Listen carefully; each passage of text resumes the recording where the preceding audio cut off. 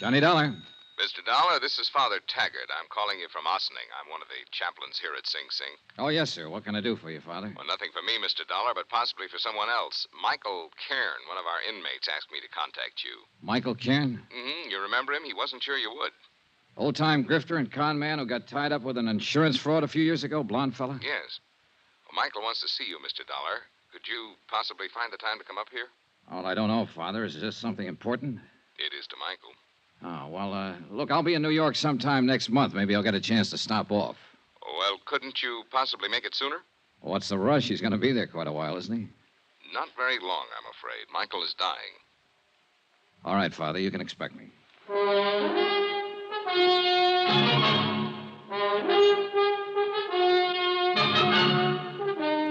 Welcome to Johnny Dollar. Beginning tonight and every weekday night, Bob Bailey in the transcribed adventures of the man with the action-packed expense account. America's fabulous freelance insurance investigator. Yours truly, Johnny Dollar.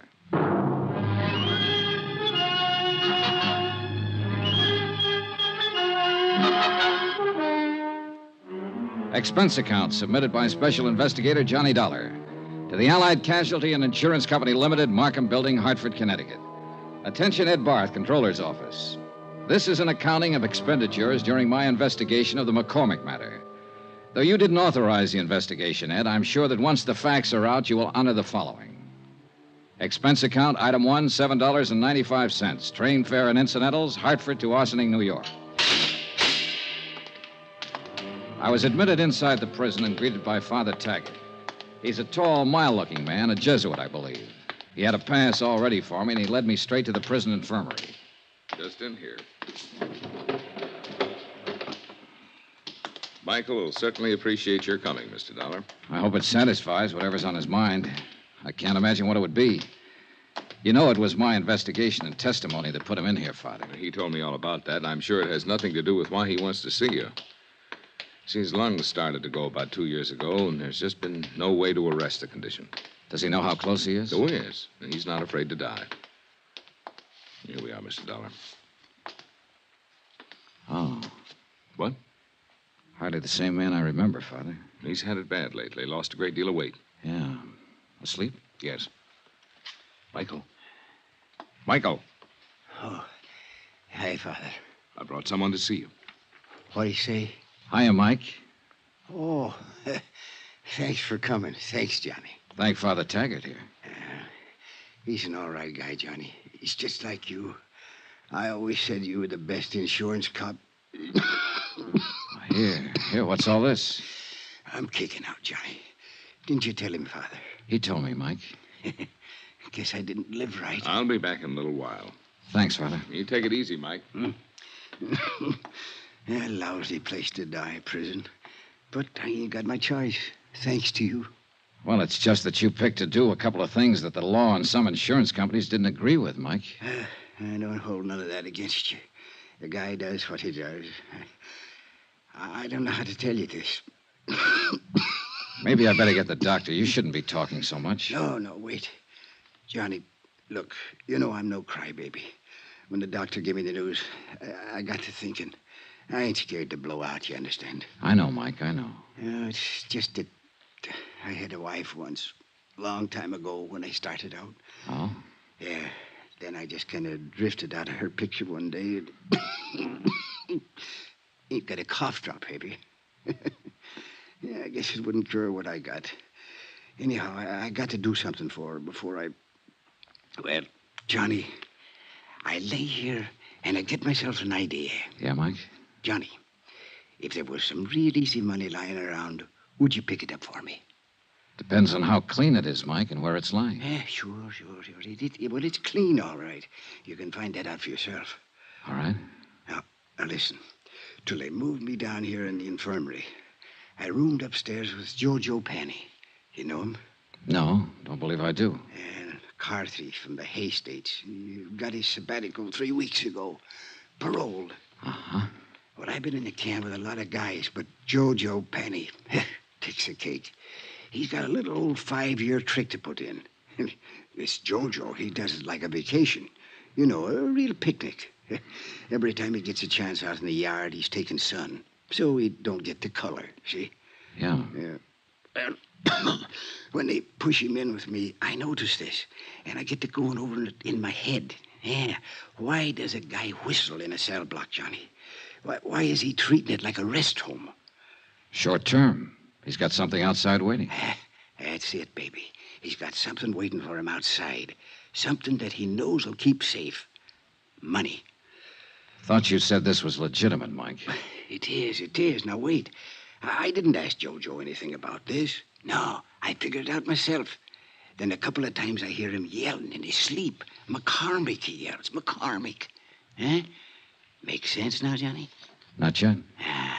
The big heist, Johnny, the big heist. A few years ago, a rich guy named McCormick out on Long Island or someplace like that gets turned over for $100,000 worth of jewelry. You remember? Vaguely. Yeah, well, I'm thinking that Jojo Penny was in on it somewhere. Else why would he be singing and whistling and chinning himself around this flytrap for 5 years? Else why would he be talking about that when he's sleeping? McCormick. Yeah. Maybe you've got something, Mike. I know I got something, Johnny. And you got something, too. Oh, no, Mike, take it easy. Oh, I'm all right. Don't you see? The insurance company must have a reward out. They always do. A reward. Yeah, but Mike, look. I tell you, Jojo is the Ginzo that done the job. Or he knows who did it. So, you look into it. Work on it. Maybe turn up the stuff and get the reward. Good clean coin. Yeah. Yeah. Send half of it to my old lady, will you? You keep the rest yourself. What'd you say? Huh? Will you?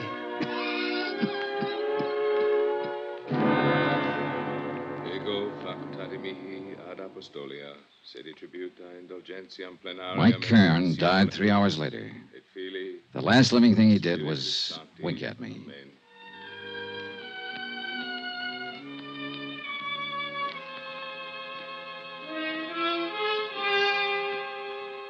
Expense account item 2, $14.20. Train fare and incidentals, Ossining to New York. I arrived at 2:15, dropped my bag off at the New Weston, and went over to the Metropolitan Police Station to find out what I could about the McCormick matter. It was all pretty much as old Mike had told me. A Julian McCormick living on Long Island had suffered a $100,000 jewelry burglary in 1951. 12 suspects had been arrested and released. The case was marked open and unsolved. Allied Casualty had been the insurance company involved. This is the adjustment office. Frank Porter speaking. My name's Johnny Dollar, Mr. Porter. I'm an investigator. Oh, I think I've heard of you, Mr. Dollar. Yeah? Wonder if you could give me a little information about a claim your company handled in 1951. A man named Julian McCormick out on Long Island. Gee whiz, a long time ago. What about the McCormick claim? I might have some information on it. I don't know yet. It's a long chance. I'm at police headquarters, and I notice you investigated for the insurance company. I'd like to talk to you. Yeah, sure, but it's kind of late today. Tomorrow, okay? Well, you can tell me this right now. Is there any reward being offered? Gee whiz, kind of folds my sails. How's that? Well, asking about a reward. You sound like you can make full recovery and want to make sure that you'll be paid for it. Well, I said it was just a long shot. How about the reward? Well, that's pretty standard with us on cases like this. Yeah, I think it's 7,500, something like that. I'm not sure. Where are you staying? New Weston. Well, I'll look it up, get the exact figure, and call you there. How'll that be? Fine, thanks. That'll be fine.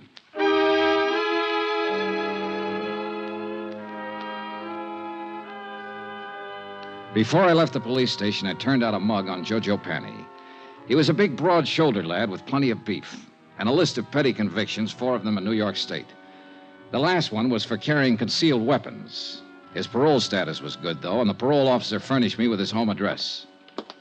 The Allen Hotel, rates day, week, a month, 115th Street.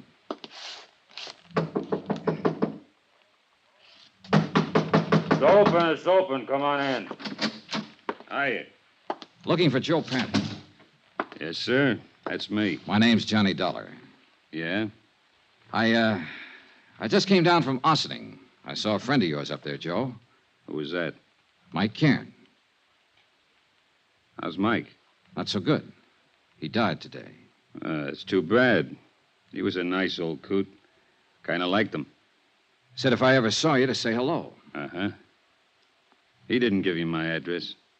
No, I got it from the parole office. You some kind of cop?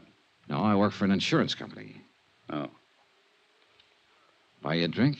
Sure. Why not?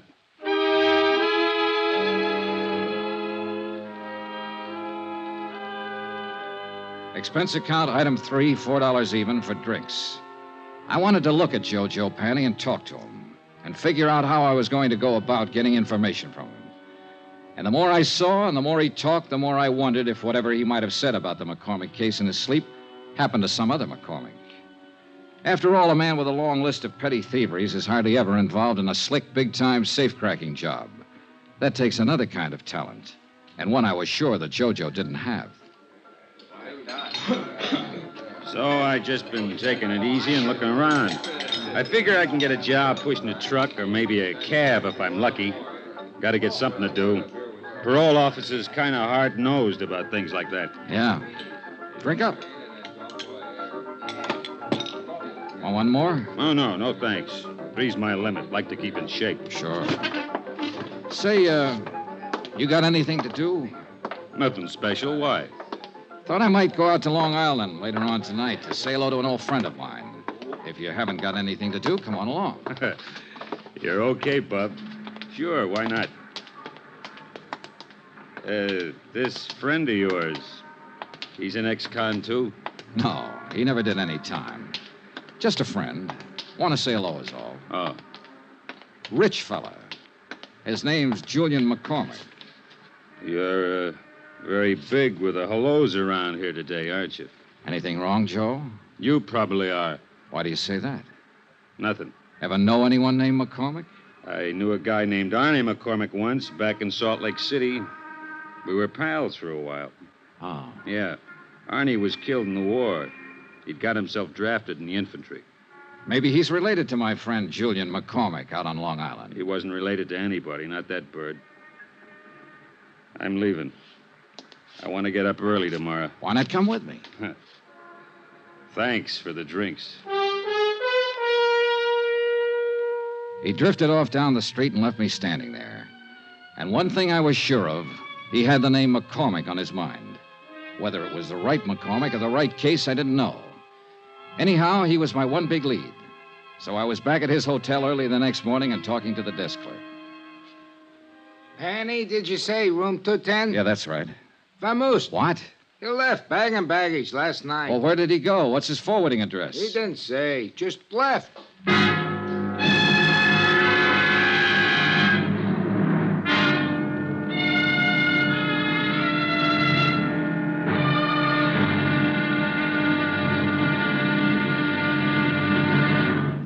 Now, here's our star, Bob Bailey, to tell you about tomorrow's episode. Thanks. Tomorrow, there's living proof that a pretty girl can be just as dangerous as a pretty girl.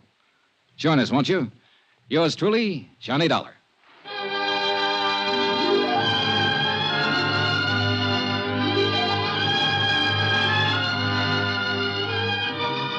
Yours truly, Johnny Dollar, is transcribed in Hollywood. Written by John Dawson, the entire production is under the direction of Jack Johnstone. Be sure to join us tomorrow night, same time and station, for the next exciting episode of Yours truly, Johnny Dollar. Roy Rowan speaking.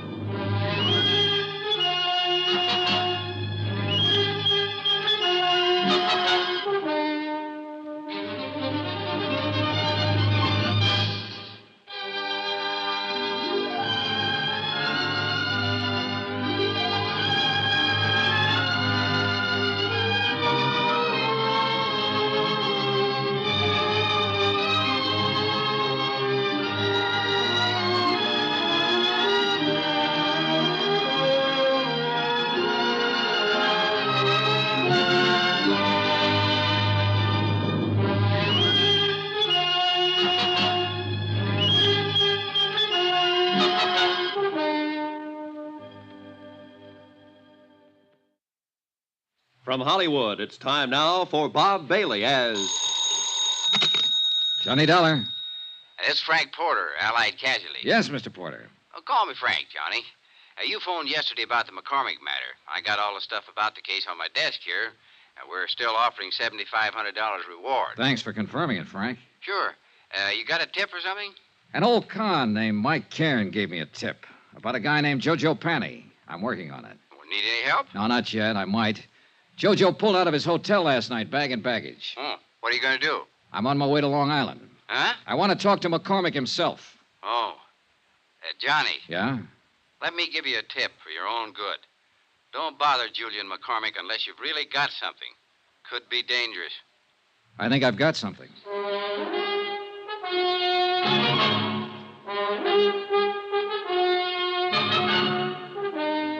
Tonight and every weekday night, Bob Bailey in the transcribed adventures of the man with the action-packed expense account. America's fabulous freelance insurance investigator. Yours truly, Johnny Dollar.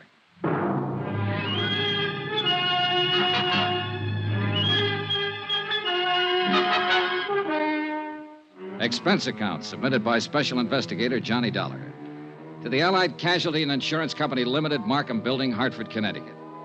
The following is an accounting of expenditures during my investigation of the McCormick matter.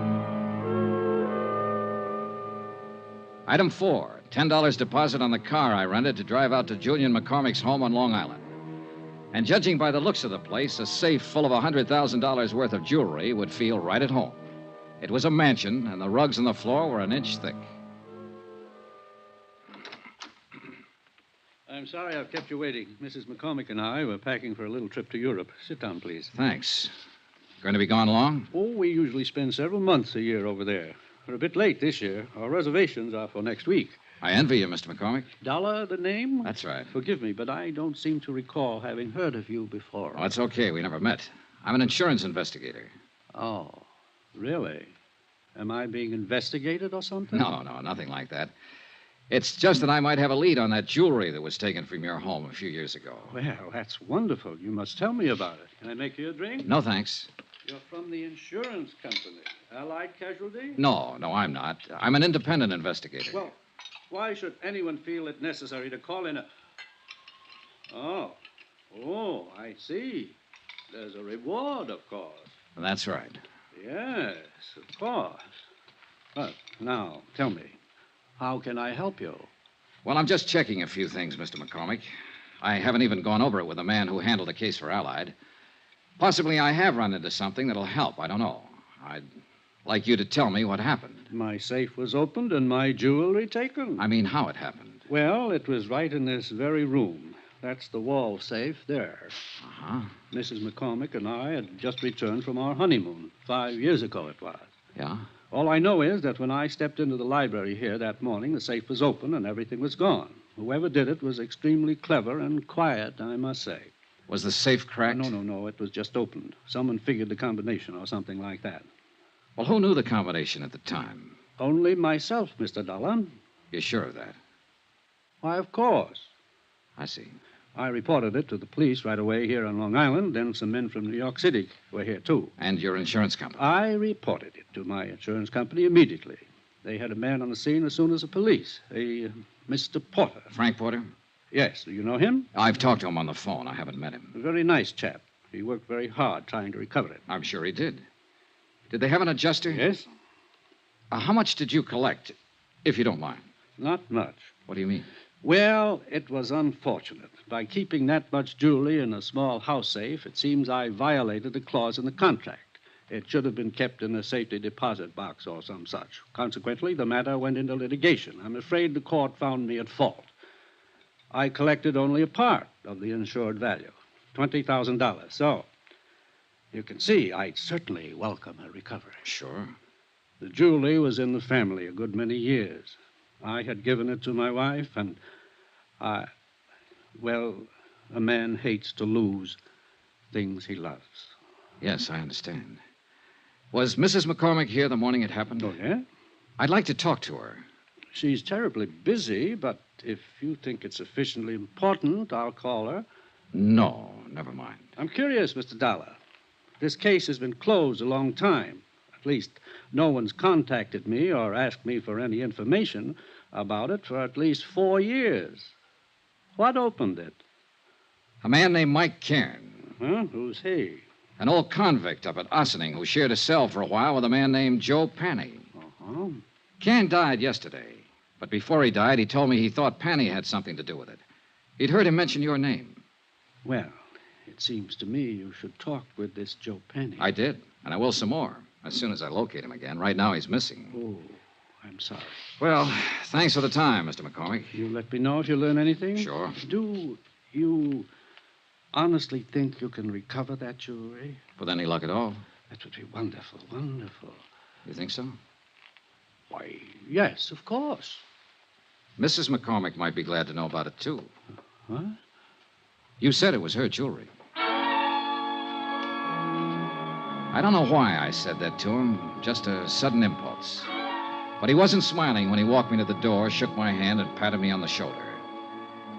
I had a funny feeling that Mr. Julian McCormick was scared like a rabbit of me. I drove back to the city, had lunch at Walgreens, and dropped into Allied Casualty's New York office to pick up the folder on reward information. I met Frank Porter and liked him right away, a big, red-headed man in a tweed suit. Well, gee whiz, Johnny, it makes me feel older than ever doing this. How come? Well, I weighed 15 pounds less when this case started, June 1951. Ah, here we are. These are pictures of the stuff. Uh-huh. Now, that one they call Tierra del Fuego. Huh? Some necklace, I can see why. Yeah, and this one was called Imperial, in the royal family of Russia at one time. And this is the other one, Placid. Beautiful stuff. Oh, you can say that again. That all of it? Well, that's about the size of it, Johnny. $100,000 gone. Yeah. Help any? Sure. It's nice to know what I'm trying to find. Well, I hope you have better luck than I did. Yeah.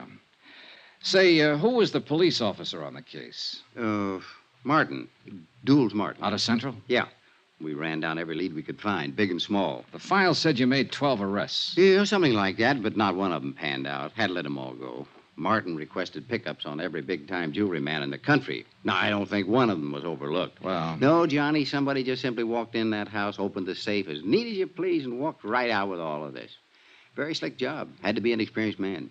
Well, it might have been a first job for someone just starting in. He got lucky. Yeah, we thought of that, and we didn't think much of it after a while. Frank, Gee whiz, Johnny, you know, nobody could be that lucky. Case the house, know exactly where the safe was, know what was in it, get in, open it up, and get out without anybody, servants, the McCormicks, or any of their friends even seeing. Mm-hmm, yeah. Well, that wasn't even the hardest part, you see.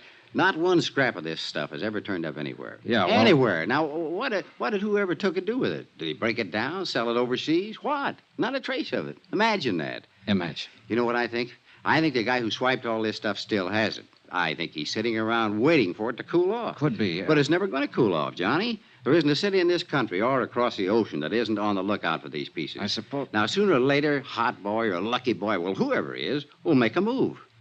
Meantime, we just wait. Unless, of course, you've got something for us to look into. Not yet, Frank. Yeah, well, when you have, we'll be right with you all the way. Good. How about a drink? Take a rain check. Okay. But remember, we got a whole floor full of lawyers upstairs. They can get up warrants, writs, seizure orders, anything you might want. Yeah. You just let me know when you get somewhere, and we'll go to work. I'll do that, Frank.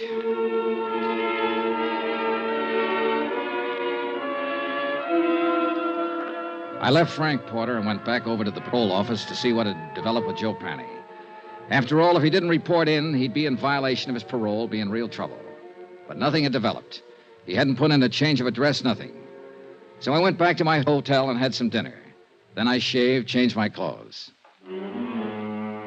Expense account, item 5, $1.50 cab fare. I garaged my rented car, went back to Central Police Station, and pulled out the mug on Joe Panny once more, hoping to get a line on some friends or relatives of his where he might be staying. Up till then, things had been going pretty routine. Then a clerk from the parole offices stepped across the hall. Hi, Mr. Dollar. Hi. Thought it was you I saw in here. I wasn't sure. How's it going? Fine. Talk to your friend Jojo Panny yet? Not today. Why? Well, you seemed awful anxious to talk to him, is all. I am. Why don't you go see him? You playing games? I've been trying to find out where he is all day. And I already told you. You what? Sure, I gave it to you half an hour ago when you phoned. When who phoned? Sure, about half an hour ago. Look, Joe Panny called in and told me his address. Yeah? I no sooner set down a phone and you call in and said, "This is Johnny Dollar. Have you heard from Joe Panny?" What? I said, yeah, and I told you his address, that's all. What address did you say? The Allen Hotel on 115th Street, same place he was before. What's the matter, you forget?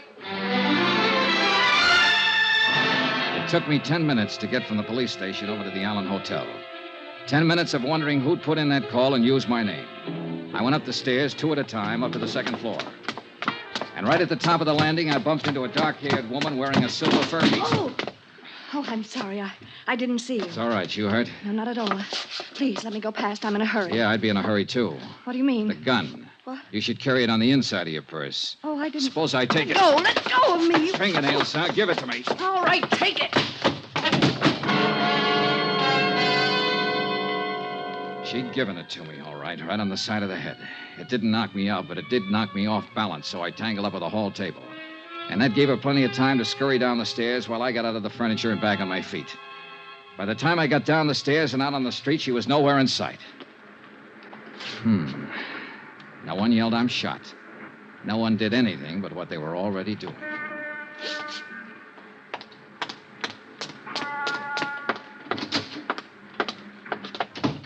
Hi. Where were you just now? You weren't here at the front desk. I was out back eating my dinner. Why? Oh, nothing. You happen to see that woman who just ran through here? No. Tall, dark-haired woman, about 30, wore a mixed stole? Me? Yeah. Oh, you're kidding in this joint. Oh, brother. You still looking for Joe Panny? He lives here again, doesn't he? Yeah. Have you seen him? Where is he? Out. I sat down with myself and waited. A half an hour later, when the clerk went back to finish his dinner, I stepped over to the desk and borrowed his pass key and went back up the stairs to room 210.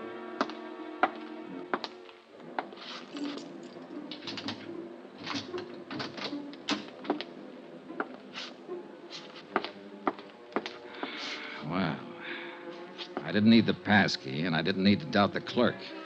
Joe Panny wasn't there. But all of his things were. The curtains were drawn and the windows closed. Every drawer had been pulled out of every dresser. The mattress on the bed was slit from top to bottom, and the rug had been ripped and turned over.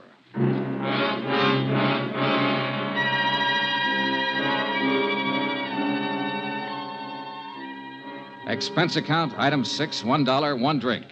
For me. I left Jojo's room, went to the nearest bar, sat down, and had a drink. A scared victim, a missing con, a dark-haired woman wearing a mink and a gun, and other things. Right then and there, I decided that Mike Cairns' tip had been pretty good at that.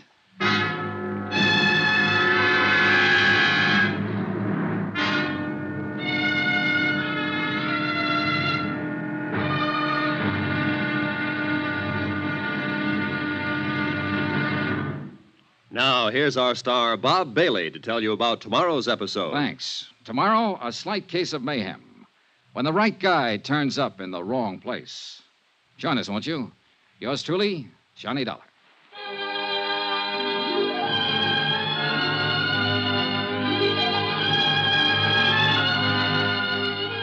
Yours truly, Johnny Dollar, is transcribed in Hollywood. Written by John Dawson, the entire production is under the direction of Jack Johnstone. Be sure to join us tomorrow night, same time and station, for the next exciting episode of Yours truly, Johnny Dollar. Roy Rowan speaking.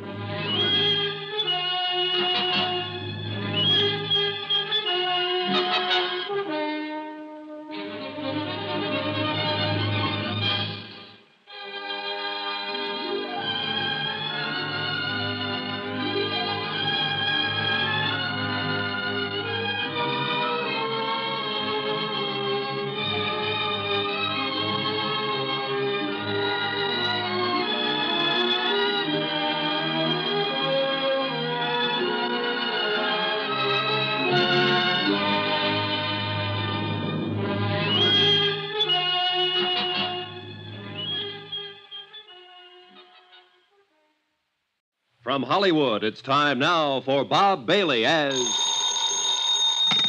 Johnny Dollar. This is Dulles Martin. Lieutenant Martin? Yeah, that's right. I got a message you called while I was out and left this number. Yeah. I want to talk to you about the McCormick case, Lieutenant. McCormick? $100,000 burglary out on Long Island back in 1951. I was the officer in charge. Who are you? Insurance investigator. I got a tip that an ex-convict named Joe Panny might have pulled it. I'm at Panny's hotel. Well, let me know how you make out. Say, listen, his room's been torn apart. Every inch of it's been searched. And when I came here tonight, I got socked by a woman with a gun. Give me that address.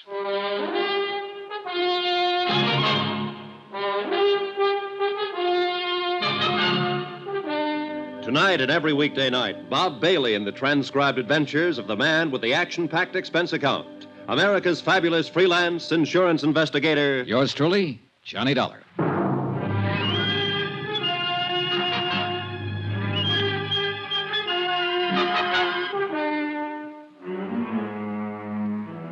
Expense account submitted by Special Investigator Johnny Dollar to the Allied Casualty and Insurance Company Limited, Markham Building, Hartford, Connecticut.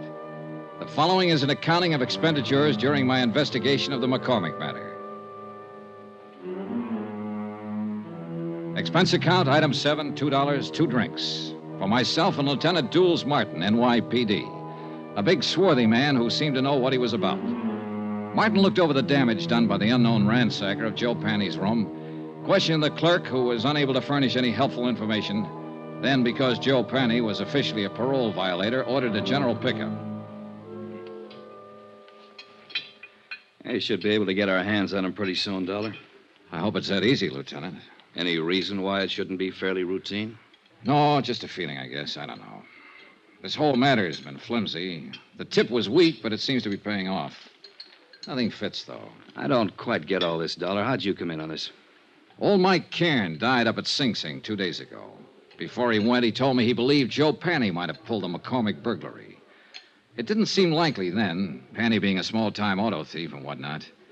But now it does, in view of what's been happening lately. Somebody sure wants something Panny might have, judging from that room. I never saw one taken apart better. An expert search job. Yeah. Hey, Lieutenant, when you picked Joe Panny up, I'd like to be in on it. He's my only lead in this case, and I want to talk to him again. And that's not asking too much. Now, Dollar, about this woman you saw. Pretty, about 30, dark hair, good dresser, wore a silver mink stole. The gun she socked me with was a little one, a 25 or maybe 32 automatic. Mm-hmm. You think she might have done the searching in Joe's room? What do you think? She was flustered and upset when I bumped into her, anxious to get away from the place. And, of course, the gun in her hand. Yeah. She sound familiar to you in this neighborhood? No. Could be anybody. Yeah. Well, that's about it, Lieutenant. Yeah? No, I got it. Oh, thanks. I suppose you talked to McCormick, got the full story of the burglary from him? Almost first thing, yeah. Well, I remember him when it first happened. Nice enough, but strange, I thought. This business about somebody phoning the parole office ahead of you to get Joe Panny's address, that stops me, though. That's hard to figure. You sure you're telling me everything? Sure, I'm sure. That part sounds crazy. Not if somebody knew I was looking for him, wanted to get him first. But who? How should I know? Well, we'll see what we will see. Can I drop you anywhere? No, thanks. I'll walk. You let me know when you pick him up. Sure.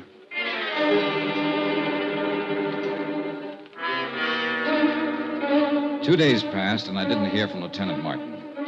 I finally phoned in, and a supplementary had turned up, no leads. Martin had men watching Joe's hotel. His former friends and acquaintances were being checked.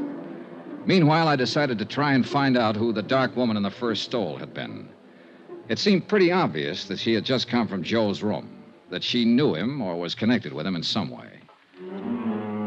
So once more, I combed over Joe Panny's file at headquarters, this time looking for a woman's name.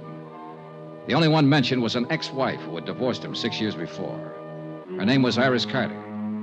At the Bureau of Vital Statistics, the marriage certificate and record of divorce proceedings gave me a composite picture of an unhappy and turbulent 3-year marriage. It also gave me a general description of Iris Carter that could very well fit the woman I'd seen briefly in the hallway outside Joe Panny's hotel room. There was a 6-year-old address to start on. Eunice? Is that you, Eunice? I said, is that you, Eunice? No, ma'am, I'm not Eunice. Oh, no, you sure ain't.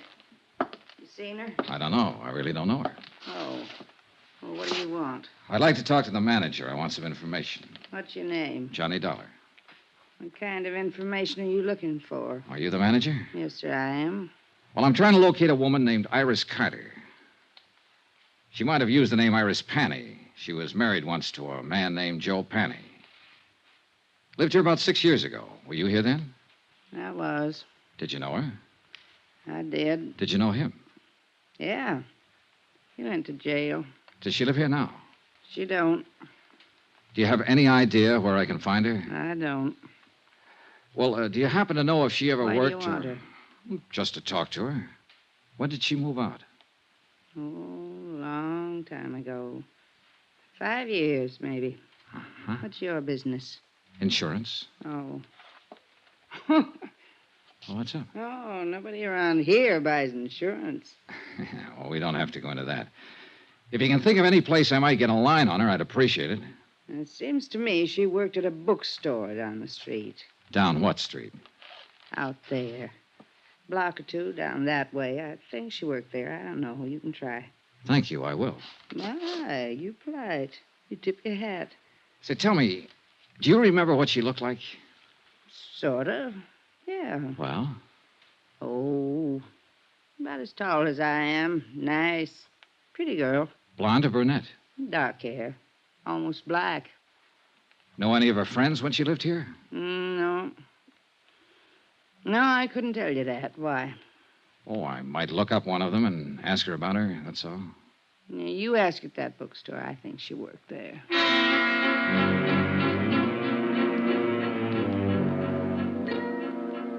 The bookstore Iris Carter Panny had worked in was as dismal as the neighborhood. The proprietor, a Mrs. Olds, yielded a little more helpful information than Iris Carter's former landlady.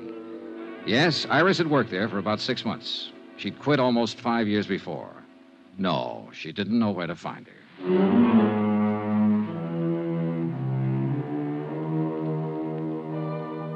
Expense account, item 8, $1.02 lunch. I had it in a neighborhood diner called the Showboat, a place where Mrs. Olds said Iris Carter had frequently eaten. The restaurant manager remembered Iris vaguely. She also remembered Iris's boyfriend. I asked for a description. She did better than that. She gave me his name, occupation, and address.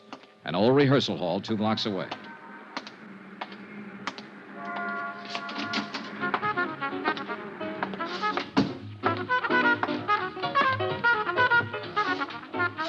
The 5-man combo working there was really putting it out. Yeah. And the minute I saw him, I knew the boy wearing the trumpet was the one I was looking for. Just good looking and smooth enough to go with a girl Iris Carter sounded like. Smooth trumpet, too. Okay, guys. Take 5.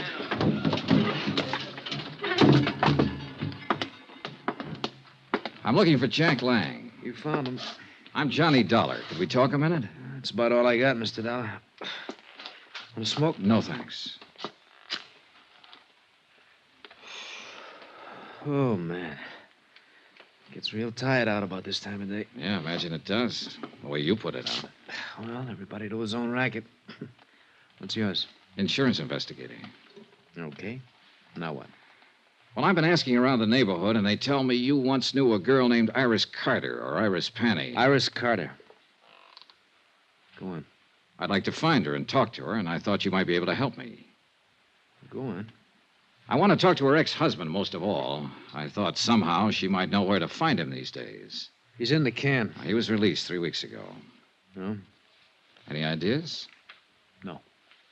I thought finding her might be a shortcut to him. I wouldn't think so. They were all washed up when I knew her.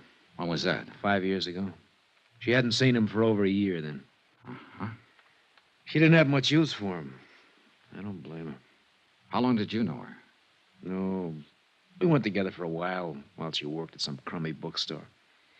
Then she moved away, and I didn't see her after that. I think she said something about going back to Ohio. You think? I don't remember offhand. Well, let me put it this way. As far as I know, she's in no trouble. The one we want is her ex-husband. You'd be helping a lot if you could tell me where to find her. I don't know. I honestly don't know, and I sure wish I did. I'd like to find her myself. Why? Well, when she went with me, wasn't any good. I think she just walked out because she was tired of losers. Sick up to here, you know what I mean? Can't blame her. He gave her a pretty bad time. I didn't do much better. But now I got something. It's this little 5-piece outfit. Not much, but something. I'd like to show it to her and say, Iris, this is mine. You kind of had it bad, huh? Bad as a guy like me can get it. I know I'll probably never see her again as long as I live, but...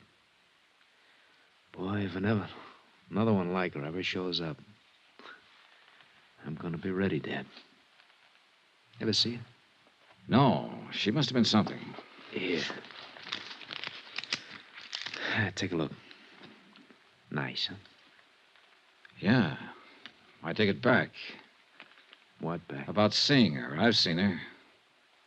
When? Where? 2 nights ago in the hallway outside Joe Penny's room. You sure? I'm sure. She hit me with a gun before she left. The picture he had flipped out of his wallet was old and well thumbed. It showed a sultry kind of face that could have been 20 or 30 or 40. A wide, frank, smiling, happy mouth. Not the kind of girl I would imagine could ever be married to a Joe Penny. But there was no doubt about it. She had been married to him, and I had seen her. On my way back to the hotel, I dropped in to check with Lieutenant Martin. Hi. Hi. Doing any good? Any lead on Joe Penny? Nothing so far. This may take longer than I thought at first. Well, I've been out looking for his ex-wife. I didn't find her, but I found a few people who knew her. She was the one at his hotel the other night. Name's Iris Carter. You sure? Positive. I saw her picture. We better try to pick her up, too. I'll put it out right away. Fine. Well, I'll keep in touch. Oh, wait a minute. Don't go. Huh? We had some action here today. Sit down. Thanks. Julian McCormick called up, reported you. He said you came out there bothering him a couple days ago. He said he doesn't want to be bothered. Well, I only talked to him to get his story on the burglary. And I told him as long as you didn't break the law, there was nothing we could do to stop you from investigating. But he didn't like it. He seemed perfectly willing to cooperate with me when I talked to him before. Yeah, well, sometime these rich... Excuse me. Martin here. That's right. Well, how long ago? Okay. Well, they found your boy, Joe Penny. What? Yeah. He's on his way to the morgue. Harbor Patrol picked up his body a couple of hours ago, loaded down with slugs. Some case. And that ain't all, Johnny. Huh? His feet were burnt.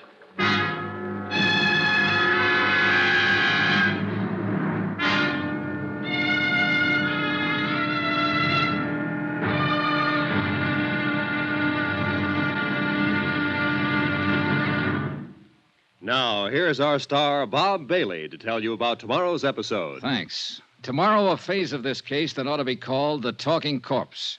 For believe me, this one said plenty. Join us, won't you? Yours truly, Johnny Dollar.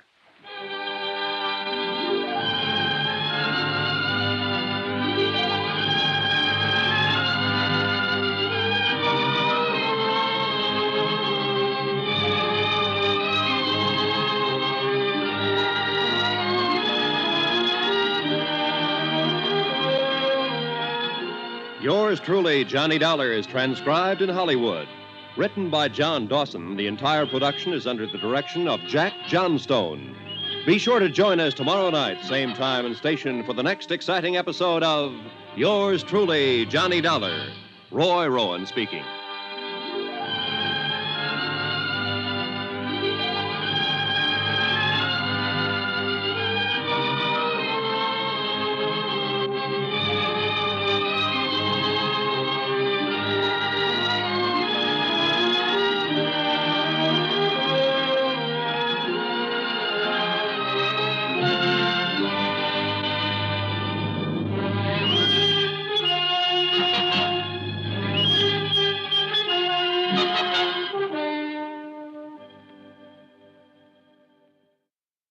From Hollywood, it's time now for Bob Bailey as... Johnny Dollar. Frank Porter at Allied Casualty. How's it going, kid? I don't know. You ever find Joe Penny? The Harbor Patrol found him floating around the harbor. He'd been shot and his feet were burnt. What? Gee whiz, torture. Well, what can I do to help? Find a girl who was once married to him? Joe Penny had a wife? Yeah, she wears a mink stole these days and carries a gun. She's tied up with it somewhere. Her name's Iris Carter. Iris Carter. You've met her? Just long enough to get slugged with her gun. Well, wait a minute. I'd like to get it all straight. Can I come over? I'll be here.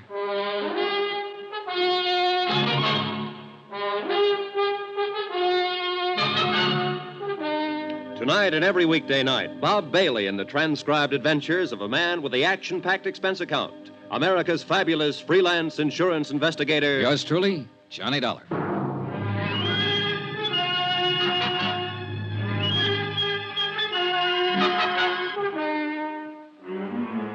Expense account submitted by Special Investigator Johnny Dollar to the Allied Casualty and Insurance Company Limited, Markham Building, Hartford, Connecticut. The following is an accounting of expenditures during my investigation of the McCormick matter. Expense account, item 9, $14 even, secretarial services. I dictated a detailed report of the $100,000 McCormick case. I did it for two reasons. One, to make certain that Allied and the New York police were thoroughly informed of my part in the matter. And two, to review the case for my own benefit. One of the key figures, Joe Panny, was a murder victim. Attached is a copy of that report. I tried to cover as closely as possible my conversation with Mike Cairn at Sing Sing when he tipped me off that Joe Panny had something to do with the McCormick burglary of 5 years ago. Also, one conversation with Joe Panny, his subsequent disappearance, and murder. I had a copy for Frank Porter when he showed up at my room. He read it from top to bottom. Gee whiz, Johnny, if this isn't something. You come here for Joe Panny. It looks like he did the McCormick job. Now he's dead. You're stopped. What can you do? Find his wife, maybe? You're doing this at your own expense, aren't you? Oh, I think your company will pay for it in time. You have to recover the stuff. I know. You think you will? I think so, yeah. Well, your key man's dead. You have to start all over again. Maybe not. I don't really know whether Joe Panny was my key man or not. I still can't see a small-time auto thief working a big, slick safe burglary. Every indication is that he was the one. I know. I'd like to find that girl, Iris Carter, and talk to her about it. She's connected with it. No, from what you say on the paper, yeah, very much. Oh, gee whiz, I feel like a fifth wheel. I'm not helping you a bit. You know, I handled this case for the company when it first broke. I worked with Lieutenant Martin for 6 months on it, and we didn't turn up a thing. You're on it 3 or 4 days, and you have all kinds of action. Well, I must have stepped in at the right time. Yeah. Johnny, Mm-hmm. somebody gunned Joe Panny down. Now, I know you like to work alone and do things your own way, but be careful if you stay on this. I get worried when somebody starts shooting. Oh, sure. I didn't get that, though. What? If I keep on this, I wouldn't let it go now if my life depended on it. I'm going to find that woman, and I'm going to find the stuff. Sure. Well, gee whiz. Don't let anything happen to you. I won't. I talked some more with Frank Porter about the case. He repeated his offer in the name of Allied Casualty to help if he could. I told him I'd take it up on it if anything came up at all. He left. I was at Central Police Station 10 minutes later. And 5 minutes after that, Lieutenant Dools Martin was calling for the medical examiner's report on Joe Panny's death. A uniformed man brought it in. Martin shoved it across the desk at me. The ME says Joe Panny's been dead about 48 hours or longer.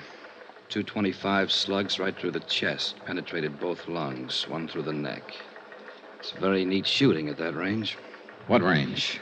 Oh, at least 20 feet, maybe longer. Not many people shoot 25s that well. It's a little gun. A woman's gun. Yeah.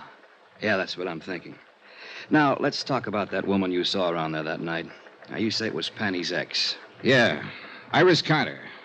I don't know whether her gun was a 25 or 32. Well, think about it. I have. Now, look, don't get sore with me. It's just that she looks like better than ever for opening this case up. I put her on all points. Sorry I got riled. That's all right. Now, the ME thinks that Panny was killed before he was dumped in the water, possibly ambushed by someone he didn't know or didn't trust. If he's right about the range, that'd fit in. Someone who knew him would do it close up. Yeah. Hey, wait. You said his feet were burnt. Yeah, I got the pictures here to prove it. Yeah, take a look. And these are the glossies. Uh-huh. Now, these are the burns here, Dollar. Right here. Here and here. Yeah. Then he wasn't ambushed exactly. Look, I don't know what he was. But this is the crazy part. He was already dead when this happened. No rope marks on his legs or wrists. You don't sit still for burning, no matter how tough you are. It's fascinating, huh? Someone shot him down, then tried to make it look like he was tortured for information first. Cover up. He's supposed to look like he knew something or had something. And maybe he didn't know or have anything at all. Oh, how do you feel? Lousy. If the burning was cover up, then maybe the big search of his room was cover up, too, to throw us off. To throw you off. Not me. I wasn't in on it then. Yeah. Well, one thing that's genuine. What's that? The corpse.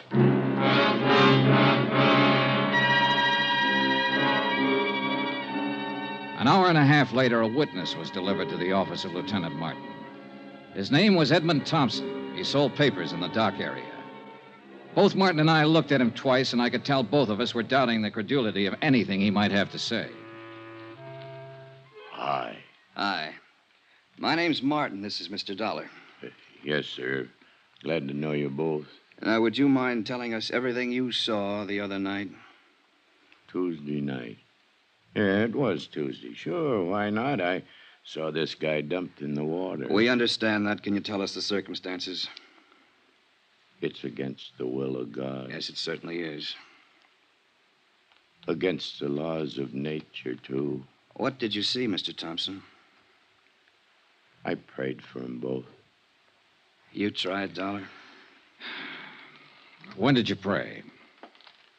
Right after I saw it. Yes, sir. On the street, huh? No. I was on the vacant lot. I was cutting across towards the docks. Oh. Then I see this car pull up. Long black car. A lot of chrome on it. This fella jumps out and goes around to the back. He opens the trunk, and he pulls this other fella out. Hoists him up, and he carries him over the dock. Then he just lets him go. Then you prayed. Then I prayed. I was a little too scared to do anything else. This car the man had. Long black one, a lot of chrome. Sedan or coupe? What's the difference? 2 seats or 1 seat? 1 seat. Happen to get the license number? Uh. All right. Let that go. How about the man? Can you describe him?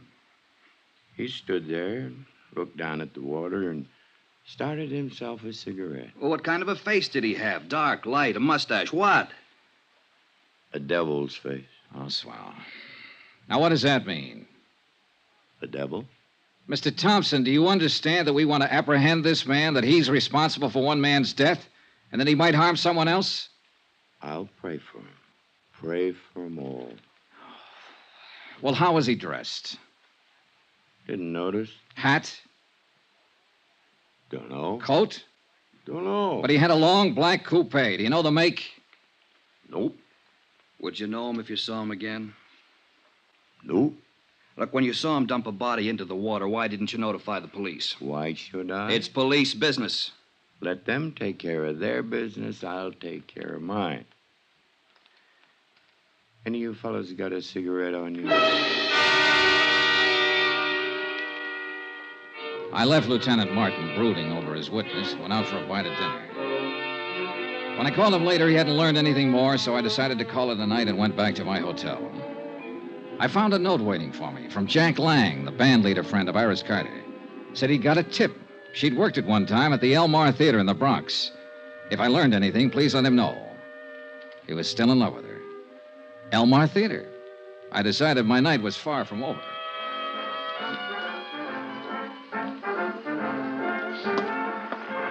Hey, you. Buy a ticket out front if you want to look at the girl. I only want to see one. Her name's Iris Carter. Does she work here? I just told you, go buy a ticket out front. Just tell me this. Does Iris Carter work here? Is the name familiar to you? Have you ever seen her or heard of her? You give me any more trouble, I'll clouch. I told you, go out front. Can't you answer a simple question? I'm looking for Iris Carter. Iris Carter. You don't have to yell at mister. He never heard of it. What? Call me a cop, Gloria. This Never mind, guy's Pop. giving me... Never mind. I'll take care of him. Come on, you.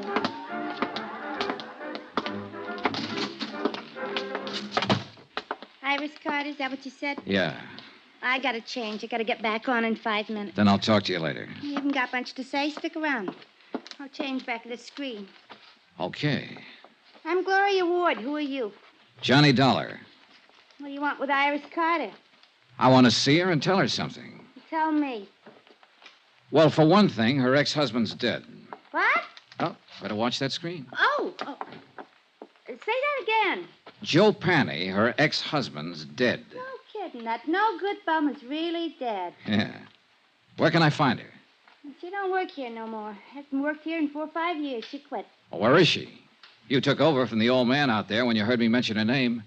You've satisfied yourself that I'm really looking for her, so suppose Don't get flip with me, mister. I'm not satisfied about anything. Where is she? She got herself married to a nice guy. Good for her. Is she in town? You sure you just want to see her and tell her Joe's dead? That's about it. I thought maybe she might be able to help me and the police find out who killed him. He was killed? 2 days ago. They found his body today. Oh, you you a cop? I'm an insurance investigator. And you have to see her? You want it put in writing? Don't get in a huff. What I'm getting at is this. Quick change, huh? Now listen. Iris is good. You know what I mean? And she's married to a nice guy now. Will any of this make her trouble? Not if she hasn't done anything wrong. Well, I can tell you she hasn't. If it does make trouble, it'd be a shame. She's set up nice, and I like to see a girl set well, don't you? Certainly. Well, I haven't seen her almost since she left here, but... Well, you look like a right kind of guy. I believe you. Thanks, Gloria. She lives out in Long Island now. Her name's McCormick. Iris McCormick. By the time I said goodbye to Gloria and walked out the stage door and got out into the alley, I thought I had most of it figured. The ex-wife of an ex-con married a wealthy Long Islander named McCormick. When the honeymoon was over, the safe was robbed. Walking out that alley, I was wondering whether to phone the police or Allied Casualty first.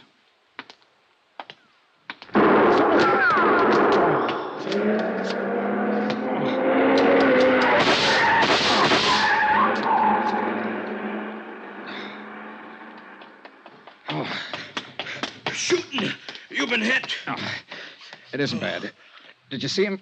I didn't see nobody. The car. See the car, the one that just gunned out. Oh, the car. We had a long black coupe, a lot of chrome. A fella didn't have his lights on. Hey, that's against the law. Hey, you need help, mister. No, I'm all right.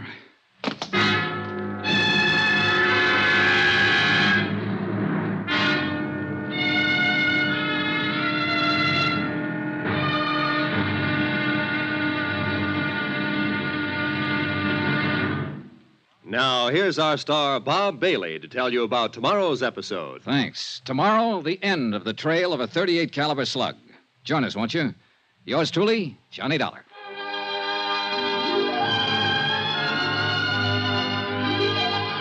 Yours truly, Johnny Dollar, is transcribed in Hollywood.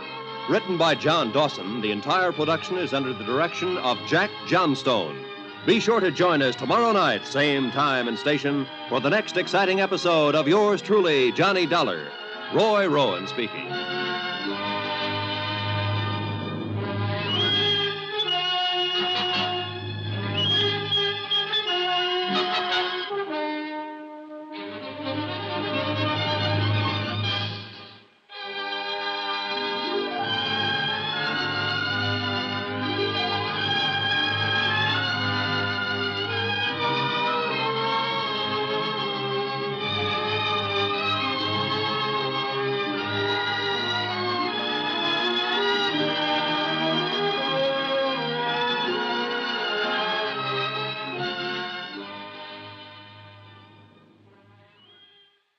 From Hollywood, it's time now for Bob Bailey as...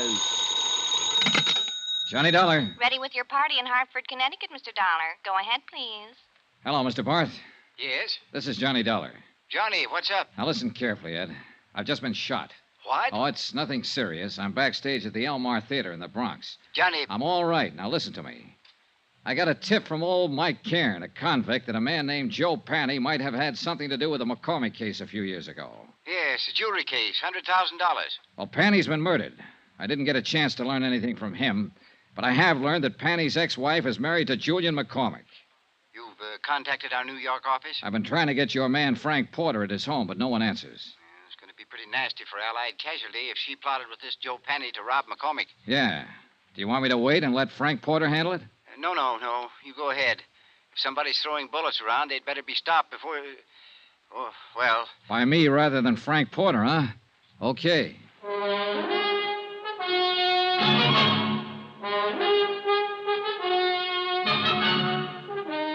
Tonight and every weekday night, Bob Bailey in the transcribed adventures of the man with the action-packed expense account, America's fabulous freelance insurance investigator... Yours truly, Johnny Dollar.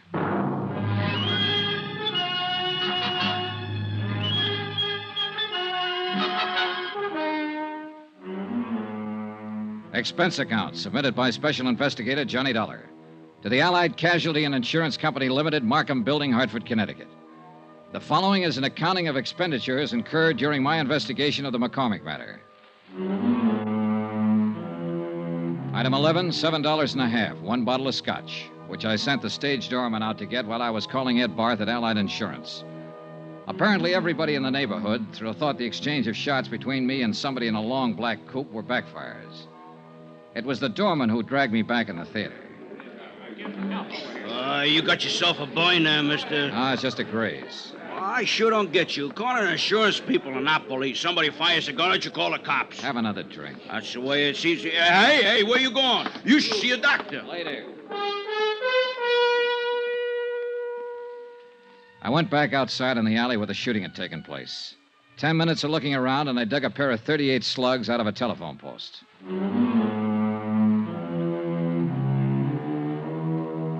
Expense account, item 12, $4.35, cab fare, Elmar Theater to Long Island. It was 12 o'clock straight up when I got to the McCormick home. There were no lights burning, and apparently everyone had retired for the night. I checked the garage first. A 55 Cadillac convertible and a 4-year-old Jag. No warm motors, no black coupes. I went to the house.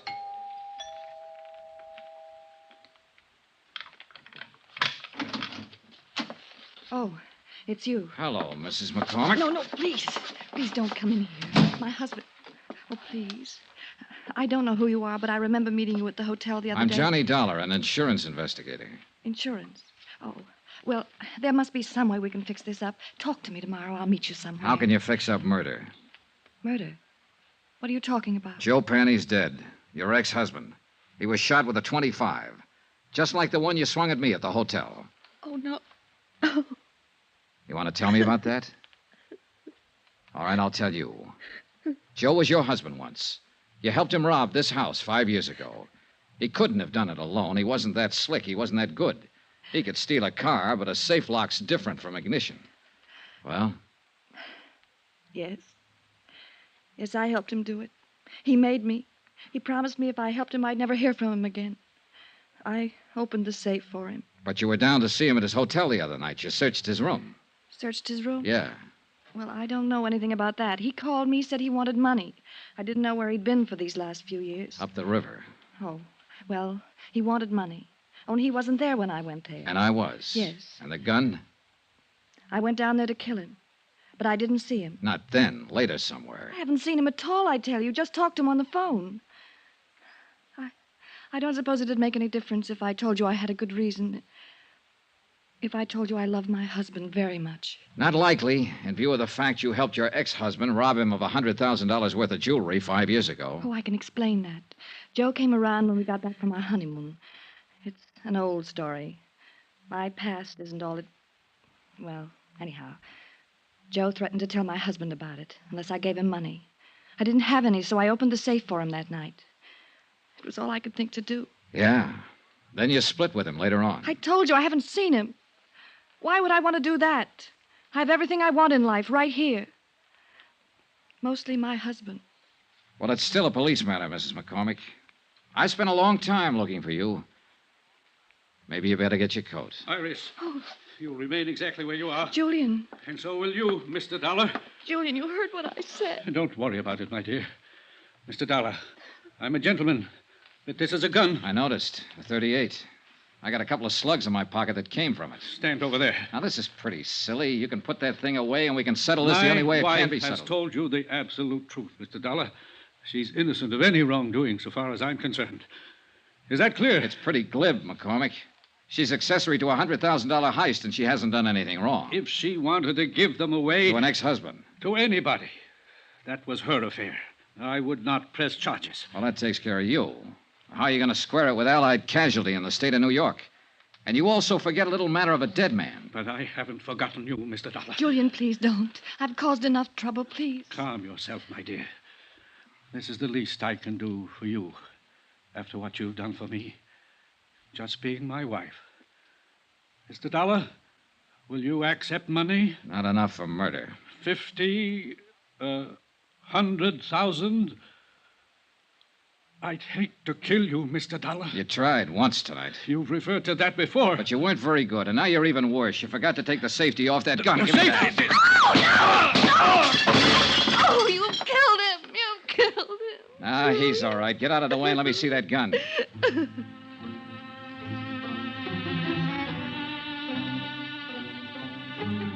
I wasn't interested in either one of them for the moment.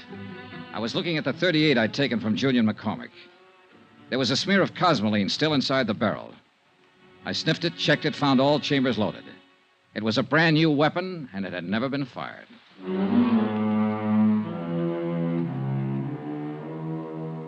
Expense account item 13, $5.50, cab fare again, this time from Long Island to an apartment in Queens. The man I wanted to see was Allied Casualties man Frank Porter. He lived in a very polite neighborhood. That's apartment 203, but Mr. Porter is not in, sir. I'll wait for him. Yes, sir. It's all right if I sit in your lobby, isn't it? Oh, yes, sir, but I'd prefer that you waited somewhere else. You would? Well, this is a rather exclusive apartment building, sir, and we don't like people loitering in the lobby. Well, I'm on a pretty exclusive mission. But you don't like the mud on my clothes and the tear on my coat, huh? Are you a friend of Mr. Porter's? Yeah. Good friend? He wouldn't mind if I waited in his apartment, if that's what you mean. No, sir. Impossible. But a couple of bucks can do wonders sometimes. It was quite a layout. Books, pictures, furniture, and whatnots that make living at home pretty agreeable. I propped myself up on a stool at Frank's little bar, poured myself a drink, and sat there waiting for him. I was like that a half an hour later when he showed up. He looked a little unsteady on his feet. Oh, gee whiz.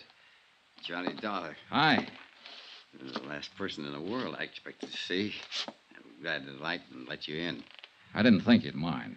No, not at all. I tried to phone you earlier tonight. You were out. I'm sorry. Chief Whiz, what's on your mind, Johnny? I wanted to tell you I was shot at tonight. What? I wanted to tell you I found out who Mrs. McCormick is and was. Since you were on the case first for Allied, I thought I'd tell you first. Well, gee whiz. Say, this is a nice setup. Full of nice things. Yeah? I've been in places like this before, Frank. They usually start at $300 or better a month. Good maid service, phone service. All those things cost money. A lot of money. Don't they, Frank? Gee whiz. When'd you tumble to it, Johnny? A little while ago, when I was out on Long Island, Julian McCormick made me a proposition.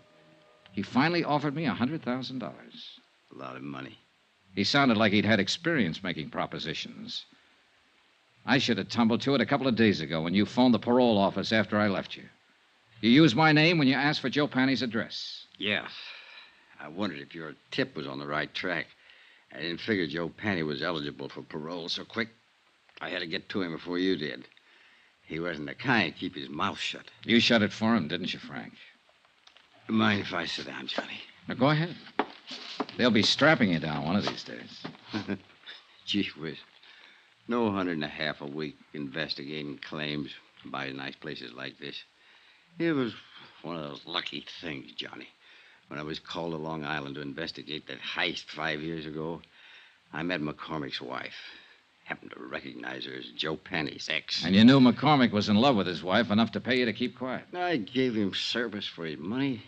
The cops would have broken that case in 24 hours, but I covered up all the tracks I could find. And I made it real safe by seeing Joe sent up the river. How? Just tipped off the cops to some of his hot car deals, and they picked him up. He happened to be carrying a gun, so he got to works. Then you just sat around drawing blackmail from McCormick. Gee whiz. Don't look at me like that, Johnny. Every guy has his price. How about you? That's the second offer I've had tonight. It's a good one. Joe Panny was a dumb guy. He picked up that jewelry and went right downtown and plunked it in a safe deposit box. It's been sitting there all the time he was up the river. Still worth... Sorry, Frank.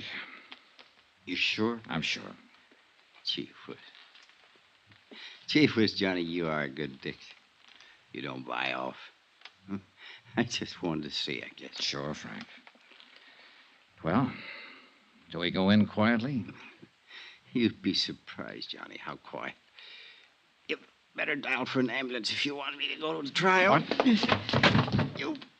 You were good in that alley back of the theater tonight, Johnny, when I tried to knock you off. I followed you all night looking for my chance. You nicked me twice. Dial the doc. Quick, quick. Gee whiz, it hurts. He died right there, without saying another word.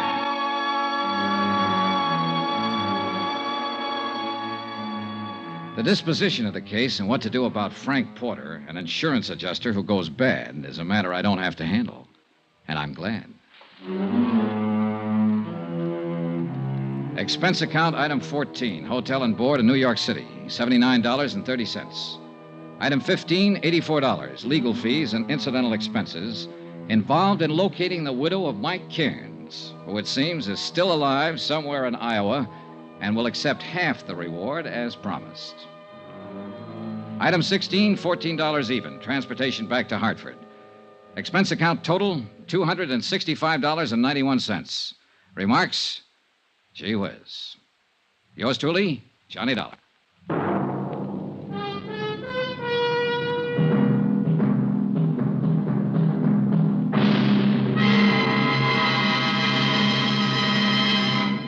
Now, here's our star, Bob Bailey, to tell you about next week's story. Thanks.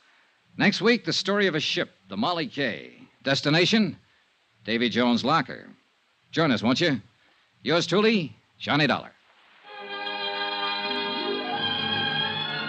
Yours truly, Johnny Dollar, is transcribed in Hollywood. Written by John Dawson, the entire production is under the direction of Jack Johnstone. Heard in this week's cast were Mary Jane Croft, Virginia Gregg, Marvin Miller, Forrest Lewis, Frank Gerstle, Herb Butterfield, Herb Ellis, Tony Barrett, Ken Christie, Jack Crucian, and Junius Matthews.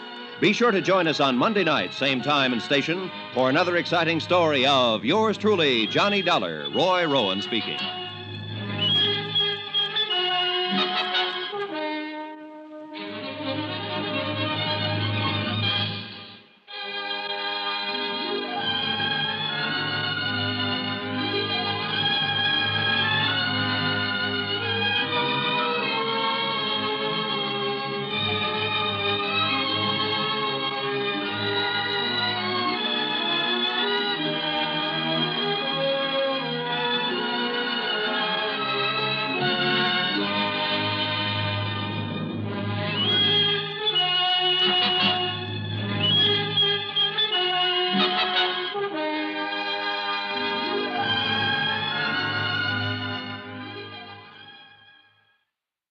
From Hollywood, it's time now for Bob Bailey as Johnny Dollar. Dave Borger, Johnny, Marine and Maritime Casualty. Hiya, Dave. Awful. I'm in mourning, Johnny, for Molly Kay. Oh, sorry, Dave. You have my sympathy. Save it. This is money, not sentiment. We had her insured for a cool $500,000. You mean dames come that high these days? No, but a rusty old tub of a freighter does. What happened? She steamed out of San Francisco Bay, bound for Yokohama. 20 miles off the Golden Gate, she upended and departed this world forever. Real sudden, huh? Too sudden. I don't like sudden things. Why don't you fly out there, Johnny? Take a look at the remains. Sure, as long as you're willing to pay for it. You're hired, but be careful. Don't get yourself killed. While I'm on an expense account? Dave, you've got a lot to learn.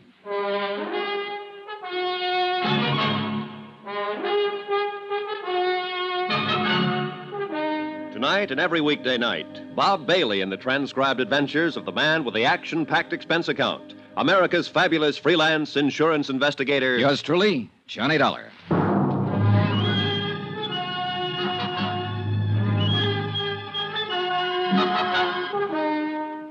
Expense account submitted by Special Investigator Johnny Dollar to the Home Office, Marine and Maritime Casualty Limited, Hartford, Connecticut. The following is an accounting of my expenditures during the investigation of the Molly K matter. Item 1, $164.50, plane fare and incidentals, Hartford to San Francisco.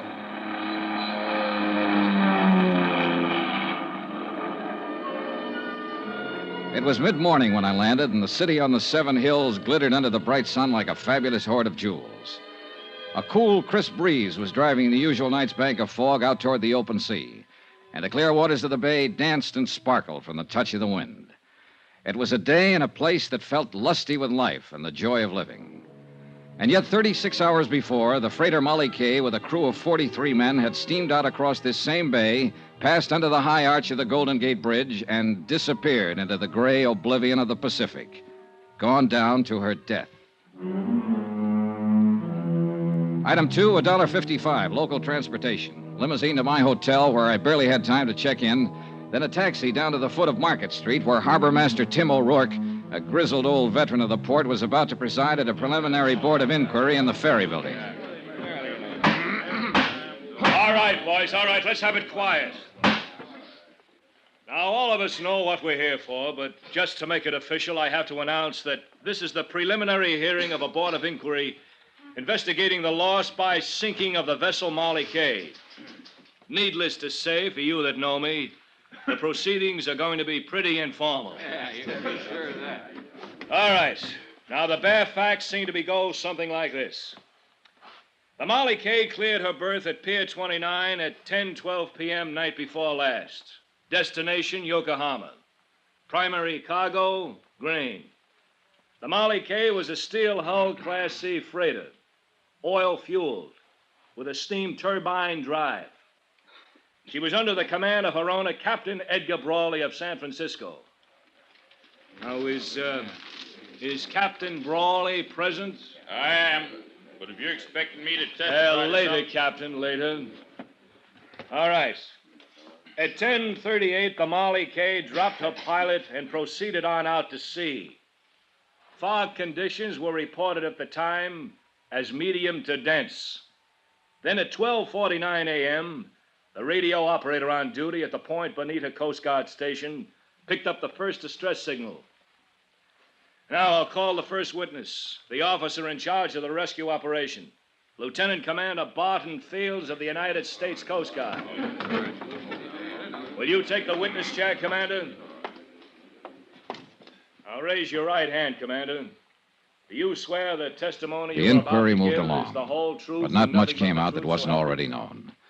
The Coast Guard commander testified that 5 minutes after the first distress call, the Molly Kay had sent a second SOS, stating she was sinking rapidly by the bow.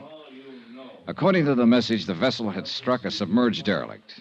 The captain and crew had taken to the lifeboats, and 2 of these were picked up immediately. A third boat, missed in the heavy fog, made shore and beached under its own efforts. Now, according to this report, 2 men, William Mack, machinist, and Benny Wong, steward, are still missing. Now, further search has now been abandoned, and these men are presumed to be dead.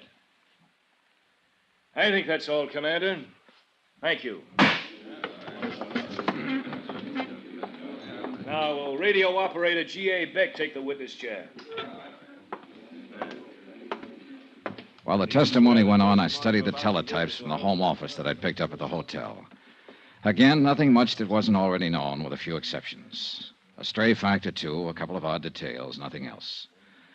But the seeds of suspicion are pretty small, and if they're kept well watered, sometimes they grow up into nice, tall, blooming hunch plants. Then Chairman O'Rourke called the witness I was most interested in. Will Captain Edgar Brawley please take the chair? The man who stood to collect $500,000 if the sinking was legitimate. But I was pretty sure it wasn't. Raise your right hand, Captain.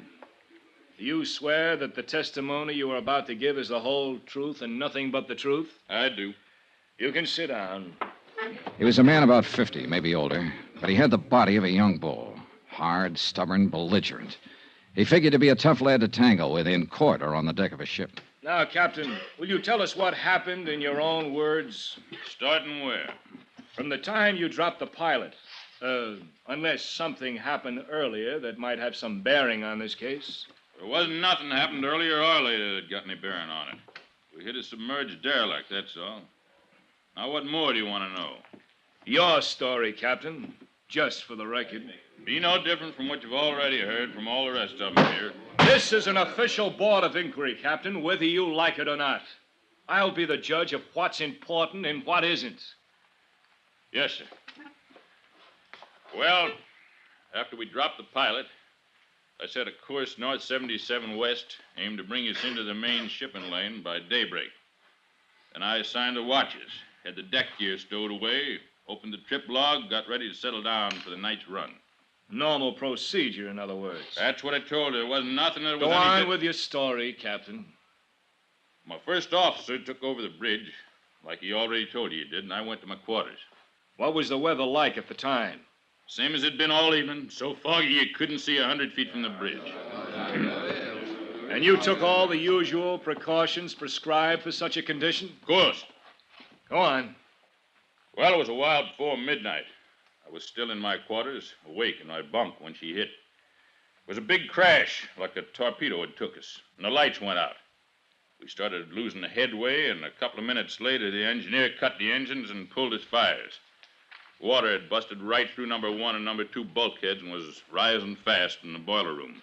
Must have ripped half the bottom out of her. What did you do next?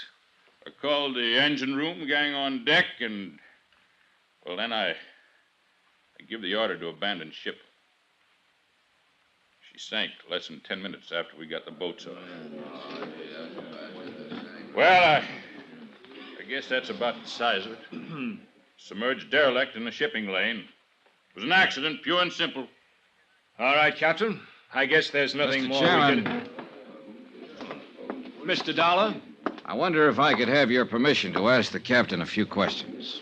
Well, it's kind of unusual, but like I said, this is an informal hearing, so, Captain Brawley, Mr. Dollar is a special investigator for the insurance company that holds the policy on your ship. His position here is unofficial, of course, and you're under no obligation.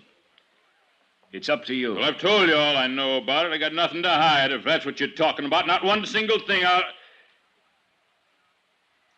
right. Let him ask till he's blue in the face. Go ahead, Mr. Dollar. Thank you. Captain Brawley, we've heard quite a lot about your last sailing for Yokohama, night before last. But there hasn't been any mention of the first time you started to leave, a little over a week ago. Had no bearing on this. Maybe not, but let's talk about it anyway. According to my report, you were 6 hours out of San Francisco when you radioed the Coast Guard to stand by. You had a cargo fire in number 2 hold. That's right. A little while later, you told them you had the fire under control, but you were returning to port. I wanted to check the damage, make sure the ship was sound. Yeah. So you laid up in harbor for a week. You filed a claim with our home office in Hartford for estimated damages of $6,300. Come to more. But when the company appraiser called at your office on Pier 29, you refused him admittance to the ship, and an hour later, you wired Hartford and canceled your claim. That's right. A $6,300 loss, fully covered by insurance, and you suddenly decided not to make any claim for it? I'd have lost more if I had claimed it. How do you figure that? Because I had found out that I'd have to lay up here for another 2 weeks while that sneaking company of yours checked the facts, as they called it. I had a cargo on board. I had a delivery date ahead of me. Couldn't afford to waste 2 weeks. What caused the fire? I don't know. Who found it and reported it? Man named Bill Mack. All right. He was one of the 2 men that drowned when the ship went down. What of it? What are you trying to make out of it? All right, let's quiet down now. Let's have order in here. Now, at the time of the accident, Captain, the sinking, we're led to believe that it was a little foggy out that night. You doubt it? No, not in the least. That's why I can't quite understand how you managed to see that submerged derelict. I didn't see it. Then who did? Nobody, as far as I know. That fog, you couldn't see your hand in front of your face. There was no fog the next day. The Coast Guard searched the area for hours, and they didn't see it either. Well, it probably sunk when we hit it. Just what are you getting at, Dollar? How do you know there was any submerged derelict, Captain? What do you mean? You said there was a big crash. All the crew members described the accident as a sudden hard shock. In fact, one of them, Mr. Hawkins there, who was up forward on bow lookout, said it felt like a blast, like something... No, you don't. Oh, no, you don't. Mr. Hawkins. I didn't say it was no blast. What I said was it just kind of felt like one. You ain't gonna go putting no words like that in my mouth, Mr. Dollar. You ain't gonna get me mixed up in this. Mixed up in what, Mr. Hawkins? In this here whatever's going on, or whatever you're trying to claim is going on. I just don't know nothing about it, about anything. And I just don't want anybody putting words in my mouth, that's all. Claiming I said something I didn't. Well... Just what exactly is it you're hitting at, Mr. Dollar? Not hitting, Captain. I'm saying it. I don't think there was a derelict. I think the Molly K was sunk by an explosive charge placed in a hole. Are you accusing me of that? Not accusing anybody, not yet. All right, now let's settle down. Are you claiming I'd sink my own ship just to collect a few lousy bucks worth of insurance? I don't know who did it, Captain Brawley, but I'm going to find out. And whoever it was, they're in it up to their neck.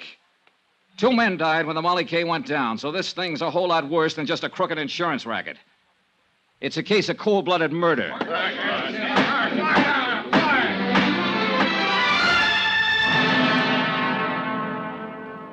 Outside, after the hearing adjourned, I turned west and walked along the Embarcadero. I looked at the crowds and the sunshine and the seagulls out over the bay. It was all brisk and bright and cheerful. But I felt cold in the pit of my stomach. They were scared in there, all of them, scared to death. The smell of fear in that hearing room was so thick you could cut it with a knife. And I meant to find out why.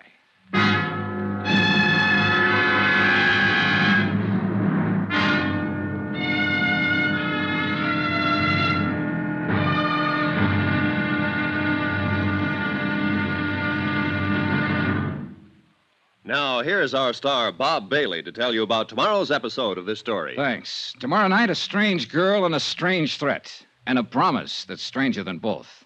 Join us, won't you? Yours truly, Johnny Dollar.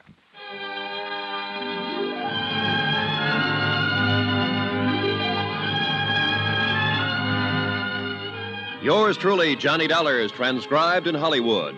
Written by Les Crutchfield, the entire production is under the direction of Jack Johnstone. Be sure to join us tomorrow night, same time and station, for the next exciting episode of Yours truly, Johnny Dollar. Roy Rowan speaking.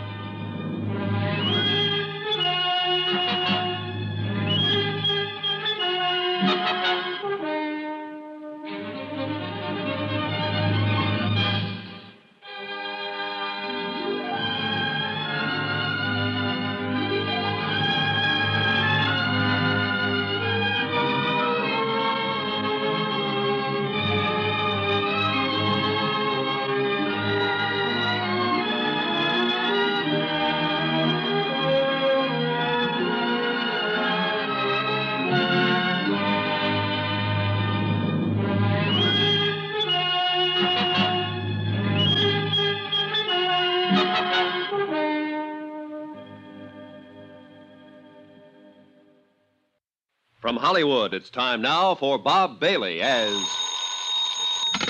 Johnny Dollar. You don't know me, Mr. Dollar, but you're going to. Well, I can hardly wait. You won't have to wait.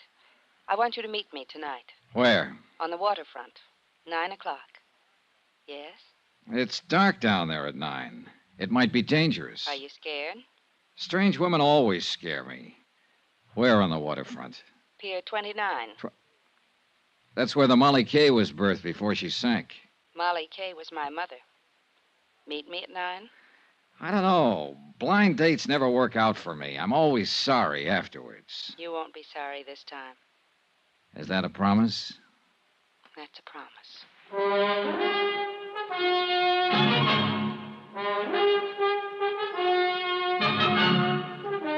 Tonight and every weekday night, Bob Bailey in the transcribed adventures of the man with the action-packed expense account. America's fabulous freelance insurance investigator. Yours truly, Johnny Dollar.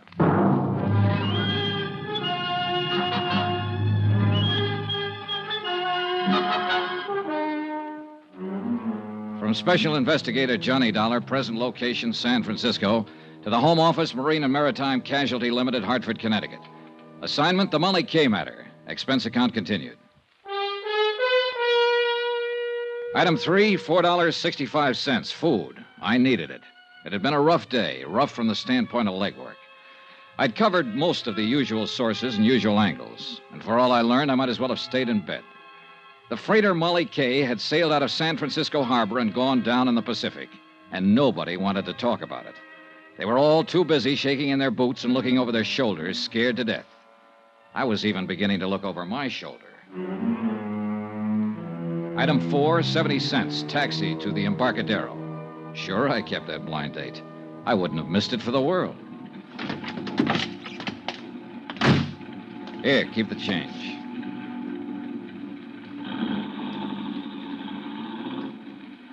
It was dark and lonely along the waterfront. The fog was down, drifting in off the bay, dimming the scattered streetlights with a damp haze and muffling the sounds of the city.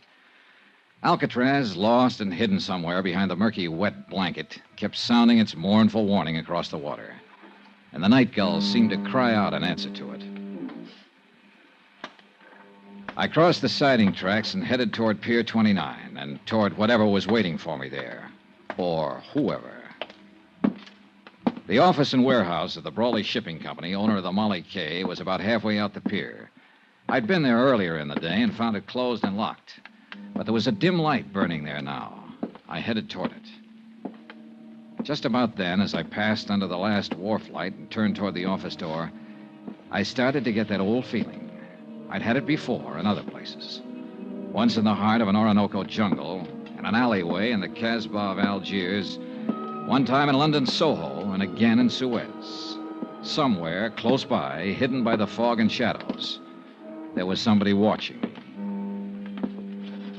I stood listening, straining to hear some telltale sound in the darkness. Nothing. But there were a dozen hiding places within a radius of 50 feet, and I wasn't fool enough to start searching them, not knowing what I'd find. I turned to open the door to the Brawley office. Get your hands up, Mac. He'd been standing behind a post right beside the door. Okay. Now, what are you prowling around here for? I was restless, couldn't sleep, and I loved that foghorn. Wanted to get close to it. Knock it off, wise guy.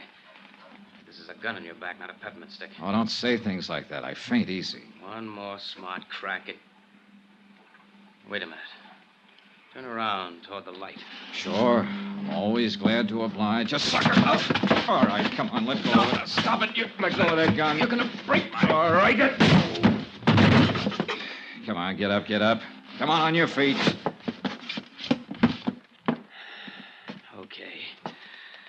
Okay, Dollar. So they're right about you. You are tough. Is that what they say? I've heard it around. Then how come you jumped me? I didn't know it was you, not till you turned toward the light. Just saw somebody was prowling around the office here. Who's there? What's going on? It's all right, Ellen. Dean, what are you doing here? I could ask you the same thing. Why, I just came down to do some work on the books and... Oh. This is that insurance investigator, Johnny Dollar. Yes, I know. What do you mean you know? I asked Mr. Dollar to meet me here tonight. Why? What are you up to? Nothing. I wanted to talk to him, that's all. Down here alone, huh? At this time of night? Dean, suppose we talk about it tomorrow. Okay. That's the way you feel. Not a matter of how... We'll discuss it tomorrow. All right. Oh, the gun, Dollar. Do I get it back? Oh, sure. Here you are. Don't let anybody take it away from you now. Don't worry. They won't. I'll see you tomorrow, Dean. Yeah. Yeah, sure. Come in, Mr. Dollar. I followed her into a suite of offices that were a lot plusher on the inside than they were on the outs. Mahogany paneling, leather chairs, rugs, sofa, an open fire burning. Small, but cozy, like the girl herself. So we talked. The weather, the fog, the weather yesterday, how we like San Francisco, sparring-type talk. Then finally came the tip-off that we were going to get down to business. Would you like a drink, Mr. Dollar? I poured scotch for both of us, and the clink of ice served as opening bell for the first round. Mr. Dollar sounds so oddly formal. Do you mind if I call you Johnny? Johnny it is. And you? Ellen Brawley. I guess I am a little slow in introducing myself. But it upset me. Dean being out there, I mean. And acting the way he did. You're Captain Brawley's daughter. Yes. As I told you on the phone, Molly Kay was my mother's name. Father thought the world of her. It broke his heart when she died. Later, he named his ship after her. And now the ship is gone, too. Yes. Ellen, what about this man you call Dean? How does he figure in this? Dean Sutton, he's an exporter. I've known him for some time. He's not usually the way he was tonight. Jealousy always makes a difference. Jealousy? Sure, it's stuck out all over him. He just does business with my father. It was his cargo that sank with the Molly Kay. Grain, bound for Japan. Oh, I see.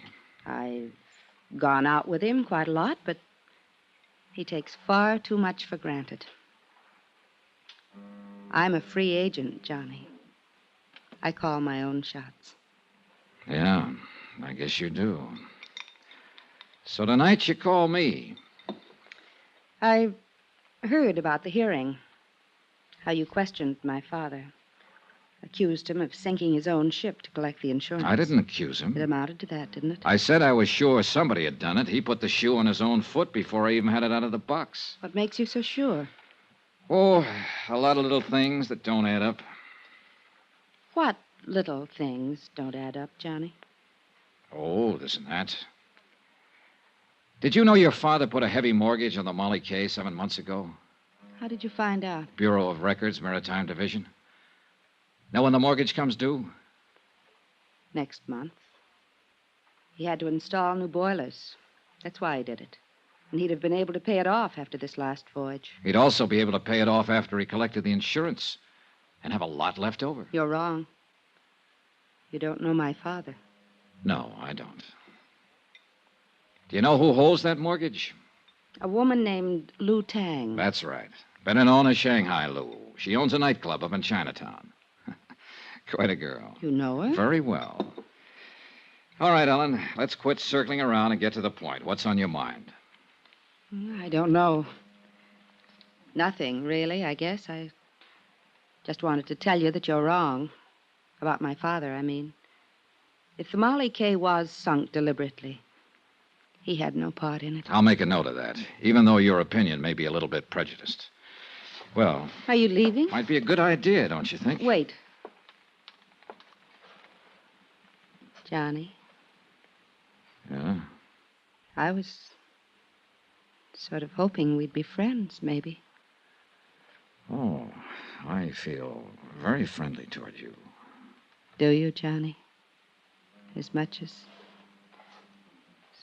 this. That much, Johnny? That's pretty friendly. I told you. I call my own shots. I know. But you didn't tell me you're engaged to Dean Sutton. I found that out from a newspaper It file. was all a mistake. It was his idea. And I thought you always called your own shots. Don't go, Johnny. I promised you on the phone that if you came, you wouldn't be sorry. I'm not. Good night, Ellen. Outside on the pier, the fog was thicker than ever. The wharf lights were dim glows in the swirl of mist, and sounds, even close ones, were muffled and hollow. I couldn't figure Ellen Brawley, at least not completely, where she stood in this and the reason for the pitch she'd made. I left the pier and turned west along the Embarcadero. Mr. Dollar? Huh? Over here. Get out of the light. Evening, sir. You're out late, Mr. Hawkins. Well, I was waiting around. I kind of wanted to talk to you. I saw you come in the taxicab earlier. All right, let's talk. I hope you don't hold it against me, jumping up in the hearing room that way, but I was scared. Scared of what, Mr. Hawkins? I don't rightly know. That's the trouble. But there's something strange going on, Mr. Dollar. And it ain't safe for a man to let on he notices. The whole crew feels the same way. That's why they ain't talking about it. About what? Things that's happened. Things that ain't been brought out yet. And I wouldn't be talking neither if Bill Mack hadn't been a mighty good friend of mine. Bill Mack. He was one of the 2 men who went down with the ship. That he did. May he rest in peace. But you're wrong, Mr. Dollar. There wasn't 2 men. Bill was the only one. What? That Chinese steward, Benny Wong, he didn't drown.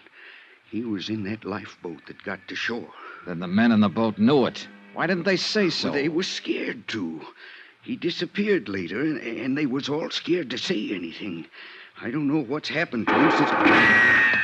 Here, back of this wall. Keep your head down. I crouched behind the concrete tide wall, my gun drawn, and peered into the darkness, trying to catch some sign of movement behind the blanket of fog, listening for some faint sound that might be the giveaway. Nothing. And to go hunting in those shadows against somebody who knew the waterfront would be about as healthy as stepping out in front of a truck. I gotta get out of here, Mr. Dollar. I gotta get away from here. Hawkins, wait. I ain't doing any more talking. And it won't do you no good to ask. They know every move a man makes. I got nothing more to say. All I want is to stay alive. So that was that. Fear again. He was scared to death. And I couldn't very well blame him. That shot had come close. But there was one thing Hawkins hadn't thought of. I had. And I didn't like the thought. That bullet might not have been meant for him. It could have been aimed at me.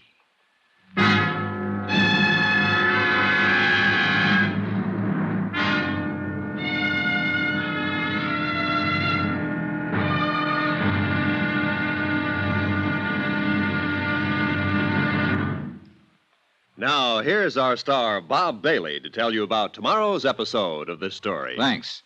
Tomorrow night, we find out that a dead man can tell a tale. It all depends on how he died. Join us, won't you? Yours truly, Johnny Dollar.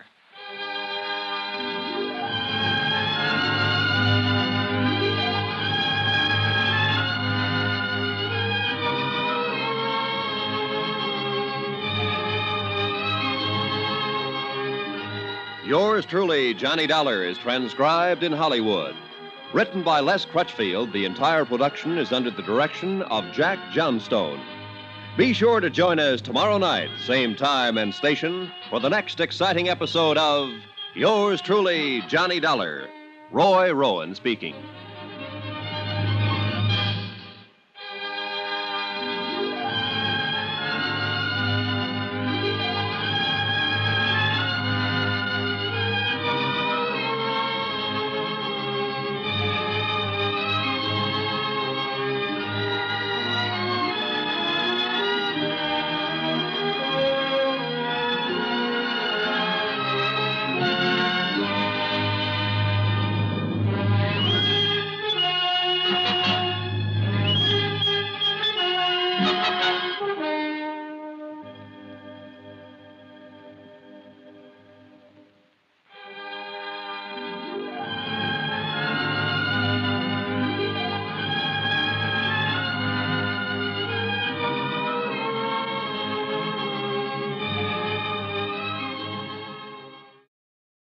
From Hollywood, it's time now for Bob Bailey as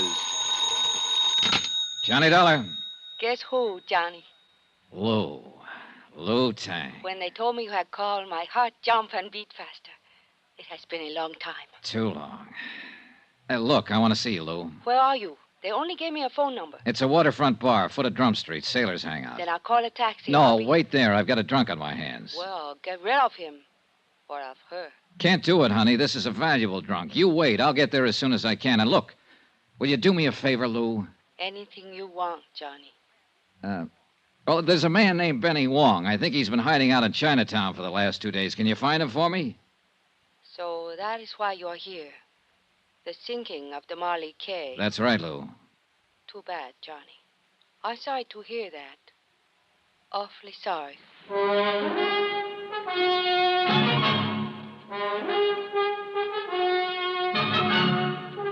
Tonight and every weekday night, Bob Bailey in the transcribed adventures of the man with the action-packed expense account, America's fabulous freelance insurance investigator. Yours truly, Johnny Dollar.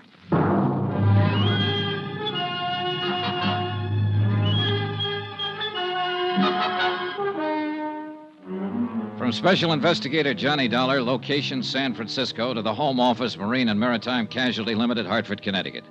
Assignment, the Molly K matter. Expense account continued. Item 5, $11 even. Drinks. Consumed by one Josiah Hawkins, able-bodied seaman. Last berth, ship's carpenter on the freighter Molly K. And Hawkins was scared half to death. So the fear worked against the liquor, and the drinks weren't doing much good. Who was you talking to on the phone?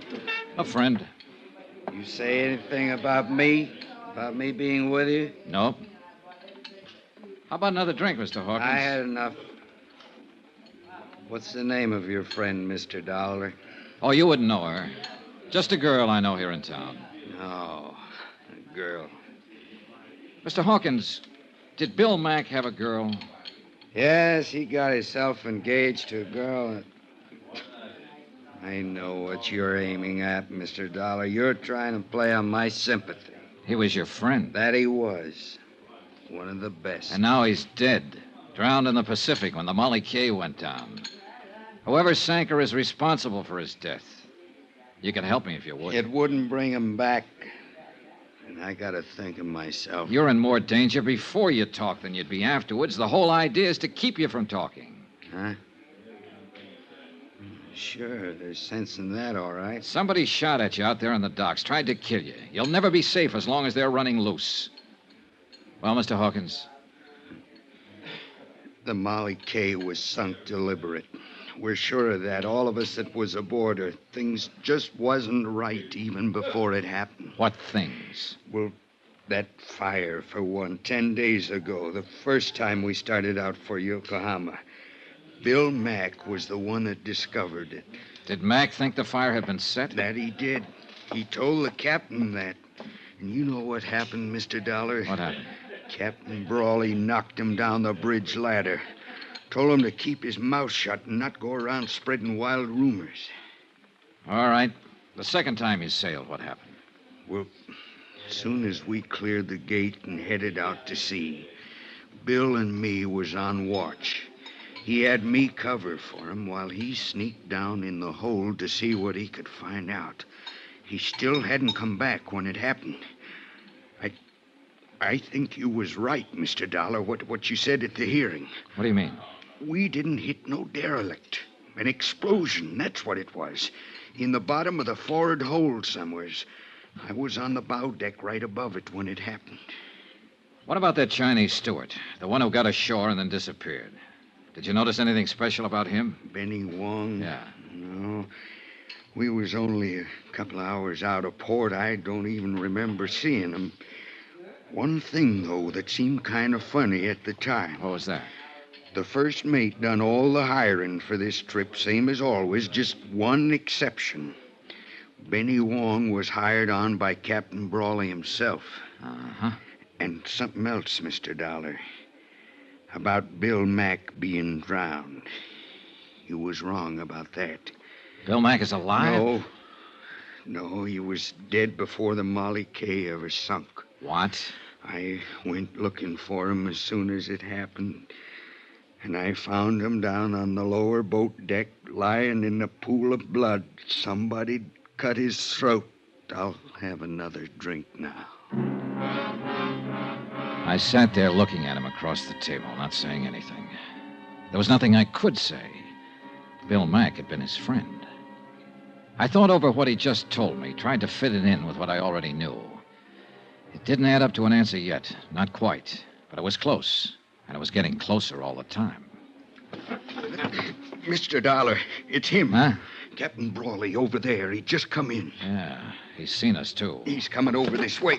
I gotta get out of here. Sit down, Mr. Hawkins. He won't start anything. You don't know him. You don't know how he is when he gets mad. No, but it looks like I'm going to find out. Well, Hawkins, seems like you're not very particular about the company you keep. Neither am I, Captain. Pull up a chair. What are you up to, Dollar? Offering him a bribe to testify against me? Don't need to. There's enough against you already. Yeah, there will be, more than likely, when you and them smart company lawyers get through. You insurance people are all alike. You're right there to collect when it's due you, but you squirm when it comes to paying off. Well, now, that depends on the circumstances, Captain, and in this case, well, I wouldn't go spending that money yet if I were you. That's what you've been telling them, huh? When I've got anything to tell, I'll tell it to the court. Yeah, along with anybody else you can turn against me. Like my own daughter, for instance. She even sneaked around and tried to turn her against me. Not that that took much doing.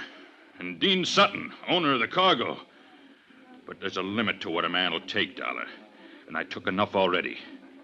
Now, you better quit pushing me. I'm warning you. Are you? Well, take your warning and stick it where it'll do the most good. You've been trying to block every attempt I've made to get to the bottom of this thing. You've dragged your feet every step of the way deliberately. Dollar, nobody talks to me like that. Then it's time somebody did. I think you're in this thing right up to your big fat neck. And if you are, I'm going to pin it on you. Not just for swindling.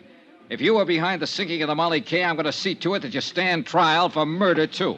I warned you once. Look out, Mr. Dollar. Oh, no. Oh, all right, Captain. Learn it the hard way. Watch out, he's grabbing the bottle. No. Come and get it, Dollar! Sorry, the party's over right now.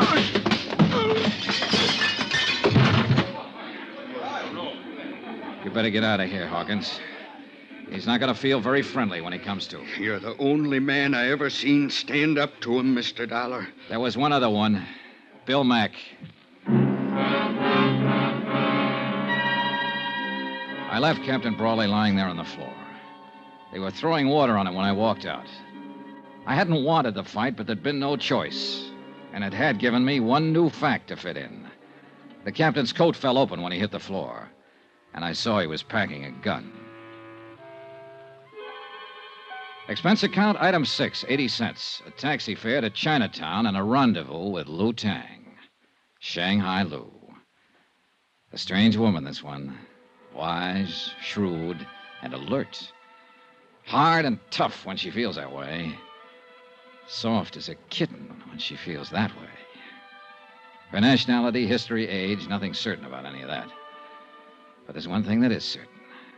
She's the most beautiful woman I've ever known. It is good to see you, Johnny. How long has it been? Last year, Lou, in Paris. How could you forget? I didn't forget. I only wanted to see if you had. Kiss me, Johnny. Oh.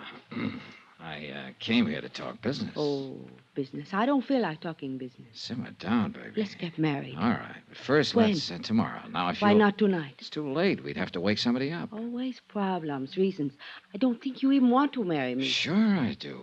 I've been mad, too, for years. Then why didn't you in Paris? Lou, it's no time to go into that again. Look, I'm on a case, a rough one.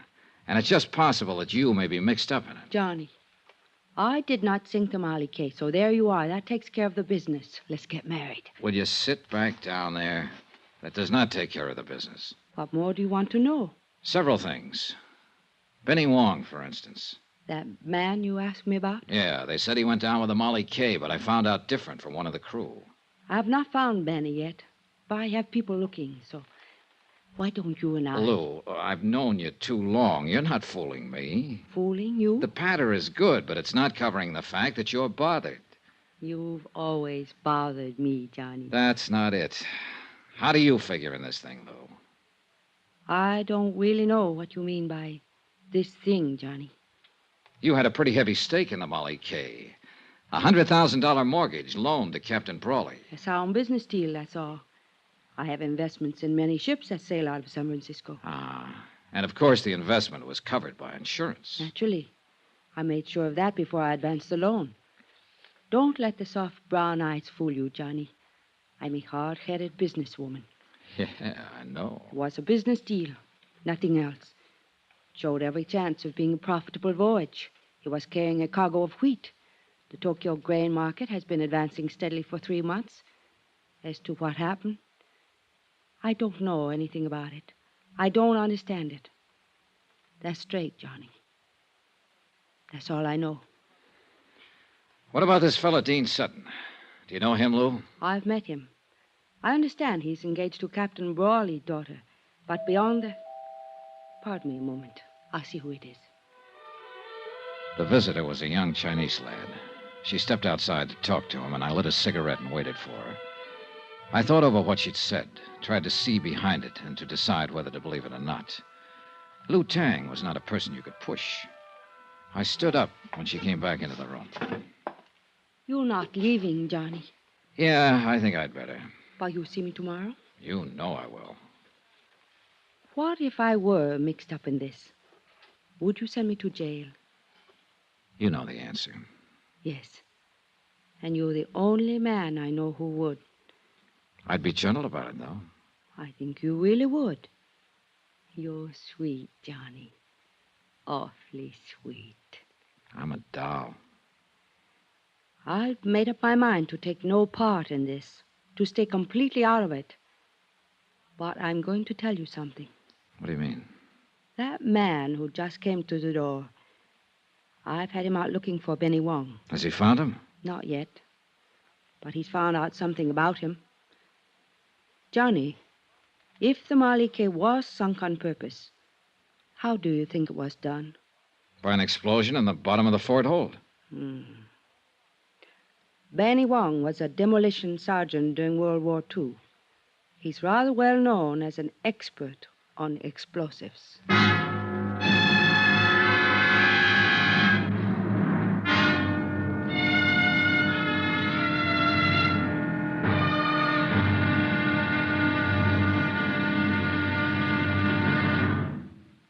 Now, here's our star, Bob Bailey, to tell you about tomorrow's episode of this story. Thanks. Tomorrow night, a double cross, a double play, and a lovely girl forces the jealous sea to give up its dead. Join us, won't you? Yours truly, Johnny Dollar.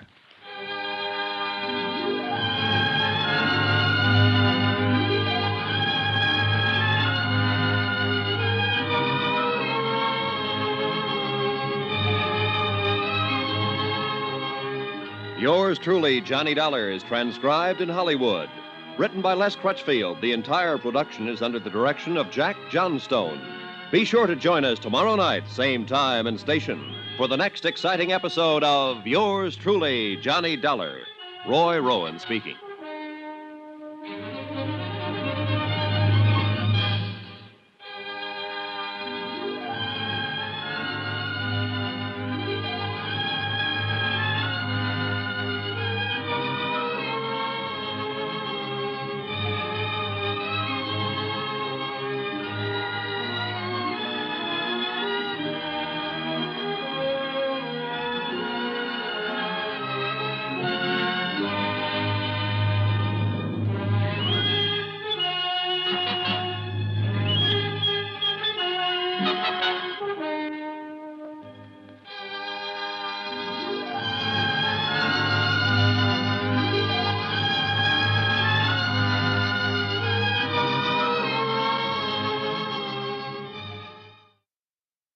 From Hollywood, it's time now for Bob Bailey as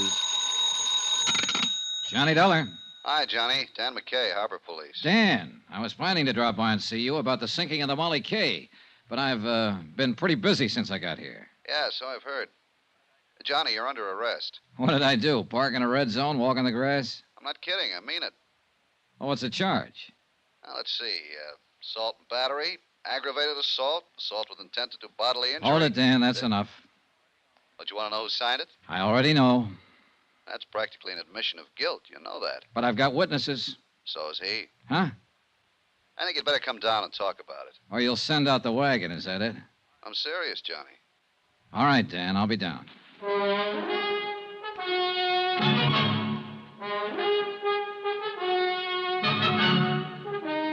Tonight and every weekday night, Bob Bailey in the transcribed adventures of the man with the action-packed expense account. America's fabulous freelance insurance investigator. Yours truly, Johnny Dollar.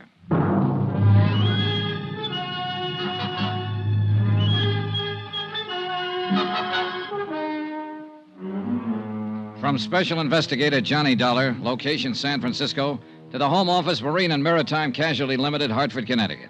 Assignment, the Molly K matter. Expense account continued. Item 7, a mere 60 cents. Taxi from my hotel to the foot of Market Street and headquarters of Inspector Dan McKay in charge of Harbor Police. I'd known Dan for years, well enough to realize that knowing him wouldn't make any difference. Not when he had a warrant to serve.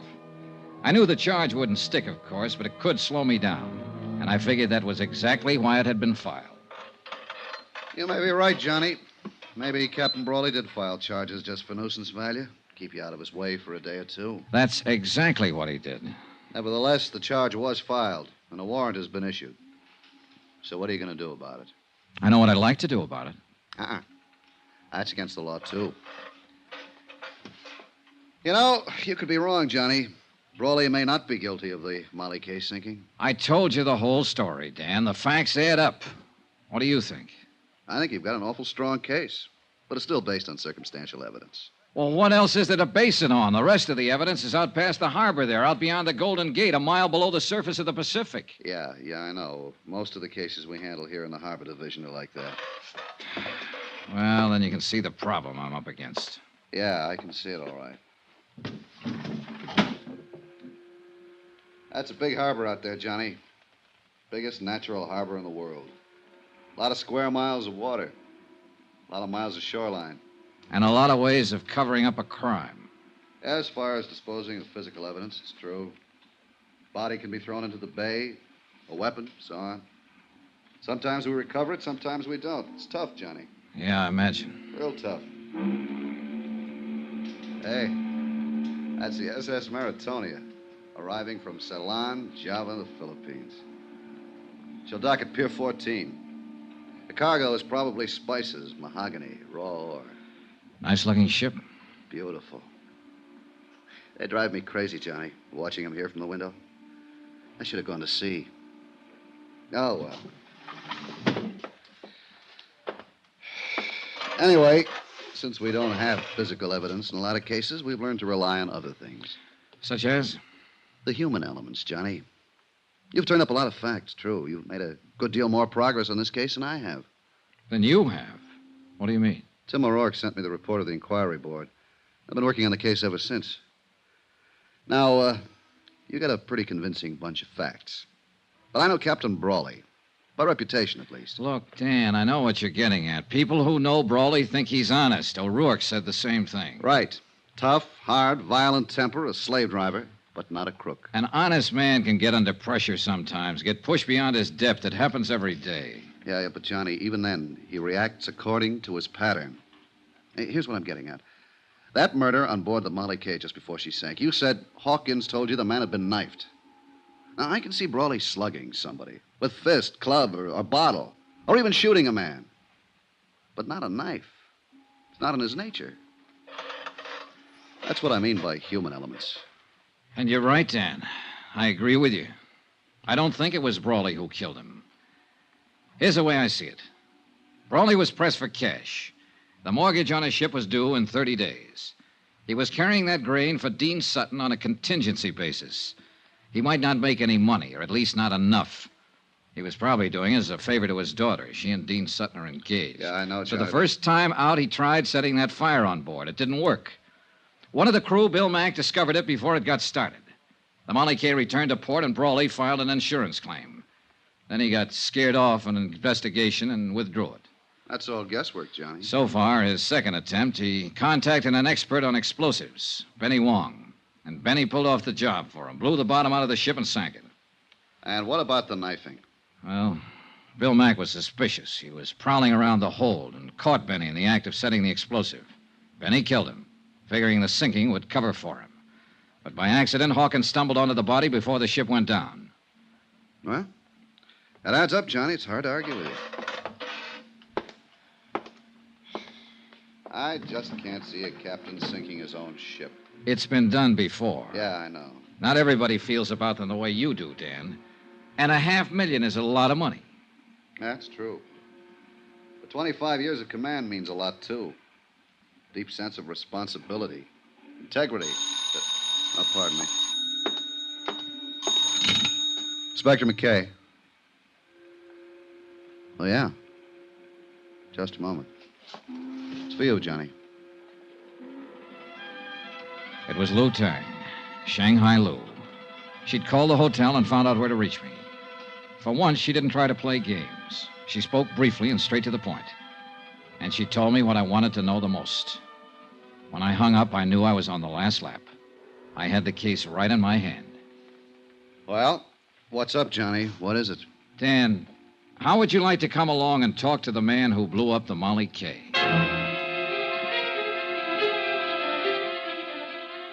Item 8, 80 cents. Another taxi. A short run from the foot of Market to Fisherman's Wharf.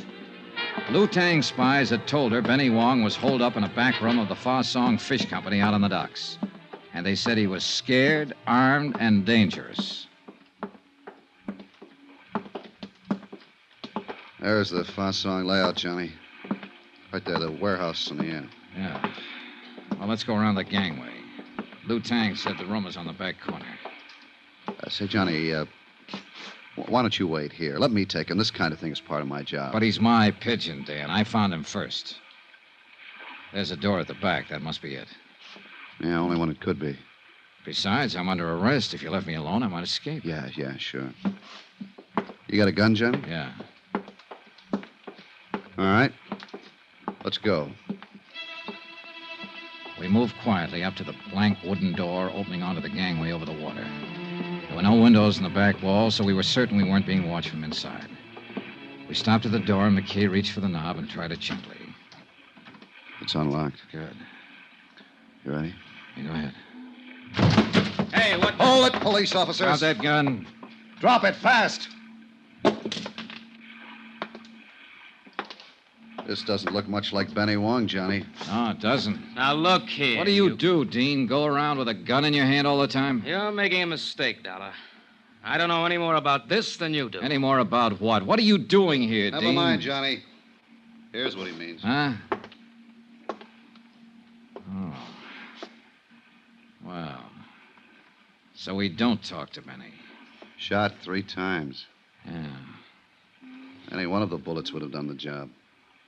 You weren't taking any chances, were you, Dean? I didn't shoot him. I just got here. How did you know where he was hiding? I didn't. I didn't know anything about him. I got a phone call. Somebody said to meet them here. Said they gave me the lowdown on the sinking of the Molly K. What somebody? Who was it? I don't know. Man or woman? Man, I think. Voice was muffled, so I came here to meet them. And we find you standing over a dead man with a gun in your I hand. found him like that. I figured it was a trap. I don't know anything about it. Oh, no, of course you don't. You're just a babe in the woods. Hold it, having Johnny. Barking up a wrong tree. What do you mean? This man's been dead for several hours. Since early morning, I'd say. And he was shot with a .45. This gun of Sutton's is a .32. So that's that. Johnny, what was the caliber of the gun you saw Captain Brawley wearing? A .45, Dan. I'll put out a bulletin and we'll pick him up. Wind up. The bets were all in. There was nothing more ahead but the showdown. Dan tore up the warrant on me, of course, and I went back to my hotel room to wait it out. That seemed the safest place to be. Brawley would be desperate now, half out of his mind. And of all the people he hated most, I was number one. So I lay back on my bed and waited. I reached my gun from the lamp table, moved quietly over to the door, and took hold of the key. Who is it? Let me in, Johnny. Ellen. Just a second. Come on in. Has he been here, Johnny? Has who been here? My father. The last time I saw the captain, he was lying unconscious on a barroom floor. I just put him there. That was last night. Yes, I know. Well, what made you think he'd be here? I don't know. Guess I thought... I don't know what I thought. Oh, easy now, honey. I'm scared, Johnny. Hold me, please. I'm so lonely and scared. It's all right, Ellen. Easy now. He came home last night after he fought with you. He was furious. Then he left again, and I haven't seen him since. Does he have his gun with him? I guess so. I don't know. I don't know anything. Help me, Johnny, won't you? Of course I will. Hold me tight. Kiss me. Ellen, Last honey, night look. when you kissed me, I wasn't scared then. I wasn't lonely. Look, honey, would you... Hold me, Johnny. Wait a second. Johnny Dollar. Dan McKay, Johnny. Yeah, Dan. We picked up Brawley on the waterfront a half an hour ago. Thought you'd want to know. What's he say? Denies everything. Says he was home asleep all night. Says his daughter will back him up. I happen to know different on that. Yeah, I figured he was lying. We'd already been out to his house. Found his gun. It's been fired 3 times, Johnny. And the bullets match. When Ellen Brawley left my room a while later, I still hadn't told her about her father's arrest. I didn't have the heart. She'd tried her best to protect him, cover for him. She'd have done anything to save him. And yet, the irony was that every move she'd made helped tighten the case against him. The scent of her perfume still hung in the air after she'd gone. It was a strange scent, subtle, disturbing. I began to feel uncomfortable, on edge. There was something familiar about that scent. And finally, I tagged it.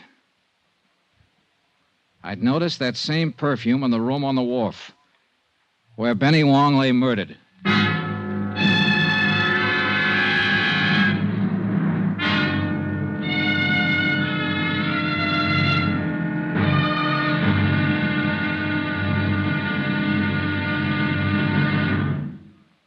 Now, here's our star, Bob Bailey, to tell you about tomorrow's episode of this story. Thanks.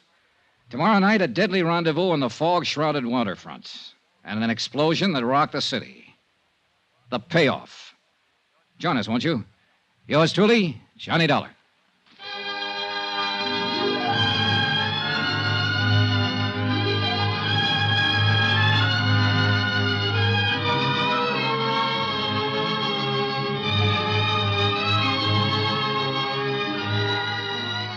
Yours truly, Johnny Dollar, is transcribed in Hollywood. Written by Les Crutchfield, the entire production is under the direction of Jack Johnstone. Be sure to join us tomorrow night, same time and station, for the next exciting episode of Yours truly, Johnny Dollar. Roy Rowan speaking.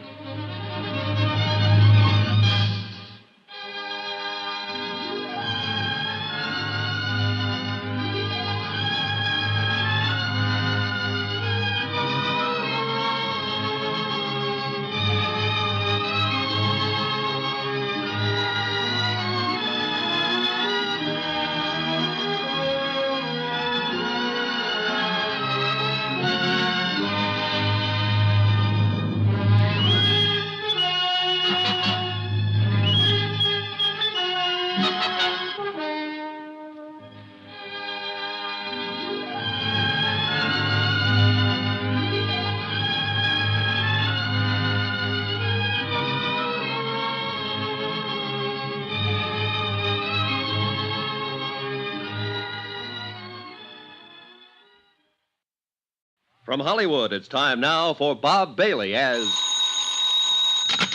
Johnny Dollar. Johnny, I've got it for you. Blue Tang. Good. What did you find out? That prices on the Tokyo grain market did break suddenly, about 3 weeks ago. 3 weeks. Uh-huh. Reason, oversupply. The price has been holding since, at about 60% of the peak. A 40% drop, big enough to cause the damage. What damage? The sinking of the Molly K, a double cross, a frame-up, murder. It's as clear as crystal, Lou. Come see me later tonight. Tell me all about it. All right. Or at any rate, come on, tell me about something. About a certain night in Paris, maybe? I think I'd like that very much, Johnny. Wait for me, Lou. I'll be there later. You can count on it.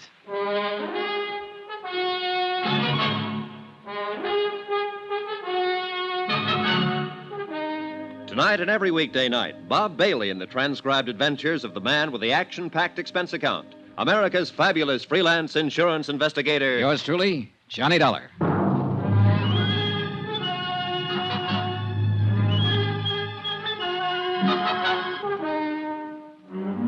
From Special Investigator Johnny Dollar, location San Francisco, to the Home Office, Marine and Maritime Casualty Limited, Hartford, Connecticut.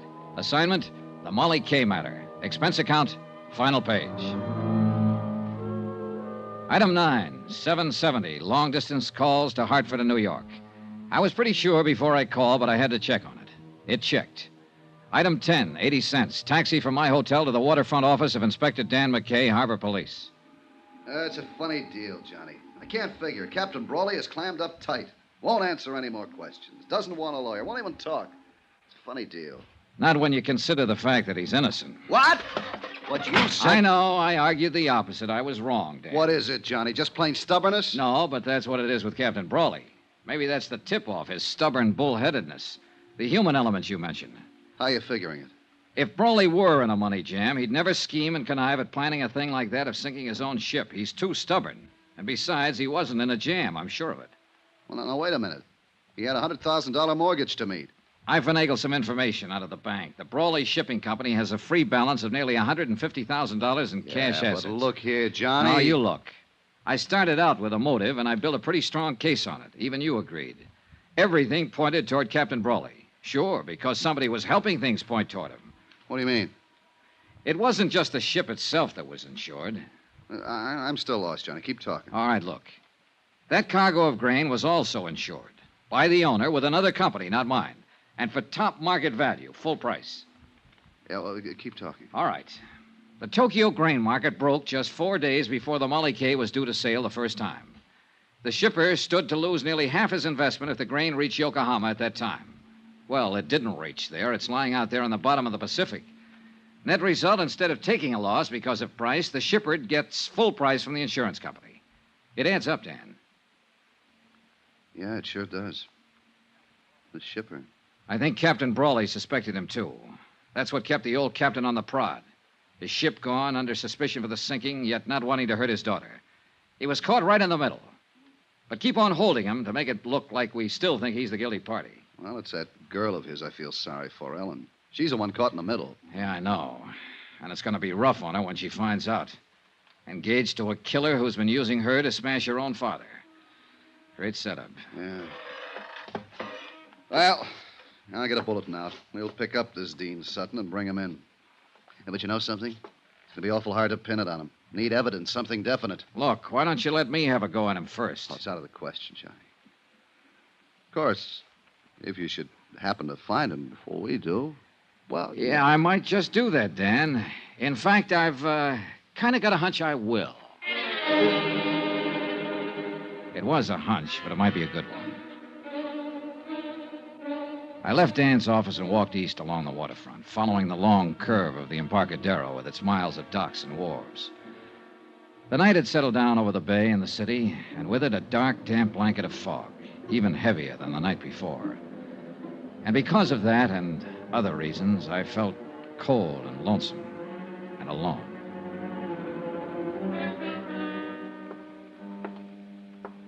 I turned off the Embarcadero and walked out Pier 29. I was about 30 yards from the Brawley warehouse when I was suddenly brought up short. On the water below me, tied to a wharf piling, was a light cabin cruiser rocking gently with a swell. It had no business being there.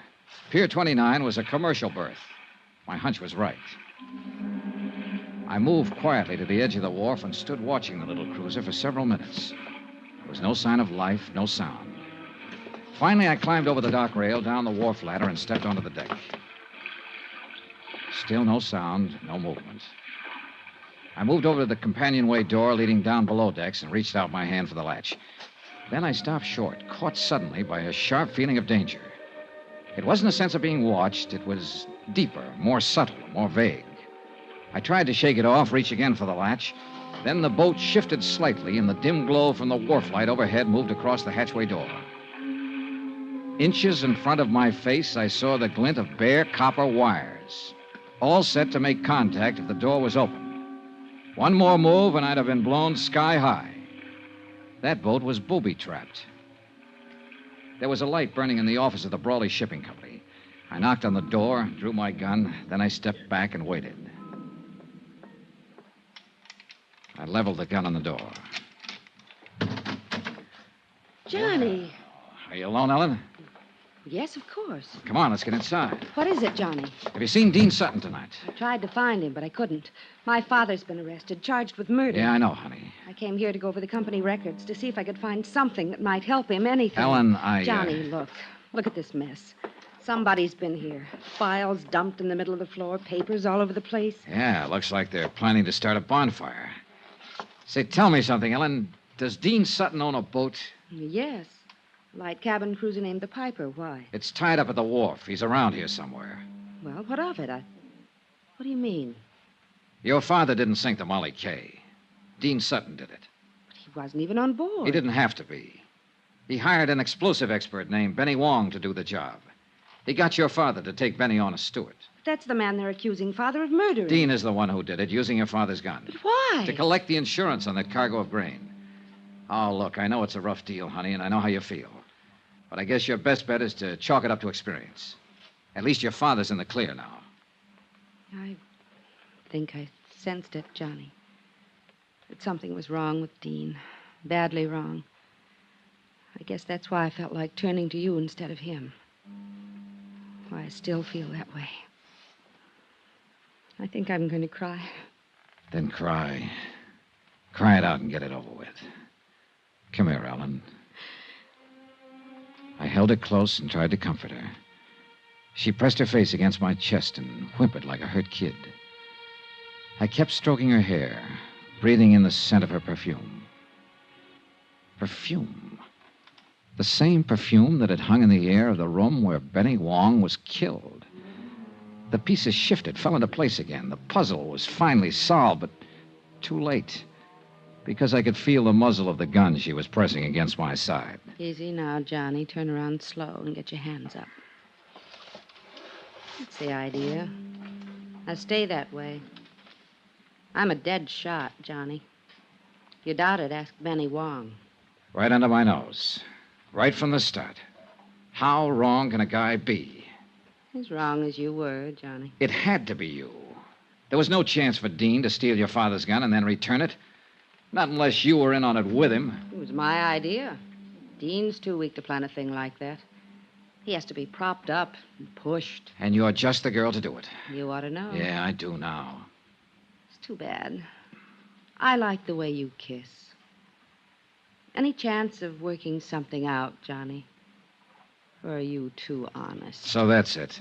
The next step is to get rid of Dean. And you've already got the trap set. Not yet, but I'll think of something. I'm clever, Johnny. Don't you think so? I heard footsteps coming along the wharf. Dean Sutton.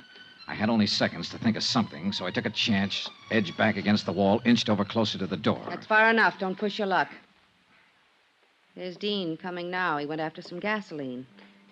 We're going to build a nice warm fire, and you're going to have a ringside seat. Come on in, Dean. We've got a visitor. Dollar. What do you know? So you walked right into it. Just like a The chance paid off. He walked between us, blocked Ellen's line of fire, and I jumped him. I grabbed him around the neck, held him as a shield, dragged him back out through the door, out to the wharf. Dean!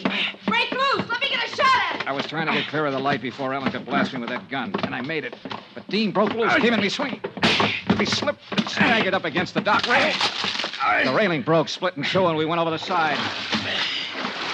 We struggled back up to the surface. Dean's hands were clenched on my throat, and I couldn't break his grip. Ellen started firing from the wharf above us, not knowing who she'd hit and not caring. I took a deep breath and dragged Dean under the surface. But his hands were still on my throat, and I couldn't break loose. My lungs were bursting. My strength was going fast. I brought up my knee. He fell away from me. I was free to fight my way back up to the surface. I swam around in circles, getting my breath, watching for Dean, but he didn't come up. He didn't come up for 2 days.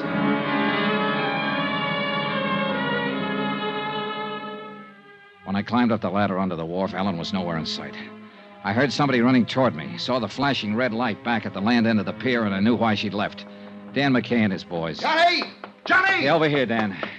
Are you all right, Johnny? Yeah, I'm all right. Do you see Ellen Brawley? Well, some girl ran up the wharf there toward that cruiser. That boat's got a booby trap on it. Come on, Dan. All right. What's she doing here? She was in on it, too. Dean's in the water, drowned, I guess. Look, there she is, climbing down off the wharf. Ellen, stop. She's on the cruiser. No. Ellen! She's gonna try... Look out! Get down. Flat on your face. If she opens that hatch...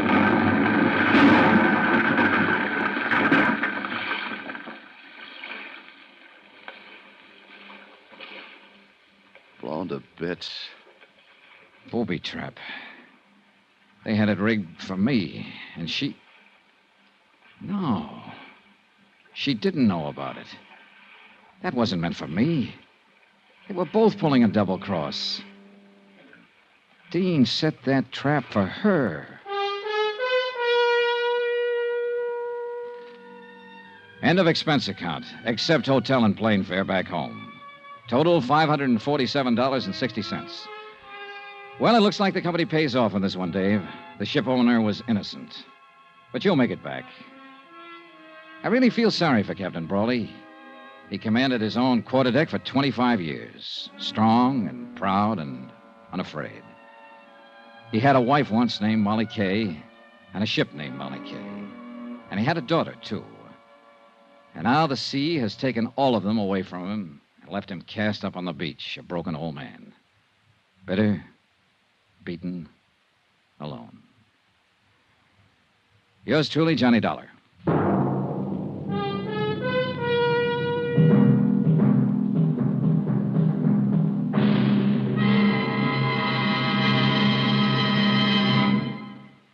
Now, here's our star, Bob Bailey, to tell you about next week's story. Thanks. Next week, the case of a man who didn't exist, except for one thing. He suddenly showed up. Join us, won't you? Yours truly, Johnny Dollar.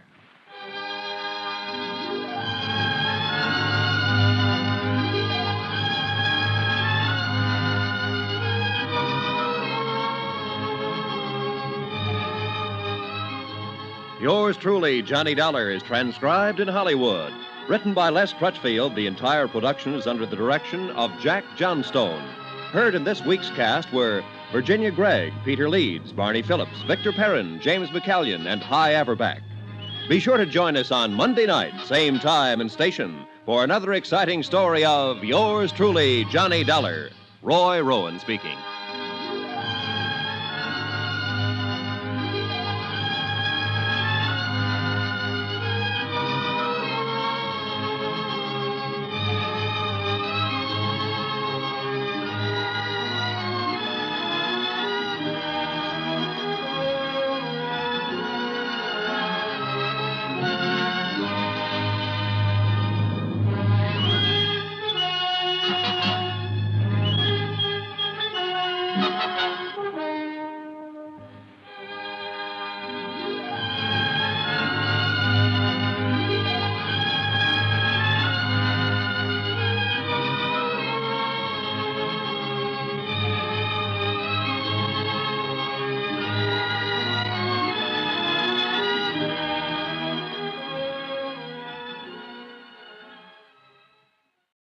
From Hollywood, it's time now for Bob Bailey as Johnny Dollar. Hi.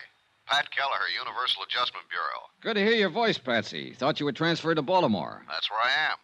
Say, John, can you handle one for me? What kind of one? It's a life and accident policy Eastern Fidelity paid off 5 years ago. A man named John Reardon was the insured party. He died in 1950. Wife was a beneficiary. It's a crazy one. Well, go on. Eastern wants us to look into the matter QT. One of their officers has reason to believe Reardon is still alive. Why would he think that? Because he saw him 2 days ago. I'll get the first plane.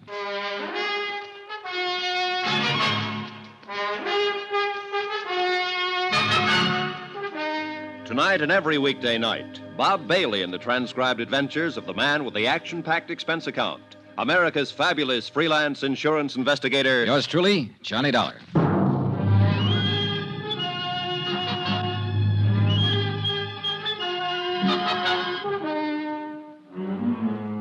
Expense account submitted by Special Investigator Johnny Dollar to the Universal Adjustment Bureau, Baltimore, Maryland. The following is an accounting of expenditures during my investigation of the Chesapeake fraud matter. Expense account item 1, $22.75, plane fare and incidentals, Hartford to Baltimore. I arrived at 3:15 in the afternoon at Friendship International Airport. It was a cold, gray day. I took a cab directly to Pat Callaher's office. Good to see you, John. He was 10 pounds heavier. Outside of that, he looked swell. We'll have to have dinner once you meet my wife. Where are your bags? You didn't go to a hotel. I checked my stuff at the airport, Patsy. I didn't know how long I'd be here. Over the Alleghenies on the plane, I got to thinking about the number of alive but dead reports I've investigated at one time or another.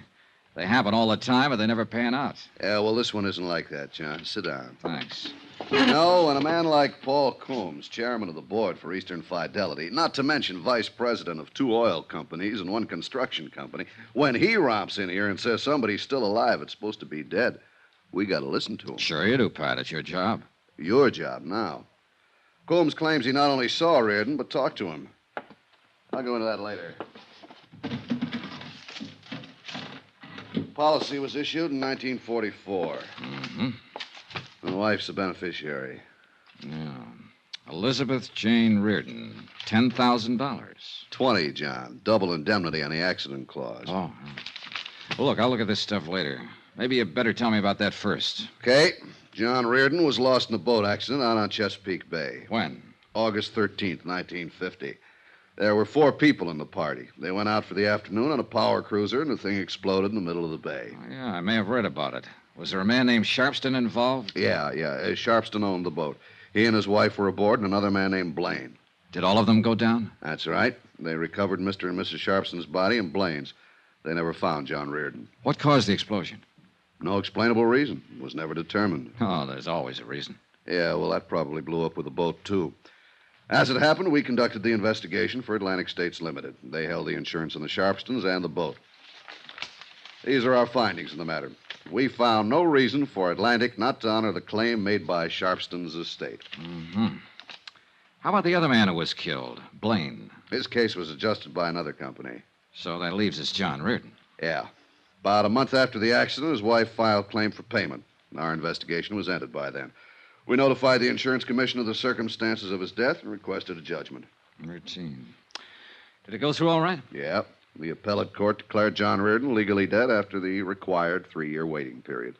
Pretty standard when there's no body. Sure. Eastern honored the claim and paid Mrs. Reardon $20,000. So, that's about it. Except that now somebody thinks he's alive. Not just somebody. Paul Coombs. Yeah. And if that's so, Eastern's been swindled for $20,000. Tell me about the beneficiary. Miss Reardon? Mm-hmm. Nice woman. Met her a couple of times. She didn't need money, I can tell you that much. Oh? Yeah, worth over $200,000. Never married again. You say she didn't file her claim until a month after the accident. That's right. She ever give any reason for waiting that long? Well, she was pretty broken up about it. The money wasn't important particularly. Maybe she just forgot. Pat, I've got a question. What's that, John? How can you forget $20,000? Expense account item 2, $10, for drinks I had with Pat Callaher while we talked some more about the Reardon case. At 7 o'clock that night, I had on a fresh shirt and a press suit. They seemed to impress Paul Coombs, vice president, chairman of boards, etc. Dollar? That's right, Mr. Coombs, Universal Adjustment. Oh, yes, of course. Come in. I talked with Mr. Kelleher there. He sent you? Yes, sir. Yes. Oh, yes, I recall your name now. Yeah. Mm-hmm. Well, we can sit here, Mr. Dollar. Now, you hear about John Reardon, of course. That's right. I'm glad they sent a man like you. I'm glad you're the one who's going to look into it. You puzzle me, Mr. Coombs. No, I don't. And that's a compliment to your perceptive abilities, young man. As a matter of fact, you're here because you're only curious about me. You want to have a look at the man who thinks he saw John Reardon alive, right? I suppose so. You don't believe he is alive? I didn't say that. I admire your caution. I'm glad you're the one who's going to look into it because, well, John Reardon was a close friend of mine. Oh, I didn't know that. Yes, I knew him for a number of years, and Mrs. Reardon. He was a fine, sensitive man. I'm sure you'll know how to handle him when you meet him. You sound very certain that I will meet him, Mr. Coombs. There's no doubt in my mind about that. 3 nights ago at the Brown Palace Hotel in Denver, Colorado, I saw John Reardon. I walked up and spoke to him. I talked with him for 15 or 20 minutes. I know it was him. He didn't admit it. He denied it completely. He told me his name was Frank Bauer and that he had lived in Denver ever since the war. Frank Bauer? Yes. I was so certain it was John Reardon, I insisted. He laughed at me, seemed good-natured about it, even bought me a drink. I see. I asked him where he had lived before Denver. He said something about Toledo. I asked him if he'd gone to college there. He told me he'd gone to Ohio State. Told me he was an engineer, a mining engineer. Everything he told me seemed plausible and reasonable, except that all the time I knew he was lying. I knew his name wasn't Frank Bowers. That was John Reardon. How did you leave it with him? Well, the whole thing unnerved me somewhat. I'm afraid I looked like rather a fool. I simply caught my limousine out to the airport and came back here to Baltimore. Did you get his address in Denver? No. Any of his business connections, anything like that? No. Was he alone when you met him? There was no one with him. At the bar, he even ordered his drink the way John always ordered it. You know, like this. Oh, yeah. Well, a lot of people make that signal for 2 fingers of bourbon. Wore clothes the same way, too. Have you spoken of this matter to anyone outside of Pat Kelleher? No. No, I thought it should be looked into before I called up Elizabeth. Elizabeth? Elizabeth Reardon, John's widow. Oh, yes. It'll do no good bothering her just now. I'm afraid she'll have to be bothered. Why? Can't you investigate the information I've given you without upsetting everyone? With this kind of information, somebody's bound to get upset. Look, don't put restrictions on me, Mr. Coombs, or we won't get anywhere. You say John Reardon was a close friend of yours. Yes. I presume his wife was, too. That's right. A lovely, lovely person. Yeah, I'll keep that in mind when I talk to her. Maybe you aren't the man for this. You can get somebody else, Mr. Coombs. No. It's just that I suddenly had a strange feeling about it all. Depressing. If John Reardon is alive, and you seem to be certain of it, then I understand your feeling. How's that? Your friend's party to a $20,000 fraud, not to mention his wife. Possibly he's not as sensitive and she's not as lovely as you thought.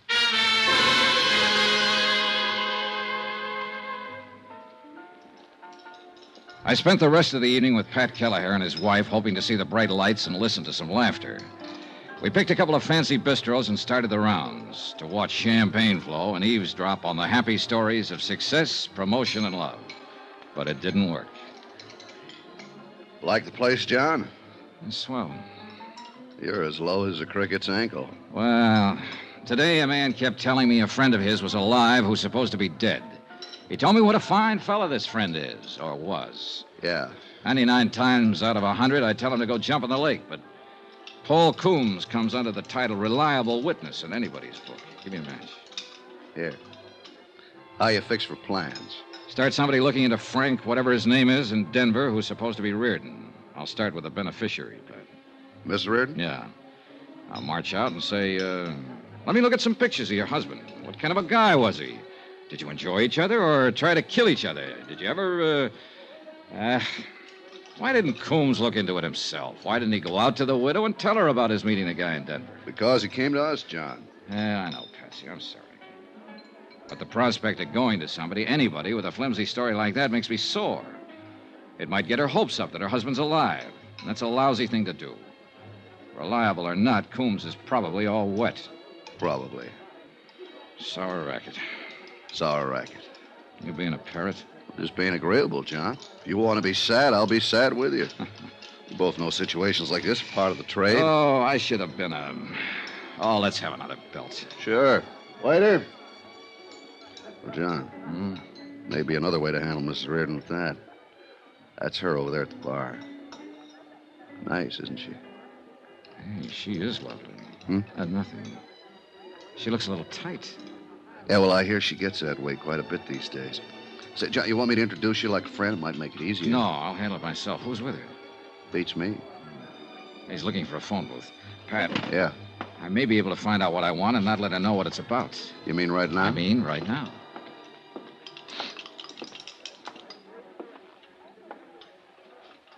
Hello. You're Elizabeth Reardon, aren't you? Why, yes. Oh, probably you don't remember me. My name's Johnny Dollar. We met some time ago. I'm afraid I don't remember, Mr. Dollar. I'm in the insurance business. Don't remember? Well, where was it we met? No, I can't remember. May I sit down? Well, I'm expecting someone who'll be back in a minute. Yes. Would you care for a drink? I have this one, thank you. Oh. How's John these days? John? Your husband, Mrs. Reardon. His name is John, isn't it? My husband's been dead nearly 5 years. Oh, I'm sorry to hear that. I mean, it must be... Well, this is very awkward. That's all right. 5 years. I could have sworn it was just 3 years ago I met you and John. In Denver. It couldn't have been. We were never there. Oh, well, pardon me. I sit here making bad conversation with you, and it's very apparent you're distressed. Look, I'm very sorry I upset you. Is there anything I could do? No. No, Mr. Dollar, you didn't upset me. You look like a very nice person. How long are you going to be in Baltimore? A few more days. Perhaps you'll come out to the house for a drink before you go back. Say tomorrow? Oh, I'd like that, Mrs. Reardon. You can call me. I'm in the book. Mrs. John Reardon? Yes. I will. Again, I'm sorry that I brought Do up... me a favor, Mr. Dollar. When you come to my house for a drink, call me Elizabeth. And please, don't mention my husband's name. I'd appreciate it very much if I never heard it again.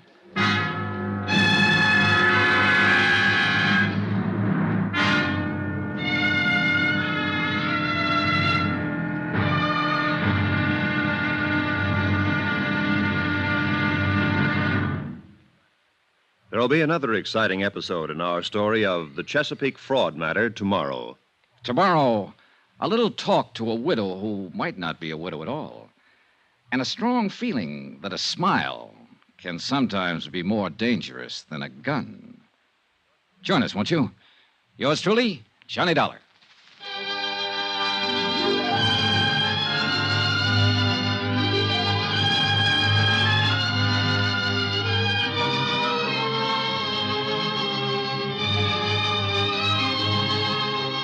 Yours truly, Johnny Dollar, starring Bob Bailey, is transcribed in Hollywood. Written by John Dawson, it is produced and directed by Jack Johnstone. Be sure to join us tomorrow night, same time and station, for the next exciting episode of Yours truly, Johnny Dollar. Roy Rowan speaking.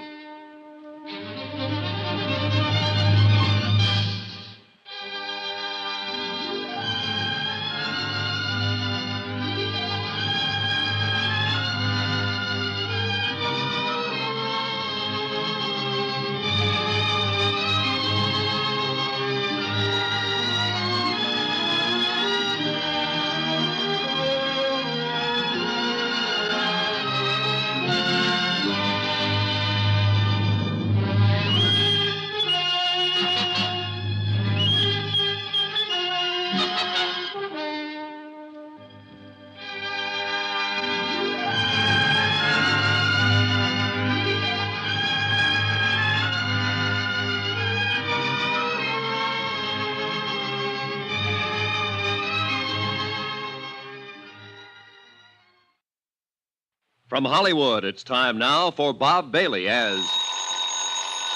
Johnny Dollar. Pat Gallagher at Universal. How'd you make out with Miss Reardon? I met her. She thinks I'm an insurance broker or something. I told her I knew her husband when he was alive. Industrial hazard lying. Part of the business, John. Did you find out anything that'll help you? I found out she's pretty upset about everything in the world. That's the only report you have for Universal Adjustment Bureau? Oh, she invited me for cocktails. I'm going to call her later this afternoon and keep the date. Maybe I'll get some information then. Cocktails, see? You made out okay. Oh, shut up.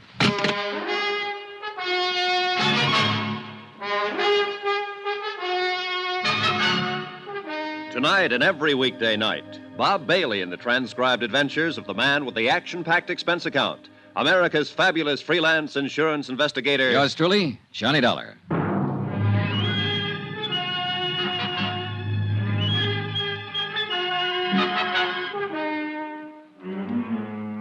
Expense account submitted by Special Investigator Johnny Dollar to the Universal Adjustment Bureau, Baltimore, Maryland. The following is an accounting of expenditures during my investigation of the Chesapeake fraud matter.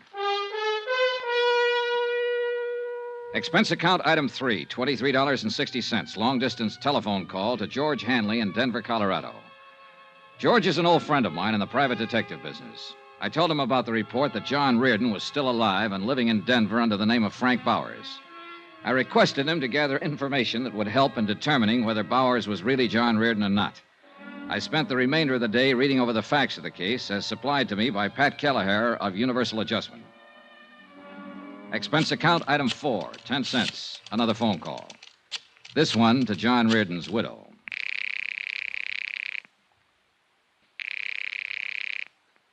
Hello? Mrs. Reardon? Yes. This is Johnny Dollar. Oh, yes, Mr. Dollar. You're the man who used to know John? Yes.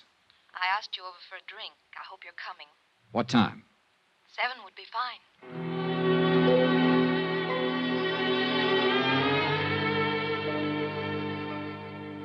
I was at her home at 7 o'clock, knocking on the door. It was a nice home, and she seemed like a nice person. Even nicer than the night before. I asked you to call me Elizabeth, Mr. Dollar. I remember her. Yes, you also asked me not to mention your husband's name. I wish you'd forget that. I was upset last night when we met. Forgive me? How's your drink? Oh, it's swell. I don't know why, but I feel I should explain myself a little more about saying what I did about John. I was very shocked at his death. I suppose I still am, even though it was 5 years ago. It always disturbs me when I'm reminded of it. Yet it's good to be reminded, I suppose. To know that he really is dead. That he won't come through that door anymore. That he won't telephone me from the office or make any plans with me. Does that make sense? I suppose so. Oh, we can drink another one. Sometimes things make more sense with a few drinks. Sometimes they don't make any sense at all, Elizabeth. That's right, too, Johnny. You know, I like you. I like you. Tell me about your business. You said insurance? Yes. You're a broker? Well, not exactly. A salesman? No. I'm an investigator. That must be terribly interesting work.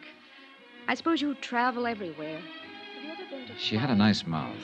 Soft, frank, wide-open eyes. A couple of times I was on the verge of telling her exactly what I was working on and why I was talking to her.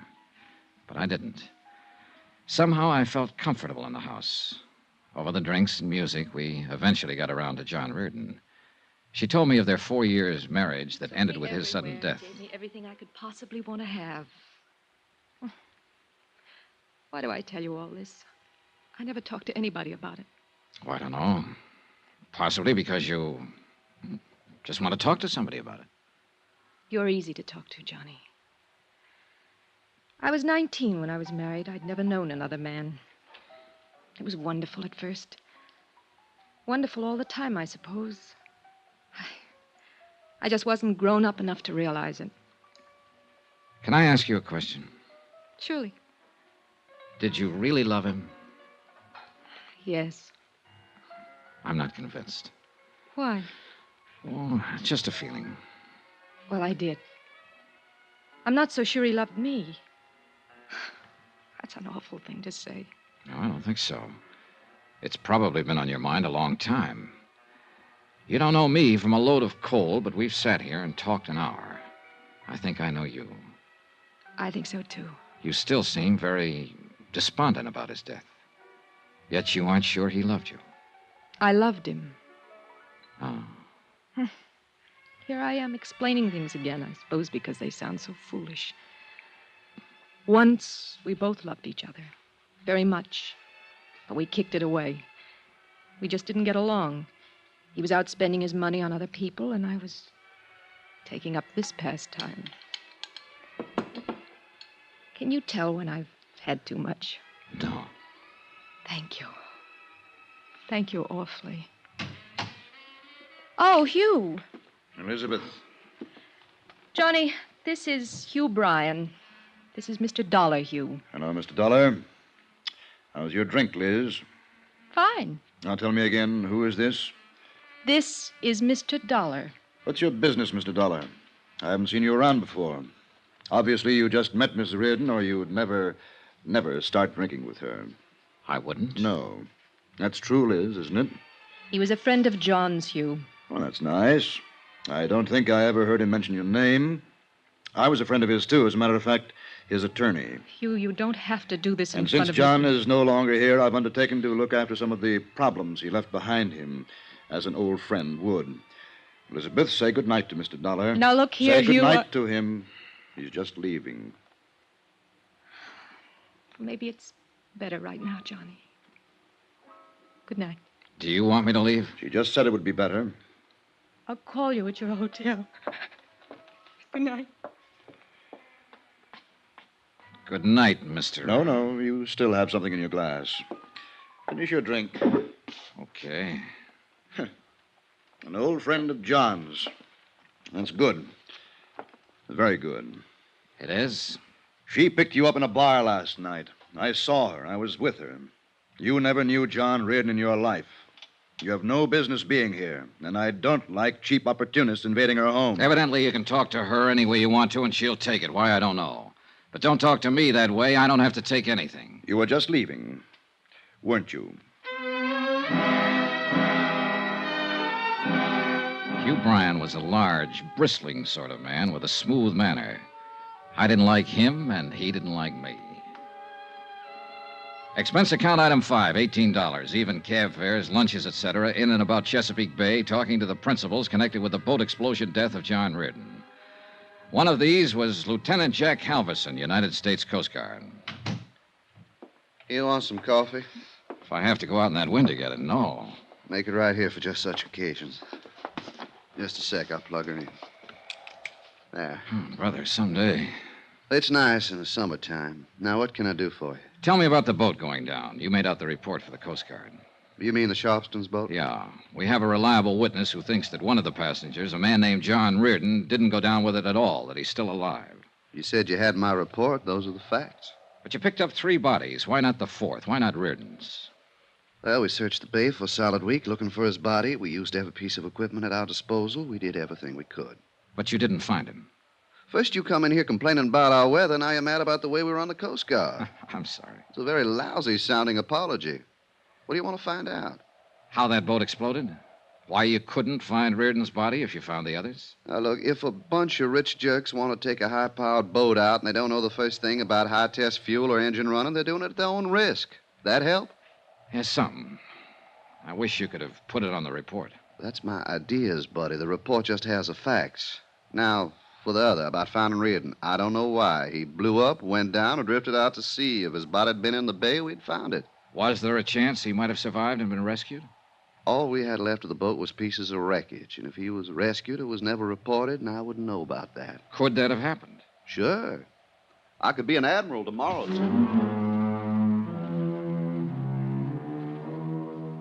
It was 4 o'clock in the afternoon when I got to Elizabeth Reardon's house.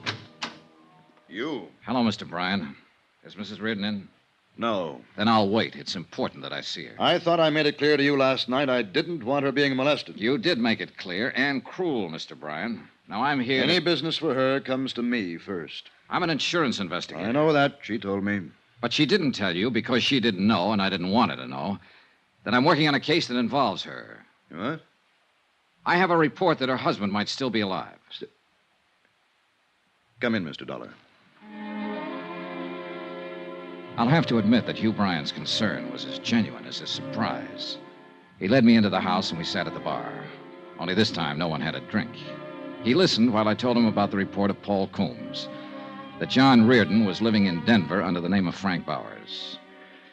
Do you think there's any truth to it? It doesn't matter what I think, Mr. Bryan. I have to investigate it. Yes, of course. And if he were alive, it'd be the best thing in the world. Would it? Of course. She's been lost without him all these years. She needs him, Mr. Dollar. She always needed him. This little bit of drinking has been going on too long. These tearful little episodes with one man or another. Oh, yes, I mistook you for one of those last night. I apologize for that sincerely. Actually, Mr. Dollar, she's been quite a task. Uh-huh. Well, maybe I better talk to her now. Do you have to? There's certain information I'd like to get. I think she's the only one who can give it to me. You'll have to tell her about the report? Yes. And there's probably so much talk. But it'll give her a terrible kind of hope. All right, I'll get her. Oh, you'd better mix one for her. She'll need it. Wait a minute. Yeah? I need vital statistics on Reardon. Pictures, handwriting samples, everything. Could you help me gather them? I'll do anything I can. Well, then there's no need to bother her, is there? You're a gentleman, Mr. Dollar. I don't know why. I do. You don't want to hurt her any more than I do. An hour later, I was back in my hotel room. The next day, I had an appointment to meet Hugh Bryan and get all the material I had asked for. I was more depressed than ever about the case. About then, the phone rang. Johnny Dollar. Johnny? Yes. This is Elizabeth Reardon. Please don't look for him. What? Just forget it. Did Hugh Bryan tell you what I was about? I overheard you two talking. Don't bother with it. John's dead, and that's that. Promise me. Promise you won't do anything else. I'm sorry, Elizabeth. I have to investigate it. Johnny, is that final? I'm sorry. I don't have any choice. Elizabeth? Elizabeth!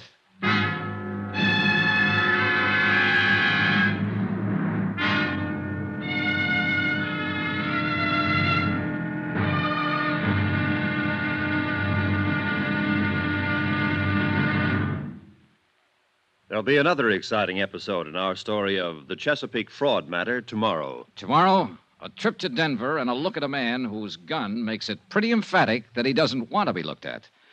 Join us, won't you? Yours truly, Johnny Dollar.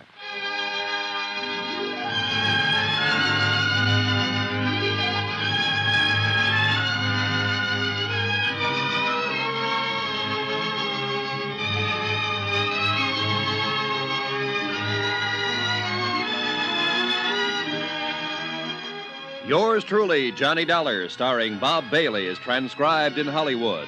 Written by John Dawson, it is produced and directed by Jack Johnstone.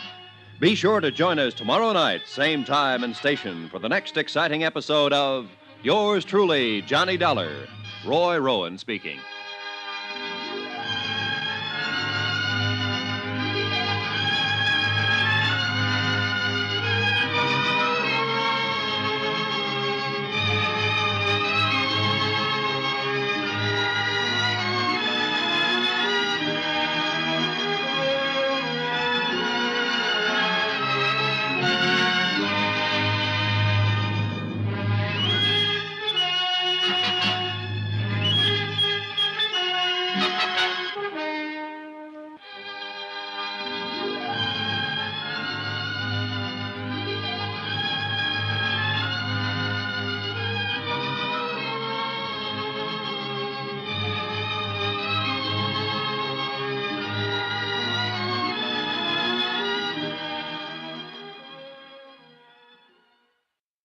From Hollywood, it's time now for Bob Bailey as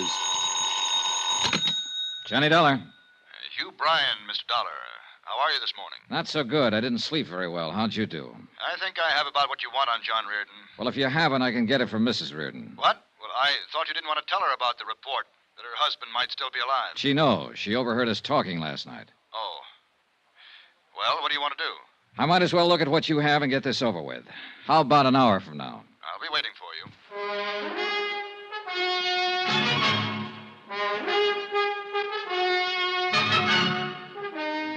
Tonight and every weekday night, Bob Bailey in the transcribed adventures of the man with the action-packed expense account, America's fabulous freelance insurance investigator. Yours truly, Johnny Dollar.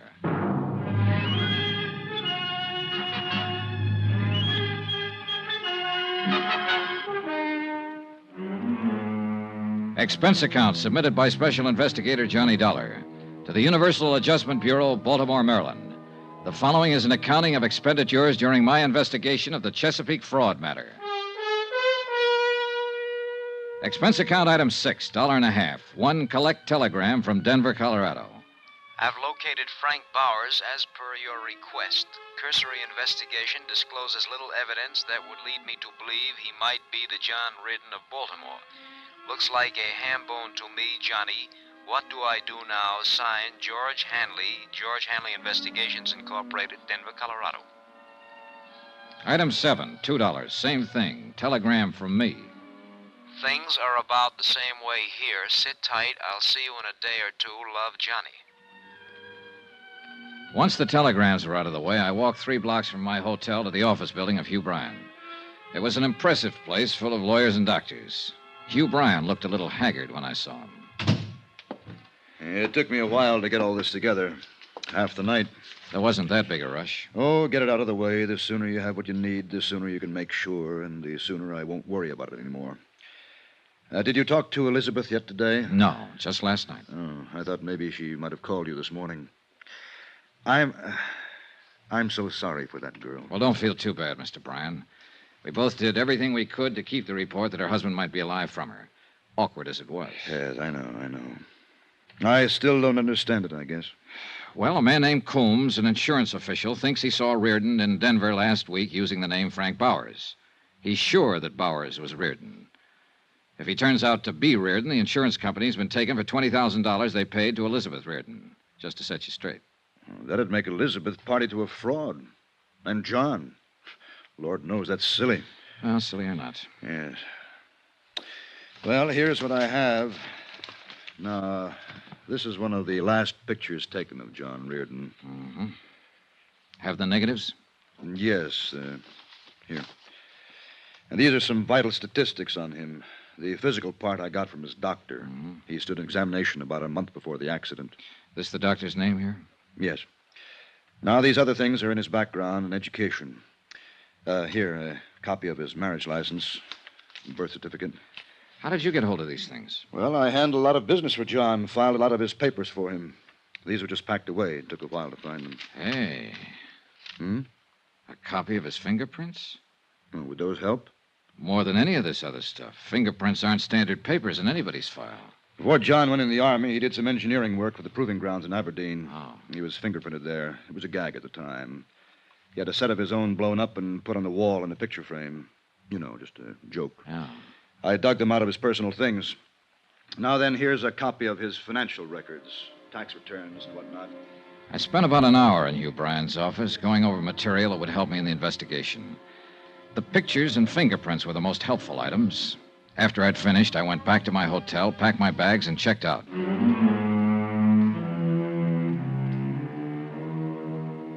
Expense account item 8, $398. My hotel and incidentals in Baltimore and plane fare to Denver. I got there at 9 in the morning. The air crisp, thin, and full of sunshine. I rented a car at the airport and drove into town. A half an hour later, I was talking to my detective friend, George Hanley. How do you like Denver, old pal? I haven't been here for a few years. Doesn't look the same. Bigger and better, huh? They're thinking of putting up buildings as big as those mountains over there. I love it. So does the wife. I'm glad. You ought to try a place like this for a while, Johnny. Maybe I will. Ought to find yourself a girl and settle down. Let's us settle down, Georgie. Huh? Oh, sure. How'd it go? You asked me to look into Frank Bowers. I looked into him as much as I could without talking to him. There you are, Johnny. His bank account, his friends, his troubles, his enemies, everything. Mm-hmm. How about his police record? One traffic violation 2 years ago. Never been in any kind of trouble around here. Gets along fine with everybody. Well, tell me about everybody, Georgie. His laundryman, the milkman, the guy who tends bar in his neighborhood, the man he buys gas from. I talked to all of them. How about the people he works with? Well, he don't do much of that as far as I can see. He's got an office downtown, calls himself a consulting engineer. Goes there once or twice a week to pick up his mail. Well, now, that's a very nice way to be able to live. Is he starving to death, Georgie? No, he's got a good bank account. Makes regular deposits. Money comes from a New York bonding firm. He owns a little two-bedroom house out beyond Park Hill. Paid $38,000 for it. Wow. Sleeps in one bedroom, uses the other one for a kind of studio. Putters around with clay, oils, and according to the nosy dame who lives across the street, he tries to write. How about his friends? Lots of them. Pays his bills, gets drunk now and then, normal. Tell me about his wife. He hasn't got one. Lives alone. Find out who he goes with, Georgie? No. As much as I could find out, he doesn't go with anybody. Enemies? Well, the guy in the cleaning shop hates his guts. Bowers doesn't like his shirts with starch. Did you check out the residency business? As far as I could. He bought that house out in Park Hill in 1951. Paid cash for it. Record of the sale gives his former residence is Toledo, Ohio. Well, how long has he been a resident here? As near as I can figure, and this is just rough, 4 or 5 years ago, the first financial transaction was the house he bought. The next was a car. He could have been here a long time before that, though. Well, the time element would fit for Reardon. What do you think, Georgie? I think you're probably wasting a lot of money investigating this guy. He doesn't seem like the kind of man who's hiding out from anybody. Here, look at this photo. Is this Frank Bowers? Yeah, I'd say so. 5'11", 170, olive complexion, no scars, no glasses, brown hair, about 35. Could be him from that, yes. This is a picture of John Reardon, and the description is Reardon's. What do you want to do now? Keep on it.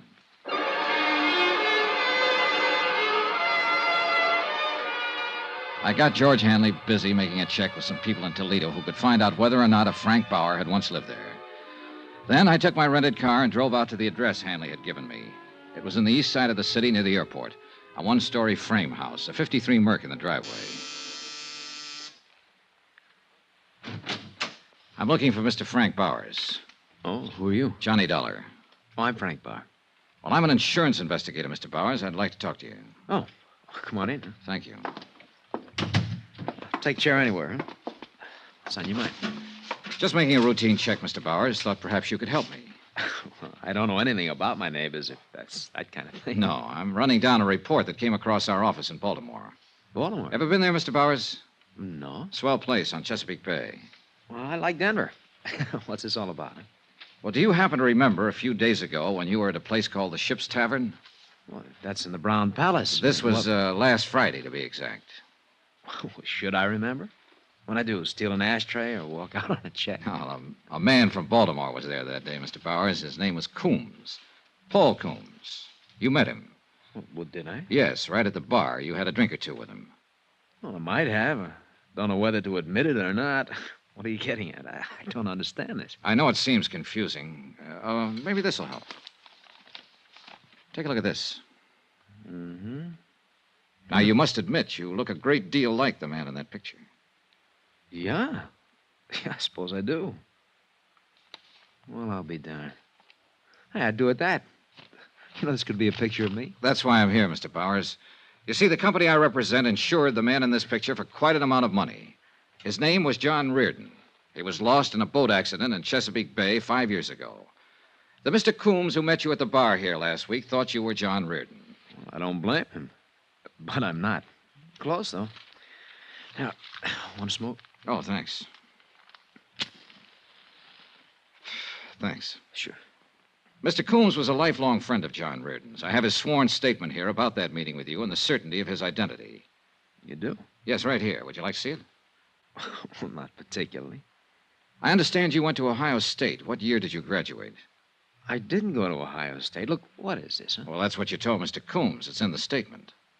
Oh, I remember that bird now. Oh, I might have told him anything, Mr. Dollar. You know, he's one of those inquisitive kind, real sure of himself. Yeah, I remember.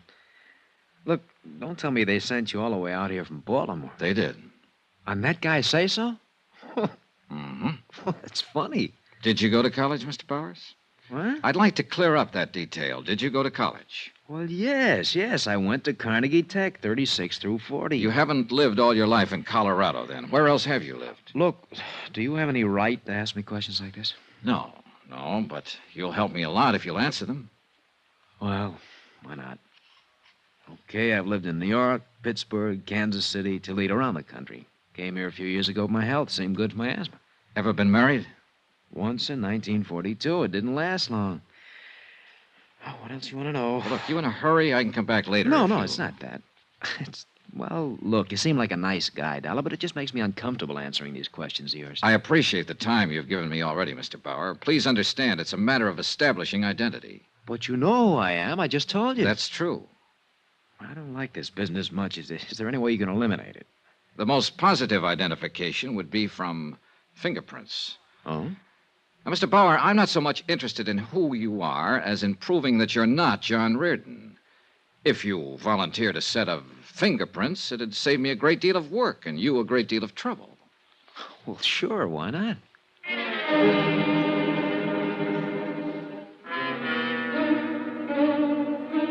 We drove downtown together to George Hanley's office and used the portable fingerprint kit. I took a complete set of Frank Bauer's prints he attached. I thanked him for his time and trouble, and he left. If he was trying to cover something, it certainly wasn't apparent from his conversational reactions. There had been a moment when I was sure he wasn't Frank Bauer. On the other hand, I was sure that he wasn't John Ridden. That cuts it, Johnny. Right thumb and index prints don't match at all. Oh, not even close, George. And I thought I was getting somewhere. I found out he was never in Toledo, or at least never registered or licensed as an engineer. Well, these prints do it. When are you going home, Johnny? Oh, I don't know. There's no reason to stick around any longer. This is crazy. You proved your case with the prints. He was too anxious to help me prove it, Georgie. You ask any ordinary man on the street 2 personal questions about himself, and he'll tell you to go jump in the lake. You ask him for his fingerprints, and he's liable to smash you. So? Get on him. Stay with him 24 hours a day. Get a couple of other men. It'll cost you money. Get busy. Expense account item 9, $200, detective service. I didn't believe Frank Bowers. I didn't believe his background. And most of all, I didn't believe his fingerprints.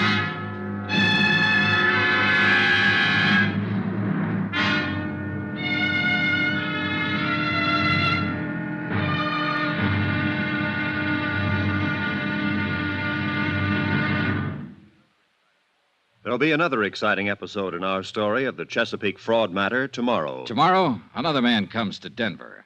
He doesn't check in a hotel or carry luggage. At least not much luggage. Just a .38 Colt. Join us, won't you? Yours truly, Johnny Dollar.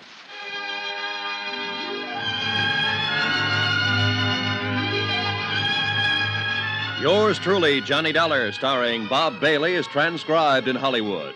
Written by John Dawson, it is produced and directed by Jack Johnstone. Be sure to join us tomorrow night, same time and station, for the next exciting episode of Yours truly, Johnny Dollar. Roy Rowan speaking.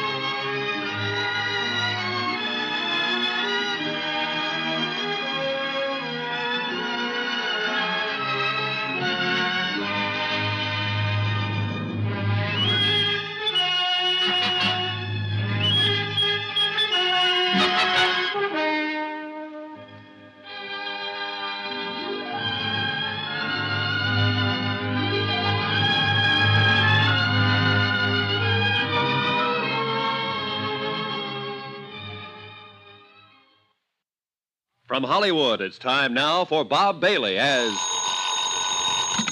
Johnny Dollar. This is Western Union, Mr. Dollar. Message for you from Baltimore, Maryland. Okay, go ahead. Received your air special regarding investigation of the Chesapeake matter. You've proved Frank Bowers of Denver is not John Ridden of Baltimore. Fingerprints don't lie, therefore logical to believe John Ridden really dead. Come on home. Your expenses are running too high. That's signed Pat Kelleher, Universal Adjustment Bureau. Should I mail this to you? No, that's all right. Can I send an answer? Yes, sir. Pat Kelleher, Universal Adjustment Bureau, Baltimore, Maryland. Fingerprints don't lie, but people do. All the time. For all sorts of reasons. It may be finished as far as you're concerned, but I'm just beginning. Love, Johnny.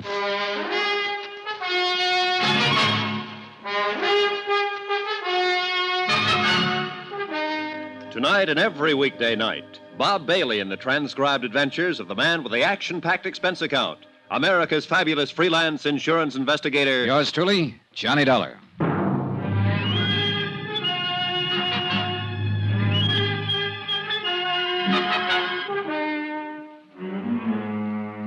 Expense account submitted by Special Investigator Johnny Dollar to the Universal Adjustment Bureau, Baltimore, Maryland. The following is an accounting of expenditures during my investigation of the Chesapeake fraud matter. I'd sent out to prove that John Reardon had not died back in 1950 in a boat accident on Chesapeake Bay. To prove that he was still very much alive in the person of one Frank Bowers, currently living here in Denver, Colorado. Everything, all I could learn of the man's history, reports from his neighbors, friends, even his fingerprints, everything indicated he really was Frank Bowers. And yet, for some fool reason or other, I wasn't convinced. Expense account continued. Item 10, $63 for one overcoat. Denver can be a very cold city when the wind comes in from the north and it decides to snow. Almost as cold as the damp wind off Chesapeake Bay on a certain day back in 1950. Hi. Hiya, George. How's it going? Well, I watched Bauer's house from 6 last night till 2 this morning. He read a book last night in the living room. He made a phone call, and then he went to bed. And then I went home and went to bed. How many men have you got working? 2 others beside myself. We're keeping an eye on Bowers round the clock. I go on again at 6. Okay, good. I don't know why, Johnny. He isn't your guy, and you know it. Fingerprints proved it. We can watch him from now till doomsday, and nothing's going to change that. Oh, look, don't you start, Georgie. Huh? I got a wire from my home office this morning telling me to close it up and come on home. Why don't you close it up and come on home? I like to make dough. I'm in the private detective business, but I hate to see an old pal doing a lot of work on nothing. Why don't you shut up? Sure. We can go on like this forever, can't we, Johnny? Ah. Goodbye, Johnny. I walked around the streets of Denver trying to enjoy the sights. But mostly, I wasn't enjoying anything. I was thinking about the whole case from beginning to end, and my only reason for hanging on and being stubborn about it was the fact that Frank Bowers had been too anxious to cooperate. Too anxious to help me prove so easily that he was not John Reardon. And then something else happened. He got anxious once more. Yeah? Mr. Dollar, this is Frank Bowers. Oh, hello. You didn't tell me where you were stopping. Phoned everywhere in town. Wondered how you made out. Made out? Yeah, with my fingerprints. Oh, yeah. Well, they don't match at all. Oh, then I'm not your man. Guess not, Mr. Bowers. Well, I was just curious. Didn't hear from you after you took the sample of my prints. Well, that was pretty nice of you to help me out. How can I thank you? You could buy me a drink if you want to. Hey, you're on. All right, meet you at 6 at the Ship's Tavern. It was the voice of a confident man again. An overconfident man. The kind who sandbags in a poker game, who knows about a boat ride and a horse race. And so help me, I knew I was right about him. Expense account, item 11, $14, booze. For Frank Bowers and myself in the Ship's Tavern. The same bar, incidentally, where a week before, a close friend of the deceased John Reardon had run into Bowers and sworn he was John Reardon. When Bowers came in, he was followed by George Hanley, as per my instructions. I saw George pick a stool at the far end of the bar. Well, I suppose you'll be packing up and leaving the old Mile High City pretty quick now, huh? Did I say that, Frank? No, but I just suppose it. You will, won't you? Oh, I haven't decided yet. What do you think I should do? Huh? I said, what do you think I should do? Are you kidding me? Well, maybe I'm just kidding myself. But you don't seem like the kind of fella you should be, somehow. Oh, I don't, huh? No. Now, you were too nice about answering questions when I came out to your house the other day. Too nice about letting me fingerprint you so I could compare the samples with John Reardon's prints. Too nice about calling up and asking how it all came out. Came out bad, thank you. I'm a pretty nice fella. Yeah, that's what the book says. What book? I had a private detective friend make one up on you before I even got here. Friends, enemies, money, and whatnot. All very nice. Of course it is. You know what your trouble is, Dolly? You don't trust anybody. I'm a nice fella, and you don't trust me. You don't believe what you see. I believe the fingerprints don't match, if that's what you mean. You're the bird I don't believe. Hey, should I get sore? If you want to. I'm not gonna. You know why? Because I'm a nice fella. Sure you are. But you ought to get mad when a man calls you a liar. Oh, you didn't call me a liar. I meant to. You're a liar. You know what? I'm not a nice fellow all the time. I'd kind of like to hit you in the face or something right now. You're needling me. Am I? Uh-huh. I think I better call up a girl I know, see what she's doing for dinner. Well, see if she's got a friend. No, you're too nasty, friend. You sit tight. Order me a drink. I'll be back in a jiffy. He's a little drunk. Sure he is, George. He's also worried. Any particular reason for getting him that way, Johnny? Yes, he's using the booth in the lobby. Scoot out there and see if you can get a line on who he might be calling. Right. A long 10 minutes later, Frank Bowers came back to the bar. He was weaving a little when he got on the stool next to me. George Hanley followed him back inside and took his place at the end of the bar again. She's busy. Took her a long time to tell you that. She's a girl who takes a long time with everything. Oh, what's her name? Huh? What's her name? The girl you just called. Oh, Rita? Rita. Well, here's to Rita. Come on, drink up. You might have to eat with me. I don't want to drink to Rita, and I don't want to have dinner with you. What do you think of that? Huh? I thought you were a nice fella. Remember? God of blazes. Hold on. Hey! Johnny, you may have something with this bird at that. How come, George? That call he just made, long distance to Baltimore. I got that much. He said he'd never been there, didn't know anyone there. Keep an eye on us, Georgie. You betcha, pal.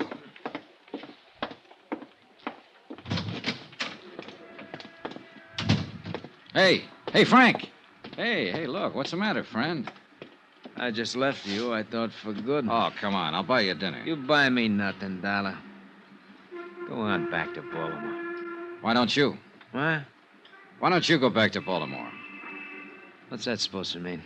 Just what it means. Well? Maybe we better talk some more. Fine.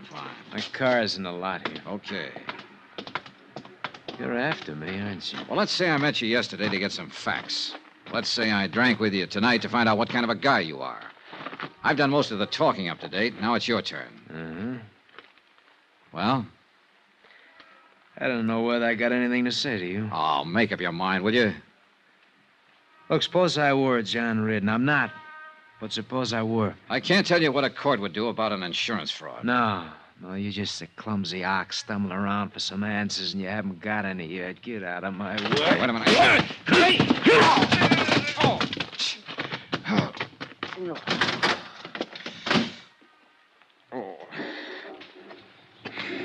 He's a very handy fella.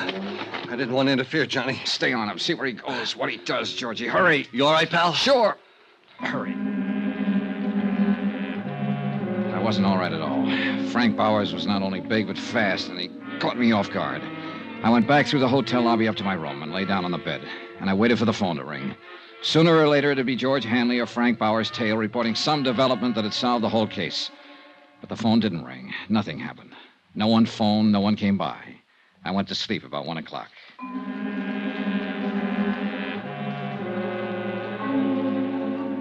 The next morning, George Hanley called and asked me how I was feeling after the punching session in the parking lot. He reported that Frank Bowers had jumped in his car, driven straight home, and gone straight to bed. Expense account item 12, 48 cents. Postage. Cost of mailing a sample of Bowers' fingerprints to Washington, D.C. At 8 o'clock that night, I had another phone call. Hi, baby. This is George Hanley. How do you feel? Okay. What's up, Georgie? I'm still keeping my eye on Frank Bowers. He's nervous, all right. Been staying in the house all day. I can see him walking back and forth in the living room. He must have smoked a package of cigarettes every hour. Uh-huh. Has he used the phone? Yeah. Looks like long-distance stuff again. You know, place the call, hang up, then wait for the operator to call back. Possibly Baltimore again. Possible. How about it? I'm thinking. Where are you? Right across the street from his house. Be right out. The heater in my rented car wasn't working that night. I remember that part very well. My feet and hands were numb with the 10 below weather when I flicked off the lights and pulled up alongside George Hanley, stationed across the street from Frank Bowers' home. It's some weather. Yeah. How's Bauer doing? I think he's got a visitor with him now, Johnny. Must have showed up while I was calling you. Big guy wrapped in an overcoat. I've seen him move around the room a couple of times. George, let's go in and shake him up. I'm tired of all this. You think he's Reardon? I don't know, but I want to wind it up one way or the other. Okay. Want to wait for his friend to leave? Nope. No, it's a nutty thing. You're the one who's nutty. You already proved he isn't John Reardon. That's all you wanted. I know. Now I want to prove I'm getting old and crotchety and don't believe what I see and hear. Bear with me, Georgie. Sure, pal. You're crazy, but I love you. Hey. Huh? Visitor's leaving. Make him? No. An overcoat and a hat aren't much to go on. He's... Georgie, come on! Hey, Johnny, look out! Before I went down, the gun of the man in the overcoat had gone off a couple more times. The nearest bullet came 6 inches from my head. Without my gun, all I could do was hug the ground for cover and try to stay out of his line of fire. The shots deafened me for a moment. When my hearing came back, I heard someone very close to me. It was Georgie. He was dying.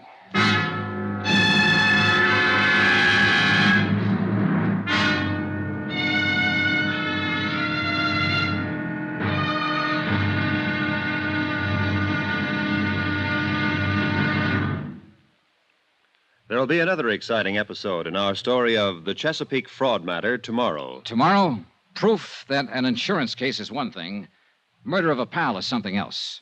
Tomorrow, the wind-up. Join us, won't you? Yours truly, Johnny Dollar.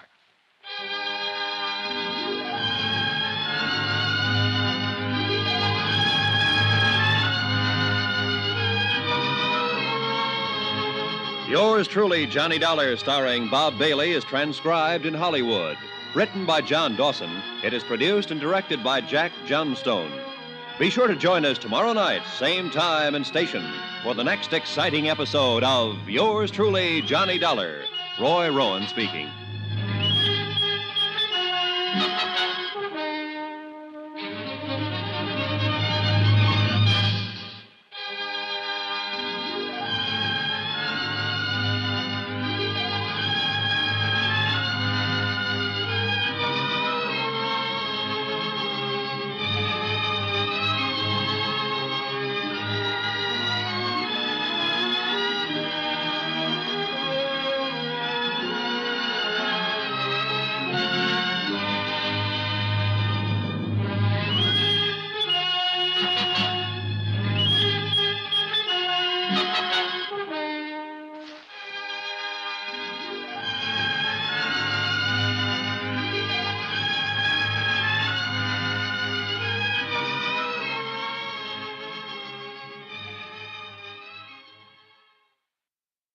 From Hollywood, it's time now for Bob Bailey as Johnny Dollar. This is the operator.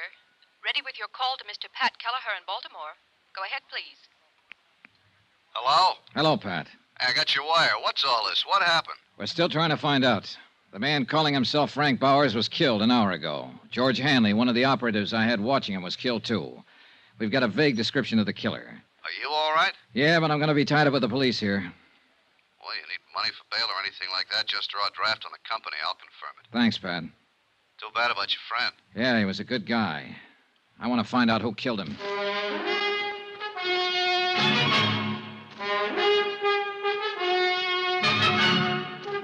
Tonight and every weekday night, Bob Bailey in the transcribed adventures of the man with the action-packed expense account, America's fabulous freelance insurance investigator. Yours truly, Johnny Dollar.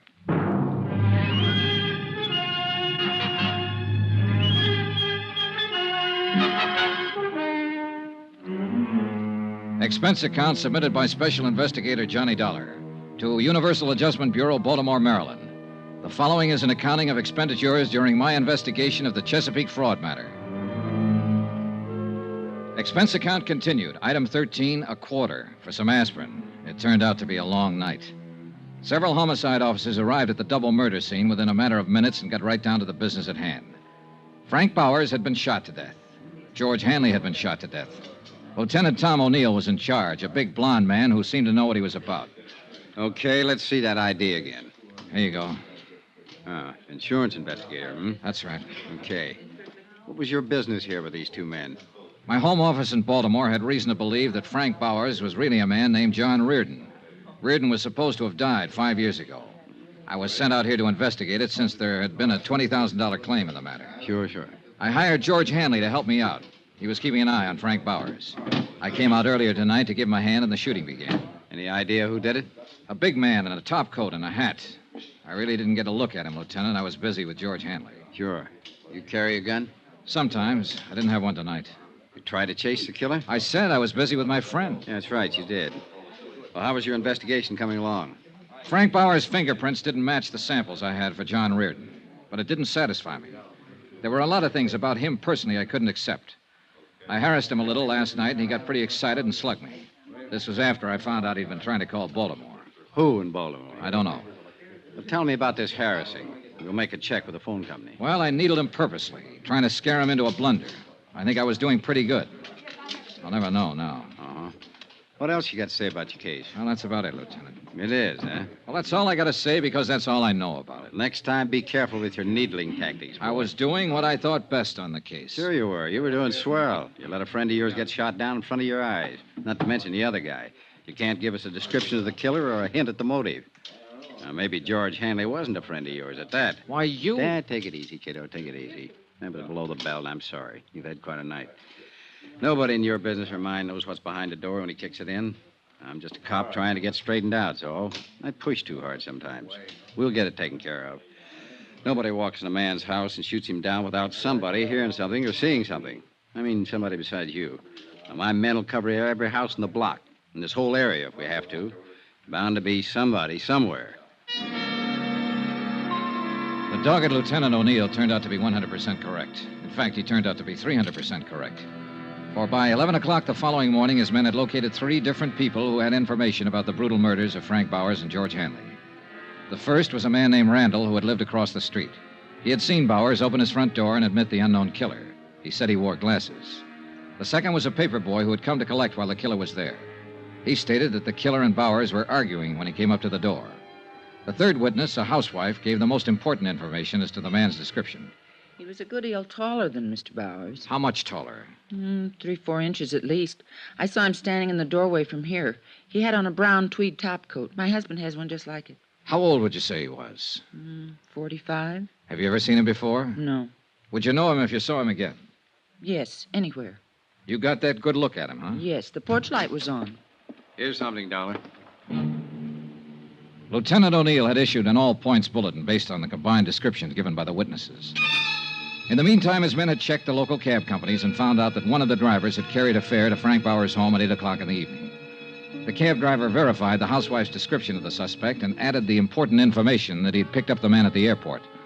When that was checked, it was found the man had come in on a plane from the east at 5:45 in the afternoon. He had used the name Orrin Williams. Expense account item 14, $8.95. Another long-distance phone call to Baltimore and Pat Kelleher. Well, I'll be darned. Do you have to stay there, John? Of course I have to stay here. I'm a material witness. Not to mention the fact that a pal of mine was shot down. Don't get on your high horse, John. It was just a question. Have any idea what it was all about? Well, at the moment, I'm just sure a guy named Orrin Williams flew in, shot up 2 people, and beat it. If we had Williams, I'd give you the whole thing on a silver platter. You're awfully touchy. Well, this thing has gotten out of hand. Well, I won't press you on it anymore, John. You do what you think is best.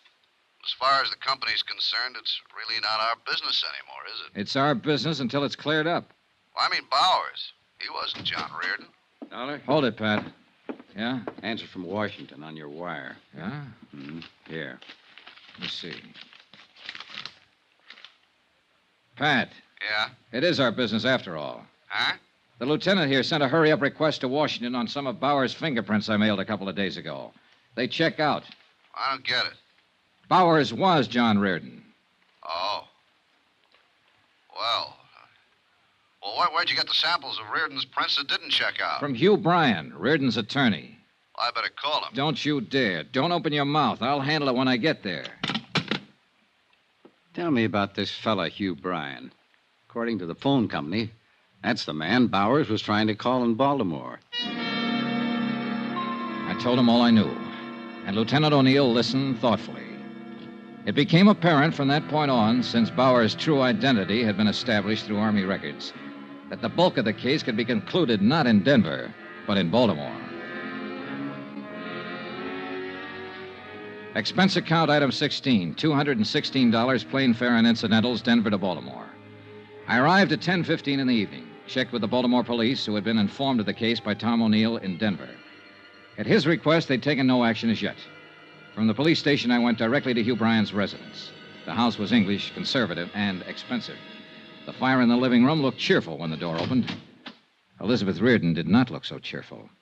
Hello, Johnny. Hello, Mrs. Reardon. Didn't expect to find you here. No, I suppose not. I never expected to see you again. Elizabeth, I have something to tell you. Don't tell me now, Johnny. It's about your husband. All right. I want to tell Mr. Bryan, too. He's upstairs in his study. Wait. Look, I've done what I thought best about all this, and I'm trying to do what's best now. It doesn't make any difference, Johnny. I'm a married woman again. Huh? Yes. You and I were married this morning. Excuse me. I walked in and watched John Reardon's widow, alias Frank Bauer's widow, now Hugh Bryan's bride, disappear up a column stairway. The news that she had married Hugh Bryan cleared up some of the small doubts in my mind. When Bryan came back down the stairs with her, he looked anything but the happy bridegroom. Hello, Dollar. You're a late caller. Yeah, I'm sorry about that. Congratulations. Thank you. How did you come out in Denver? Everything okay? No, everything's not okay. Well, what's the matter? Do I have to tell you? I'll run along upstairs, Hugh. It's getting terribly late. All right, dear. Good night, Mr. Dollar. Good night, Mrs. Bryan. There'll be some men out to see you pretty soon, Bryan. Policemen. Oh. Liz, Yes, dear. I think you'll be interested in what Mr. Dollar has to say. What? I don't understand, Hugh. I wasn't in Philadelphia yesterday, Liz. I was in Denver, Colorado. What? I flew there to see John. He's been alive and living there all this time. Hugh. I'm sorry. This is only for her benefit, Dollar. I'll tell it just once. When it gets into court, it'll be different. How did it happen, Bryan? John Reardon didn't die on that boat. No. He was picked up in a bay by a fishing boat on its way to Florida. They didn't have a radio on the fishing boat. The first port they came to was Charleston. John phoned me from there and told me all about it. Now, this was 10 days after we all thought he was dead. That part was all accident. Sure. The rest of it was a little different. Liz, it was his idea. You've got to believe that. What was his idea? Not showing up ever again. Letting everyone think he was really dead. Making you a widow. I don't believe it. He hated his life here. Yes, everything about it. He was in debt right up to his ears. Of course, there was your money, but I flew down to Charleston to talk to him. He was like a crazy man, kept saying there was a way out. I didn't know what he meant at first. Then he came right out and said it was his chance to get away from all the things he hated. He knew how I felt about you then, how I feel about you now. He said I could have you for a price. What was the price? Those checks he got every week from a New York bonding concern? Yes. What did they come to? $25,000 a year, regular weekly payments. I could afford it. I could afford anything for you, Liz. Did he come right out and tell you he hated me? He just said he wanted to get away from everything. And it went that way for 5 years. I believe I asked you to marry me every 6 months. Yes. But that didn't work out either. And then, one day, along came Johnny Dollar. How does it feel to be so efficient, Mr. Dollar? We don't have to go into that, do we? No. I'll admit you did everything to throw me off. And it threw me off. Especially the fingerprints you provided. Didn't John Reardon insist his name was Frank Bowers and do everything he could to make you believe that was true? He did too much to make me think it was true. Where is he now? Where's John? He's dead, Mrs. Bryan. Oh. Truly dead now. He was shot to death last night by Mr. Bryan. Mr. Bryan also shot a friend of mine, didn't you, Bryan? Yes. John got scared, called me, said he was going to tell everything to Dollar, blow the whole thing. Hugh. All I wanted out of this was you, Liz. He didn't want you. I did. Last week, you decided to marry me. It took you 5 years to do that. And it took him one afternoon to decide he was going to come back to you.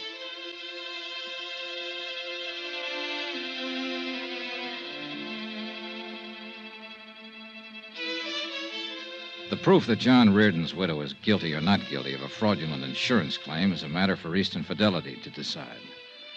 The matter of Hugh Bryan and 2 murders is a matter for the courts.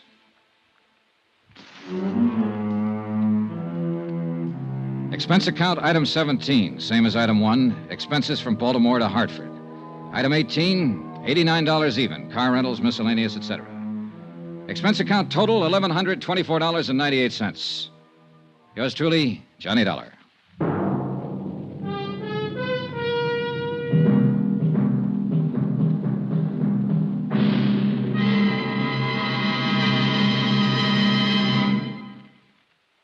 Remember, please, there'll be a new exciting story on Johnny Dollar beginning next Monday. Next week, a quiet, sleepy little town in Mexico and a beautiful senorita that, well, things didn't stay quiet and sleepy for long. Join us, won't you? Yours truly, Johnny Dollar.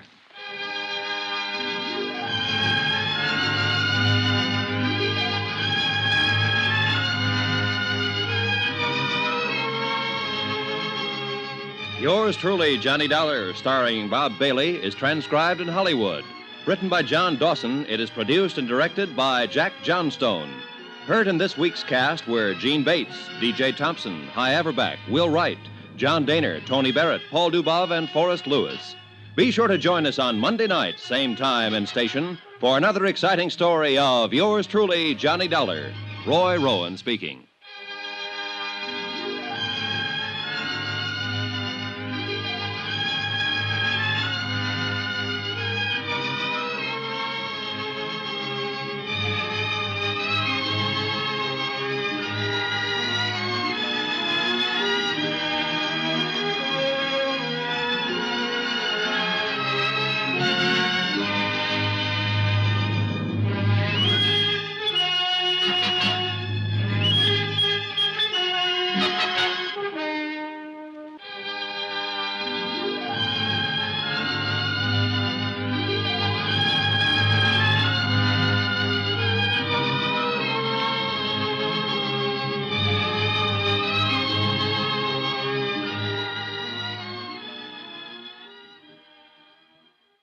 From Hollywood, it's time now for Bob Bailey as Johnny Dollar.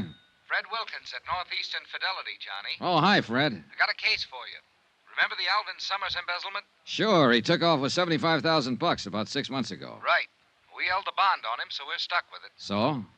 This morning, a guy called from a little town on the west coast of Mexico, Santo Tomas. It was a bad connection, but I gathered he had some information on Summers and wanted somebody to go down there and talk to him. I nominated you. Then he's expecting me, huh? What's his name? I don't know.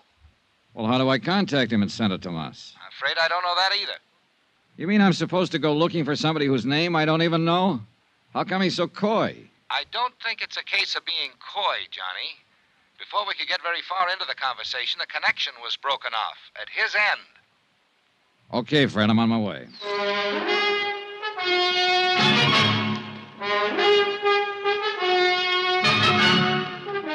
Tonight and every weekday night, Bob Bailey in the transcribed adventures of the man with the action-packed expense account, America's fabulous freelance insurance investigator. Yours truly, Johnny Dollar.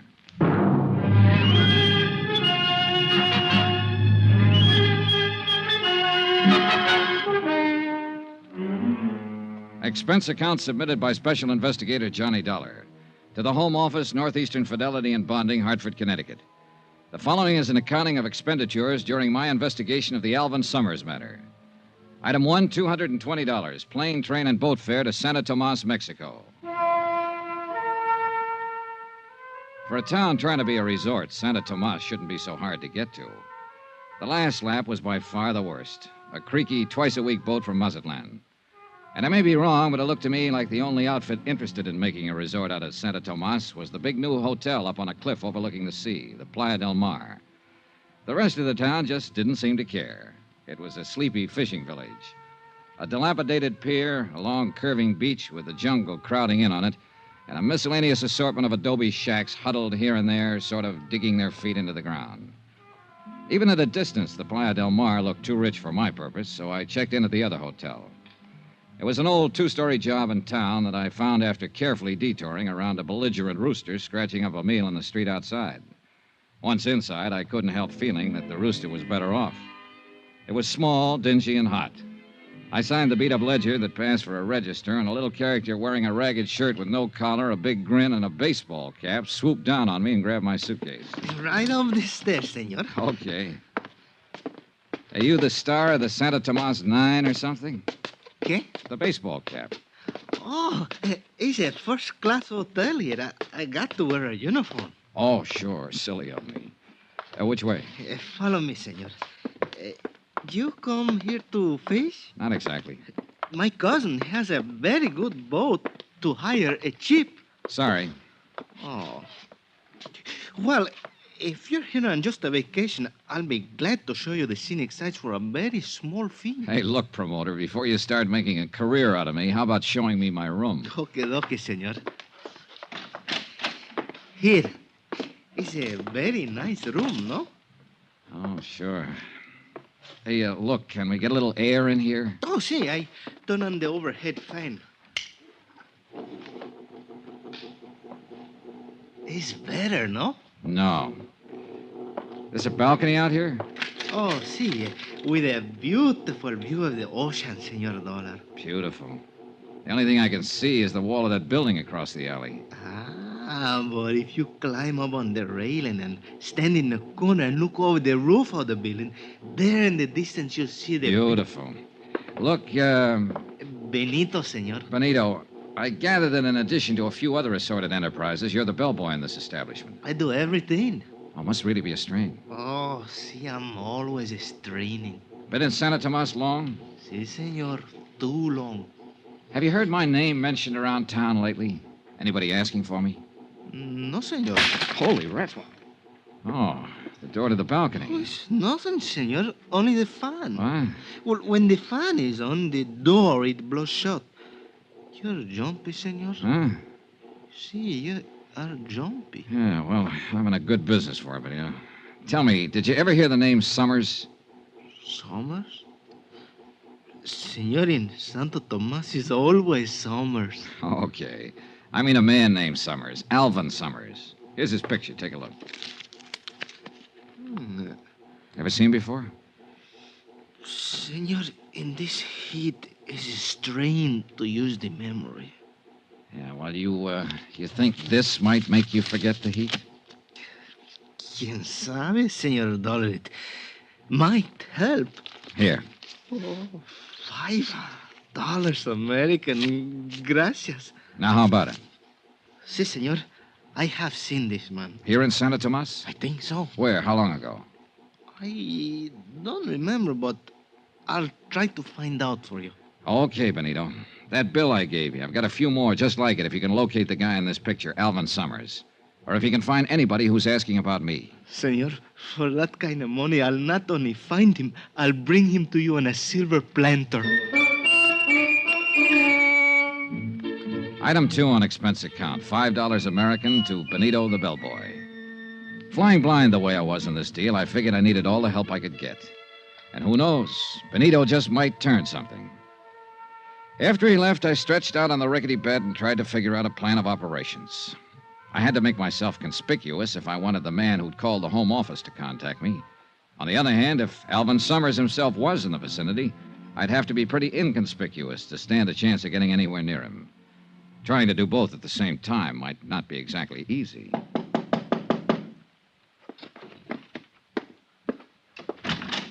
Yeah? Dollar? Well, yeah. Who are you? Carson's the name, E.K. Carson, and I'm sure glad I found you, friend. Hey, you the guy who telephoned and wanted to see me? I sure am. Well, my luck seems to be holding up pretty well. Not too well, I hope. Huh? Yes, sir. As soon as I saw you check in, I phoned the desk clerk to ask who you were. I says to him, he looks like an American to me. See, I'm in room Wait a 10 minute. downstairs. Desk clerk? I thought you meant that long-distance call. Well, the reason I hope your luck's not too good, friend, I'm sure hoping to get you into a little cribbage game. Cribbage? You play, don't you? No, I'm strictly the gin rummy type. Oh, I could teach you, friend. Wouldn't take a jiffy. Sorry, I thought you were somebody else. Oh, I sure wish I could get you into a little game, friend. Gets mighty lonesome making the rounds of these small towns. Are you in business here? No, I'm a traveling man. Regional sales manager for Hold Tight Zippers. Zippers? Down here? Sure thing. All a matter of education. As I often say, business is where you find it. Why, half the world is just waiting to be zipped up. Great thought, ain't it? Terrifying. Look, Mr. Carson, if you'll excuse What me... about that cribbage game, friend? Sorry, as I told Now, you, I'll bet if you just learned to play the game, you'd find out it was a whale of a lot of fun. I'll wait. Well, then, why don't we have us a good talk about business? Look, if you don't mind, I've got a few things to do around here, so... Sure, I know. To tell you the truth, I guess I'm just plain lonely. Daytimes aren't so bad when I'm out on the road, but nights I don't seem to be able to find anyone to talk to. Now that you're here... well, maybe we can have a drink sometime. Say, I'd sure like that. Then maybe we can get up a little game later. Well, maybe. I ushered E.K. Carson, the cribbage king, politely but firmly out of the door. I'd figured him for the man who wanted to talk about Alvin Summers, but all he apparently had on his mind was cribbage and zippers. I ambled on downstairs into the cantina next door. I cut my way through the smoke to the bar and looked around. A few tired-looking characters at the tables, and over in one corner, a little fellow bent over a guitar, eyes closed, in a world all his own. Then I saw the girl, 3 stools down the bar from me. But when I looked up again after a drink, she was only 1 stool away. Hi. Hi. Welcome to Santo Tomas. Thanks. Really something, isn't he? That guitar player. I saw you watching him. Oh. You know, those guys give me the creeps. They start playing, and all of a sudden they're gone. Real far away. I don't think he even knows there's anybody else in here. Lucky man, huh? Yeah. It's funny. A cheap, run-down bar like this. Nobody listening to him. Except us.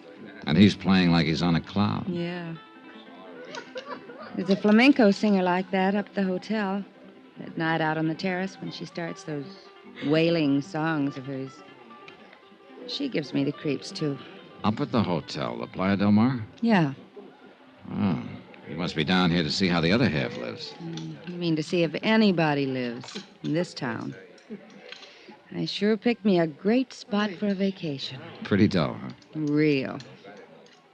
At least, it has been. Oh? Say, do you know that guy over there? The American at the corner table? Yeah, the muscle man. I sure don't. You, certain? Of course I am. Why? Well, he's been staring at us. Oh. Never saw him before, huh? Mm-mm. Of course, I've never been in here before. Maybe he's the bouncer. He sure looks like he could qualify. Well. Look, he's leaving. Yeah, I guess we made him self-conscious. I guess I'd better leave, too. Where to? Gloria. Johnny. Johnny. I think I'll go back up to the hotel and change. Then what? I don't know. There's a moon tonight. Got a date? Mm-hmm. Me? Mm-hmm. When? On the terrace. Half an hour. She left, and I sat there a drink or two, thinking her over and wondering what her angle was. I was pretty sure she was interested in me for more than my manly charms. And it occurred to me that it might not be too unpleasant finding out what was on her mind. Especially if it could help me locate an embezzler named Alvin Summers. I went up to my room to change. When I got there, I found I had company. Close the door. Well, my friend from the bar downstairs. I said close the door. Okay. Why the gun? Turn around. Face the wall. Okay. Hands against the wall. Hey, look, what are you... Shut up. Well, if you're looking for my gun, it's under my left arm. Thanks. Now turn around. So what's this all about? That's just what you're going to tell me. What's your name? Johnny Dollar. I'll bet. Cross my heart. We'll try again. What's your name? I told you, Johnny Dollar. You can think of a better one than that. Wise up, Buster. It sounds so phony, it's got to be legitimate. And speaking of names, what's yours? I'm asking the questions. You're answering. Okay, we'll play it your way. What are you doing down here, Dollar? Look, I'll make a deal with you. You tell me why you want to know, and maybe I'll be... Don't play games with me, Dollar. Next time you get more than the barrel of the gun.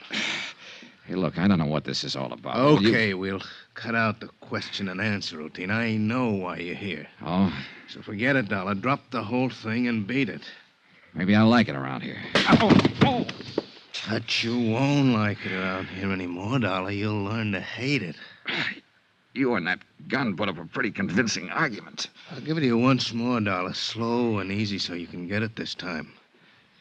Go on away. Don't ever come back. If you don't go now, you won't ever go.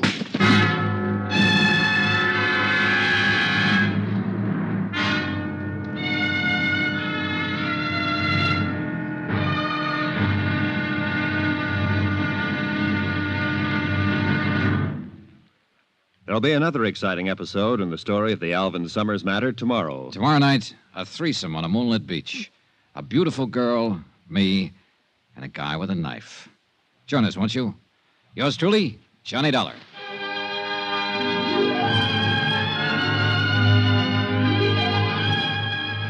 Yours truly, Johnny Dollar, starring Bob Bailey, is transcribed in Hollywood. Written by Robert Reif, it is produced and directed by Jack Johnstone. Be sure to join us tomorrow night, same time and station, for the next exciting episode of Yours truly, Johnny Dollar. Roy Rowan speaking.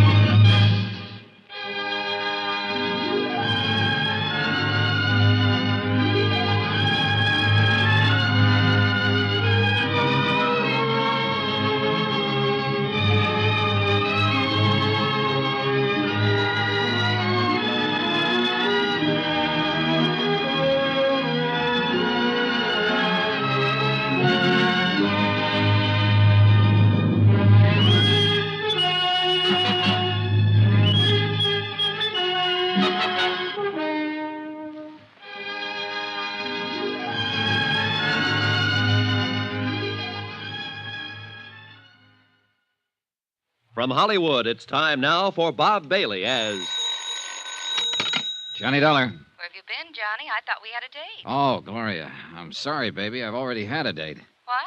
Remember the big gorilla at the corner table downstairs in the cantina? The one who kept staring at us? Sure. What about him? Well, he was waiting for me in my room just now. He didn't like the way I parted my hair, I guess, so he changed it with a gun barrel. Johnny, are you all right? Aside from a lump or two, sure. Sounds to me like you need a little nursing, Johnny. I always do. It's beautiful out on the terrace tonight.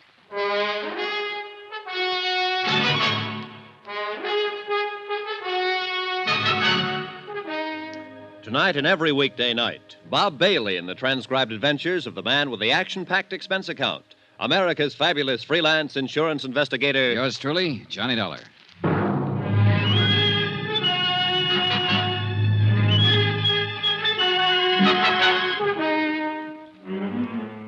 Santo Tomas, Mexico. Expense account submitted by Special Investigator Johnny Dollar. To the Home Office, Northeastern Fidelity and Bonding, Hartford, Connecticut. The following is an account of additional expenses during my investigation of the Alvin Summers embezzlement case.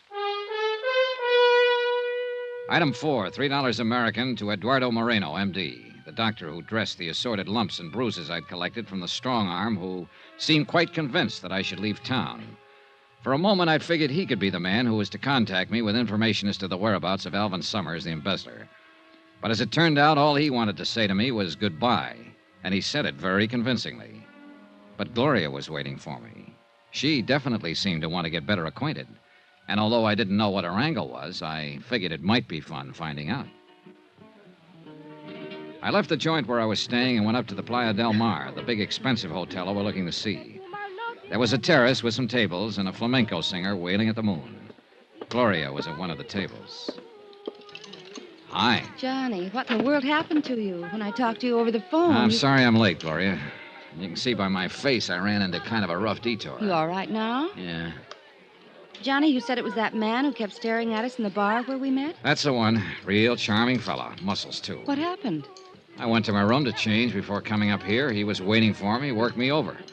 The general idea was I should leave Santa Tomas in a hurry. But why? I don't know, yet.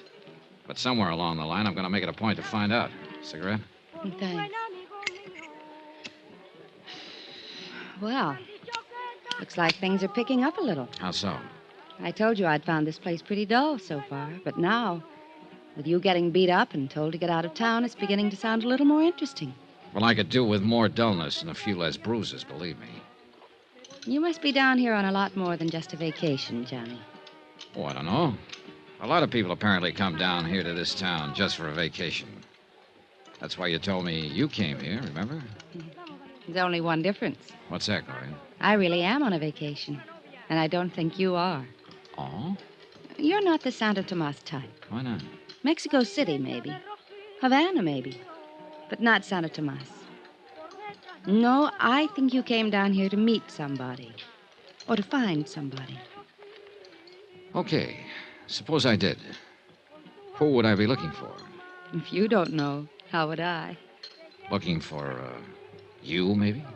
Oh, now that's the nicest thing that's been said to me all day. If you are, it's too bad I didn't know it sooner. Why? It would have made this town a little more bearable.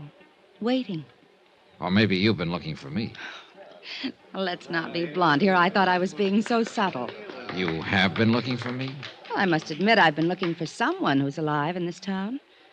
Of course, what I should say is that I've always been looking for you, that I... Okay. I guess that leaves me right where I started from. Skip it. So, we're just two happy people on a vacation. Yeah. Okay, Johnny. Okay. Hey, that music. That the flamenco singer you were telling me about? Mm-hmm. Sounds pretty weird, doesn't she? But I like it. You know something? Sounds even weirder from down below on the beach. Oh? Like to see for yourself? Yeah, I think I'd like to. Well, give me a minute. What's the matter? Speaking of people staring at you. That guy again? Where is he? No, it's a little man this time. Over at the end of the terrace, see him? Oh, that's Benito. Who? The bellboy at my hotel. Excuse me a minute. Be right back. Sure. Senor Dollar. Hiya, Benito. The desk clerk told me you'd come up here. What's on your mind?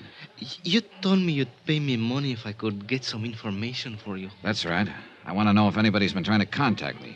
You turn up anything? Not about that, senor, but the picture you showed The one of Alvin Summers? See, I told you I thought I'd seen him here in Santo Tomas. Now I'm sure of it. Good boy. Tonight I talked to a friend of mine. I described Senor Summers to him.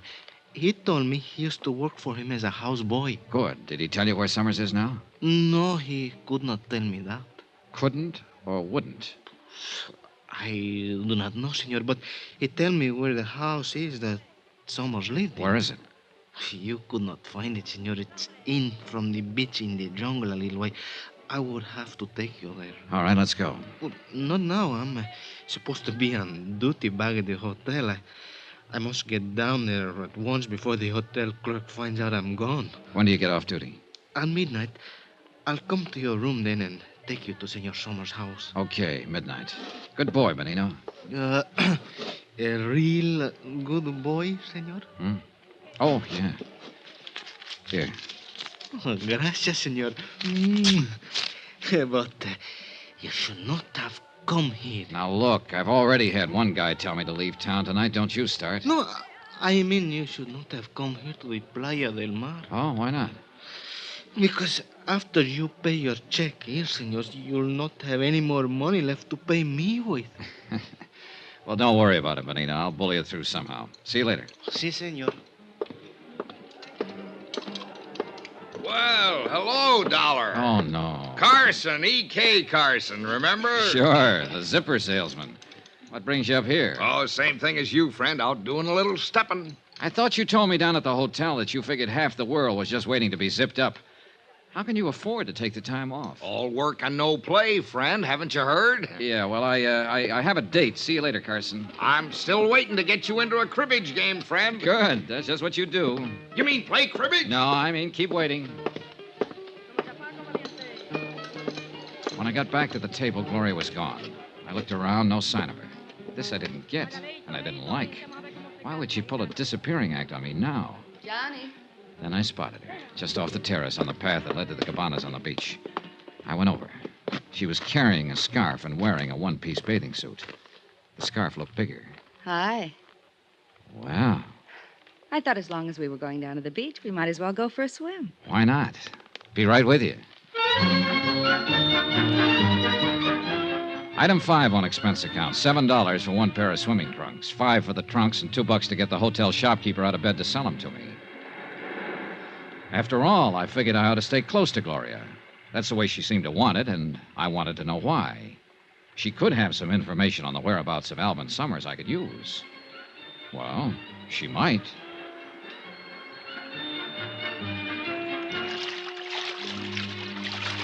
Oh, that was fun. Yeah.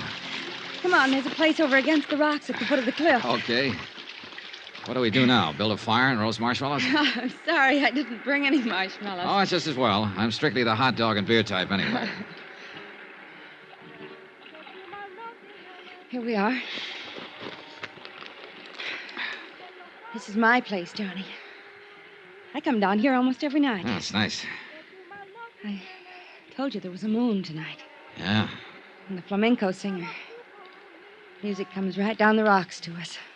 Doesn't she ever get tired? Doesn't seem to. What's she singing about? Do you know? Uh-huh. It's about a man in jail in a little town.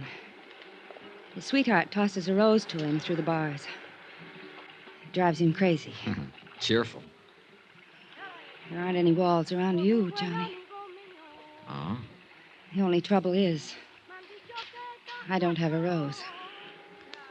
Well, who needs a rose? Johnny. Darling. Gloria, look, You were saying. You know something? I forgot what it was. Good. Let's keep it that way, darling. Hold it. So who's thinking of moving? Shh. What is it? They're in the moonlight coming along the beach. 2 men. Yeah. Take a good look at the one in front. Johnny, Yeah. it's the... The one who worked me over in my hotel room tonight. And it looks like he brought along a stooge with a machete. They're looking for you? Look, get around behind the rock here, then back up the path to the hotel. No, Quiet, Johnny. get going. I'm not going Look, to leave will you you. please? Johnny, please. Don't go out there. Now stay out of sight. They can't see us here in the shadows. Gloria, sooner or later, I got a little matter to settle with that big ape. It might as well be sooner. No, please. I don't want you to get hurt again, Johnny. I'm not going to leave you. Okay, come on. Let's shift around to the other side of this rock and keep it quiet. Can you see them? Keep your head down. Keep your eyes open. I saw them come down the path about half an hour ago. Maybe it's farther up the beach. Now, watch the water. It could be a swim. That was close. Too close. Yeah, Johnny, are you in some kind of trouble? not yet. You seem pretty concerned about me. I am. You sure that was why you didn't want me to tango with him? Of course. You don't know the guy, huh? I told you I didn't. Why? Oh, I was just wondering if maybe he was a friend of yours and didn't want me moving in on him. Johnny, you're talking crazy. I've never seen him in my life before today in the bar of your hotel. I told you I didn't want you to get hurt again. I mean it. Maybe this will prove it. Well, it's a pretty strong argument. Look, Gloria, I hate to, believe me, but I've got to leave. What? Must be almost midnight. So? So there's something I got to take care of. Oh, fine. I know, I'm sorry. Pretty strange vacation you're on, Johnny. Yeah. So, my timing was terrible. But I had to meet Benito, the bellboy, in my hotel room at midnight to find out more about Alvin Summers' whereabouts. I walked Gloria back up to her hotel and headed for mine. It was a couple of minutes after 12 when I got there. I walked into my room and started to reach for the light switch. Then I froze. The moonlight was streaming in through the louvered door to the balcony, and I could see a silhouette against it. Somebody was out on that balcony, crouching against the door. Slowly, carefully, I eased over to it, then suddenly jerked it open. Benito. And I knew I wasn't going to get any more information about Alvin Summers out of him. After all, you can't do much talking when your throat's been cut.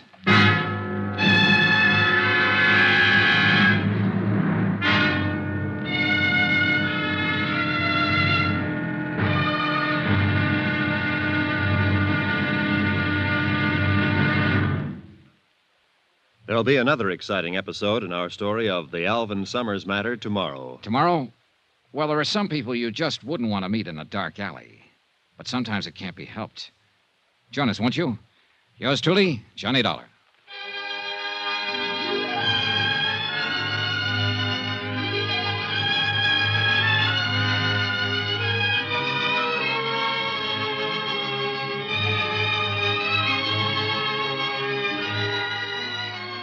Yours truly, Johnny Dollar, starring Bob Bailey, is transcribed in Hollywood. Written by Robert Reif, it is produced and directed by Jack Johnstone. Be sure to join us tomorrow night, same time and station, for the next exciting episode of Yours truly, Johnny Dollar. Roy Rowan speaking.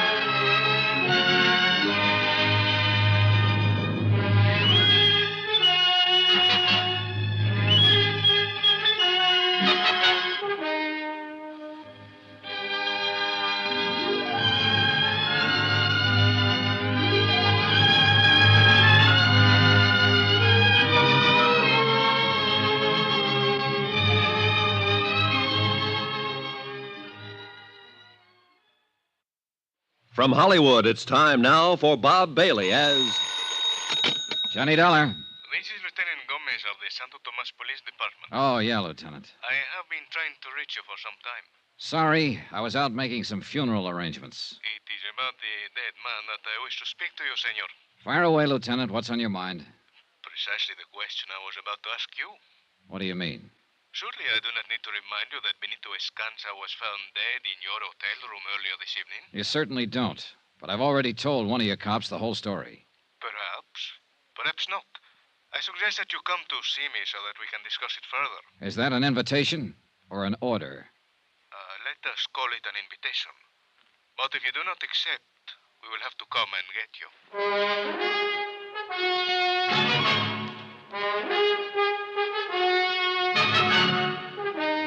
Tonight and every weekday night, Bob Bailey in the transcribed adventures of the man with the action-packed expense account, America's fabulous freelance insurance investigator. Yours truly, Johnny Dollar.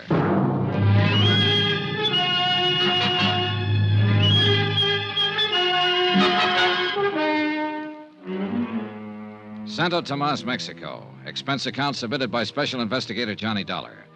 To the Home Office, Northeastern Fidelity and Bonding, Hartford, Connecticut.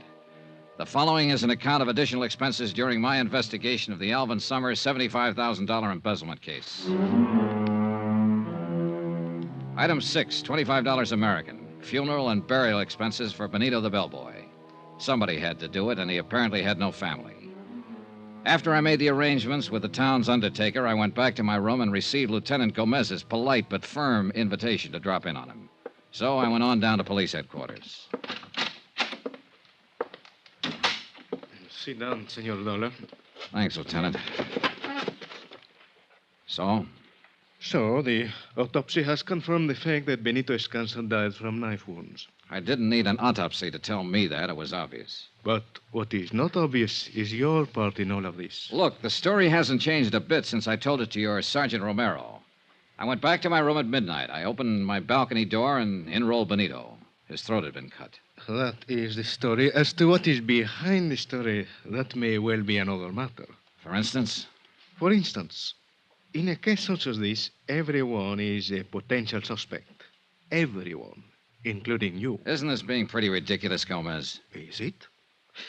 Then perhaps you would be kind enough to tell me if there was some legitimate reason Benito had his throat cut in your hotel room. Well, in the first place, if you're interested in alibis, I've got one. Indeed? Indeed. I was with a girl named Gloria Harris up at the Hotel Playa del Mar all evening. You can check that. Oh, you may be quite certain that I am checking on all your activities this evening, senor. In the second place, if you're interested in motives, I don't have one. No? Why would I want to kill Benito when I was hoping to get some information from him? Information of what sort, Senor Dollar? Oh, I guess I better start at the top, Lieutenant. Here's my card. You are an insurance investigator. That's right. About 6 months ago, a man named Alvin Summers up in the States embezzled $75,000 from the company he worked for. The outfit I'm representing in the deal wrote the bond on him, so they were stuck for the money. $75,000. A couple of days ago, they got a long-distance phone call from down here in Santo Tomas. The man who called claimed that he had information about Alvin Summers. That's why I came down here. Now, who was the man who telephoned? We don't know. I came on the chance that he might contact me here, or that I might get some kind of lead on Alvin Summers' whereabouts. And have you? No, on both counts. Benito said he knew about a place where Summers used to live. He was going to take me there tonight. But apparently somebody had other ideas, and a knife to back them up. I see. Nobody has tried to contact you? Oh, sure. Several people have, but always for the wrong reason. First, there was a man named Carson, a zipper salesman. He contacted me for the purpose of setting up a cribbage game. Cribbage? What is this cribbage? Oh, now, that's something I hope I never find out. Hmm? Then there was a strong arm who bounced me around with a gun barrel and suggested politely that I wanted to leave town. Oh? What did he look like? Well, he was heavy in the shoulders, thick neck, low forehead, short dark hair, scar over the bridge of his nose. Scar? That would be Senor Kraus. You know him? I know him by sight. Well, who is he? What's his pitch? That is something I do not know. Senor, you must understand that Santo Tomas is a rather strange town and a dangerous one. Come in. Hey, Lieutenant. Can't you see that I'm busy, Sergeant Romero? What is about Senor Dollar? Oh? Well, what is it? Well, I have talked to a Senorita Gloria Harris at the Hotel Playa del Mar. She said that Senor Dollar was with her throughout the evening. Very well, Romero. One thing more. We have just arrested a man, American tourista, Senor Carson. I will talk to him when I have time. Hey, wait a minute. That's the zipper salesman I was telling you about. Indeed? Yeah. Hey, look, maybe he ties into this deal after all. What's the charge? Romero? Is disturbing the peace. Oh, great. Just when I thought I had a lead. What's the matter? He got a few too many under his belt, maybe? Well, Romero? Here's the report. Senor Carson is outside. Gracias. That will be all. I will talk to the man. See you, Lieutenant. Senor Dollar, if you know this man, perhaps you had better come with me. Okay. Dollar! Say, I'm sure glad to see you. Hiya, Carson. What seems to be the trouble? Well, it wasn't as much as they made it, Dollar. A fella goes out stepping. Sometimes he, well, you know. He steps a little too far. Well, I was only having a little fun. Senor Carson, this report states that you are at the Hotel Playa del Mar this evening. That's right. But now, Lieutenant... It further states that you became increasingly noisy and that at one point, during a dance by an entertainer, you grabbed a serape from one of the musicians and attempted to join in the dance. Now, Lieutenant, maybe I was a little out of line, but Further, that when the dancer refused to dance with you, you chased her around the patio several times. Trying to sell her a zipper, maybe? Oh, no, Dollar, let up on a guy, will you? And that finally, when the musician attempted to get his serape away from you, you broke his guitar over his head. Say, when you get going, you're a real tiger, aren't you? Are these things true, Senor Carson? Well, I suppose the facts are correct, but they sound different somehow down here. I was just trying to have a little fun, you know. See, Sergeant Romero will conduct you to the magistrate. Romero! Well, Dollar, you're just going to stand there and not do anything? After all, we both live at the same hotel, and... And? Oh, you're a big help. What'll happen to him, Lieutenant? Oh, he will have to pay the damages, and there will be a fine. Which will probably go on his expense account. Lieutenant, you started to tell me about this Beetlebrow Kraus who put a few dents in me. I started to say that before the people from Mexico City built the new hotel, this town unfortunately used to be something of a haven for undesirable characters from the United States. Fugitives, huh? Some of them still remain. And although I know very little about Senor Kraus, it is probable that he is one of them. Could be. You say that he and Senor Carson are the only ones who have made any effort to contact you? Yeah, except for Gloria Harris, of course. I still haven't found out what's on her mind. Hmm? I mean, what else is on her mind. She says she's down here on a vacation. Indeed. In that case, it has certainly been a long vacation. What do you mean? She has been here for several months, to my knowledge. Well. Now, that's very interesting, Lieutenant. Thanks. Anything else you want to ask me about Benito? Not at the moment, but I suggest you remain available. You know where to find me. One moment, Senor Dollar. A word of warning. As I told you, this town can be a dangerous place. I would suggest that you be quite careful. Yeah. And one thing I wish to impress upon you. If you are at any time tempted during your investigation to take the law into your own hands, I assure you that you will regret it. Well, in that case, I hope you're around when and if I need you. Whether or not I am available, the warning still applies. Okay. Be seeing you. Johnny, Wow, Gloria. I thought you were tucked in for the night. I couldn't sleep, so I called your hotel. Oh? They told me that the bellboy had been murdered, that you were at the police station, so I came down here. Is there anything I can do? Not for Benito, I'm afraid. He was killed in your room? Yeah. You think he could have been killed by mistake? Mistake? You mean maybe I was supposed to be the target? Hey, it's a thought. Johnny, you're in trouble of some kind. I wish you'd tell me what it is. You're not just down here on a vacation. Speaking of vacations, Gloria, let's Johnny, what is it? keep looking straight ahead. There's somebody across the street in the shadows. He's tailing us. Can you see who it is? When he goes past that light, I'll be... Well, what do you know? My old friend Krause again. You mean the man who came to your room and was looking for you on the beach? That's the boy. Funny how he always seems to pop up when I'm with you. Johnny, I tell you, I don't know him. Doesn't matter right now. Come on. Turn into the alley here. Okay. Now keep going straight down this alley and out the other end. Go back to your hotel, and I'll call you there later. I may be a while. What are you going to do? Wait for him. No, Johnny. Look, Gloria, don't give me any argument this time. Get going.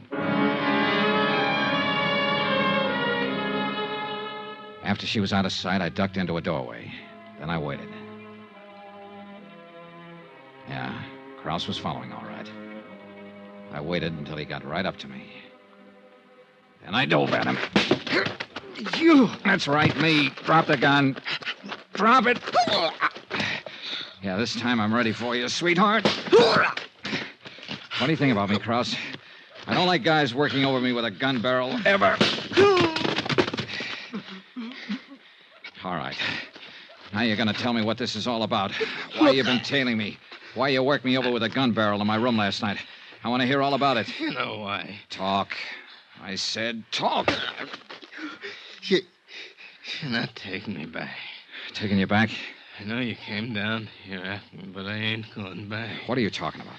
I know what happens to a three-time loser. Three-time?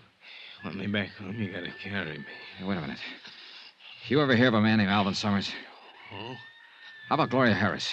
No. You sure about that, Krause? Look, don't. Look, I'm telling you the truth. Yeah, I guess you are. You're too punchy right now to give me a routine. Yeah, I think I get it. You're wanted in the States. You figured I was a cop and came down here to make a pinch. Brother, right now, I sure wish I was. You mean you... No, I'm no cop. Oh. Guess I made a mistake. You sure did, Buster. No hard feelings? Oh, no, not at all. I just love the feel of a gun barrel whipping across my face. Krause, I got a nice little piece of advice for you. Next time, you better find out what the score is before you jump into the ball game.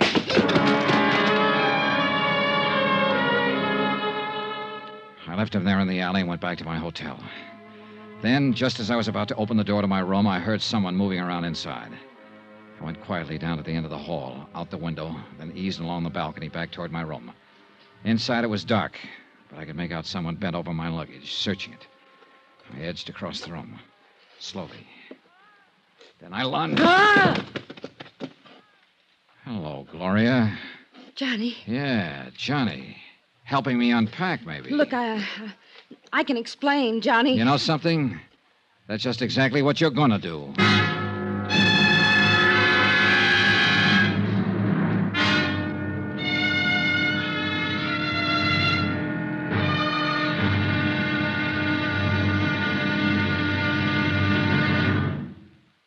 There'll be another exciting episode in our story of the Alvin Summers matter tomorrow. Tomorrow night, how to fall into a trap in one easy lesson. Join us, won't you? Yours truly, Johnny Dollar.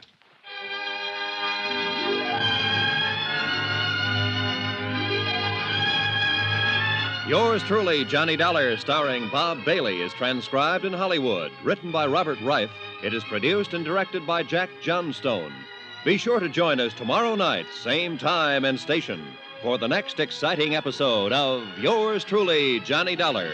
Roy Rowan speaking.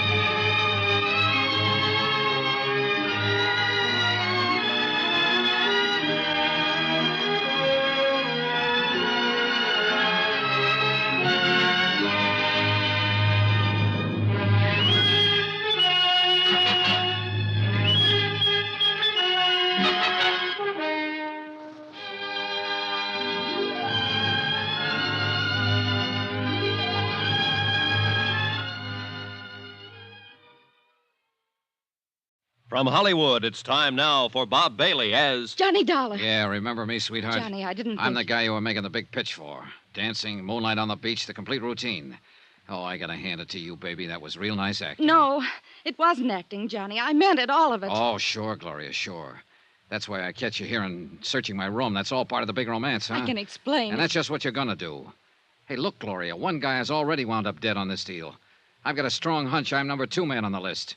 And this baby I do not want.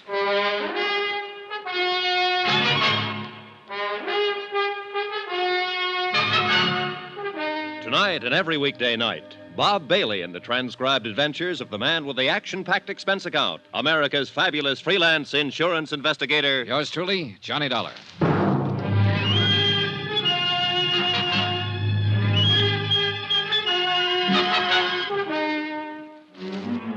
Santo Tomas, Mexico. Expense account submitted by Special Investigator Johnny Dollar. To the Home Office, Northeastern Fidelity and Bonding, Hartford, Connecticut. The following is an account of additional expenses during my investigation of the Alvin Summers embezzlement of $75,000. Item 9, $17.60, business entertainment for one Gloria Harris. Believe it or not, I wasn't going to put that item on the account because I figured it might just possibly be a private romance. But when I caught Gloria searching my hotel room, I knew she tied into the deal somehow. That she could give me information on Summers' whereabouts. Johnny, please. Oh, no, you're not leaving, Gloria, not yet. I'm not trying to get away. Oh, what's the use? You'd never believe me. Why should I? You lied to me. I lied to you once. Only once. When I told you I'm here on a vacation. I'm not. Surprise. The truth is I'm stranded down here. Stranded? Oh, sure. That's why you're staying at the Playa del Mar, the most expensive hotel in town. I don't mean no money. I mean no passport. Oh. It's true. You got a cigarette, Johnny? Yeah, here. Thanks. Yeah. I've been stuck in this ratty town for 4 months now. Just hoping every day that I could figure out some way or find somebody to help me get back to the States. How come you picked this town? Assuming I believe you.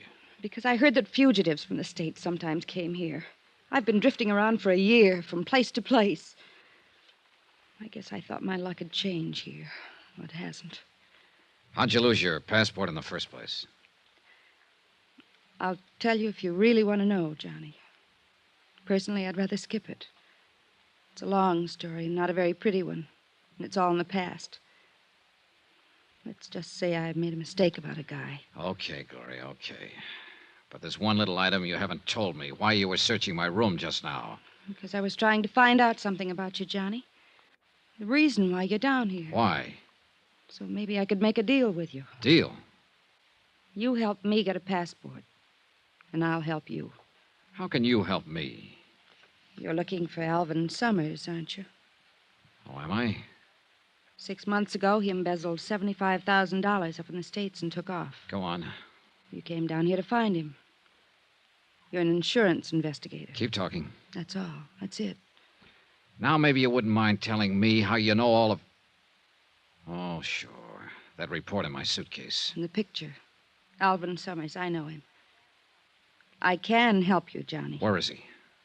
First, I've got to know if you'll help me. The passport? The passport. Well, what do you expect me to do about that? In your business, Johnny, you must meet a lot of people, all kinds. Maybe one of them has an extra passport or two for a price, maybe. All right, I'll see what I can do. That the best you can say? That's the best. Take it or leave it. All right, I'll take it. I haven't any choice. Now, about Alvin Summers. I'll take you there, to Summers' place. Where is it? Down the beach, about a mile below town. Then into the jungle a little way. How come you know where it is?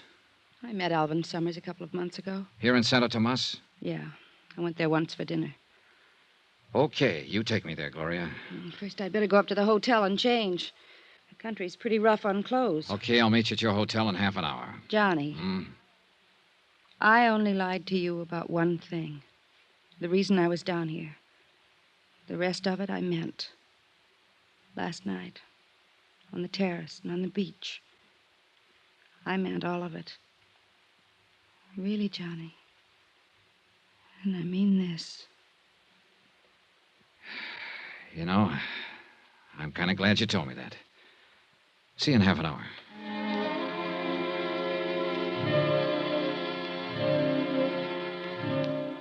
I stayed there a while after she left, going over the case in my mind.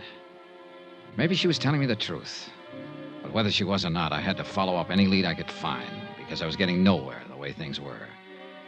Half an hour later, as I was starting out of my room to go pick her up, my phone rang. It was a long-distance call from the States. Fred Wilkins at Northeastern Fidelity, Johnny. Hi, Fred. Well, how's the fishing down there? Fishing? As a matter of fact, it hasn't been so good so far, Fred. That's too bad, but I'll bet the swimming is all right, huh?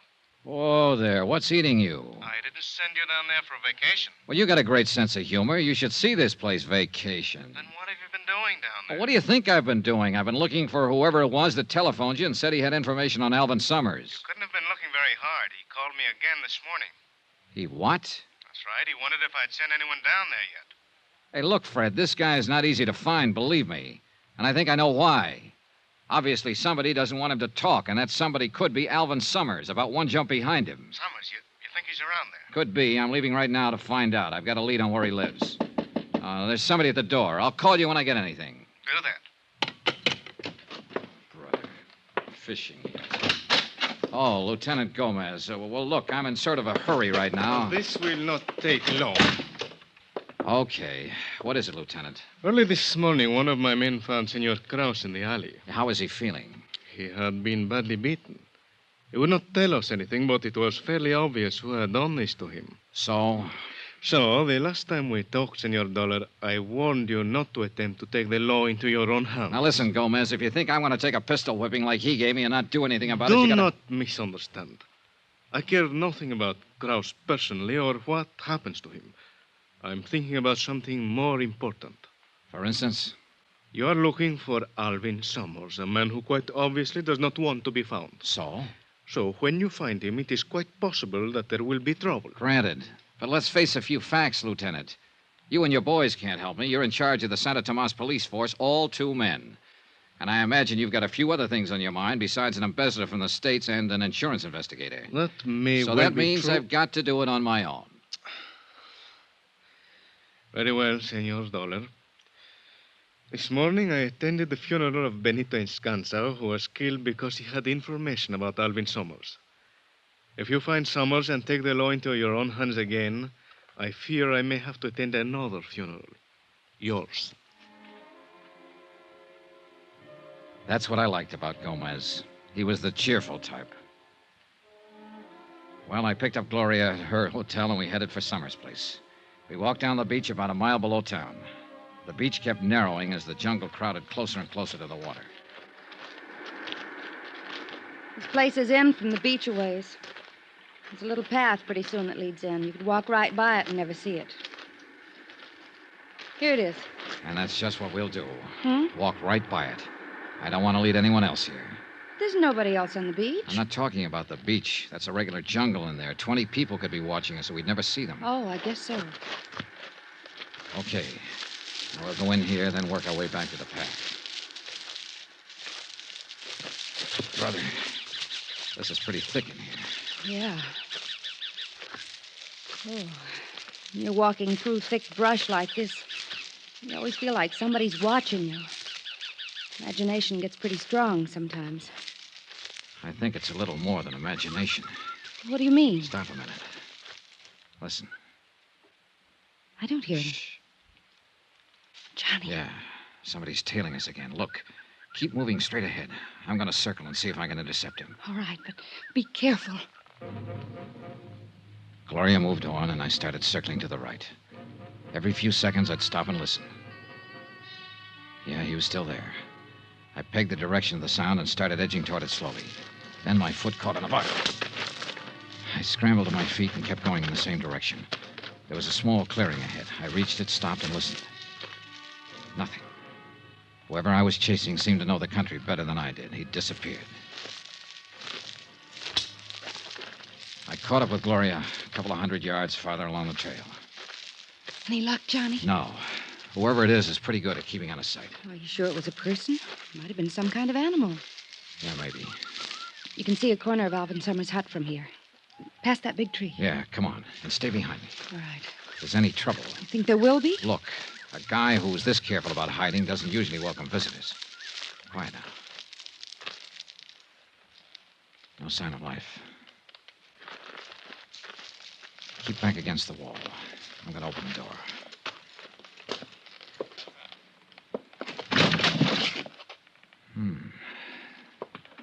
Okay, Gloria. Nobody home, huh? Nobody home. Well, he seems to have a pretty comfortable place here. You like to live in jungles.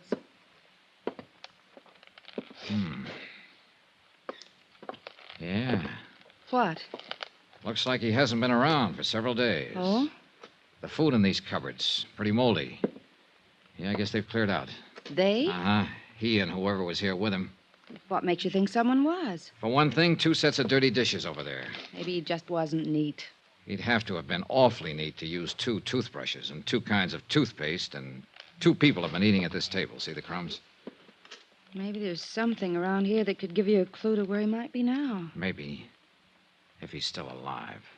What do you mean? You think he isn't? Oh, I don't know. But if somebody else was living here, too, it could mean he had a partner in this deal. And it's a funny thing about that kind of playmates. Sooner or later, they start quarreling about who's going to hold the marbles. $75,000 worth in this case. Johnny, if he is dead, that leaves you nowhere. Maybe not. Hey, listen. What? Yeah. Sounds like our shadow is somewhere outside. Keep talking, Gloria. Normal tone. I'm going out the back way and see if I can spot him. Why don't you look around the hut, Johnny?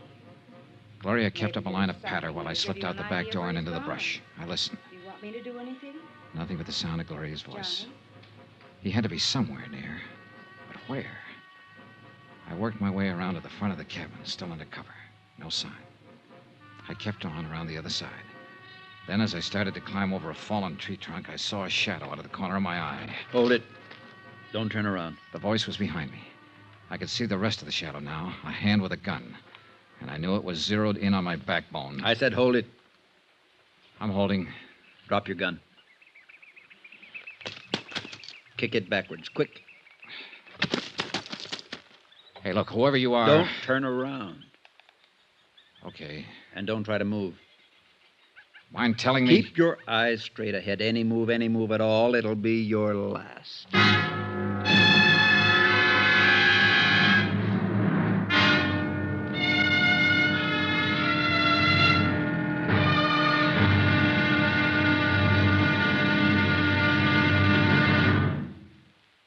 There'll be the final exciting episode in our story of the Alvin Summers matter tomorrow. Yes, tomorrow, how to find out what you've been looking for the hard way.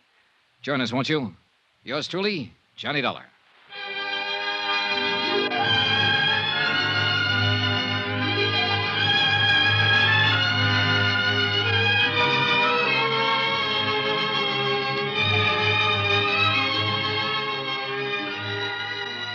Yours truly, Johnny Dollar, starring Bob Bailey, is transcribed in Hollywood. Written by Robert Reif, it is produced and directed by Jack Johnstone. Be sure to join us tomorrow night, same time and station, for the next exciting episode of Yours truly, Johnny Dollar. Roy Rowan speaking.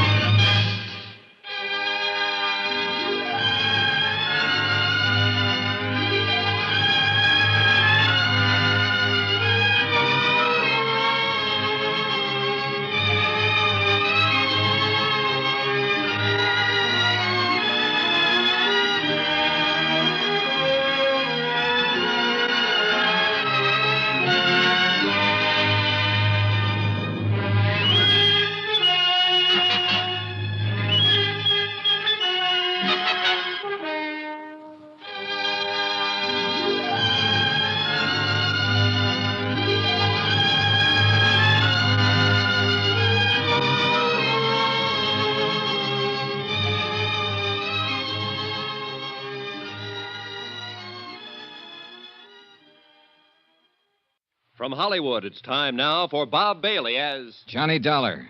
I told you, that's my name. What do you want, an affidavit? I've got to be sure. Look, you've got me out here in the middle of the jungle with a gun in my back. Don't turn around. And I can't even see you. You think I'd be kidding you at a time like this? Any move at all, and it'll be your last.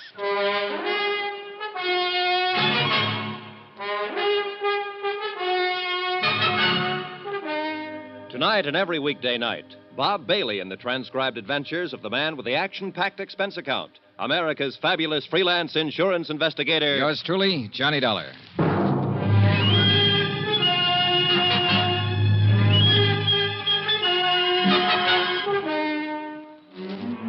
Santo Tomas, Mexico. Expense account submitted by Special Investigator Johnny Dollar. To the Home Office, Northeastern Fidelity and Bonding, Hartford, Connecticut. The following is an account of additional expenses during my investigation of the Alvin Summers embezzlement of $75,000.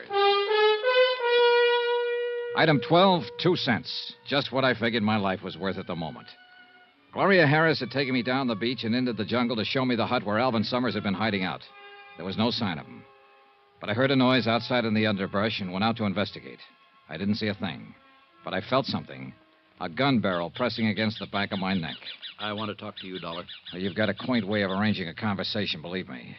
I could do better if you'd take away that gun. Johnny? Don't answer. Who's answering? Johnny? Wait. Well? Be in your hotel room in exactly 1 hour. Look, what's this all about? You're looking for Alvin Summers, aren't you? Oh, am I? Johnny, where are you? I've got some information about him for you. Let's have it now. Not now. I've got to talk to you alone. Be in your hotel room in town in an hour, understand? Look. Do as I say and be sure you're alone. Alone. Okay. Now, just keep looking straight ahead. Don't turn around and don't tell anyone about this. Anyone. Understand? You make it pretty clear. I'll be watching you, Dollar. You won't see me, but I'll see you. I can believe it, mister. Johnny, please. Johnny, where... Oh, here you are. Yeah, here I am. Why didn't you answer me? I came out here looking for a guy, remember? How am I going to find him if I start shouting at you? But I got worried when you didn't come back to the hut. Yeah. That noise you heard outside, did you see anything? No, I didn't see a thing. Johnny, didn't you find anything to give you a lead on where Summers might be? I don't know. But you said if I helped you find him, you'd see what you could do about getting me a passport back to the States. Yeah, sure. Come on, let's get out of here. That suits me fine. This place gives me the creeps, all these trees and vines. Broad daylight, but you can't see a thing. I know. My imagination's still working overtime. I've got that feeling we're being watched again. Funny, isn't it? Yeah, real funny. We kept on toward the beach. Gloria was fidgeting because she thought somebody was watching us. I was fidgeting because I knew somebody was. And I had a strong hunch he was the man whose long-distance phone call to the States brought me down to Mexico in the first place. We got back to the beach. I took Gloria up to her hotel and went down to mine in town. As I crossed the lobby toward the stairway to the second floor, out popped a familiar face. Hello, friend. Oh, Carson. Lieutenant Gomez let you out of jail, huh? Oh, now let's get one thing straight, friend. I never was actually in jail. Well, you're lucky. I've seen the jail. Huh? Oh, well, I just had to pay a fine, and that judge they got in this burg read me the riot act, but then they let me go. Well, good. So now it's back to selling zippers, huh? Sure is, and I'm behind schedule, too. Checking out right now, as a matter of fact. A lot of territory to cover. Like I always say, half the world's waiting to get zipped up. Yeah, you told me. I did? Say, Dollar, I'd like you to do me a favor. Oh? That little trouble I got into last night up at the Playa del Mar Hotel, I'd sure appreciate it if you'd keep quiet about it when you get back to the States. You mean you don't want anybody to know you got plastered, grabbed a serape, and did the fandango? Now, Dollar. Broke a guitar over the musician's head? Now, can't we just forget about Believe me, that? I had until you reminded me. Now, Carson, I'm reasonably sure we don't know the same people and won't be seeing each other again. I'd say the secret of your lurid past was pretty safe. Well, I sure hope so, friend. But about not seeing each other in the States, I was planning on looking you up. Goody. Yes, sir, I got a deal for you. Sorry, but I have all the zippers I can use at the moment. No, that's not what I mean, friend. I've been trying to get you into a cribbage game, remember? How can I forget? Well, instead, I'm going to look you up in the States and let you teach me to play gin rummy. How could I be so lucky? Oh, sorry. I think that's my phone. So long, Carson. I'll sure look you up back in the good old USA, friend.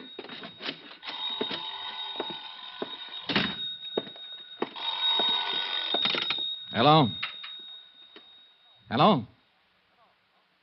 Hello? Keep your hands on the table. What? Oh, my shadow again. Anybody follow you? Not that I know of. You're early. I know. And I searched your room. That's become an old Santo Tomas custom. To make sure you really were Johnny Dollar. So now you know. What about it? You can turn around. Oh, no. Maybe you'll tell me what... Wait a minute. A decent shave, and you'd match that photo I have in my suitcase. Alvin Summers. Yeah. I'm Alvin Summers. I don't get it. I had you figured for the man who made that long-distance call to the States that tipped me off to come down here. You're right about that, too. You put the finger on yourself? If you want to call it that. Well, what happened? Your deal go sour on you, maybe? Yeah. Yeah, okay, sit down. Take it easy. Tell me about it. I'll turn on the overhead fan. Pretty stuffy in here.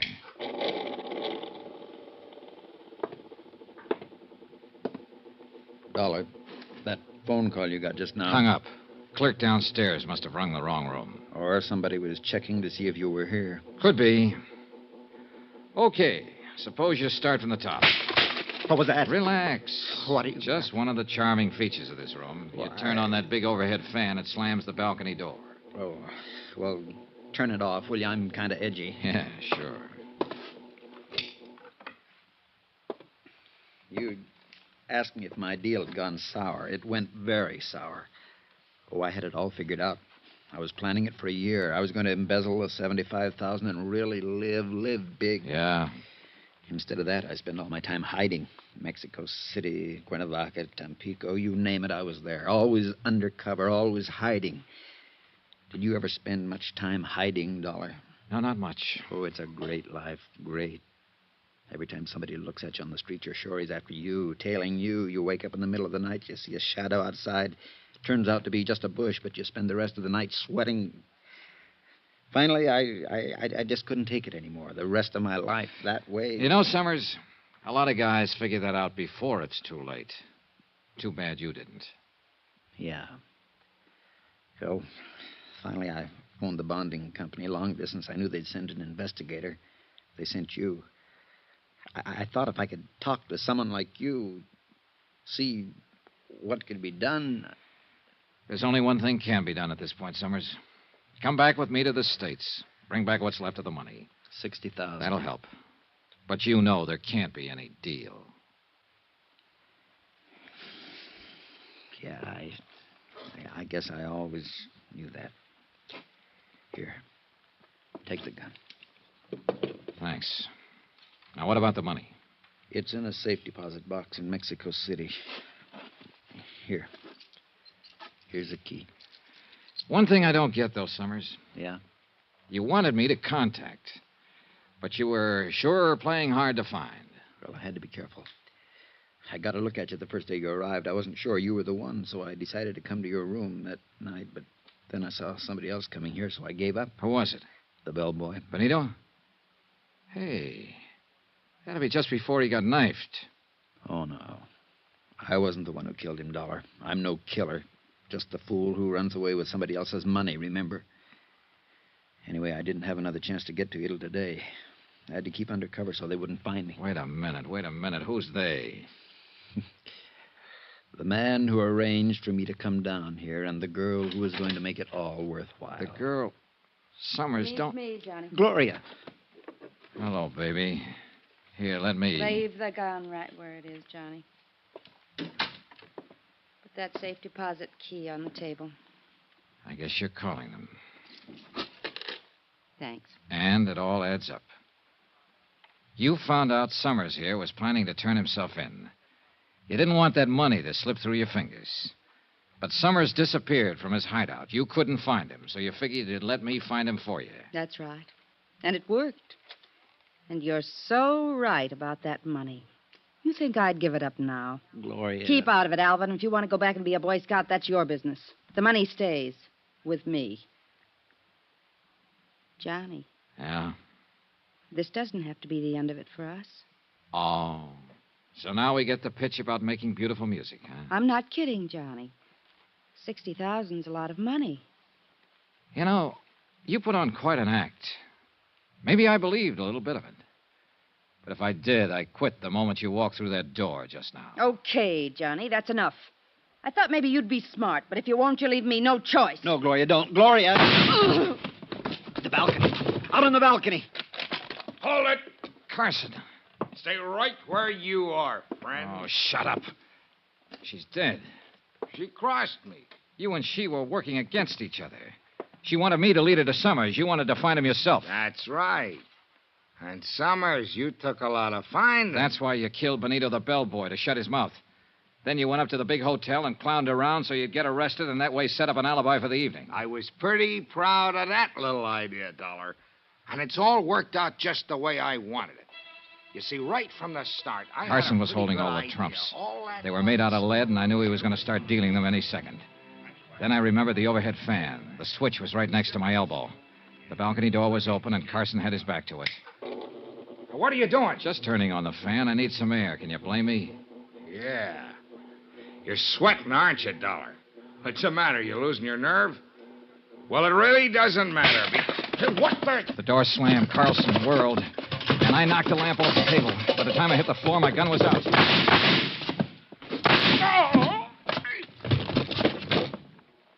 I picked up the lamp and lit it again. Summers was crouched in a corner. Across the room, sitting on the floor, was Carson, staring stupidly down at the red bullet hole in his side. I picked his gun up off the floor. Dollar! Summers, call the police station. Lieutenant Gomez. Yeah, all right. Help me, Dollar. It hurts. Yeah, it hurts. But not as much as it hurt Benito and Gloria. You finally got me into a game, didn't you, friend? And you lost. Expense account item 13. Double the amount of item 1. $440. Transportation back to the States for Alvin Summers and me. And you know, I turned him over to the authorities as soon as we got back. That's the way he wanted it. Gloria? Well, once in a while I get to wondering if she really meant some of the things she told me. Not that it matters. Conclusion of report. Expense account total $923. Yours truly, Johnny Dollar.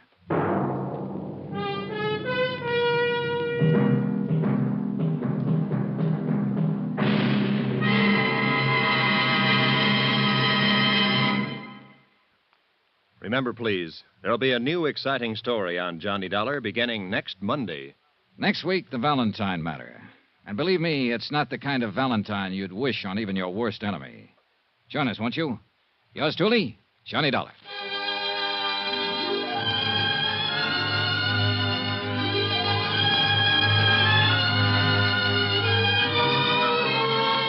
Yours truly, Johnny Dollar, starring Bob Bailey, is transcribed in Hollywood. Written by Robert Reif.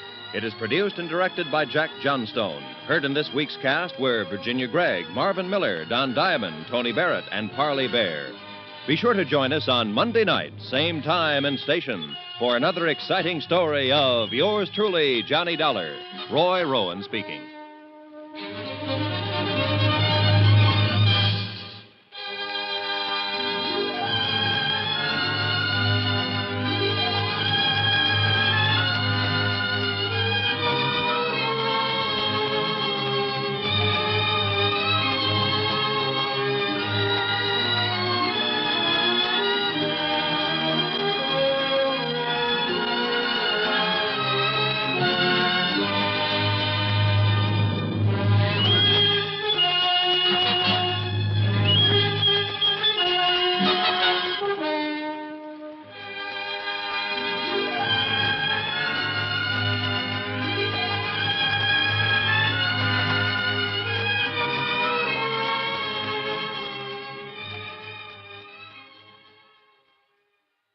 From Hollywood, it's time now for... Johnny Dollar. Roy Vickers, New Britain Mutual, Johnny. Hi, Roy. How'd you like to try some Creole cooking? Okay, what's up? One of the bellhops at the St. Agnes Hotel in New Orleans had quite a time last night. He opened the safe and walked out with $7,500 in cash and a diamond necklace worth a cool $25,000. So help me, Roy. I didn't know bellhops had so much fun. That isn't all. He also stole a station wagon belonging to the hotel manager, not to mention the manager's wife. What do you want back? Mainly that necklace. It's the property of one of our clients. She was stopping at the St. Agnes and had it stowed in the hotel safe. Any line on the bellhop? Not a trace so far. The wife? Don't be funny. Can you hop a plane down there and see what's happened for us? Sure, Roy.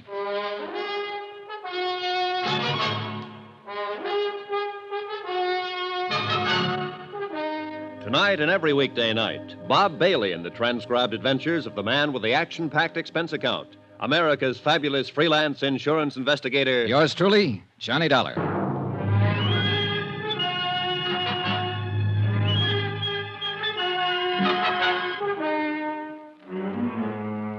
Expense account submitted by Special Investigator Johnny Dollar to the New Britain Mutual Insurance Company, Hartford, Connecticut. The following is an accounting of expenditures during my investigation of the Valentine matter. Expense account item 1, $175 and no cents. Airfare and the incidental costs it takes to get from Hartford to New Orleans. Once there, I was more than surprised to discover the police had wound up the whole case. The prodigal bellhop, along with the $7,500 in cash, the diamond necklace, the station wagon, even the manager's wife, had all been recovered. Everything and everyone tearful, but intact. I reported this development to all parties concerned, phoned the airport for a reservation back to Hartford, which they said would be the following afternoon, and then looked around for something to do. I found a spot on Burgundy Street that seemed to be less crowded than the others and settled down for the evening. That's where it happened. He was sitting alone, tall, gray-haired, rugged. A face full of some 50-odd years, I guessed, and full of some other things no one could guess. It was 3 drinks at the bar before I made out who he was, who he had been. A man who was once big, in a way that only Prohibition made them big. This seat taken? No. Mind if I sit down, Mr. Valentine? Well, you can't be that old. How old? Old enough to recognize me. Recognize you from your picture. A long time ago. Time. I guess I could tell you more about that than anybody. You a cop? No, I'm an insurance investigator. You were a cop once? Once. Can I buy you a drink, Mr. Valentine? Damn's enough. Sure. You're doing better than the boys in the force. I've been living in New Orleans for 3 months now. Nobody's called on me. Any reason why they should? No. No, there isn't. But then no one's ever figured out a way to stop a policeman from making a visit when he wants to. That's true. That's a funny thing. There's a lot of policemen I've liked in my day. Visiting policemen. That is, on certain days. You're too young to remember much about it, Dollar, but a long time ago, a bunch of old women made a law called the Volstead Act. Sure. Prohibition. Everybody heard about it. Including the old women who passed the law. You see, this law was supposed to be for the other guy, not for them. Anyhow, a lot of people started bottling up violations of this Volstead Act. You tired? No, not a bit, Dan. Well, it got me a lot of money and a lot of trouble. 13 years for income tax evasion, finally. Ended just 3 months ago when I came here to live happily ever after. Funny. No. New Orleans is a nice, quiet place to live. Better still, no one's bothering you. That's the way I want to keep it. And they can pass 1,000 stupid laws, and I'm not going to fall for any of them. Everything the book says, everything in order. How's that sound? Pretty good. Do you believe it? Yes, I do. Then I've got my point over. I'm flattered that you recognize me, Dollar. I paid back 10 days for every one I took. Now, all I ask is that you don't ask the police to bother me. Okay. As far as I'm concerned, Dan, you didn't even have the dinner I'm about to buy for you. Dollar, it's nice to come out of prison and be recognized by a nice guy. Where'll we go, Jimmy Moran's? That's where we went, and it was a swell dinner. Only Dan Valentine didn't eat much of it. He tried to smile and crack wise, but there was a sadness about him that stood in the way. I wanted to ask him more questions about those days back when, but I didn't. We dropped into a couple of other places. The Absinthe House, Joe Glorioso's. We listened to some jazz and drank Sazeracs and walked along Canal Street. Finally, we shook hands and said goodnight. Expense account item 2, $26.26. Hotel, board, and miscellaneous. The next morning, I packed my bags, checked out of my hotel, and was about to take a limousine out to Mobile Airport. Oh, Mr. Dollar? Yeah. A message for you. Oh, thanks. It was from a police officer on the New Orleans force, an Inspector DeBaca. Could I drop by before I left town? I went right over and met DeBaca, a tall, lean, gray-haired man with 30 years' service who kind of puzzled me at first. Thanks for coming by, Dollar. Sure. Sit down. What's up? The bellhop take back his confession on that necklace theft? No. This is something else, Dollar. Dan Valentine. Oh. You met him about 6:30 last night. You had 2 drinks with him, and you went over to Moran's and had dinner. You went to 2 other places. You left him at 11:30. Yeah, I also brushed my teeth when I got back to the hotel, but I bet you can't tell me what color my Now, pajamas take it easy. Just take it easy. Maybe I'm saying this bad. He doesn't know it, but we've been keeping an eye on Danny ever since he showed up in New Orleans. Just so happened you were with him last night, and you did business with us here yesterday afternoon. So?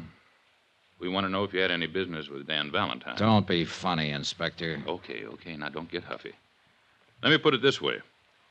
Dan came to New Orleans 3 months ago, bought a house out in Jefferson Parish. He hired a housekeeper, bought himself a little car, took up fishing every afternoon or just walking. Nothing wrong with that? No, of course there isn't. We liked it fine. The boys in the car drive by now and then to look at him. Just look. No questions, no knocking on the door. When we see Danny in town, we turn the other way. Just look, you see? Sure. Now, he doesn't have any visitors. No old pals from Chicago or New York or Detroit come to see him. He lives alone. And he likes it. That's what he told me. You're his first visitor. Now, I just wondered. You wondered wrong, DeBaca. Okay. I had to ask about it. You know how it is. Yeah. Excuse me. Yeah? Okay. Right on cue. Your pal just stopped a couple of bullets. Huh? Danny Valentine. Come on. According to the uniformed officer who had put in the call, a newspaper boy had found Valentine lying on the sidewalk and roused the neighborhood. One of the residents had carried him inside. The ambulance crew stood by the bed as we came in.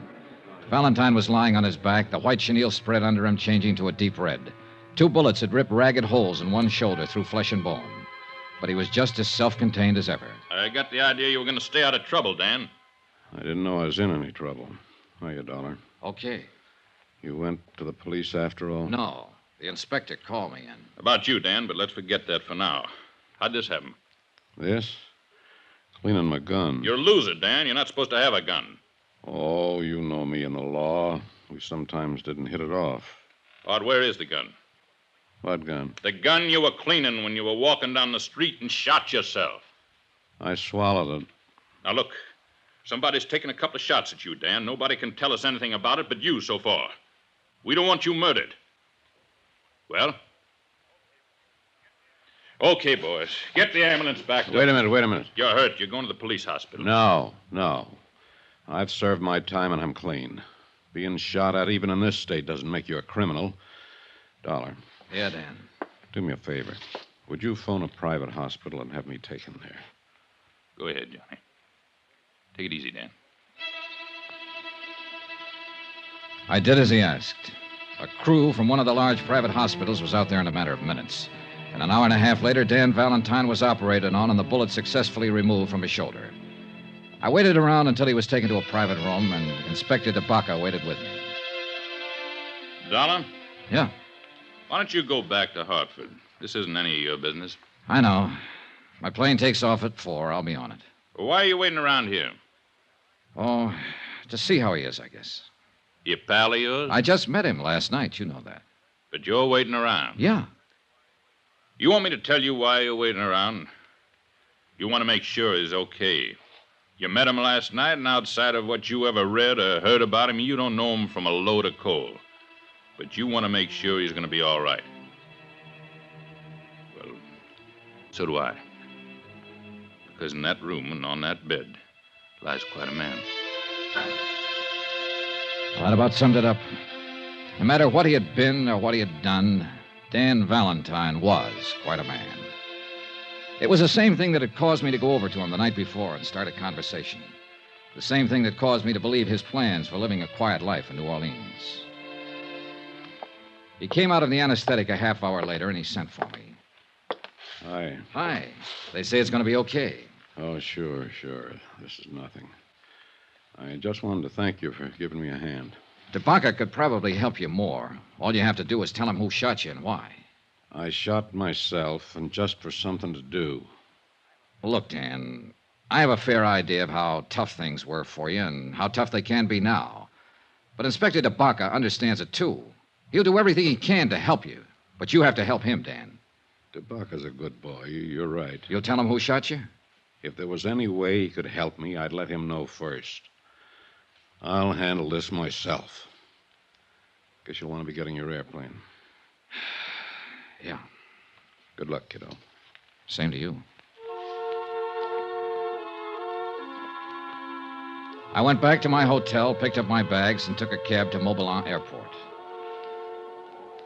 My plane had developed engine trouble, and there was going to be a 5-hour delay. I killed time at the bar and in the restaurant and just standing around looking at the field at night. By that time, the newspapers carried the story of the attempt on Dan Valentine's life. It was as skimpy as the story Dan had told himself, and it troubled me. Mr. Dollar. Yeah? Long distance call for you from Hartford. You can take it right in there. Oh, thanks.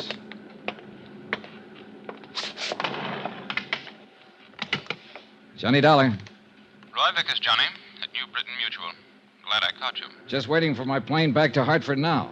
This story about Dan Valentine's in all the papers up here. Have you read it? Yeah, I was in on it, in a way. Somebody shot at him today. He won't tell who. Says he'll handle it himself. Can you find out, Johnny? I don't know. Why? We carry a $50,000 policy on him. Somebody's trying to kill him. We'd like to know all about it. You mean I can stay here and work on this? Yes. Okay, Roy.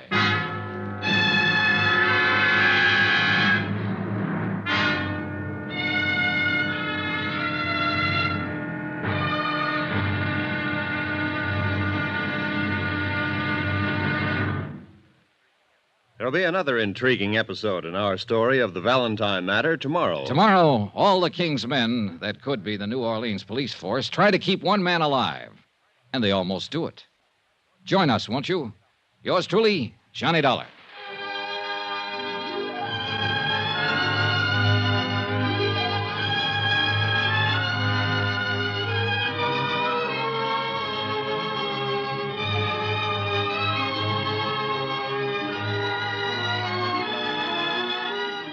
Yours truly, Johnny Dollar, is transcribed in Hollywood.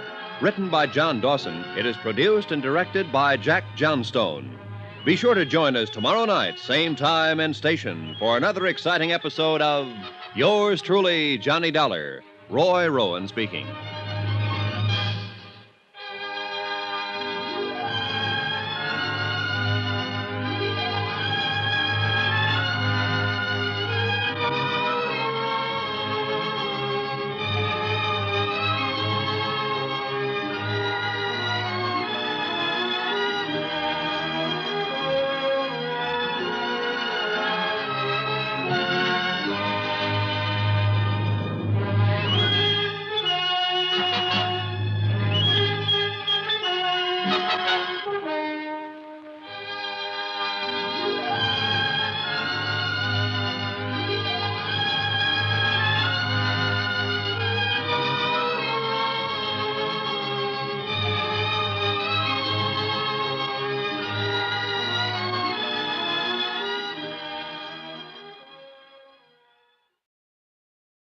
From Hollywood, it's time now for Johnny Dollar. This is Charlie DeBaca down at headquarters. You left a call for me? That's right, Inspector. Thought you went back to Hartford. What now? The company I represent happens to hold an insurance policy on Dan Valentine. They asked me to stay here in New Orleans and look into this attempt on his life. How'd they hear about it so fast? Well, it was in all the papers and on the wire services. Valentine's always been news, ever since Prohibition. Yeah, a guy like him would be. Well, you know as much as I do, Dollar. No leads yet. He's still quiet about the whole thing? Just like a mouse who won't open up, except to say he'll take care of it himself. Maybe it'll help matters when he finds out the insurance company's interested. You know something? What? I don't think me, you, the whole force, the insurance company, or anybody else can keep that bird alive unless he helps us.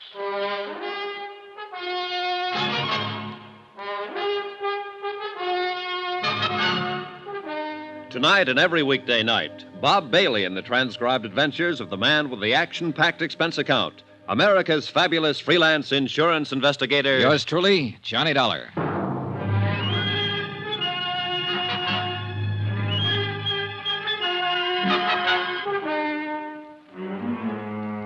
Expense account, submitted by Special Investigator Johnny Dollar to the New Britain Mutual Insurance Company, Hartford, Connecticut.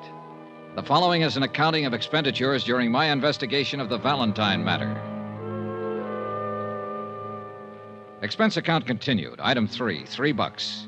One telegram to Roy Vickers in Hartford requesting a copy of the policy contracts between New Britain Mutual and Dan Valentine, plus the name and location of the beneficiary and any other data on the case. After that, I walked over to the police station and looked up Inspector DeBacca.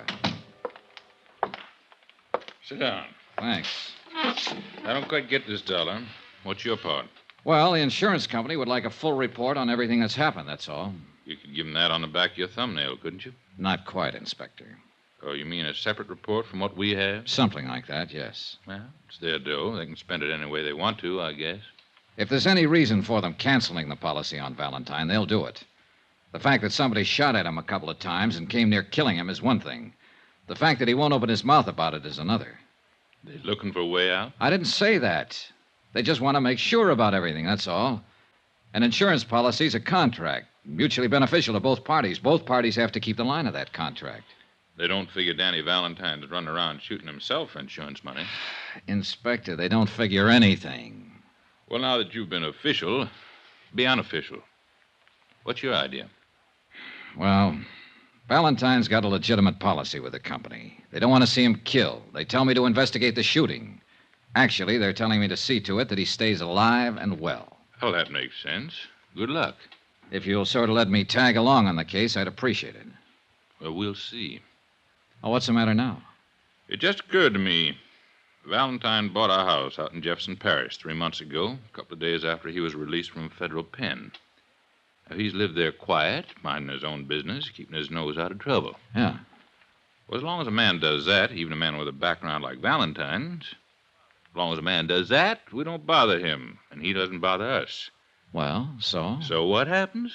Yesterday, you meet him and have a couple of drinks with him. Hello and goodbye. Boom, boom. He gets shot twice. By somebody, somewhere. You a bad news boy? Now, that's as wild as you can get. We had nothing together except the drinks. You sure? I'm sure. Well, I'm thinking about it just the same. Here. Be back in a minute.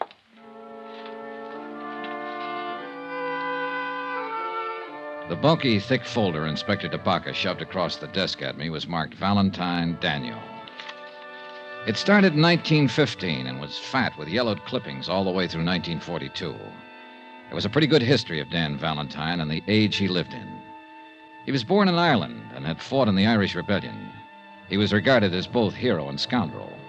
For his own good, he came to America. Somehow, he started out in the wholesale drug business. And understandably, it was an easy step to making prohibition alcohol, and an even easier step to make prison on an income tax evasion charge. The folder mentioned a wife and a daughter who seemed to have successfully avoided most of the newspaper headlines that had involved Dan Valentine. There was one picture of Mrs. Valentine taken in 1928. That's about as far as I got when DeBacca came back into the room, not alone. Interesting stuff? Very, Inspector, very. Well, here's something more interesting. My men have been covering the neighborhood where the shooting happened yesterday afternoon. This man's a witness. This is Mr. Dollar. He's an insurance investigator. It's Willie Blakely. Oh, how do you do, sir? Hope you can help us, Willie. Well, I can try, I really didn't see too much. You see, I was on my milk truck, and I saw this fella, this big fella, walking down the street. What's his name? Dan Valentine. Yes, sir. Well, he was just walking, like for an early morning walk, and then I saw this car come around the corner, and there were a couple of men in it. What kind of car? I think it was a Buick sedan. I'm not sure. It was a black car. You happen to get the license number? No. All right, go on. Well, sir, this Mr. Valentine, he looked up when he saw it coming, and he stopped. You know, kind of funny. No, I don't know. Tell me. Well, you know, like he was surprised. Do you think he was surprised at who was in the car? Yes, sir, that's it. He sort of smiled. Not a hello kind of a smile, Sort of a sad smile. Didn't wave, just stood there. I couldn't see the men in the car by then, so I don't know how they were looking at him. Did you see them as they rounded the corner? Yeah, just a couple of fellas, dark coats and hats. Would you know them if you saw them again? I don't think so, Captain. Okay. 2 men. Yes, sir. So this Mr. Valentine stopped and looked at him and given this kind of smile. He recognized them, you think? Oh, yeah. And then I heard a noise, something like whack, whack. And Mr. Valentine fell down, and the car drove off. Did Valentine go for a gun? No, sir. What did you do then? Well, I got out of there. Why? I didn't know what was happening. I didn't want to get hurt. You didn't even try to help him? No, sir. I was scared. I didn't know what that whack, whack was, sir. It took you all this time to tell us about it. Sorry, Captain. Dollar. Yeah. You got something to worry about. Hmm? That noise he was talking about didn't sound like regular gunshots, or he would have said so. Silencer. What else?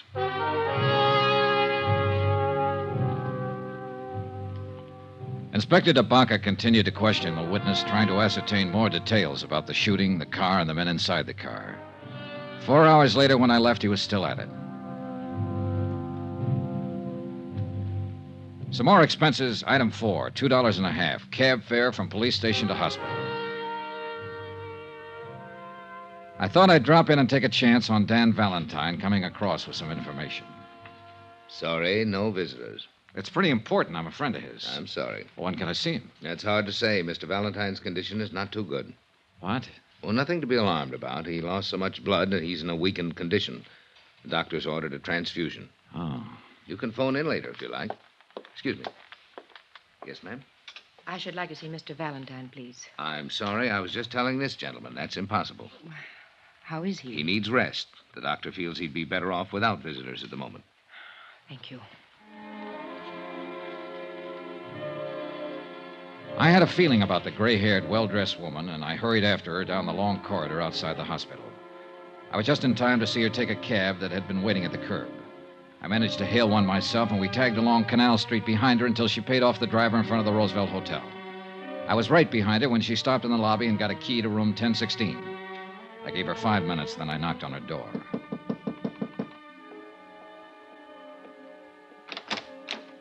Yes? Hello, Mrs. Valentine. My name's Johnny Dollar. Ann Valentine looked at me for a long time. I had to hand it to her.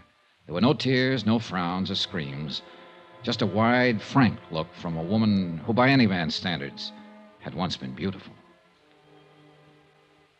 I haven't been called by that name for many years.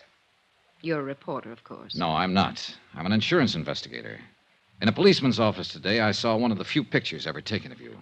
At this hotel, I'm registered under the name of Ann Ward. Ward is good enough for me, Mrs. Valentine. May I come in? Yes. Now, what is it you want, Mr. Dollar? Possibly the same thing you want. To keep your husband alive. I believe that's up to the doctors, isn't it? Not quite. If he was shot at once and he won't help the police find out who did it, there's a reasonable chance he'll be shot at again. Do you know who did it? Well, who it might be. Look, the police have found a witness who describes 2 men as having done the shooting. Can you add anything to that? Mr. Dollar, I haven't seen Dan in over 13 years. I haven't written to him, talked to him, or contacted him in any way, either while he was in prison or these last few months he's been out. I see. It was his idea. But he must have had a reason. He did. Our daughter. Oh. She believes that Ward was her dead father's name. Do I make myself clear? Yeah. I read about the shooting. I caught the first plane here because I thought I might help Dan. My daughter thinks I'm on a little vacation by myself. You don't believe me, do you? Well, in view of what you've just said about not having written to him for 13 years... That was the way he wanted it. I was never ashamed of Dan, never. He was ashamed of himself and how his activities might affect us. He gave me everything I ever had out of life. In New Salem, that's where we live, and live very well because Dan saw to that part of it before he went to prison. We are considered very proper people, Teresa and myself. Dan sacrificed a great deal for that consideration. I think that you've sacrificed a great deal yourself, Mrs. Valentine. When I go back to the hospital to see him tonight, he'll probably tell me to pack my bag and go home, that there's nothing to worry about. But there is something to worry about, isn't there, Mrs. Valentine? He won't talk about it, and you won't talk about it, and both of you know all about it. Oh, Mr. Dollar, you're a very young man. I'm sorry if I sound like I could help you. I can't. Please go. I went back to my hotel and had some dinner. Then after a while, I put in a phone call to the hospital and found out I could talk to Dan Valentine between 7:30 and 9. About then, a special delivery came for me. It contained the information I wanted regarding the policy on Dan Valentine. I noticed that the beneficiary was a dual affair, wife and daughter, Ann and Teresa Ward. I had to check with Inspector DeBaca just once more. No luck. He had been unable to identify or locate the two killers described by the witness. He was trying to trace the car. 7:30 on the dot, I was at the hospital. The reception desk seemed reluctant to talk and referred me to the head nurse, who happened to be out to dinner, who referred me to the surgical nurse, who took me aside and told me to find a crystal ball. Mr. Valentine's gone. We have no idea where. How could he be gone? We started to give him a transfusion. He jumped up suddenly, knocked down one of the male nurses, grabbed his clothes, and ran out of the hospital. Just as simple as that. I thought he was in a serious condition. Keep your voice down. He was in a serious condition, and it's going to be critical pretty soon. Running around town bleeding from 2 bullet wounds. If you want to keep him alive, Mr. Dollar, you better find him and find him fast.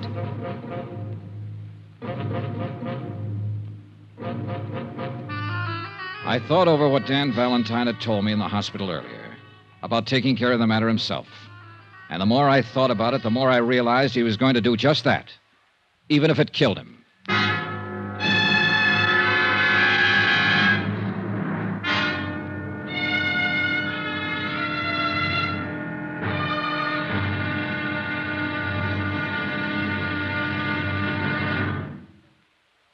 There'll be another intriguing episode in our story of the Valentine matter tomorrow. Tomorrow, what happens to a 30-year-old grudge when somebody explains it with bullets?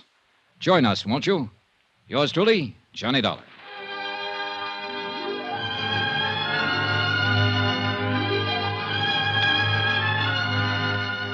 Yours truly, Johnny Dollar, starring Bob Bailey, is transcribed in Hollywood. Written by John Dawson, it is produced and directed by Jack Johnstone. Be sure to join us tomorrow night, same time and station, for another exciting episode of Yours truly, Johnny Dollar. Roy Rowan speaking.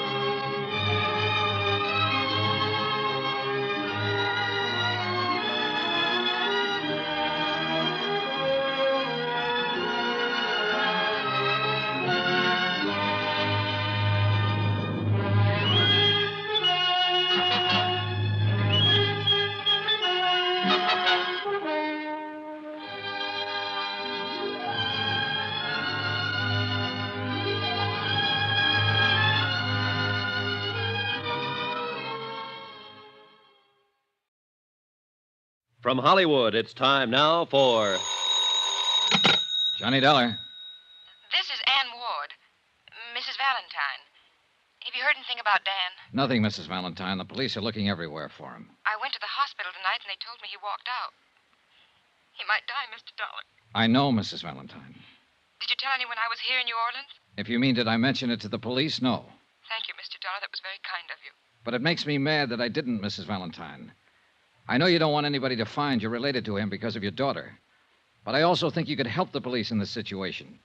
You could help them find Dan and put him back in a hospital. Mr. Dollar, would you come over and talk to me, please?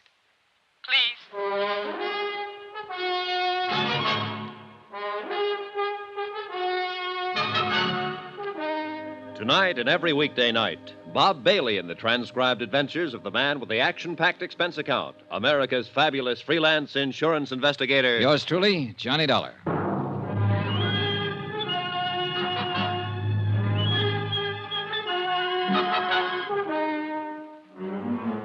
expense account submitted by Special Investigator Johnny Dollar to the New Britain Mutual Insurance Company, Hartford, Connecticut. The following is an accounting of expenditures during my investigation of the Valentine matter. Some more expense. I believe this is item 5. Yeah, $4. 4 drinks for myself. When a next big shot of the roaring 20s like Dan Valentine carries a $50,000 life insurance policy and walks down the street one day and gets himself shot and refuses to disclose who fired the bullets, I have to do the worrying for the insurance company. When he decides to leave a hospital bed minus a pint or two of blood, I have to worry some more.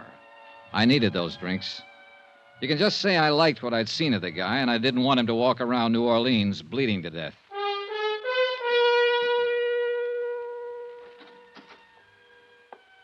In here, please, Mr. Dollar. The wife, who hadn't seen or heard from him for 13 years, looked pale and wan.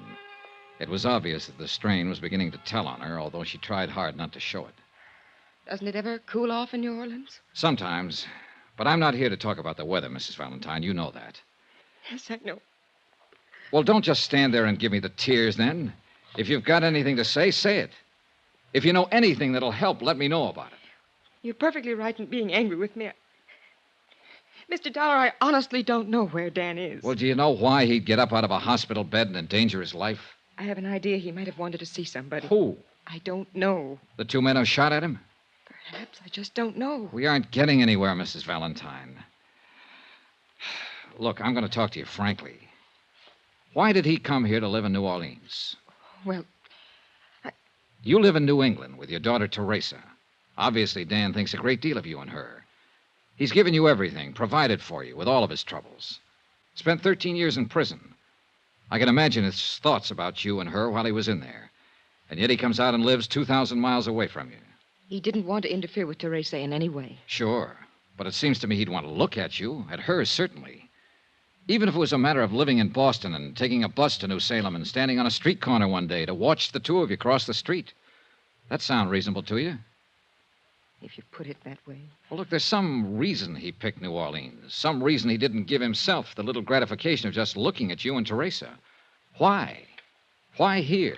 I'm sure I don't know. And why is he running around now? I can't answer that either. But it must have something to do with you and your daughter. Obviously, you're the only ones he ever cared about. Well? I honestly don't know. Well, and I can't help you, and I can't help myself or him. You mentioned his having a reason to be in New Orleans. Maybe What? there was a man named Webster, Conrad Webster. He was a member of the Illinois Bar once in those days. Did a great deal of work for Dan and friends of Dan. I think he lived here. Wait a minute. I've seen that name. Yeah, on copies of the insurance policy. A man named Webster had the power of attorney. He bought the insurance. There's a trust in there for your daughter. Yes, Conrad Webster was an old friend of Dan's. I don't even know whether he's alive now or not. He drank a great deal later on. I think he lived here. Was he the kind of friend Dan would go to if he needed help? Yes, I think so. All right. What are you going to do? It's just something to look into. I'll try and find Webster, and maybe I can find your husband. Thank you for coming by. I needed somebody to talk to. What? I hope he stays alive, Mrs. Valentine. Item 7, $16. The money it cost me to find out the location of Conrad Webster. I started at his last known address, followed a series of bars, and finally got information from a bartender that led me to the crummier half of a decaying duplex on Gentilly Street. Everything was quiet for Gentilly Street.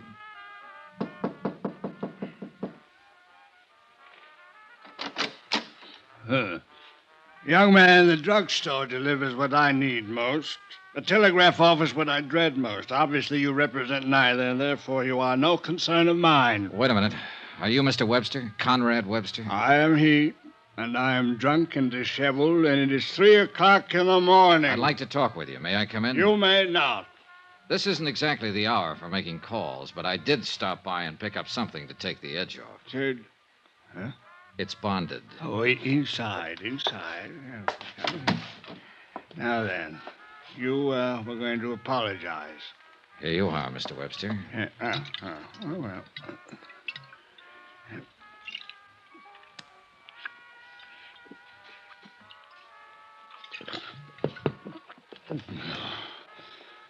Now then, as long as this lasts, you will last. All right. I'm looking for a man. The entire world is looking for a man. Just one man. A man they blindly presume will break off these shackles that bind us and lead us forth into eternal justice. Yeah, sure. But that's not why An ironic anticipation. I'm talking about Dan Valentine. You are? Yes, I'm a friend of his. No. No, you don't come from that place. The pallet is not with you. You lie. I didn't say I was in jail with him. And where else would he have made friends these long years? He's out of prison now. He's been out for 3 months. And I'm aware of that. Did you know he was shot at yesterday? 3 hours ago, he left his hospital bed. I thought he might have come to you. Is he here? He is not. Do you know where he is? I do not. Mr. Webster, if Valentine isn't back in the hospital pretty soon, he'll die. Why is the phenomenon of death so persistently alarming? So he will die. They all die. Usually from a bullet. And that's what's going to happen to him. 2 bullets he stopped yesterday. Do you understand me? Acutely. You've impressed me with the urgency of his situation. But Dan Valentine is not here, nor has he been here, nor has he contacted me, nor do I know where to contact him. All right, Mr. Webster, all right. I guess I believe you. Your concern for him is a distressing irritation. Well, what is the reason for it? I'm an insurance investigator, and it's my job to keep him alive. More than that, I like him. I told you I was his friend. I think he deserves to live. You, his friend? No. You are too young to be his friend.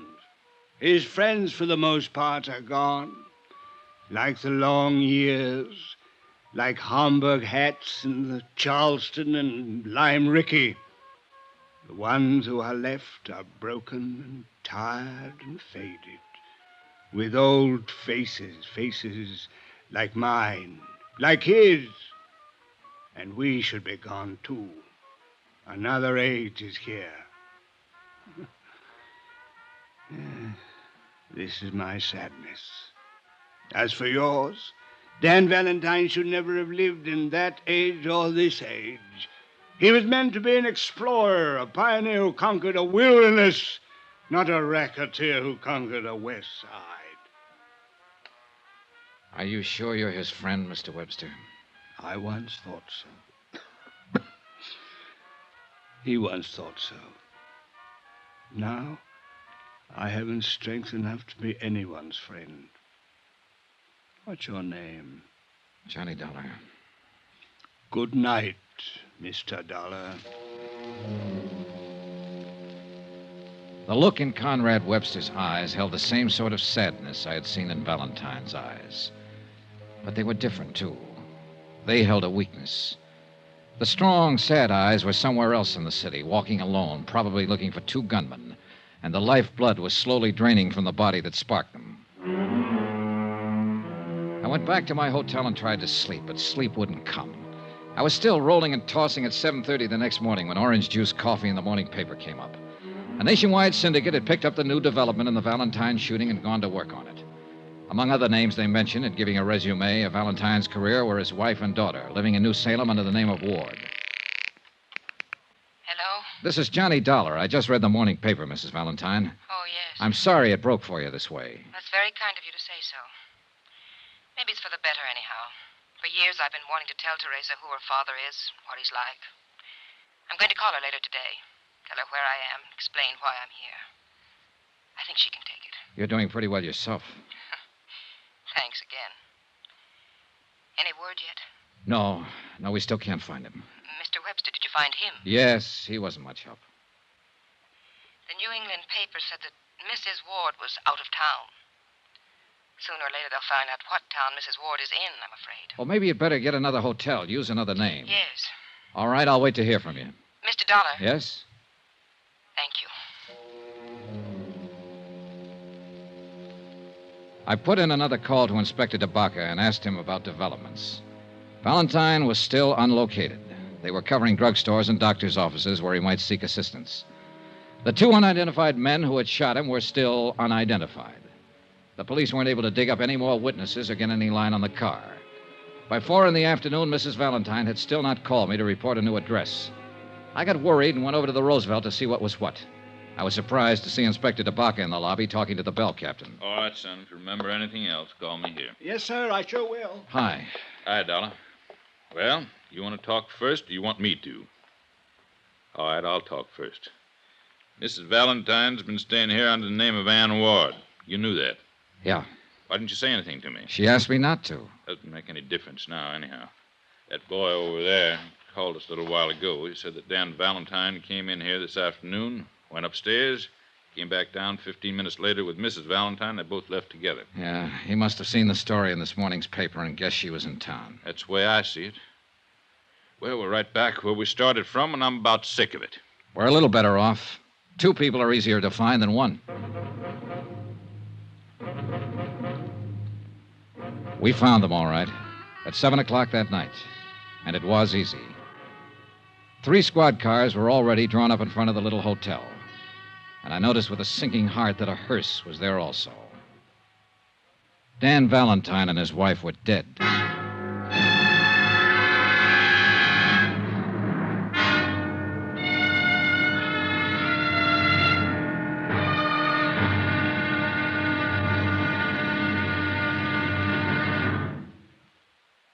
There'll be another intriguing episode in our story of the Valentine matter tomorrow. Tomorrow, proof that the murder of Dan Valentine and his wife aren't the only murders to be solved. Join us, won't you? Yours truly, Johnny Dollar.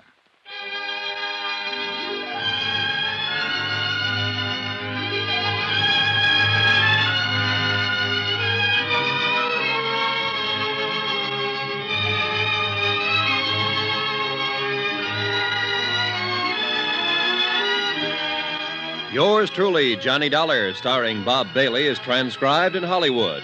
Written by John Dawson, it is produced and directed by Jack Johnstone. Be sure to join us tomorrow night, same time and station, for another exciting episode of Yours truly, Johnny Dollar. Roy Rowan speaking.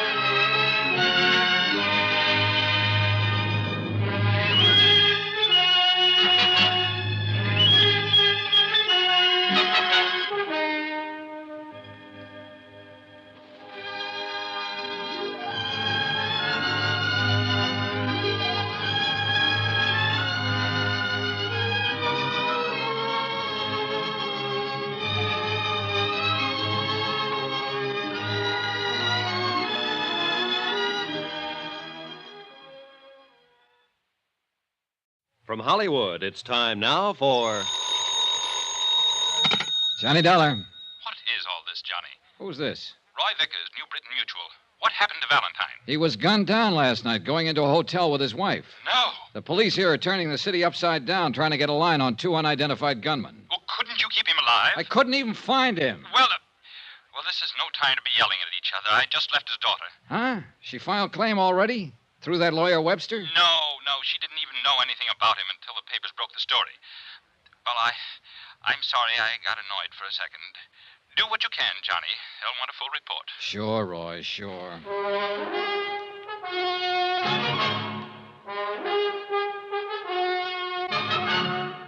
Tonight and every weekday night, Bob Bailey in the transcribed adventures of the man with the action-packed expense account, America's fabulous freelance insurance investigator. Yours truly, Johnny Dollar.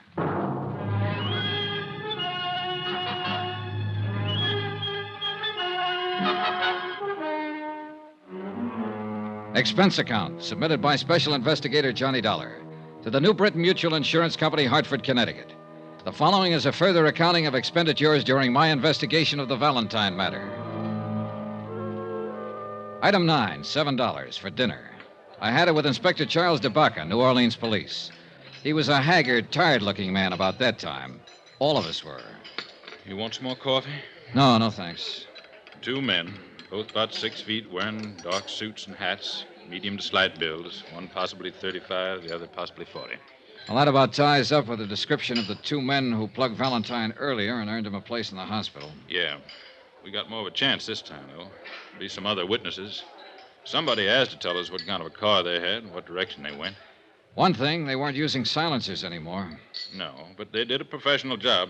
I think Valentine knew him, climbed out of that hospital bed to go out looking for him. Sounds reasonable. How do you figure the rest of it, Inspector? Well, Valentine saw the newspaper story and knew his wife was in town. He went over, got her, and I take it they were going to check into a new hotel when their friend showed up. She just happened to get in the way, huh? Sure. Why'd anybody want to shoot her? Why would anybody want to shoot him? Well, because no matter what he was now or how he was playing it, he still lived pretty hard way back then. A man who's lived the kind of life he has and done the things he has is bound to make a few enemies he'll remember. No, I think it has something to do with his family. I agree with you that Valentine probably made enemies all over. But he wasn't the kind of man to get excited about any of those kind of people. He pretty well knew how to take care of himself and handle trouble. That's why he was out looking for them. You sound pretty certain. It seems to me that if Valentine had been expecting trouble from some of the old-timers, he'd have carried a gun. You got a point. But then again, he was pretty gentled up. You know how he spent most of his time? Painting. Huh? And that house he bought out in Jefferson Parish is covered with pictures he's done since he's been out. Oils. Pretty good, too. When he wasn't painting, he was listening to music. You'd hardly think of Danny Valentine taking up the arts. Hardly ever. Well, I've got to make a call and get busy. Yeah. Inspector. Yeah? Any objection to me going out and looking around that house? It's your privilege. Personally, I'm going to look around town for a couple of gunmen. Anyone out there now? His cook, name's Giacchino. Nice woman. Okay, I'll keep in touch with you, Inspector. Do that. Dollar. Now what? You forgot to tell me you looked up the old family lawyer, Conrad Webster, the other night. Oh, I was trying to find Valentine, the same as you. Well, if you happen to run into Webster again, you tell him to drop in and see me. Huh? He is missing. I didn't know what to say to that, so I left him standing there and went back to my hotel and shaved, changed clothes, and tried to go over the whole thing in my mind. I did phone into the police station and find out that the slugs that had killed Valentine and his wife were from an Italian-make pistol, a Rumbero, 37.5 caliber. So far, untraced. Expense account item 10, cost of cab, from my hotel to Danny Valentine's house in Jefferson Parish.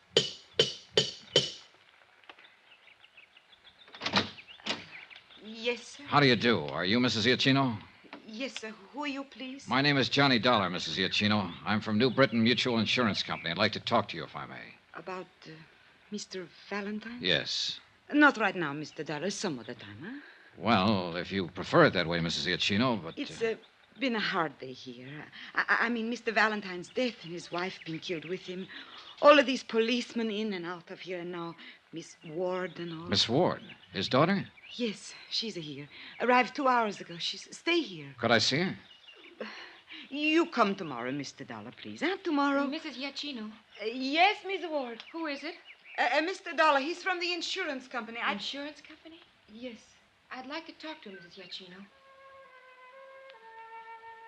Teresa Ward stood at the base of the iron grill stairway, tall and dark-eyed. And I saw that, like her mother, she had a quiet intensity about her face that made it beautiful. At the same time, ageless. She smiled politely at me. I could only stand there without speaking for a long moment, looking at her. Then Mrs. Giacchino excused herself, and we were alone. I wanted to talk to someone who might be able to give me a little more information about all this. It's all quite new to me. I'll tell you what I can, Miss Ward. My name is Valentine, isn't it? Really, Valentine? Yes, it is. Well, suppose we correct that mistake right now. Sure. There's nothing wrong with Valentine. From what a Mr. Vickers from the insurance office in Hartford told me, I'm to be quite well off because of this man that was murdered. You mean Dan Valentine? Yes, Dan Valentine. They tell me he was my father. Who told you? Oh, reporters at home and your insurance company. Mother told me my name was Ward. Poor thing. Must have been difficult for her over the years, keeping the secret from me. Yes, she told me she thought it was the best thing. She, well, the same as he did. Tell me about my father. Was he a bad man? Oh, as good or as bad as the Volstead Act made people. I only met him a couple of times. To awaken one morning and discover that you're the only daughter of a famous racketeer who's been murdered. Look, Miss Ward, if he had anything to do with the way you turned out, with what you seem to possess within yourself, I'd say offhand that whatever he was or did, he thought of you. Are you flattering me? I'm not trying to. You seem like a very nice person. And so do you, Mr. Dollar. Will you tell me all about this, please? Well, let's see. You're 21, isn't that right? Yes. Just about 15 years ago or so, your father was on trial for income tax evasion. Just before he was convicted, he set up a trust fund with my insurance company to provide for you. It's been paying money for your support and education ever since. According to the terms of the trust, all of the money becomes yours now that your mother and father are dead. It comes to well over $50,000. That's all there is to it? Mm-hmm. I suppose I'm grateful to him. I suppose I should be grateful. I can't say that I'm particularly sorry about his death any more than I would be if any other human being died violently somewhere. But about Mother's death, I miss her very much already, Mr. Dollar.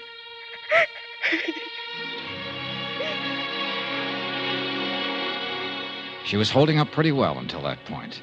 Then she let go. I held her in my arms and I talked to her.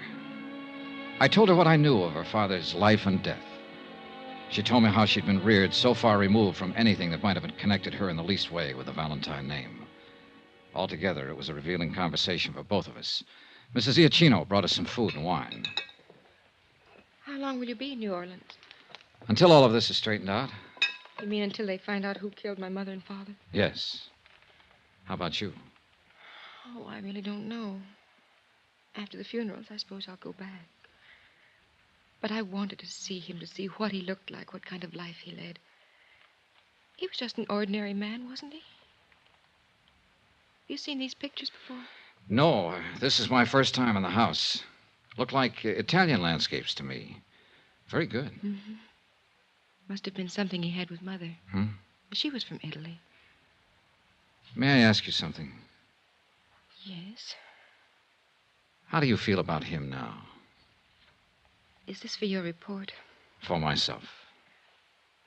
Well, since you've been here, these last 2 hours, I've begun to think of him for what he was. My father, I mean. I'd like to know why he was killed and who did it. Will I see you again? I hope so. Terry. Yes? I hope so very much. So do I, Johnny.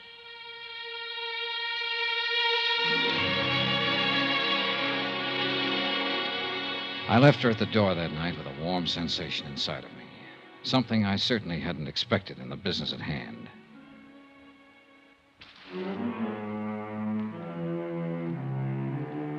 The next morning, I was back at the house talking to Mrs. Iacchino. She gave me all the information she could remember about Valentine's activities. All of it accurate, but lacking in any possible clue as to the identity of the two men who had killed him and his wife. I had breakfast with Terry there and helped her with funeral arrangements. Then I spent a solid 12 hours with Inspector DeBacca, who had still not located or identified the two mysterious men. However, there were other developments. This may be something, Johnny. Oh? Conrad Webster's been found. Huh? Out by Lake Punch train. Just identified him. He was shot to death with a 37.5. Italian gun? Yep. Just like the one that killed Dan Valentine and his wife.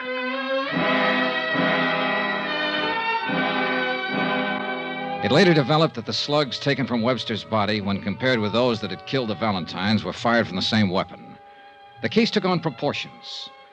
Every available bit of information regarding the two ex-big shots of the 20s was located, read, and reread. It meant activity in cities like St. Louis, Chicago, Detroit, and New York. But no new information as to the identity of the killers. I went back to the house. Johnny. Here. What is this? You're shaking. Hold me, please. Sure. I suppose I'm being a terrible fool about it all, Johnny, but they've been after me all day. Cheap little things. Newspaper syndicate wants me to write my exclusive story as the shadow daughter of Dan Valentine. Fairy princess of a racketeer. Take it easy. Take it easy. Even Hollywood called some producer. Oh, Johnny, I shouldn't have come here at all. Then what would I have done, Terry? And what would I have done? Make yourself a drink, Johnny. I'll go put on a new face.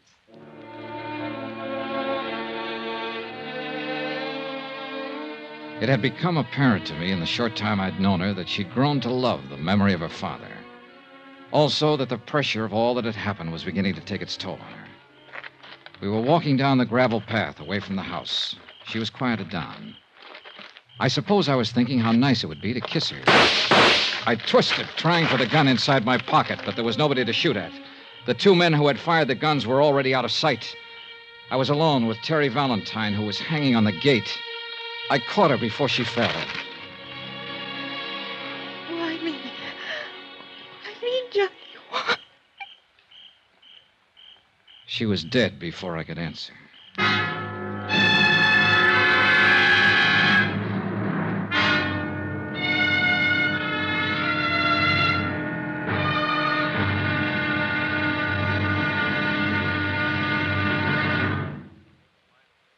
There'll be the final intriguing episode in our story of the Valentine matter tomorrow. Tomorrow, a sober lesson in how long, how far, and how deadly one man's hate can be.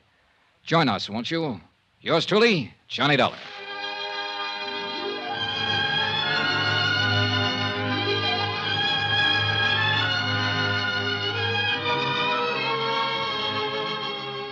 Yours truly, Johnny Dollar, starring Bob Bailey, is transcribed in Hollywood. Written by John Dawson, it is produced and directed by Jack Johnstone. Be sure to join us tomorrow night, same time and station, for another exciting episode of Yours truly, Johnny Dollar. Roy Rowan speaking.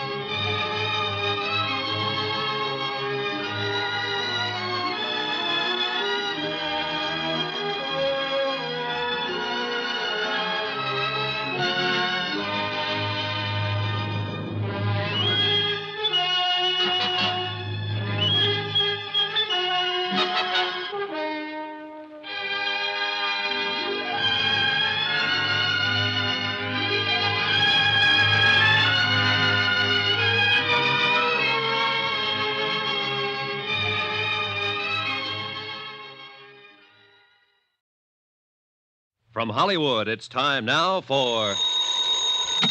Johnny Dollar. Hey, what are you doing at the Valentine house? Get a car out here quick, Inspector. Terry Valentine's just been shot. Two guys Now, showed slow up. Slow down. When did all this happen? A few seconds ago. Ambulance? No good, DeBaca. She died in my arms. Oh. Well, do you think they're still around there? They must be. I'm going looking. Now, wait a minute. This is a police matter. You stay put. I'll have a car there in 5 minutes and you can... Johnny, I heard that. Your gun. Now, look, you're all wound up. Don't do anything.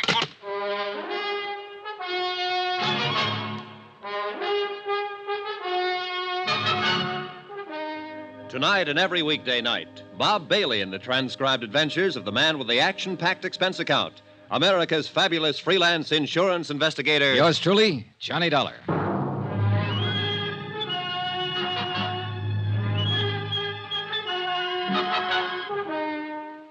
Expense account submitted by Special Investigator Johnny Dollar to the New Britain Mutual Insurance Company, Hartford, Connecticut. The following is an accounting of further expenditures during my investigation of the Valentine matter. Dan Valentine, ex-gangster, and, of course, your policyholder. But then his wife was killed, too. Then his lawyer. Then his daughter. The girl that I... 30 seconds after Terry Valentine died in my arms, I was stumbling down the gravel path that led from her house to the road. It had all happened so suddenly, I can't say that what I did from there on or what I felt was entirely rational. All I know is I hadn't heard a car leave the area, which meant the two killers were still somewhere nearby. Then, in the dim light, I saw the car. A man was climbing into it. Hey, stop! Stop or I'll shoot! Stop!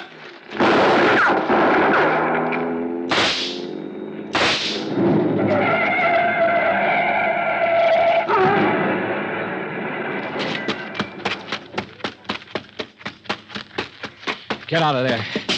Get out of there and get your hands up. I'm a hit.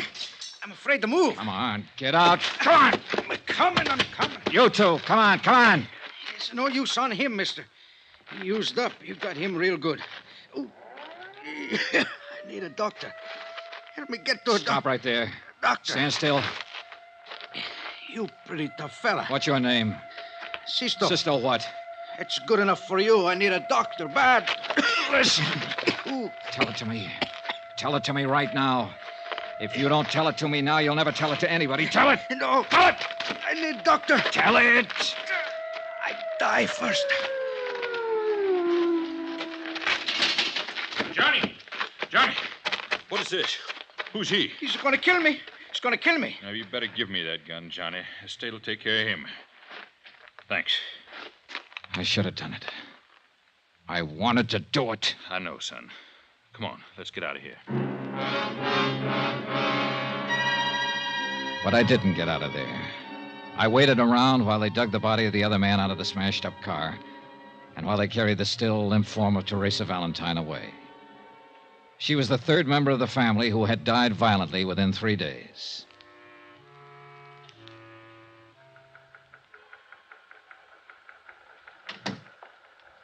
I'm sorry about it, Donna. Inspector, I was hoping I might have been wrong.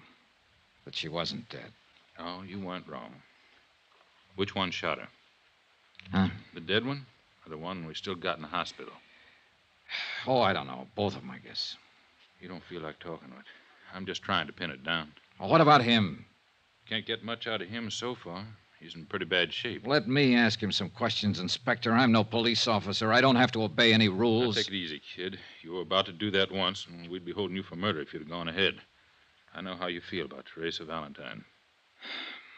Has he said anything at all? Nothing. We found papers on him and the other one that makes them brothers, Sisto and Darby Chianti, from New York. So far, there doesn't seem to be any connection with the Valentines. But people like Valentine make a lot of enemies. But that girl doesn't figure. Yeah.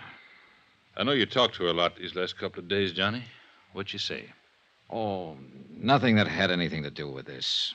You know yourself, she didn't even know her name was Valentine until her father got shot at. Yeah, that could have been an act. And you could have been 20 feet tall. Just trying. Try with that punk you got upstairs in the hospital. We will, Johnny. We will. Just... Pardon me.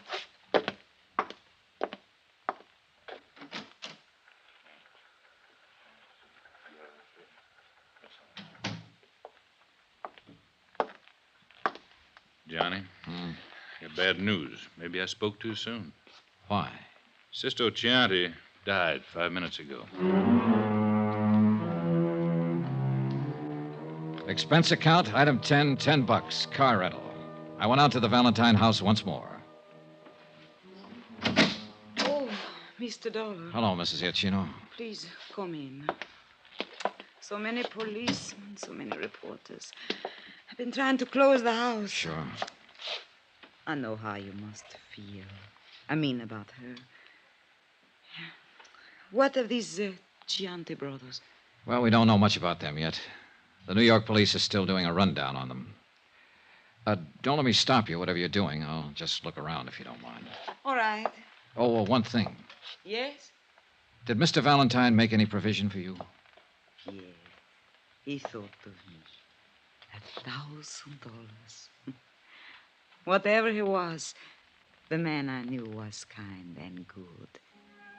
And his sins had been forgiven him. I spent 2 hours or better going from room to room, looking at the oils that Dan Valentine had painted. Pastoral scenes, happy scenes, gay scenes, all of them with colorful Italian backgrounds. I was thinking about that when I walked into Inspector DeBacca's office late that afternoon. I don't get it, Johnny. Don't get what? Here. This came from New York on the Chianti boys. Oh? They came to this country when they were 18 and 21. Both of them were naturalized citizens, lived with their father. Records? Not a thing. No trouble ever. What else? That's about it. New York police can't seem to locate their old man. Disappeared about a week ago. Lived on the east side. What's about him? That's another funny thing. He's taken out his papers and was due for an examination with the immigration people this week. They're looking for him, too.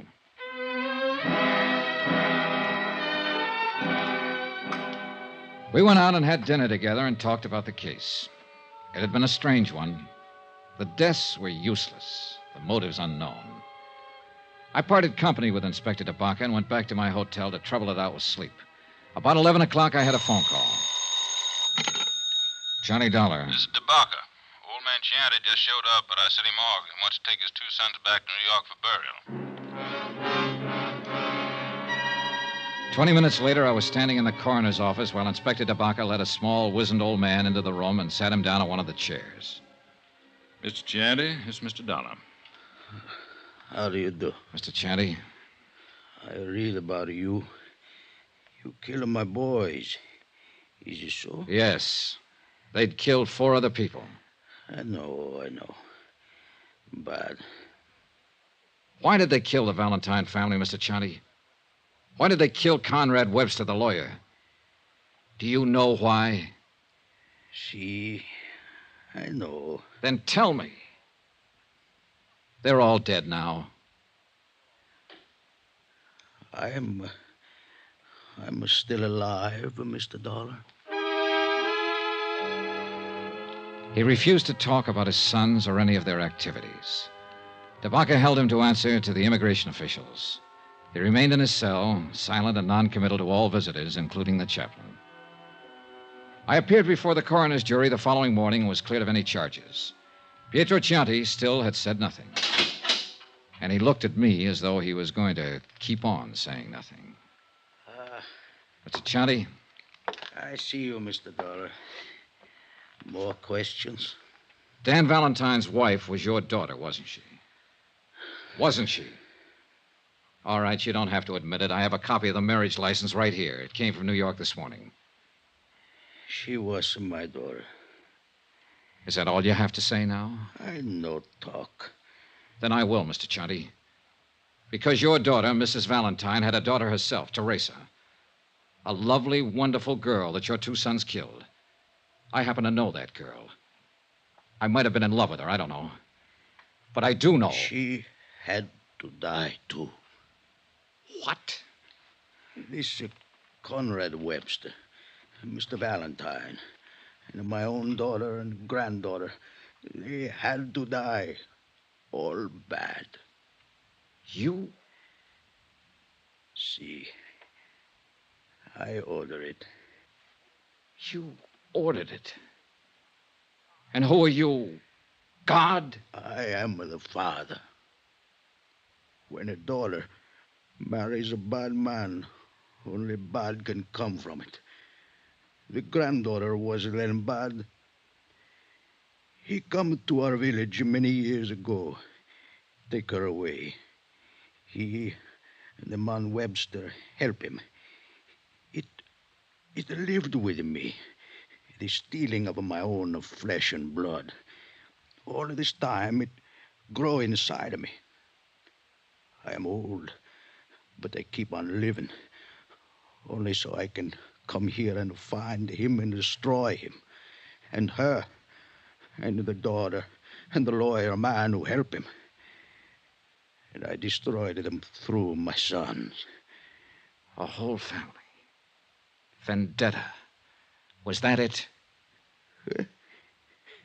If you like. Vendetta. He was a bad man who did bad things. Bad man. I smoke now. You have a cigarro, eh? The disposition of old Pietro Chianti is up to the immigration department. I didn't stay around New Orleans to learn the results of all the extensive examinations that would have to be completed to test his sanity. I'd had enough of the town. Expense account, item 11, $140.20, hotel and board. Item 12, $28, car rental miscellaneous. That includes flowers to the Valentine family. Item 13, same as item 1, $175. Transportation back home. Expense account total, $1,290.38. Remarks? Whenever I close my eyes, I can see a lovely girl standing at the bottom of a long, curving stairway, smiling, because I'm in the room. That's all. Yours truly, Johnny Dollar.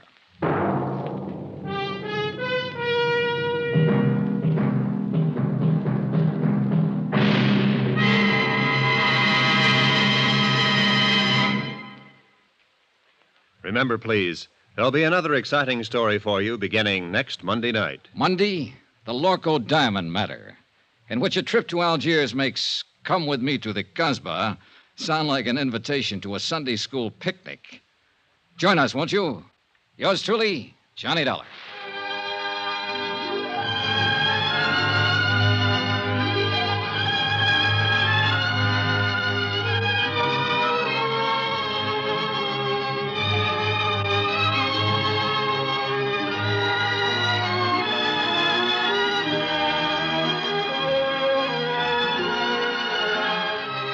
Yours truly, Johnny Dollar, starring Bob Bailey, is transcribed in Hollywood.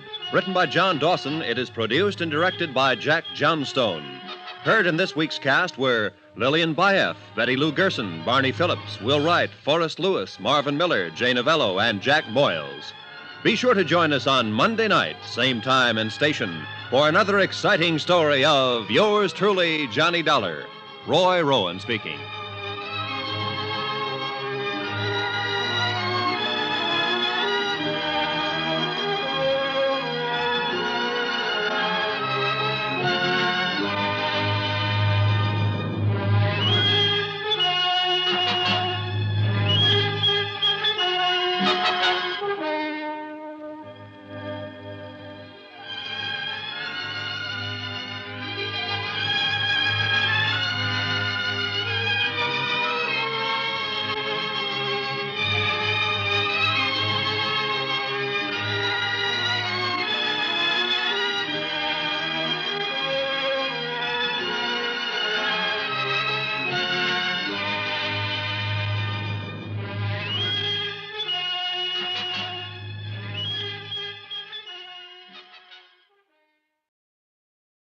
From Hollywood, it's time now for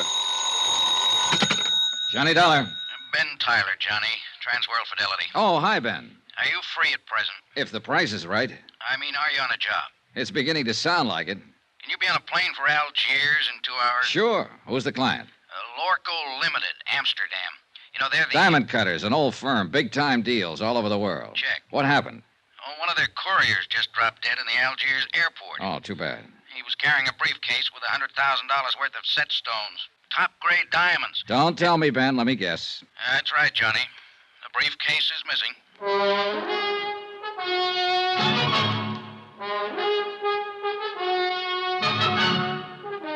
Tonight and every weekday night, Bob Bailey in the transcribed adventures of the man with the action-packed expense account, America's fabulous freelance insurance investigator. Yours truly, Johnny Dollar.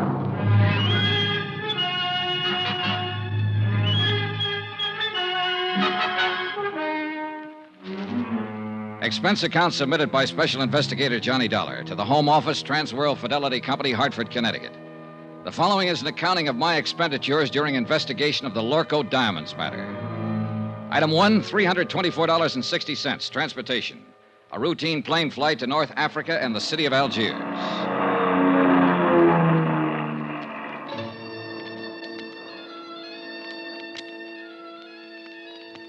It was an easy trip, and I felt relaxed and comfortable.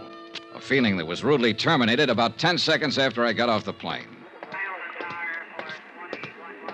You are Monsieur Dollar, are you not? Yeah, that's right. I am Inspector Marcus of the Algerian Customs Police. Oh, how are you, Inspector? Oh, quite well, monsieur, and vastly reassured now that you have arrived on the scene of the crime. Oh? You see, I have implicit faith in special investigators. I have encountered them in the past, so I have no doubt, but this little affair will prove most simple to you, monsieur. I see. I feel that in a mere matter of hours, voila, you will produce the guilty culprit like un lapin out of a chapeau. Inspector, I'm beginning to feel a cold wind from the north. That's odd for this time of year, isn't it? A mere passing breeze, monsieur. I shall now assume my official attitude. And that is? Extreme courtesy, complete cooperation, and the devoted service of my meager talents. On orders, you understand, from my superiors in Paris. And now, monsieur, if you will accompany me to my office. Delighted to. After you, Alphonse. My name is Pierre. Oh, sorry. Just a whimsy. Oh, yes, I know. I have heard the joke. Both jokes. Uh-huh. This way, monsieur. A man from the local diamond firm is waiting for us, a special representative, so he informs me. And so, since you yourself are a special investigator, I could perceive a certain advantage in letting him give you the facts, as I believe you say it in the States. Tie our tails together, sit back, and watch the fur fly. Is that it? Well, he is a trifle excitable, but your metaphor, however, escapes me. Oh, I doubt that, Inspector Marcus. In fact, I doubt if much of anything escapes you. You are too kind. Except, of course, $100,000 worth I of diamonds. spoke too hastily. Vanished, disappeared, right under your nose. Well, but there were extenuating circumstances. Oh, I'll bet there were. Tell me something confidentially. Did your superiors in Paris really blow their tops? Monsieur Dollar, if I may borrow one of your more colorful expressions, they said I had probably goofed.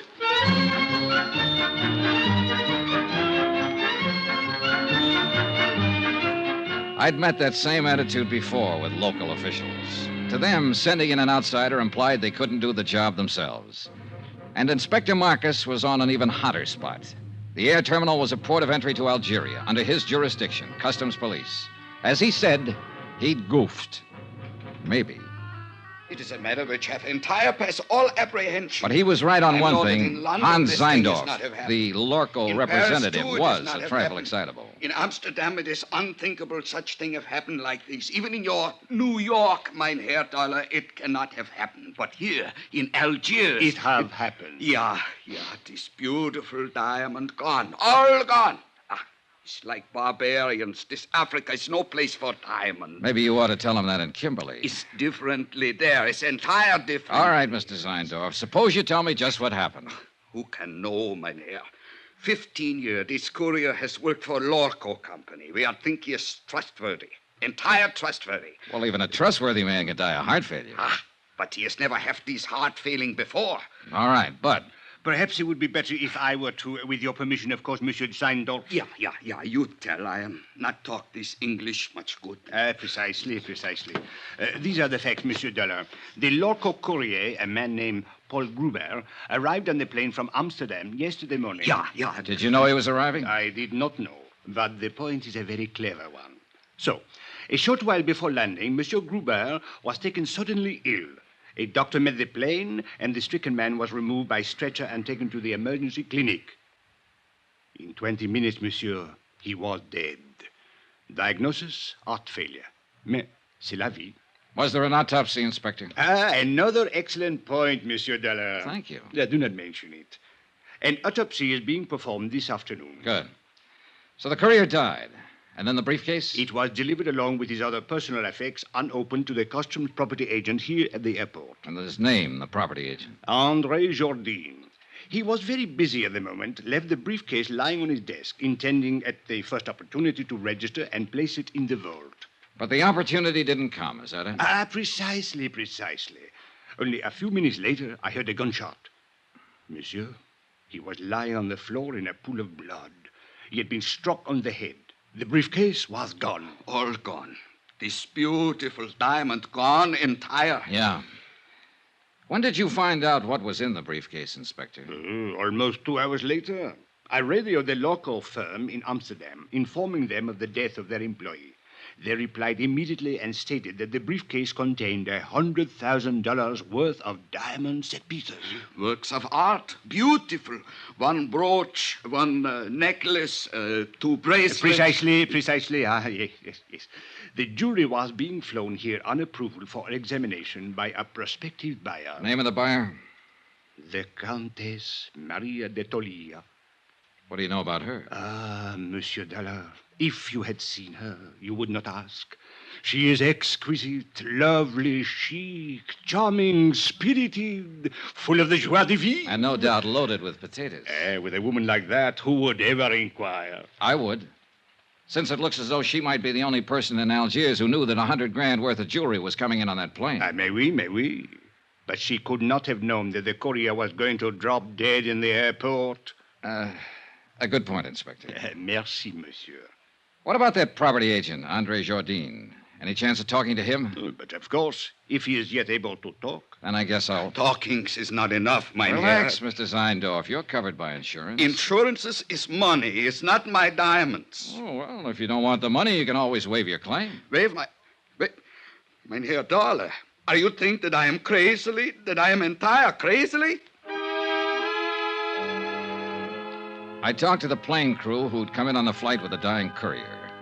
I talked to Inspector Marcus's men, who'd been with him when he found the property agent lying on the floor of his office. I didn't expect much, and I got just that. But it didn't matter. I figured I may have had my man spotted already. The same old story. An ambitious and underpaid government agent opening a briefcase to register its contents and seeing the diamonds there for the taking. Hiding them quickly, then a fake slugging and firing a gun at a non-existent thief. Yeah, an old story. Expense account item 2, $3.40. Transportation into town and taxi fare to the Hospital of Our Lady of Sorrows. Inspector Marcus had phoned ahead to authorize my visit. One of the sisters led me down the corridor to the door of Andre Jardine's room. She motioned silently and then turned away. I stepped inside and closed the door. Qui est à la porte? Monsieur? You're Andre Jardine? Mais oui, but yes. What do you want? My name is Johnny Dollar. I'm an insurance investigator. My company is the underwriter on the Lorco diamonds. Why have you come here? Well, to ask a couple of questions. Of course, if you'd like to consult an attorney before I have nothing to conceal, monsieur. What do you wish to know? Just exactly what happened when that briefcase disappeared. I have told it already to Inspector Marcus. Yes, I know. So now would you mind telling it to me? But there is no... Bien. I was working at the files when someone entered my office. I turned around and saw a man standing there, pointing a gun at me. Ever seen him before? No, monsieur. What did he look like? Well, he was quite tall. Heavy-set? No, very thin, tall and thin. European, I believe. All right. What did he do? He ordered me to turn around, stepped up behind me, struck me with the gun. I fell against my desk. He grabbed the briefcase and ran to the door. You were still conscious? Oui, monsieur, but in terrible pain. I fumbled for my gun in the drawer of the desk and fired one shot. It is all I can remember. Uh-huh. You hadn't by any chance opened that briefcase? I had been too busy. And you didn't know what was in it? Not until they told me today. Andre, I wonder if you'd mind if I lifted a corner of that bandage and took a look at that wound on your head. If you are careful, it is very painful. Oh, sure, I'll be careful. Lie still now, please. It'll just take a second. I'll lift this edge and... I think I am lucky to be alive. Yeah, very lucky. Okay, thanks. It is nothing. Andre, do you happen to know the Countess d'Attolia? The Countess?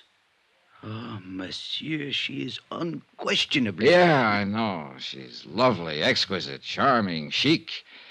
Well, thanks for your cooperation, Andre. A pleasure, Monsieur Dollar. Take care of that head. It's the only one you've got.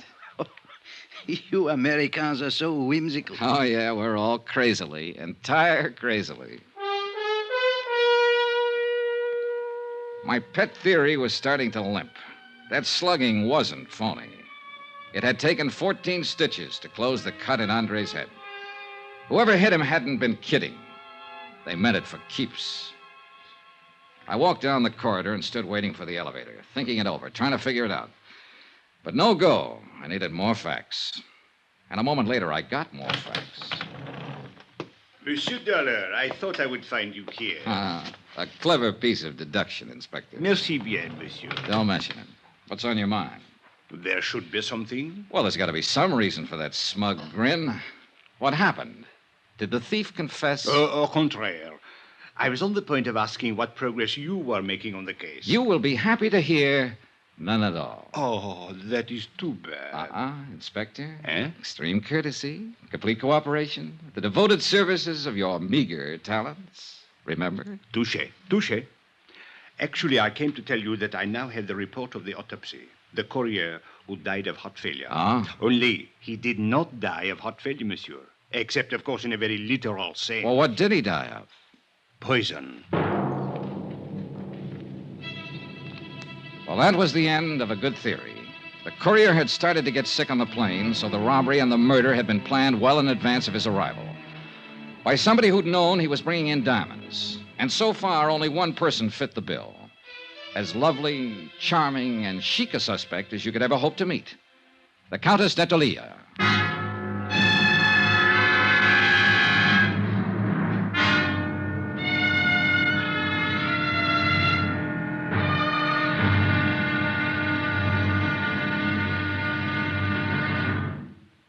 There'll be another intriguing episode in our story of the Lorco Diamonds matter tomorrow. Tomorrow, a lovely woman lies beautifully, and a sinister whisper drifts out of the Casbah. Join us, won't you? Yours truly, Johnny Dollar.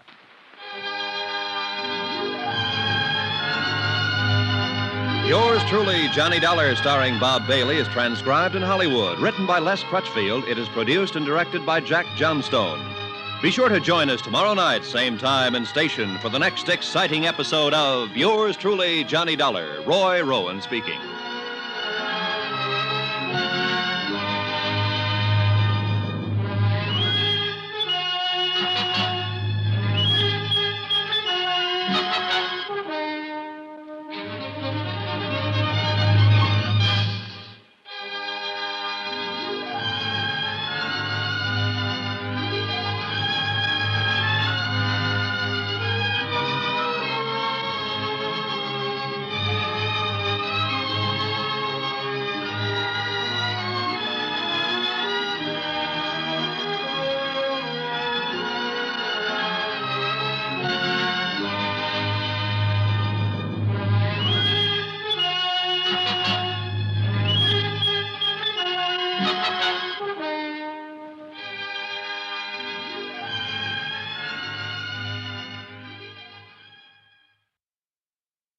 From Hollywood, it's time now for Johnny Dollar. This is the Countess d'Etolia. Oh, yes. My maid tells me that you were trying to reach me by telephone. That's right, Countess. I want to talk to you. Where are you now? At my residence, of course. Did you think I might come running immediately to your hotel, Mr. Dollar? Not after hearing your description. I'm seldom that lucky. What is it exactly that you wish to talk about? $100,000 worth of diamonds and a dead man. I'm a special investigator I for know who you are. I investigate before I call you. Well, not only beautiful, but clever. This ought to be interesting. I'm afraid I don't entirely understand your flippancy. Then suppose I come over and explain it to you. Say around 8 o'clock? I'll make a definite effort to be here. You know something, Countess? I think it's about time somebody built a small fire right under that lovely little complacency of yours. I'll be there at 8 with matches.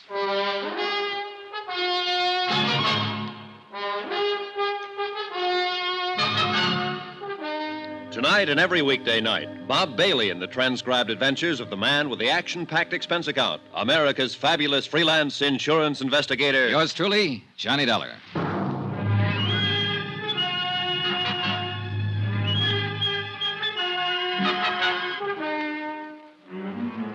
From Special Investigator Johnny Dollar, location Algiers, North Africa, to the Home Office Transworld Fidelity Company, Hartford, Connecticut. Assignment, the Lorco Diamonds matter. Expense account continued. Item 4, $6.80, dinner and appetizers. I'm never any good trying to spar with a lovely female suspect on an empty stomach. I was finishing up on black Algerian coffee and white Algerian brandy when a slightly green-eyed Algerian police inspector sauntered up to my table. Mon Dieu, Monsieur Dollar, you special investigators really do live well. In the lap of luxury. Pull up a chair, Inspector. Join me in a sarsaparilla? It is on your expense account? Be my guest. Merci, monsieur. Bon, my favorite brand. Help yourself. Merci. Anything new? Nothing at all. A complete impasse. Allez, votre santé. Mm-hmm. What about the man who sat next to that courier on the plane?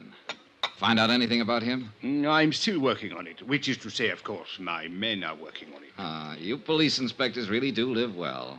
I have to do my own legwork. Ah, but the glory, Monsieur Dollar. To come into a mysterious affair which has all the local police baffled, and to solve it immediately in one brilliant feat of deduction, to leave everyone gasping with admiration, to make one's exit to the sound of great applause. Not so fast, Inspector. I'm still back there with that brilliant feat of deduction. You have not yet found the solution? Just on the verge. Then I will drink to your success. With your brandy, of course, and with your permission. Go ahead, drink up a storm. But I'm afraid I'll have to leave you pretty soon, but you can still go No, ahead. no, monsieur. I suggest you change your plans.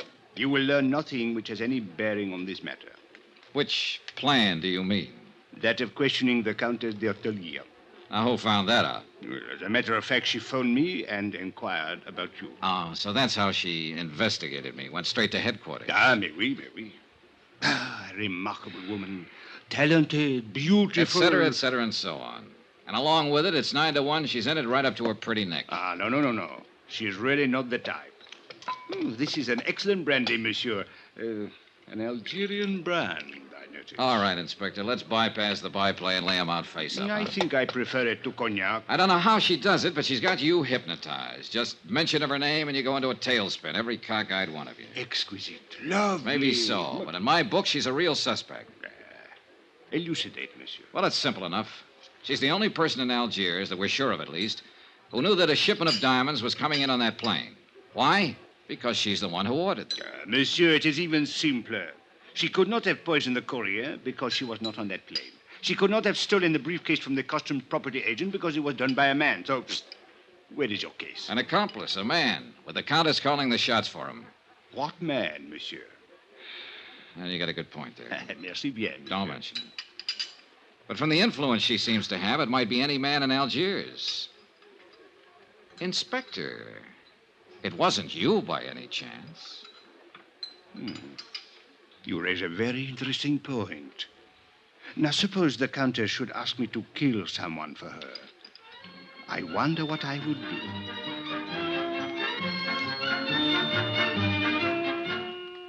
A page boy came into the dining room looking for me.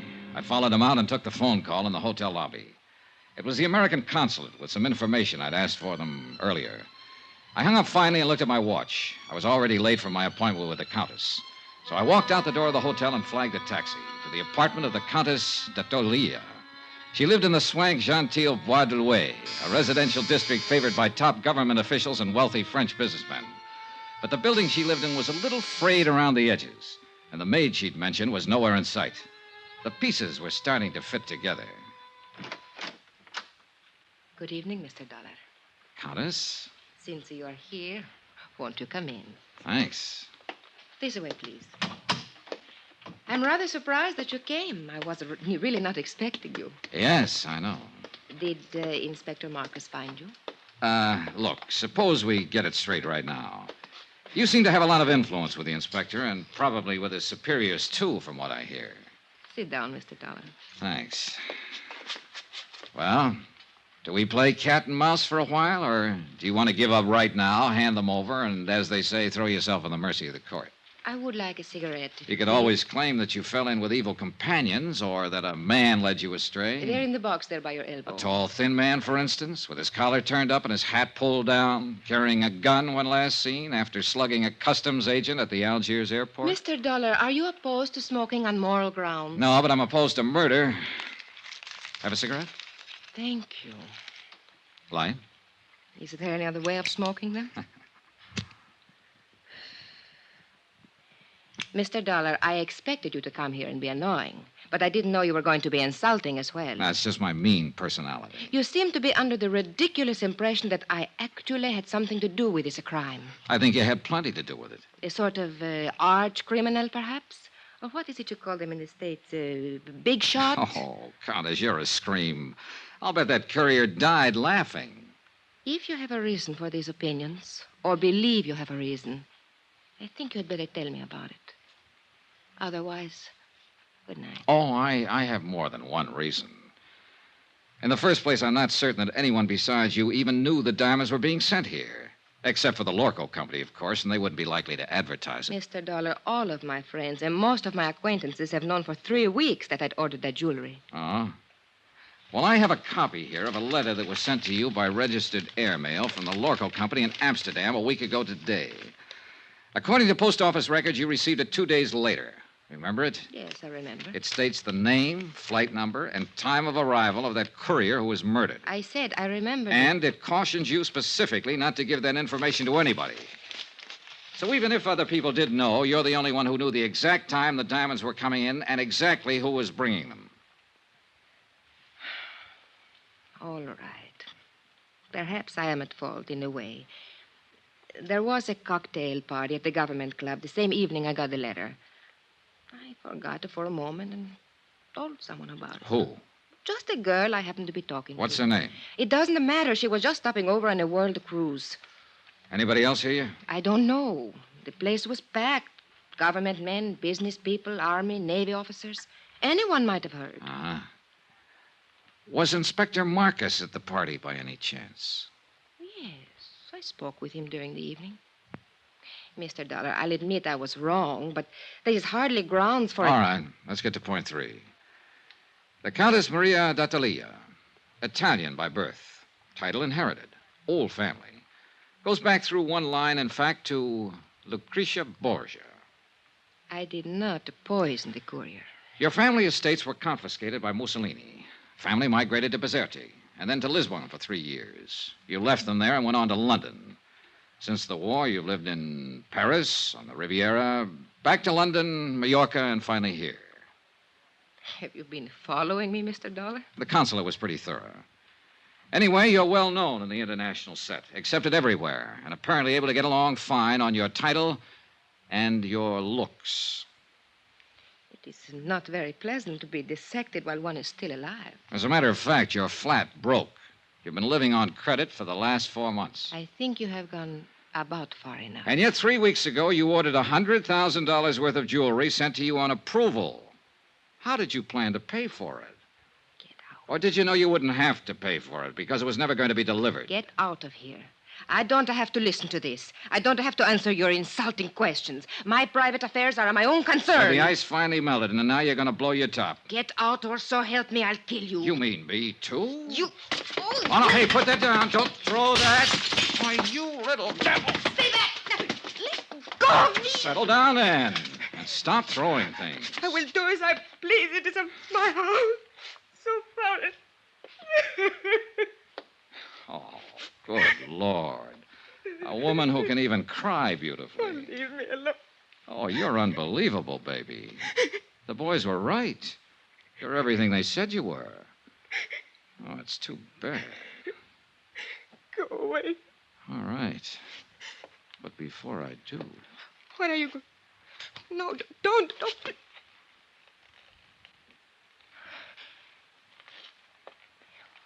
Why did you kiss me? Oh, it beats me.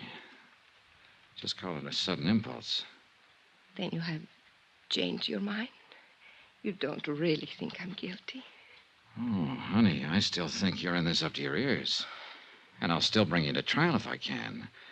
And I still want to kiss you. You figure it out. Why figure, Johnny? I liked it, too. Oh, you ought to be locked up. If for no other reason, just to protect the guys who... What is it, Johnny? What are you going... That cigarette in the ashtray. Put it out fast. Get the windows open, all of them. Where's your kitchen? Back through the hall. Johnny, what are you going to do? Stay alive, if I can. It was gas fumes, one of the bottled gases they use for cooking in the higher-priced apartment districts. The concentration had been building up and finally seeped into the drawing room. If we'd lit another match, we'd have been blown to bits. The kitchen was dark, but I didn't dare snap a light switch. One spark would do it. So I held my breath and followed the sound and finally found the range. Every burner valve was wide open. I could vaguely make out a glass-pane door opening onto a terrace. I grabbed a breath of air and moved toward another door that looked as though it might open into a hall. It didn't. It opened into a closet, and on the closet floor there was a body.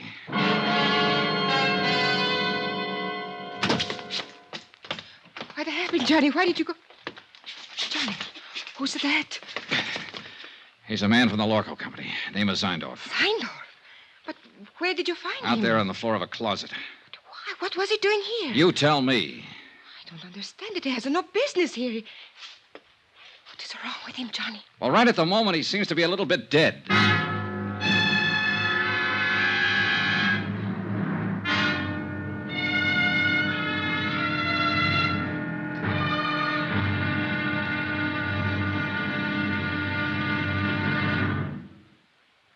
There'll be another intriguing episode in our story of the Lorco Diamonds matter tomorrow. Tomorrow, a desperate fight in an Algiers alley, a killer is named, and a lovely lady confesses her shame. Join us, won't you? Yours truly, Johnny Dollar.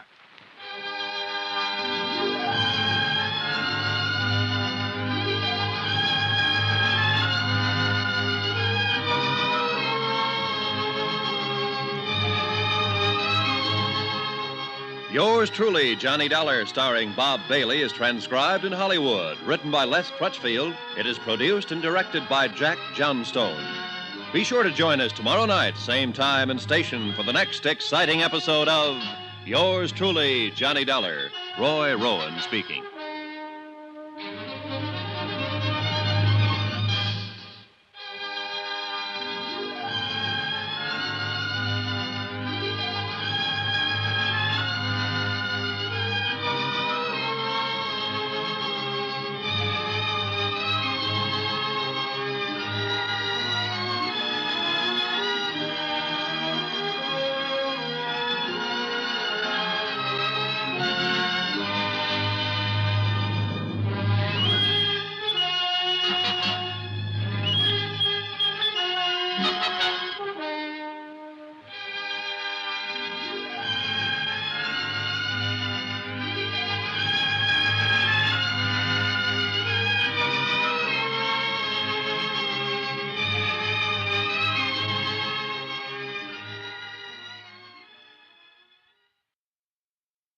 From Hollywood, it's time now for Johnny Dollar. Hello? Who is it? Hello? Hello? Johnny, who is it? I don't know, Countess. Maybe they weren't expecting a man to answer, or at least not me. I would not know about that. What about this guy who was lying unconscious in your closet? Would you know anything about that? No, Johnny. I didn't think you would. I'll give him another shot of those smelling salts. I think he's coming too. Good. Maybe he'll know about some of these things. Yes, he will. Some of them. And of course he will tell you. I was hoping it would not be brought out. I did not want you to know. Murder is usually brought out sooner or later. Not murder, Johnny.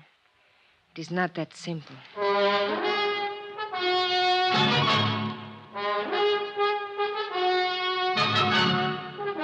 Tonight and every weekday night, Bob Bailey in the transcribed adventures of the man with the action-packed expense account, America's fabulous freelance insurance investigator. Yours truly, Johnny Dollar.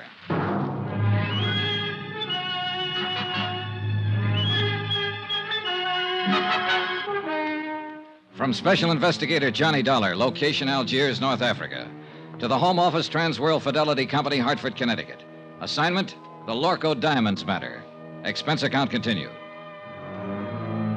Item 6, $9.30, smelling salts and a bottle of scotch. The smelling salts were needed for a double-talking fellow named Zeindorf, who'd managed to get himself gassed half to death in a closet. A representative of your client who suffered the $100,000 loss, Lorco Diamonds of Amsterdam. The scotch was for me. Johnny, he does not like it. Should I go on holding them under his nose? Yeah, sure. Keep shoving him at him until he's strong enough to fight you off. That's how smelling salts work. A person has to come to in sheer self-defense. Nine, stop. It's more too plenty already. My nose is killed, dead. No more. Maybe you've been poking it into the wrong places. What were you doing in that closet, Mr. Zeindorf? It's nothing. I can tell you the entire thing in 2 words. Use more if you need them, but make it good. Nobody has found this beautiful diamond. Nobody has do anything. So I'm come looking for my own self. In that closet? 9 is only for hiding. I am wait for everybody going away, going at sleep. Then I am going to looking. In my apartment. What made you think they would be here? You are pleased to forgiving me, Fräulein, but I am not taking the chance. I'm think to looking every place. Who turned on the gas out there? Do not ask it. I know nothing. I think I have sleeping some, maybe, and when I have waking, I am died almost. Yeah. Well, apparently somebody was out to get one of us at least. Hey, what about that maid of yours, Maria? Or is there one? Of course. She... You know, that is strange. She disappeared about the time you arrived, slipped out without a word. Does she live here? I think she lives up in the Casbah. I hire her through the agency. I see. Do you think she did it? Oh, the more I find out, the less I'm sure of. Maybe Mr. Zeindorf did it, trying to commit suicide over his missing trinkets. Nein. Suicide is one thing I am not. And I desist to listen no more. I am to leave here immediate. Oh, by the way, Mr. Zeindorf. Yeah, what is it? As I understand it, you boys in the international jewelry business are ordinarily pretty cautious in your dealings. Yeah, the prudence, mein Herr. Always the entire prudence. That's what I mean. You always investigate a new client thoroughly before you take any chances, is that right? Is entire correct? Johnny, no. Then why did you send $100,000 worth of diamonds here to Algiers at the request of a woman who doesn't have a cent to her name? Why, it is to me these things are always happen. Mein Herr Dollar, I am the highest ethic of business. I cannot give you answering. Well, one of you better give me an answering. Oh, it is all right, Mr. Zeindorf. Please, you tell Contessa. All right. What he is trying to say, Johnny, is this. It did not matter about my financial standing because I was not actually a client. What do you mean? You ordered the stuff? Yes, several pieces on approval, so I could make a selection. Anything up to $20,000. Somebody else was paying for it. It was being given to me as a gift. By whom? A fellow countryman of yours, a man named Charles Barrett. He's been here 3 months, lives on his yacht. Mr. Zeindorf, how did you know this man Barrett would pay for the diamonds? By the letter, mein Herr. What letter? When I wrote to the local firm, I took the liberty of enclosing a letter written to me by Mr. Barrett. His own authentical signings. We investigate immediately. What sort of a letter was it? He promised to pay for a gift of jewelry up to $20,000 of my own selection in return for certain considerations. What considerations? Romantic, mein Herr. It is a little present of the engagement. Is that what it was, Maria? An engagement present? Yes. I see. I think I go now. It's too much has happened in this place. Is it all right to smoke now? Yeah, sure. The gas is cleared out. Here. Thank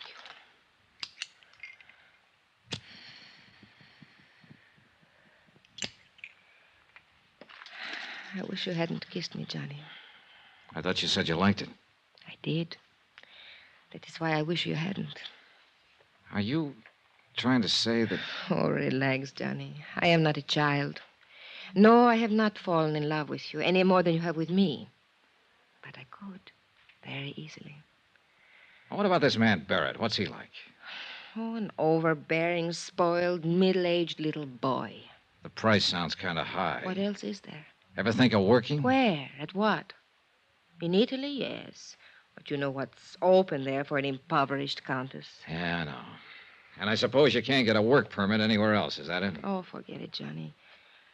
All I know how to do is be highly ornamental, say the right things to the right people, do the right things at the right time, and eat by stealing caviar at cocktail parties. You go hungry a lot that way. Yeah, I guess it's rough. Well, don't let it throw you, honey. You're not the first girl who married for money. What?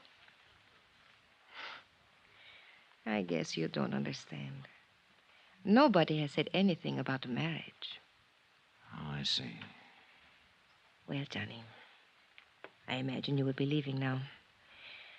So, good night, Johnny. Goodbye. For all the progress I'd made in the case, I might as well have stayed at home. Another fish off the hook. Logical suspect number one had been the customs property agent, Andre Jardine. But the blow on the head that sent him to the hospital hadn't been faked. And that, plus the fact the diamond courier had shown symptoms of poisoning before the plane even landed, seemed to leave Andre in the clear. And now, number 2, Maria Countess d'Attalia was apparently able to supply another answer every time she needed one. And her answers were backed up by Hans Zeindorf, Lorco's own representative. We were shortcutting through the harbor district when I began to realize that the same car had been behind us ever since we'd left Maria's. It was a low-slung English job, expensive and easy to recognize. Driver. Oui, monsieur? Hit the gas a little harder. See if you can shake that car behind us. Mais oui. The other car picked up speed to match ours and still held the same distance. Hey, try a couple of fast corners. I want to make sure. Yeah?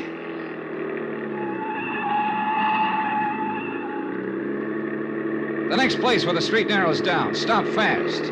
Swing crosswise. Block off the road. I want to stop that guy and have a talk with him. Hey, you understand what I mean? Mais oui, monsieur. Just like in the movies. Yeah, well, something like that. Hey, there's a place coming up. Let's have a go at it. You do not worry. I will do it good. Yeah, I only hope we've seen the same movies. Now, monsieur. I was out of the cab fast and running back down the street. The other driver had jammed on his brakes and finally skidded to a stop against the curb. I reached for the handle, jerked the door open, and the man inside came out swinging. A big man, a little on the beefy side, but plenty tough. I didn't know him, never seen him before. He fought silently and fought hard, but he was a sucker for a lift. I knelt down on the pavement and started to go through his pockets. I hadn't even noticed the other car pull up. Nom de chien, Monsieur Dollar. Huh? Do you merely plan to rob him, or do you also intend to cook him and eat him? How you really get around, Inspector. A policeman must socialize, monsieur. It broadens the outlook. Come, we walk.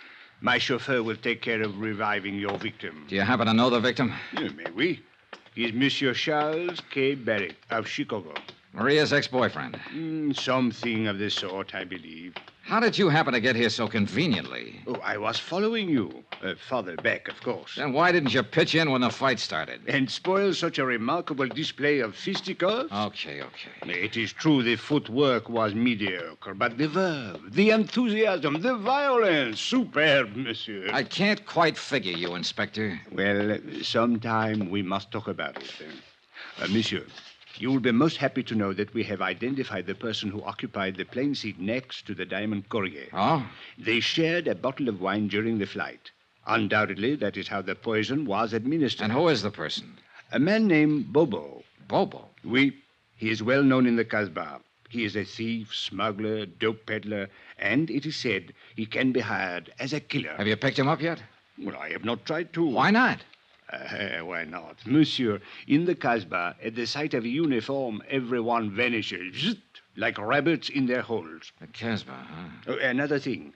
The property agent who was struck on the head, Andre Jardin, he has disappeared from the hospital. Disappeared? How? His window was open. The room was upset. It was very odd. Yeah. Look, Inspector, I think I'll get on back to the hotel and get some sleep. As you wish. Yeah, I'll talk to you tomorrow. Oh, there is one more thing, Monsieur Dollar. Huh?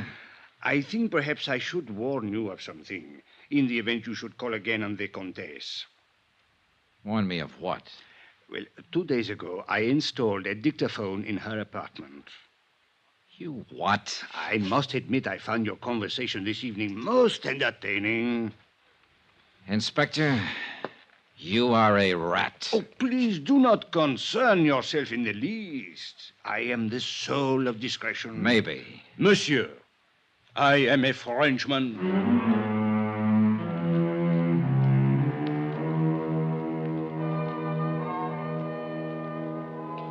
Twice tonight, the Casbah had been mentioned.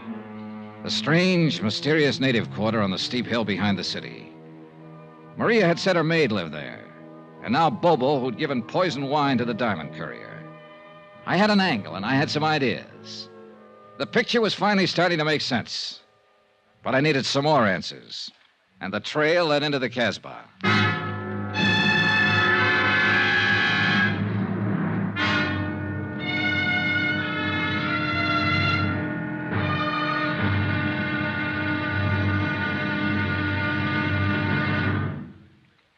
There'll be another intriguing episode in our story of the Lorco Diamonds matter tomorrow. Tomorrow, a bungling fool, a tightening net, and a violent death in a crooked alley of the Casbah. Join us, won't you? Yours truly, Johnny Dollar.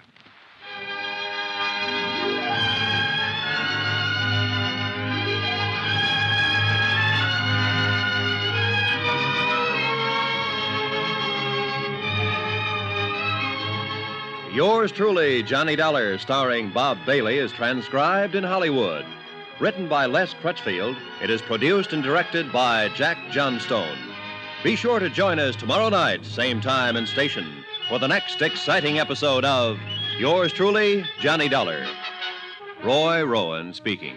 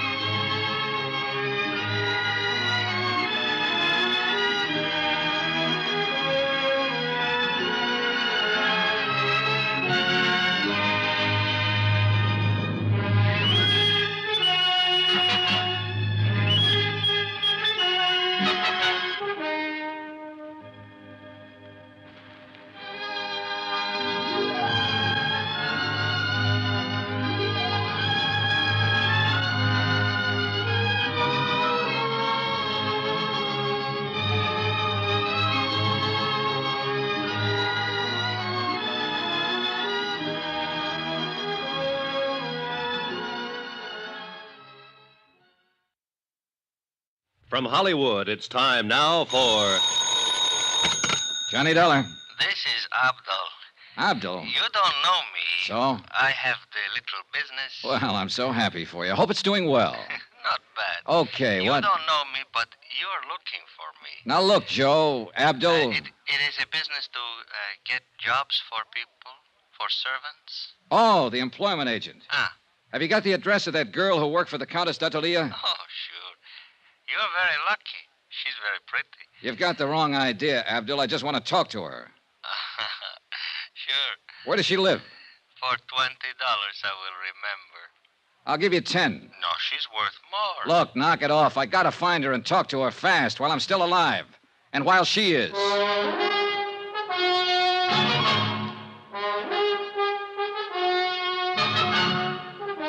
Tonight and every weekday night, Bob Bailey in the transcribed adventures of the man with the action-packed expense account, America's fabulous freelance insurance investigator. Yours truly, Johnny Dollar.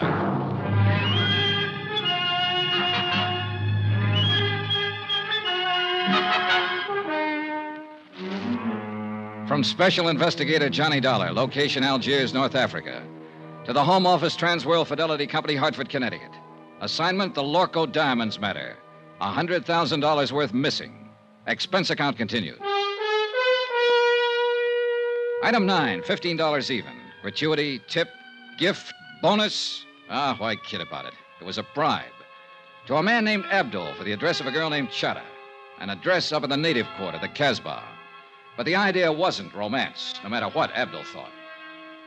4 hours earlier, in the Countess d'Atalia's apartment, somebody had turned on the gas and tried to kill one or both of us. It was 9 to 1 that the somebody was Chada the servant. I wanted to ask her why. I'd put my coat on and was just on the point of leaving my hotel.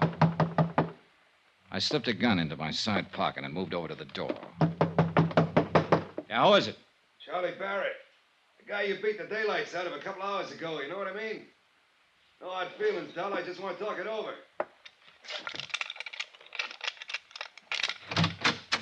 All right, Barrett. What's on your mind? You object if I come inside? It's kind of personal, you know what I mean? Probably. All right, come on in. Much obliged. Hey, I didn't know who you were, but when we got in that little fracas, that cop told me about it afterward. Man, you really got a wallop on you. You make a fella know he's had it, you know what I mean? Is that why you're here, a post-mortem on the fight? No. That's done and over. You whipped me fair and square, as far as I'm concerned. Hey, Barrett, if you've got anything to say, let's have it fast. I'm in a hurry to get out of here. Oh, well, I sure don't want to take up no more of your time than necessary. I know how it is. Of course, I'm on vacation now, but back in Chicago, I'm in the meat business. Look, Barrett, will you At please... least in a way I am. I'm in byproducts, actually. You know what they say? Use everything but the squeal. Well, I'm the fella that cans a squeal, you get it? Oh, brother. What I come here for was maybe to get it straightened out about that dame. Do you mean the Countess d'Atalia? Countess. Them titles are a dime a dozen. I can buy 'em, sell 'em like sausages. Well, what about her? Now, look, neighbor, I was figuring to come here and put it to you man to man. You know what I mean? I know what I'm beginning to think you mean. I figure when you seen my position, you'd want to do the square thing. Like anybody on the right side of the fence would. You with me, neighbor? You better drop that neighbor business. I've moved. Well, Dollar, the thing stacks up like this. Now, I already had my claim staked there before you even got in town. I got a lot of money invested in that dame. Barrett, so help me. I've been taking her around places, feeding her, buying her, one thing and another. Why, I was even going to kick through for a 20-grand chunk of ice for her. Well, she and I had that fight last week. You what? That dame's got highfalutin ideas. What fight? What are you talking about? Well, I just put it to her, cold turkey. I told her she had to quit Jenny flipping around with all those other fellas. Or I just wasn't going to have nothing more to do with her. Well, that made her mad, you understand? She lit into me.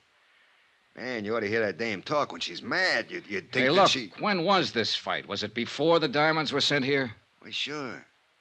Sure, I said if that's the way she was going to act, she could forget about them diamonds. Well, I ain't seen her since or talked to her, but I just can't seem to get her off my mind. Now, look, Dolly, you was in her apartment there for 2 hours and 40 minutes tonight, and I don't like it. It bothers me. Strictly business, Barrett. And I got to get going. Now, wait a minute, Dollar. Just wait a minute. We still got something to settle here. Like I told you, I got money. Barrett, get out. You better hold your horses. I don't know if you know the name C.K. Barrett, if that means anything to you. But I got influence back there in them United States. So it's the hard way, huh? Look, you just work for that company of yours. You're nothing but an employee.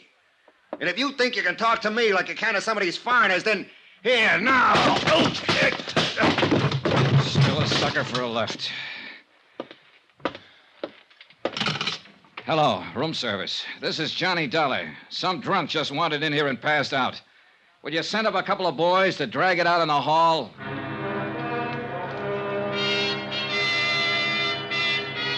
Expense account item 10, $5.30. A tip to the bellboys and taxi fare to the Casbah. The taxi dropped me off at the end of the causeway, and from there on I walked. It was late, well after midnight, but the narrow, crooked alleys were teeming with life. Some of it out in the open, some of it under cover. Small groups of people met together here and there along the cobbled streets. Men of 24 tongues and dialects.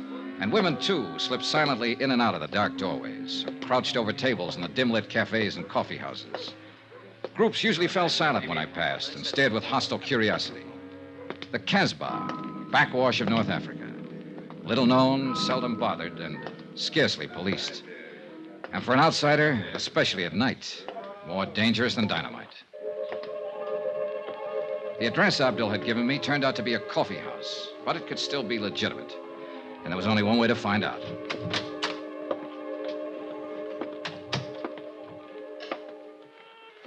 What do you want? I want to see Chata. What for? Private reasons.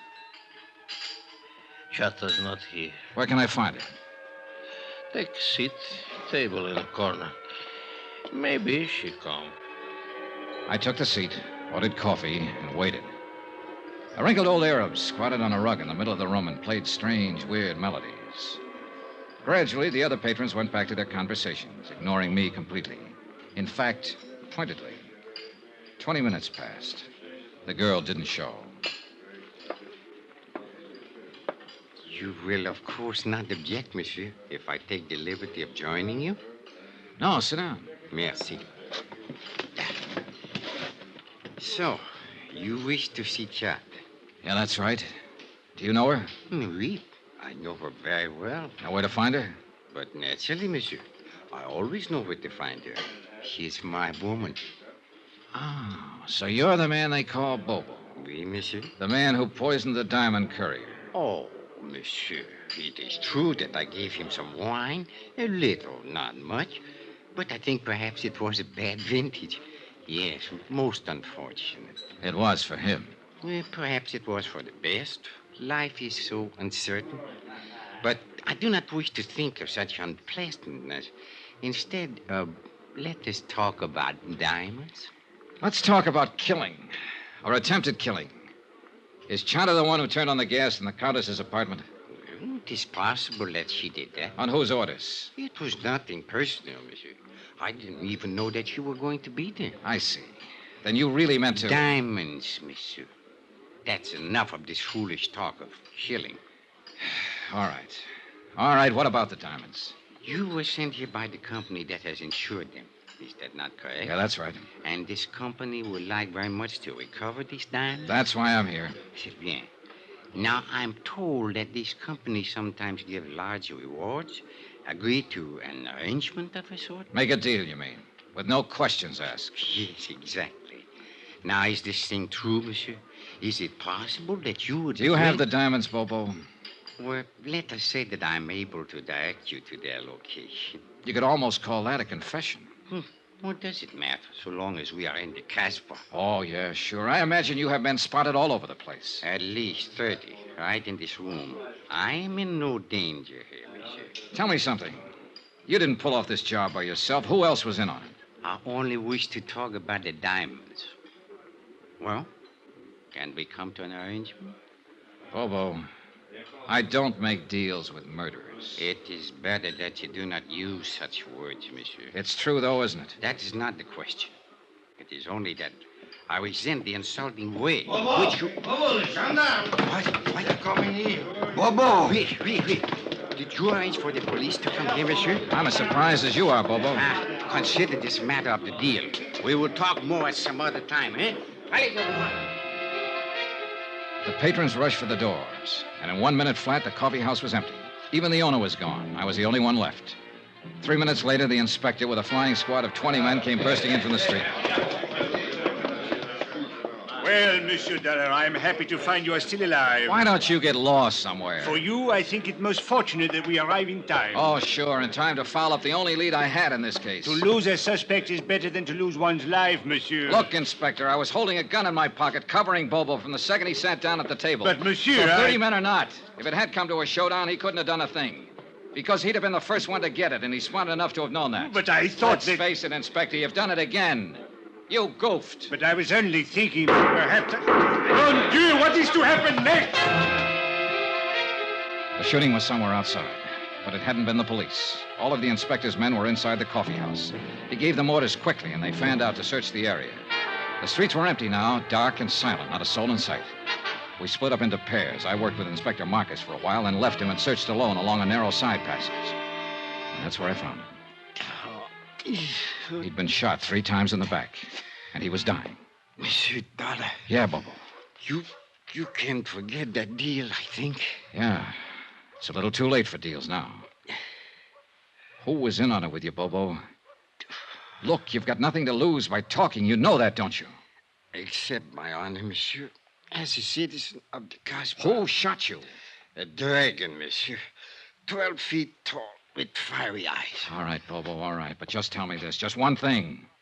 Are you the man who attacked the property agent at the airport? The man who slugged Andre Jourdain? Oui, monsieur. I do it very good. No. Almost I kill him. It's too bad.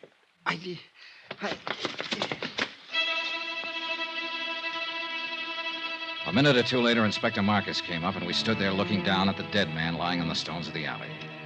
He was a short man, stockily built, with wide shoulders and a deep chest. It was the body of a man of action, of accomplishment. But he'd chosen to be a smuggler, dope peddler, thief, and killer. And now he had become the victim of another killer. Did he say anything, monsieur? Was he able to talk? Yeah, enough. Eh? What is it you mean, monsieur? Do you know who is guilty of this? Yeah, that's right, Inspector. I know the whole story now. The whole filthy, rotten story.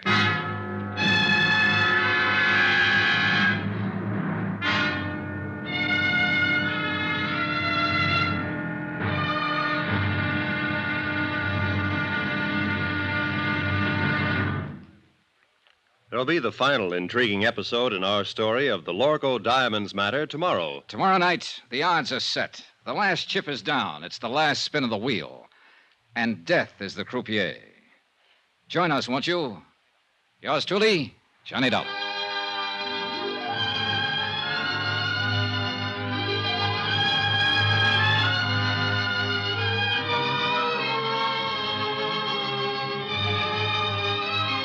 Yours truly, Johnny Dollar, starring Bob Bailey, is transcribed in Hollywood. Written by Les Crutchfield, it is produced and directed by Jack Johnstone. Be sure to join us tomorrow night, same time and station, for the next exciting episode of Yours truly, Johnny Dollar. Roy Rowan speaking.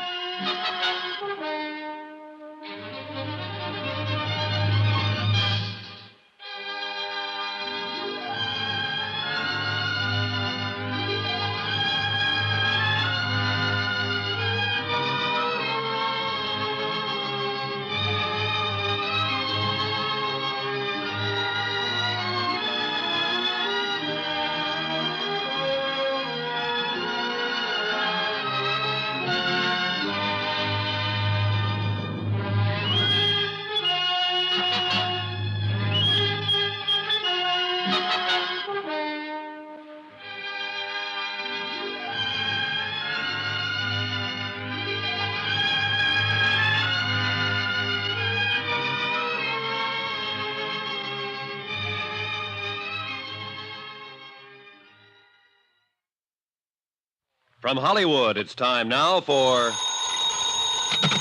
Johnny Dollar. Johnny, this is Maria. Maria. Well, isn't it kind of late at night to call? You've got to help me, Johnny. I'm being followed. Aren't you at home? No, it's a little cafe on the waterfront. I came in here to phone. Why the devil did you have to go out? Everything was set up. If you'd stayed home, you'd have been safe. What are you trying to do? Get yourself killed? Johnny, this is no time. Where are you? What's the name of the place? The Marrakesh, number 41 Rue de la Mer. I'm afraid to go outside. No, whatever you do, don't go outside. Stay right where you are until I get there. But, Johnny, Take your choice, Maria. It's either that or wind up on a marble slab. What do you mean? You know what I mean. You know better than anybody. Now stay there.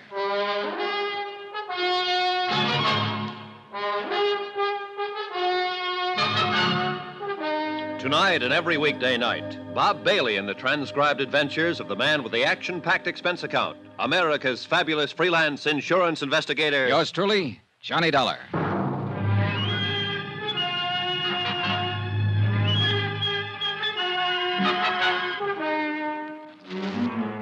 From Special Investigator Johnny Dollar, location Algiers, North Africa, to the Home Office Transworld Fidelity Company, Hartford, Connecticut.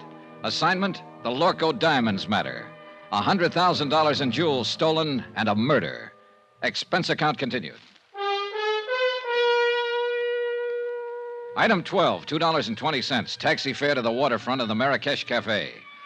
There was no time to lose and no time to get help from Inspector Marcus.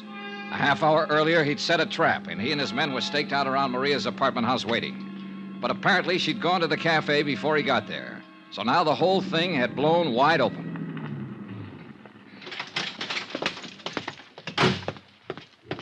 The Rue de la Mer was a dead-end street close to the water, deserted at this hour of night. A couple of dim street lights and a light over the door of the Marrakesh Cafe. Everything else was in darkness. There was no movement, no sign of life. Over here, Johnny. Oh, thank heaven you got here. No trouble so far. huh? No, except with that sailor over there. He finally passed out. Well, you're probably used to that kind of trouble. Cigarette?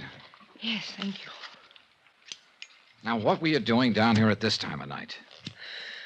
I was visiting a friend. Is that the friend's car parked out at the curb? Yes. Charlie Barrett, huh? The meat packer from Chicago who was going to give you the Lorco diamonds. Well, I figured he'd got over his mad spell. How did you know about it? He told me just before I knocked him out for the second time tonight. He said you two had a fight over a week ago, and that he told you he wasn't buying any diamonds after all. Well, it was just... For a while, I thought I had you tagged again.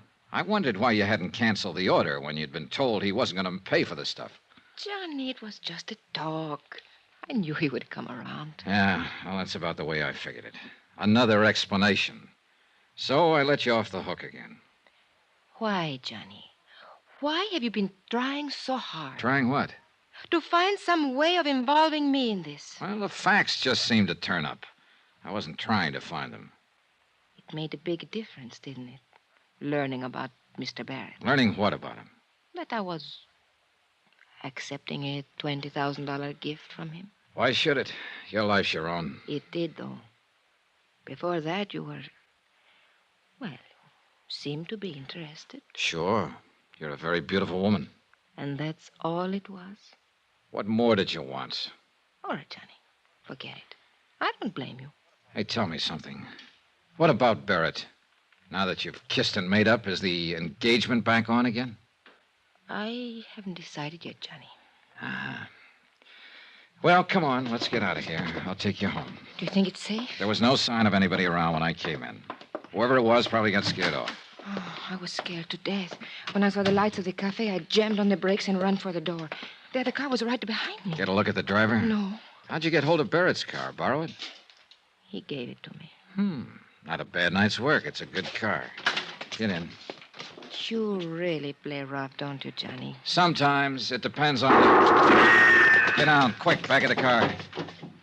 It came from across the street. It's pitch black over there. What are you going to do? Look, Maria, you're safe as long as you're back of the car here. What about you? I can't get a shot from here. I'm pinned down. I'm going to make a run for that stone curb. Try to draw a shot and see where the flash comes from. Be careful, Johnny. Oh, don't worry, kid. I'm the carefulest guy you ever saw. All right, now sit tight. Here goes. Are you all right, Johnny? Yeah, I think I got him spotted. Let's see just how close I can... There's somebody running away. Yeah, so do I. Now, where the devil? Why don't they get some streetlights down there? Car that's starting up. Yeah, I see it. They're getting away. One lucky shot, my... Ah. Give me your keys. Wait here. I'm going after them. No, I'm going with you. Then pile in. Hurry up. Let's go. A few blocks away, I picked up the taillights of the other car and poured on the gas to keep hanging on. We roared through the empty streets along the waterfront, then swung into the coast road and headed out of the city. The model I was driving had been built for road racing, and barring accidents, I didn't figure the car ahead had much chance of shaking me. It was a narrow, winding road following the rocky edge of the headlands, and the curves were sharp and dangerous, especially at the speed we were traveling.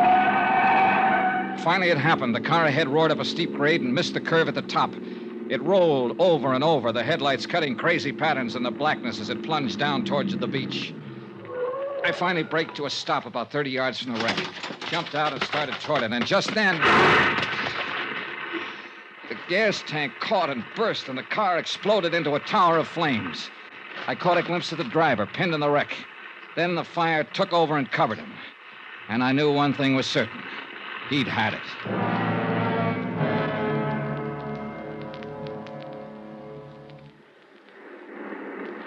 It's dying down. Yeah. The gasoline is all burned now.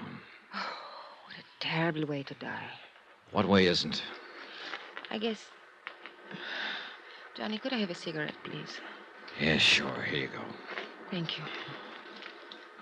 Yeah, light up, Maria, while you watch him burn. What a horrible thing to say. It's quite a relief, though, isn't it, knowing you're safe now? Well, of course it's a relief when someone has just tried to kill you and now you know that they... That's true, but it's not what I meant. I don't think I understand you. What I meant was you're safe because now he won't be able to talk. Able to... Who won't be able? Do you mean you know who's in that car? Of course, and so do you. It's the customs property agent, Andre Jardine. Andre? Sure. Who else would have any reason to kill you, since he was the only one left after... Oh, I guess you haven't heard about it yet. Bobo's dead, too. What? Who is Bobo? Your other partner. Andre shot him in the back earlier tonight up in the Casbah. So you're doubly safe now, Maria. They're both dead. And for everything else, you've got an explanation.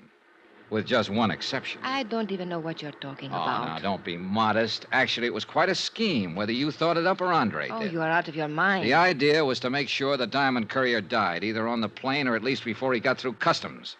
That way, the courier's briefcase would be sent to Andre's office. Then Bobo was to help Andre fake the stick-up. But Bobo turned out to be a tough cookie. This may be true, Instead but of sticking to plan, he decided to go for broke. When he slugged Andre, he tried to make it stick, but Andre managed to reach his gun, so he ended up in the hospital instead of the morgue. What has all this got to do with me? Then Andre got the idea of a double cross. He left the hospital, went into the Casbah to look for Bobo. He found him, and he killed him. I still don't see His next step was a natural, to knock you off and keep the whole take for himself. We expected it, and we were ready for him. Inspector Marcus is staked out right now at your apartment house, waiting for Andre to show up. We didn't know you'd already gone out earlier. Well, all of this may be true, Johnny. But why do you insist on trying to fit me into the picture? Because that's where you belong. I mentioned the fact that you'd been able to come up with an explanation every time you needed it, with just one exception. What exception? Both Andre and Bobo have tried to kill you this evening. Why? Unless you were in on this thing. What reason would they have? Well, I don't know. Of course. Why should I know? I don't know why they tried to kill me, Johnny. Oh, a good answer, Maria. And it'll probably work. Yeah, you figured that one out fast. I don't know what you mean. No, of course you don't. Well, Who has the diamonds? I will before morning. Johnny, why couldn't you... Knock it off, kid. You got the wrong guy. It won't work with me. It could. Sure, I know. You're beautiful, charming, lovely. And you're rotten. Rotten right to the core. What are you doing, Johnny? Going back to town. Well, wait for me. Goodbye, Maria. Johnny, wait! Johnny!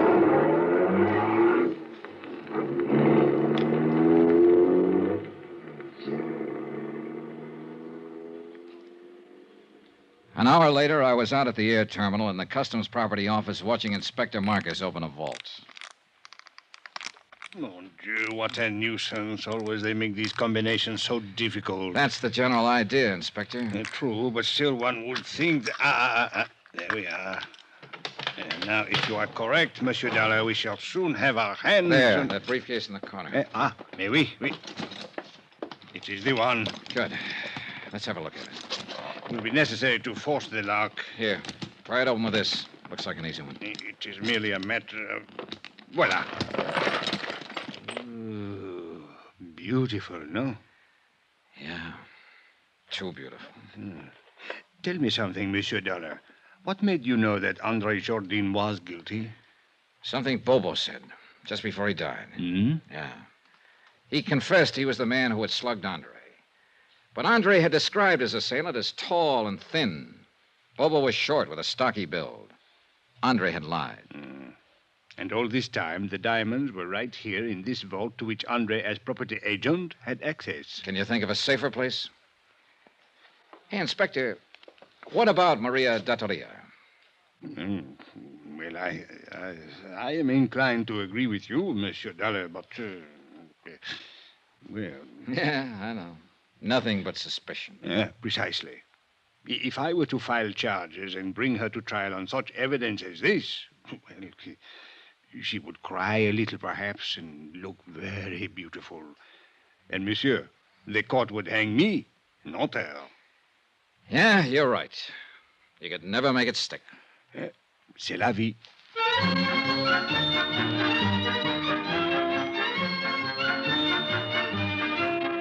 Expense account item 13, $624.80. Hotel, meals, and incidentals in Algiers and transportation back to the States. Expense account total, $1,214.60. End of expense account. End of report. Remarks? Social item. To be circulated widely.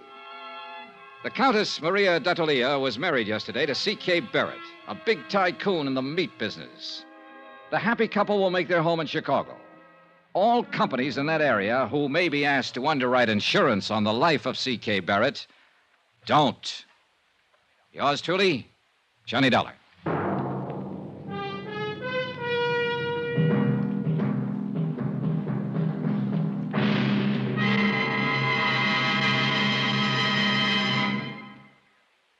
Remember, there'll be a new exciting story on Johnny Dollar beginning next Monday. Next week, the Broderick matter, an exciting chase after a charming, beautiful girl. After all, who wouldn't? Join us, won't you? Yours truly, Johnny Dollar.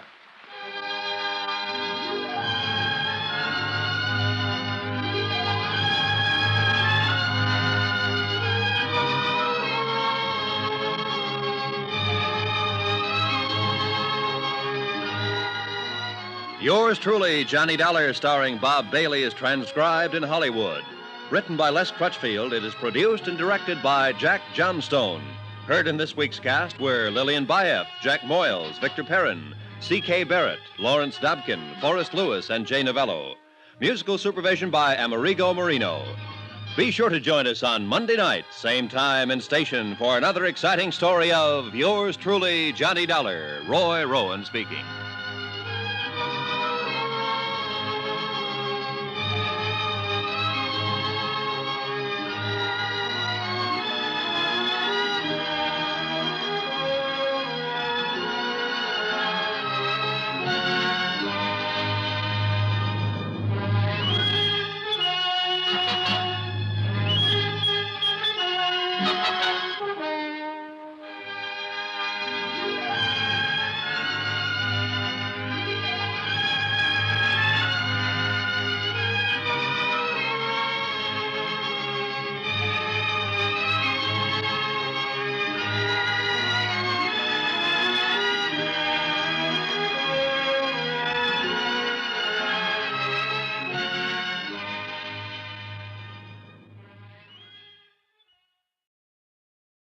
From Hollywood, it's time now for Johnny Dollar.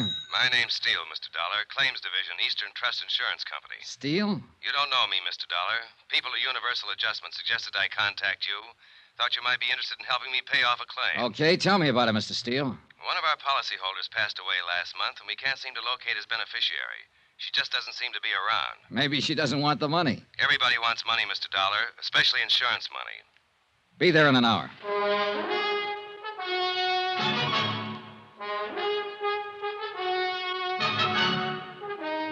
Tonight and every weekday night, Bob Bailey in the transcribed adventures of the man with the action-packed expense account, America's fabulous freelance insurance investigator. Yours truly, Johnny Dollar.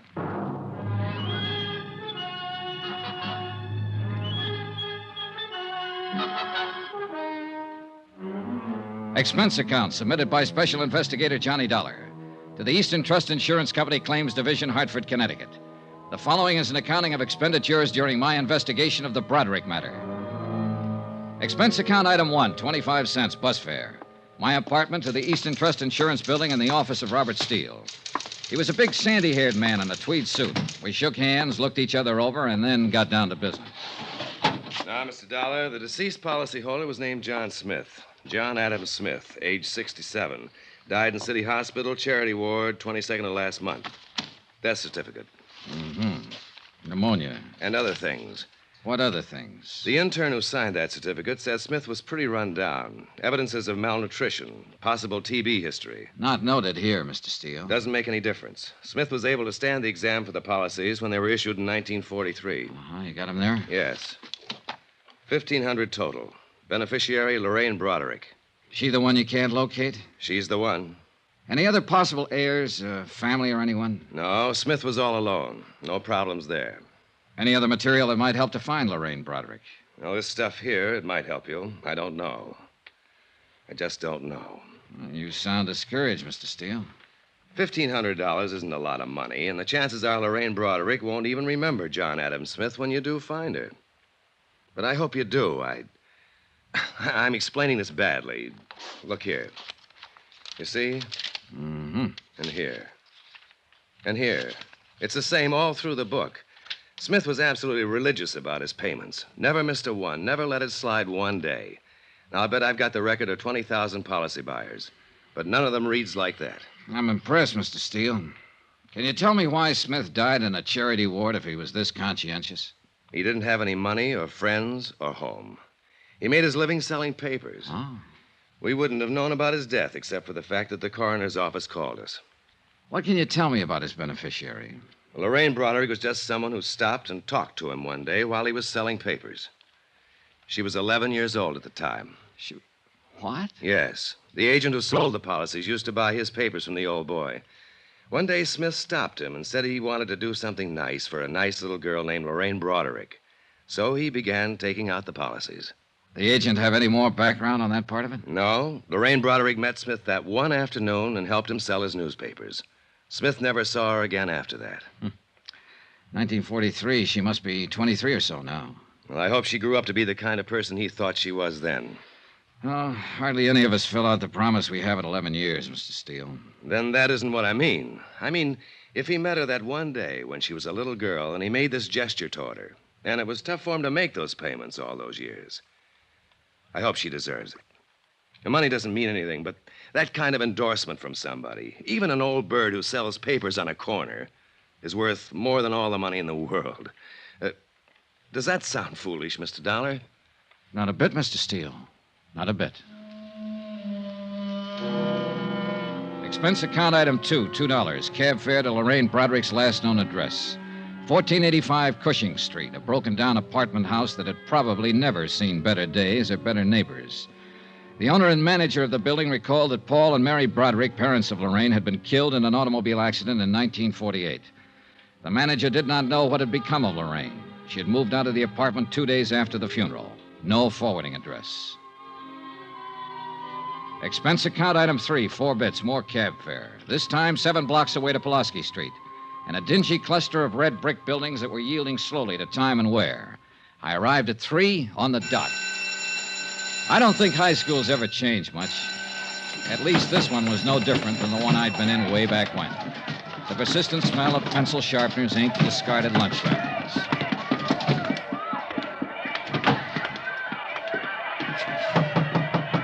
Yes? Sister Mary Regina? Yes, may I help you? Good afternoon, sister. My name's Johnny Dollar. I wonder if I could talk to you a moment. Dollar. Yes. Are you sure you shouldn't be speaking to Sister Amadea in the grade school? I don't believe we have any students named Dollar. Oh, no, this... sister. I don't have any children in school here. I've been hired by Eastern Trust Insurance Company to locate a beneficiary on one of their insurance policies. I thought perhaps you might help me. Well, I'll try, Mr. Dollar. I took a chance and came here because it was the nearest high school to the girl's address. Her name is Lorraine Broderick. Lorraine Broderick. Yes. The last trace I have of her was in 1948. She was about 17 then, possibly still in school, possibly this school. Lorraine Broderick. Mm-hmm. Sound familiar, sister? In a way, yes. Oh, there are so many, Mr. Dollar. Yeah, I just met about 3,000 of them out in the hall. Yes, I know. 1948. Benson, Brady, Broderick, Lorraine Mary Broderick. Oh. Yes, Mr. Dollar, your guess was very good. She was here in St. Charles from 1945 to 48, yes. I wonder if there's an address listed there, home address. 1120 Seaton Place. Oh, my, that's quite far from here. Parents deceased, guardian. Oh. Anything wrong, sister? Why, I remember Lorraine now, Mr. Dollar. Her parents were killed in an automobile accident in her senior year. Yes, and she went to live with her uncle, James Broderick, at this Seaton address. Oh, yes, I remember that lovely girl. She was in Sister Hildegard's class. That ties up with what I know about her so far, sister. Oh, I remember her so clearly. I can even see her face. Perhaps that was it, her face. Like an angel's, gentle and fresh and wonderful. The man who left her the insurance money must have thought the same as you do, sister. He saw her one day when she was 11. Oh, I have an annual from that year, Mr. Dollar. Would you like to see Lorraine? Yes. Right here. Yes, here we are. That's Lorraine Broderick. Beautiful, isn't she? Sister Mary Regina pointed to a group picture on one of the pages. It was labeled Girl Fidelity. Lorraine Broderick was in the first row, one of 30 or 40 self-conscious little girls wearing identical self-conscious expressions. Her hair appeared to be deep brown or black, her features soft and slightly cherubic. Undeniably, Lorraine Broderick had been a beautiful young girl. In all probability, she was a beautiful young woman, wherever she was. By 5 o'clock, I'd been to her uncle's address on Seaton Place. There I learned that Uncle James Broderick had died of a heart attack in 1950. The people at the address reported that Lorraine had lived with him up until the time of his death. She had worked in a dentist's office, they told me. As far as they knew, she still worked there. I made a phone call. Yes, sir? Johnny Dollar, Mr. Steele. Oh, how are you going on Lorraine Broderick? Well, I might need some help. Have you got a man? Sure. I've got her traced up to 1950, Steele. She worked for a dentist here in town. Uh-huh. Probably got her job in his office right out of high school. That meant she pretty well had to get it through a professional agency. That sounds reasonable. I got a man to check the agencies in town that specialize in that. Let me know.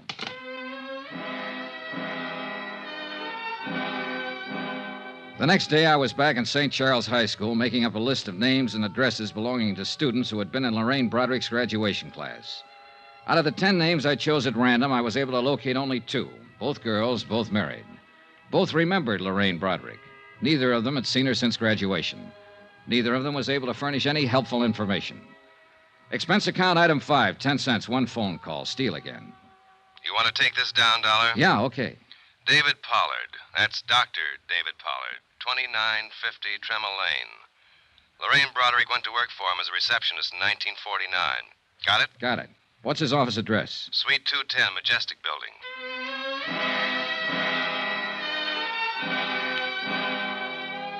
I got there about 5:45. There was no receptionist on duty. As a matter of fact, no reception desk. A stern-looking nurse in a rumpled white uniform knew nothing of a Lorraine Broderick who might have worked for Doctor. Doctor was working with a patient. If I cared to wait for Doctor... Yes, what is it? My name's Dollar. I'm with the Eastern Trust Insurance Company. I don't need any today, Mr. Dollar. I'm not looking for a sale, Doctor. What? That's right. I'm trying to find a friend of yours. Who are you talking about? Lorraine Broderick. Oh. How is Lorraine these days? I don't know, Doctor. I'd like to meet her and find out. Well, you're looking in the wrong place. I can't help you. She hasn't been around here for a couple of years. Goodbye. Oh, wait. Well, what now? Well, you've got an awful big chip on your shoulder, Doctor. You won't even let me explain my business. I'm not interested in your business. I can tell you mine's been going on since 8 o'clock this morning, and I'm pretty tired. You finished now? Well, yes. Can I take you downstairs and buy you a drink? Sorry. What is it you want to know? Where I can get in touch with her. I don't know. She quit without notice a couple of years ago. Just didn't come back. Too bad, too. Do you have any idea where she might have gone? Just what is this for? To pay her some money we owe her. We can't locate her anywhere. Well, I'm sorry, but neither can I. Are you still trying? Not anymore. All I know is she just left one day about 2 years ago. She had a little apartment over on the west side. The manager told me she'd pulled out bag and baggage, and I haven't heard from her since. Were you on good terms with her, Doctor? Doctor? I'll take the drink.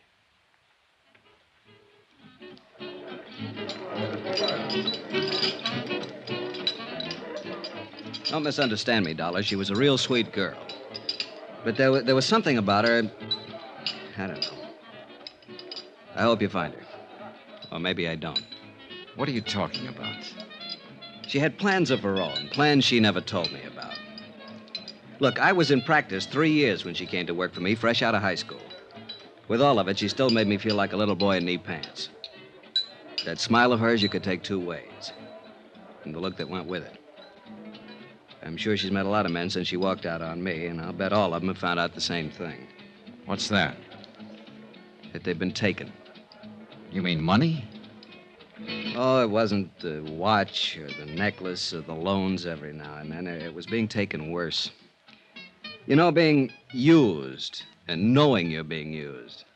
I don't quite get it. And I'll make it clear. That sweet, fresh, beautiful little girl was out to do everything and everybody for all she could get. She's rotten, you know, just plain rotten.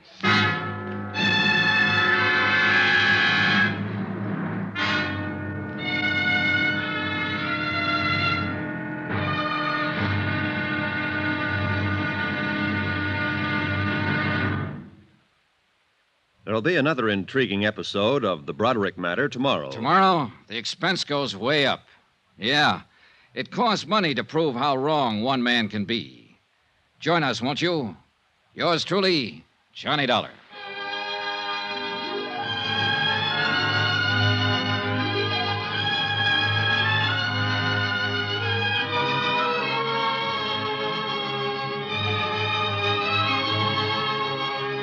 Yours truly, Johnny Dollar, starring Bob Bailey, is transcribed in Hollywood. Written by John Dawson. It is produced and directed by Jack Johnstone. Be sure to join us tomorrow night, same time and station, for the next exciting episode of Yours truly, Johnny Dollar. Roy Rowan speaking.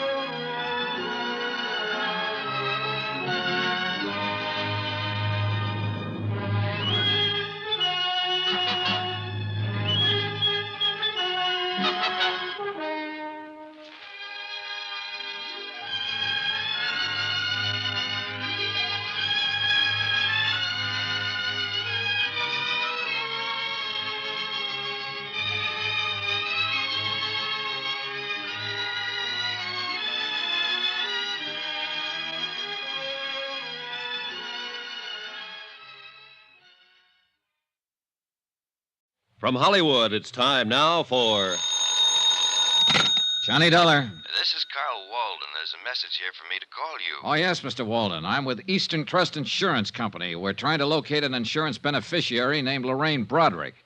Understand she lived in your apartment building up until 1953. Well, who told you that? A doctor she worked for here, Dr. Pollard. I don't know where she is, Mr. Dollar. I haven't seen her for 2 years. We're trying to pay off a claim, Mr. Walden. Didn't she leave a forwarding address or give you any idea of where she... No, not a thing. You've got a job on your hands, pal. Huh? I don't think that baby wants to be found. Got a couple of minutes? Yes. I'll be right over.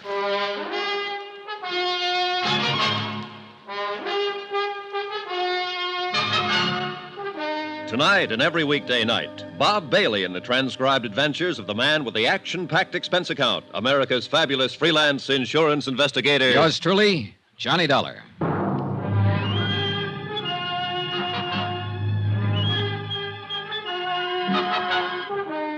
Expense account submitted by Special Investigator Johnny Dollar to Eastern Trust Insurance Company Claims Division, Hartford, Connecticut. The following is an accounting of expenditures incurred during my investigation of the Broderick matter. Lorraine Broderick, that is, missing. Expense account continued. Item 6, $14 even, photographs. The photographer who had taken the pictures of the 1948 graduating class at St. Charles High School still carried the proofs in his files. Among them, 4 poses of Lorraine Broderick. I'd stopped by to get them on my way out to see Carl Walden, apartment house manager. He hadn't changed his mind about anything since our phone conversation. No, sir, she doesn't seem to want anybody to know where she is. She'd have left a forwarding address or something like that. Instead, she pulled out in the middle of the night bagging baggage, and that's the last we ever saw of her. Just when was this, Mr. Walden? About the middle of December or so, 1953. Yes, it was a couple of years ago. Mm-hmm. Oh, you want one of these? No, thanks. I don't smoke. Can you think of any place she might have gone, Mr. Walden? New York City. Oh, why New York? Well, it's the closest place to go, isn't it, for somebody like her? I'm not so sure I know what she was like. I've had several different versions, Mr. Walden. Say, you talked to that doctor she worked for? Yeah. Boy, I'll bet his version was a pip. How do you mean? Well, she walked out on him. That poor guy was around here several times asking if we'd heard from her, if she'd written us a change of address. He didn't say it, but I think he had it real bad for her. Oh? Oh, yeah. And I didn't tell him about the other guy either. Well, suppose you tell me about the other guy, Mr. Walden. Well, why not? Well? Well, about a week before she left, I saw her in the hall a couple of times with this other guy. Big, gray-haired man, wore Homburgs and things like that. An older man, is that what you mean? Oh, no, not old. 45-ish, maybe. You know, expensive-looking character. Drove a caddy the size of a freight train, New York plates. He'd buy and sell this place with his pocket money. Happen to know his name? No. He never came around again after she moved out. But they were sure chummy while he was here. At least a couple of times I saw them together. Can't blame him. She was okay. Did she owe you any rent when she left? Nope. Did she give you notice she was vacating? Nope, just left. A note or anything? A $50 bill on the desk in an envelope addressed to me. That's all. That's it. Well, was she friendly with anybody else in the building? Well, not that I know of. People here keep pretty much to themselves. You know, it's a funny thing. What's funny? That old boy with the Homburg. I wonder why he never came around looking for her. Good question.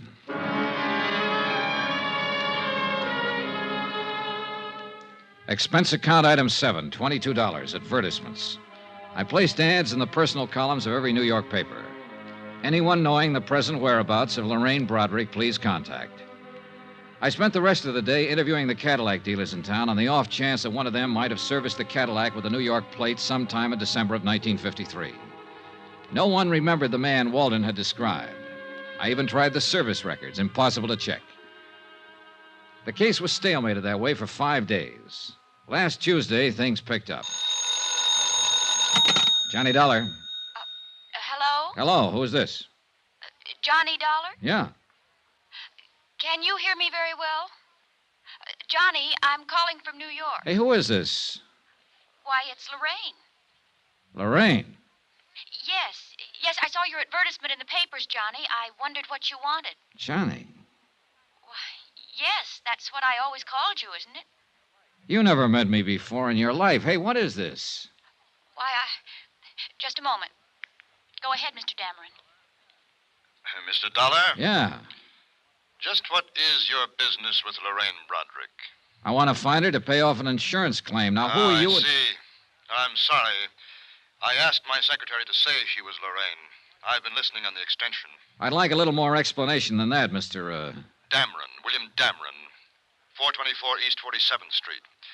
I know how all this must sound to you, Mr. Dollar, but I'm not trying to confuse you. Well, I am confused. Do you know Lorraine Broderick? Yes. Then let's take it from there, Mr. Dameron. Expense account item 8, $15. Transportation and incidentals, Hartford to New York, for the purpose of seeing Mr. William Dameron, whoever he might be, and trying to gather further information concerning Lorraine Broderick, wherever she might be. 424 East 47th was a 30-story job that housed, among other things, the Union Brokerage Company. This happened to be located on a ground-level suite. It also happened that Mr. William Dameron was president of same. He looked about the way I expected. Of course I knew Lorraine Broderick, Mr. Dollar. I apologize again for that awkward subterfuge on the telephone. You say you represent an insurance company? That's right. May I see your credentials? Well, sure. Here you are. Investigator. Thank you. We're trying to pay off on a policy, Mr. Dameron. A man named John Smith left Lorraine Broderick a small estate of $1,500. I see. Can you tell me where she is right now? I'm afraid I can't. Oh, sit down, Mr. Dollar. Sit down, please. Oh, thanks. I take it you knew her in Hartford. That's right, I did. She came here to New York with me. Oh? Let me assure you, there was nothing improper about it.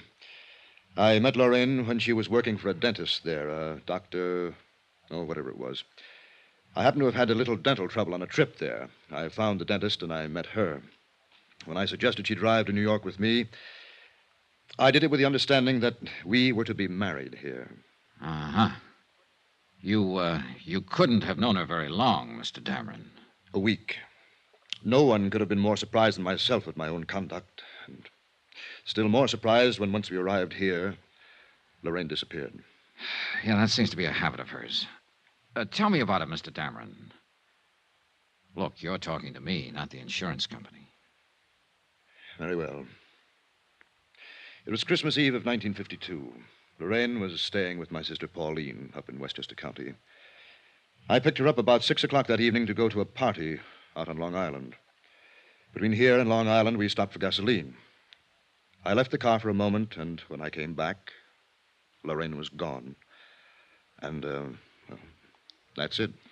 Did you see her or hear from her after that? No, I didn't. Did she leave a note in the car, a message of some kind? No. I don't quite get this, Mr. Dameron. You were going to be married after you knew her only a week. You brought her here to New York, and a few days later, she just stepped out of your car in a filling station and disappeared. It's quite reasonable from her point of view, I suppose. But not from mine. It doesn't make sense. Did you have a fight, an argument or something? Oh, no. Well, what was it? Nothing. I don't think I would ever have argued with Lorraine. Lovely, gentle, sweet. Yeah, I know. What about her things? What things? Well, her clothes out at your sister's. Didn't she send for them, or what? No, she only had 2 small bags. They're still there, as far as I know. Well, what did you do? Did you call the police? No, why? Well, I would if a girl I was going to marry disappeared like that. No, I'm afraid a call to the police would have been, well, rather awkward, a man in my position. Let me ask you this. Do you have any idea why she walked away? Yes. Perhaps it's of no practical value to you, though. Any information I can get will be helpful, Mr. Well, all right, then. I think Lorraine was frightened. Of what? Of life, Mr. Dollar. Not people or circumstances, but life. Yes.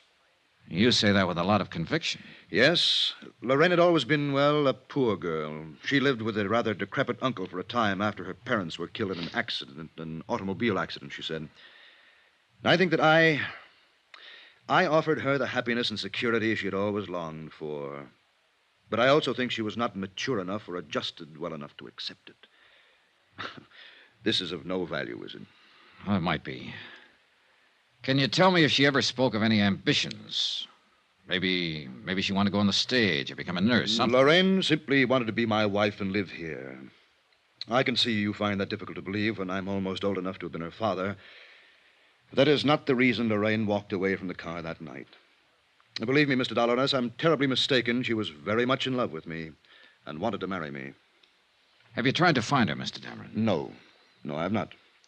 I waited around the filling station that night hoping she'd return, but I didn't report the matter to the police, as I said before. I intended to hire private detectives to locate her, but then I gave that up, too. I'm afraid I don't understand this. If you loved her. Would this make it more understandable? Lorraine was a rational, normal human being when I left her in that car. No one forced her away from it, or me. The man at the filling station said she merely stepped out and disappeared down the street. She left of her own free will, for her own reasons. I think I see your point. Thank you. I've hoped that one day she would appear at my door, contact me, come to me. But she hasn't. The most matchless woman I've ever known. Is there any way I can help you more concretely? If you could tell me the exact location of that filling station. Yes, I believe I can do that, but why? Last place she was seen alive. Oh, that word alive. Just a word, Mr. Dameron. Have you spoken to many people who knew her? A few. The dentist she worked for, an apartment house manager, principal in her high school. Mm-hmm. Yeah, I think they all told me the truth. The what? The truth. You know, how it actually was. What really happened. Oh, Mr. Dameron, she would have run out on you in Westchester, taken a cab from your sister's place with her luggage, or she could have come to you and called off the marriage. Mr. Dollar, Now, looking at you and talking to you, anyone would be impressed by the fact that you're a reasonable and understanding man. I am. She could have left you a dozen easier ways, Mr. Dameron, but it doesn't stand to reason that she'd step out of a car on Christmas Eve on the way to a party and disappear. With no luggage, with the clothes on her back, and no more. Women don't do things like that. They want an overnight bag, a change of clothes, somewhere to go to. It doesn't make sense. But that's exactly what she did. They don't do it that way unless there's a mighty good reason. A real gilt-edged reason, Mr. Dameron. Something that says what's ahead is better than what's being left. How much did she swipe? What? What did she take? How much? Close to $6,500. $6,500. Lovely, sweet, gentle. She took it from the wallet in my overcoat while I was talking to the filling station attendant. I would have given it to her gladly. All of this, everything. But she had to steal it from me. She had to steal it from me like some common little thief. There's truly no fool like an old fool. Is there, Mr. Dollar?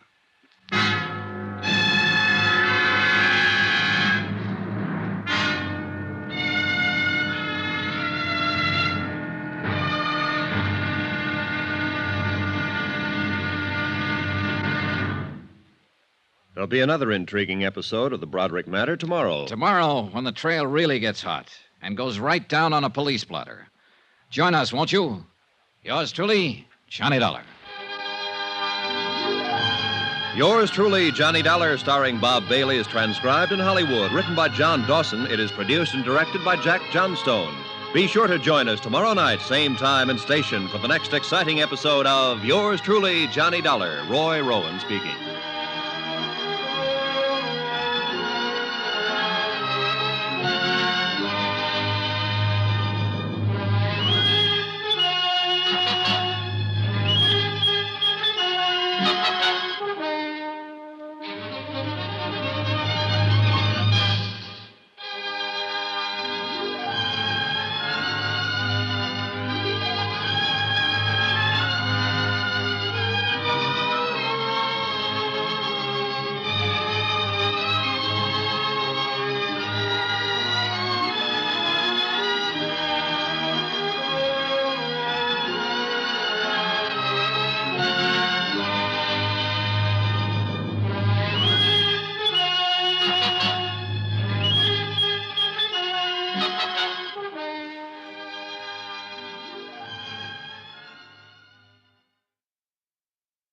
From Hollywood, it's time now for Johnny Dollar. Bob Steele, Eastern Trust. How's New York? Fine, but I haven't found Lorraine Broderick yet. How about your lead? What was his name? Dameron? He hasn't seen her since Christmas Eve, a couple of years ago. She walked out on him with $6,500. What now? You, want to keep on with it, Mr. Steele? Sure, we have to pay her off, even if it is only $1,500. But you sound like this was all the farther you want to go. It might be at that. Oh, what did you say? Look, a sweet old man left a nice little girl $1,500. Apparently, I'm looking for a grown woman who isn't very nice anymore. Beside the point, isn't it? Yeah, I guess so. Okay, Steele, I'm still on the case.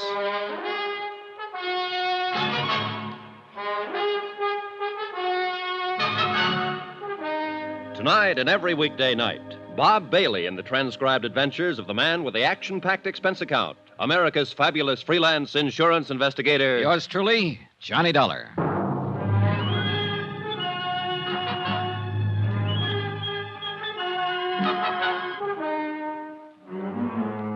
Expense account submitted by Special Investigator Johnny Dollar. Location, New York City, New York. To the Eastern Trust Insurance Company, Claims Division, Hartford, Connecticut. The following is an account of expenditures during my investigation of the Broderick matter. Subject, Lorraine Broderick. Object, to locate her and pay off claim. Results, disillusioning. More expenses. Item 9, $3 cab fare. From the plush offices of William Dameron to a filling station out on Long Island. To check his story of Lorraine's disappearance. A major oil company owned and operated the filling station where Lorraine Broderick had last been seen. Their payroll records named 3 attendants on duty, Christmas Eve, that is, in 1953. Item 10, $28, more cab fare, and don't squawk about it. I located and interviewed all 3. Enclosed fine statement of Edward Quinlan. Sure, I remember that chick. Better looking than this picture, I'll tell you that. She drove in with this old guy, Dameron, you said? Yeah. Well, he hadn't been away from the car 20 seconds before she was out walking down the street as fast as she could, long dress and all. When he come back and asked what had happened to her, I told him. So he went and sat in his car for maybe a couple hours waiting for her to come back. I knew she was gone for good. He knew it too, must have. But he waited. I felt sorry for him. Poor old geezer, even if he did drive a kid. She shouldn't have run out on him like that, Christmas Eve and all.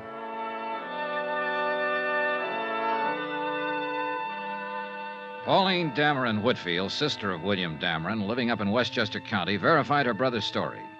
Lorraine Broderick had left all of her clothes and bags at her house. Mrs. Whitfield had not heard from her or seen her since Christmas Eve, 1953. A check of the luggage revealed no information that would be helpful in locating Lorraine Broderick. The following morning at the New York Police Department downtown, I requested a missing persons investigation on Lorraine Broderick. She was booked in under an alias, Jane Brown. When I got to court, she gave her right name, Lorraine Broderick. What was the charge, Sergeant? Misdemeanor, drunk, disturbing a peace. $25 in night court, April 25th, 1953. That the only time she made the blotter? Yep. What's the address, Sergeant? 1346 Yardley. 1346 That's 2 years Yardley, ago. Thanks. At the address on Yardley, I learned that Lorraine Broderick had moved 18 months before. Again, there was no forwarding address, but the landlady turned out to be quite talkative. I'm glad she moved away from here, Mr. Dollar. I'd like to help you find her, but I'm awful glad she moved away. Why do you say that, Mrs. Gaines? Noisy. Parties all the time. I run a quiet place, you know. Yeah, I'm sure you do. When she first come here to rent the apartment, I thought she was the quiet type. Nice. She looked like she was just out of finishing school or something like that. Oh, she couldn't have been more than 20 years old. Well, maybe a little more, 22. She told me she was a secretary and she worked in Manhattan. Well, I let her have the apartment, of course. She paid her rent in advance, in cash.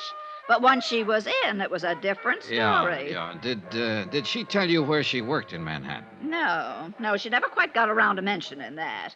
Anyway, she couldn't have worked very hard. All the dates she had, night after night, honestly. Do you happen to know any of them, Mrs. Gaines? I do not. Big, noisy parties. Well, did she go with any particular man? A smart little girl like that sticking to just one man?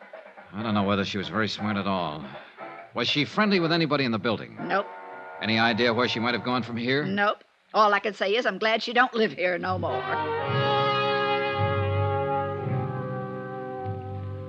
I went back to police headquarters. It had occurred to me that hardly anyone is ever arrested for being drunk and disturbing the peace alone. I was right. The night court files revealed that Lorraine Broderick had been arrested with 5 other people, 3 men and 2 women. I took down their names and began to check them out. Number 3 down the line was a man named Tyler in the hosiery business. Yes, he remembered Lorraine Broderick very well. No, he hadn't seen her for 6 months, but he could tell me where she lived. He'd seen her going in and out of an apartment on 61st Street several times. He gave me the address.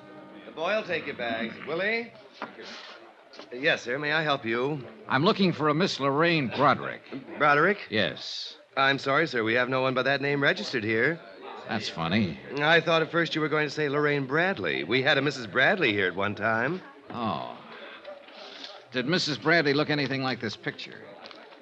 Yes, that's Mrs. Bradley. Bradley, huh? How long ago did she move out? 4 months ago, anyhow. Do you have her forwarding address? No, sir, I don't. I wish I did. Huh? Mrs. Bradley wrote us a bad check for her rent. We've been trying to locate her. Did you report it to the police? Yes, sir. I understand she's been quite active along those lines. They're looking for her, too. For the third time in one day, I was back at police headquarters, this time inquiring about a Lorraine Bradley. There were 5 wants on her for passing bad checks. Gave it up about 4 months ago here in New York, looks like. Then we got a buzzer from Chicago. She was there for a couple of weeks. Wrote about $600 in wallpaper. San Francisco people are looking for her, too. Here's something came in yesterday. Last job in Santa Barbara 3 days ago. Expense account item 11, $4.05. One long-distance phone call to Mr. Steele at Eastern Trust in Hartford. Using the name Bradley, huh? Yeah, it's probably just a phony. No record of a marriage in New York City to anyone that name. I looked. What's wrong with her, anyhow? I don't know. Well, you better get out to the coast and find out. Item 12, $38, hotel, board, and miscellaneous while in New York City. Item 13, $258.60, New York to Santa Barbara. A little town by the Pacific that impressed me as not caring one thing about the rest of the world. Sun, sea, a pleasantly crowded harbor, some sprawling hotels, 2 lush green golf courses, and acres of smug, expensive homes. At the police station, a Sergeant Martin was out, so I went over to the Harbor Inn to meet the latest victim of Lorraine Broderick's talents, a hotel operator named Harrington. Tall, gray-haired, slack sport shirt, suntan, and sandals. I suppose I'm avoiding this business and your questions because I still feel quite chagrined about this whole thing. Pretty understandable, Mr. Harrington. On the face of it, you'd think I'd been in the hotel business 30 seconds instead of 30 years, the way she took me. Well, if it's any comfort, she's done the same thing in several cities and as many hotels. No comfort, thank you. She was that good, huh? Brother, she was the best. She pranced in here as big as life, probably didn't have a nickel in the purse. What's more, for the whole 4 days she was here, she didn't break stride once. Only the best of everything. Uh-huh. Let's see, she gave you a check for $813, is that right? Painfully right. And I took it. No questions. Every night in the dining room, she'd order champagne, special dishes. That'd give you some idea of how she carried on. Yeah, I get the idea. I've seen my share of grifters and bad check artists, but she tops them all. Perfume, clothes, luggage, conversation. Can I ask you a question? I'm humiliated already. Go ahead. She checked in here alone, registered as Mrs. Lorraine Bradley, Beverly Hills, right? That's right. Well, now, didn't it strike you as odd that a woman would check in a place like this, a resort hotel, alone, stay 4 days, and meet no one, see no one? You're wrong. She didn't keep to herself. Became friends with at least half a dozen guests in the place. And the way she was throwing my money around, why not? She picked up all the tabs. She threw me off right from the start. Let's talk about that. Start at the top, please. Well, she showed up last Wednesday night in a cab loaded down with luggage. Probably wrote a bad check for that someplace. Probably. She came swinging into the lobby with the cabbie following her. Told the night clerk she wanted to see me. When I came down the stairs, she yelled, "Harry," ran up, kissed me, asked me how my wife was. You beat that. No. One of those tricks that your mind plays on you, I suppose. I actually thought I did remember her from somewhere. Pretty good. What was her story? She said she was on her way back from Lake Tahoe, wanted to rest up. Something about just getting a divorce, being awarded $3,000 a month alimony. That impressed me. It would impress anyone, Mr. Harrington. Did she make up any kind of a story about where she'd met you before? No story. But I got the impression, and of course she saw to it, that she had stopped here before. I wasn't altogether a boob. I did check her home address in Beverly Hills. There was a Robert Bradley listed there, same address she gave. Later on, I found out that he's in Europe with his wife and children. But his name was in the book. Oh, yes. Say, getting back to that part about her being familiar. That's just a good trick on her part, Dollar. Yeah, I did think I'd known her from somewhere, and, well, she also arranged it so that I was too embarrassed to ask her specifically. In all honesty, I suppose I wanted to have known her. Can you explain that? She was about the most beautiful thing I ever saw. She walked through that door right now and told me none of this was true. I'd probably believe her. Mm-hmm. Do you have a copy of her hotel account? I'd like to look it over. Why? Oh, the phone calls mostly. Maybe she contacted someone we can trace. Mm-mm. No phone calls. Here. This check was drawn on a bank in Beverly Hills. Was it personalized? No. Maybe I should have thought something of that. Huh? No, not particularly. Well, here's this much. I can't stand to look it over. It makes me kind of sick. $813.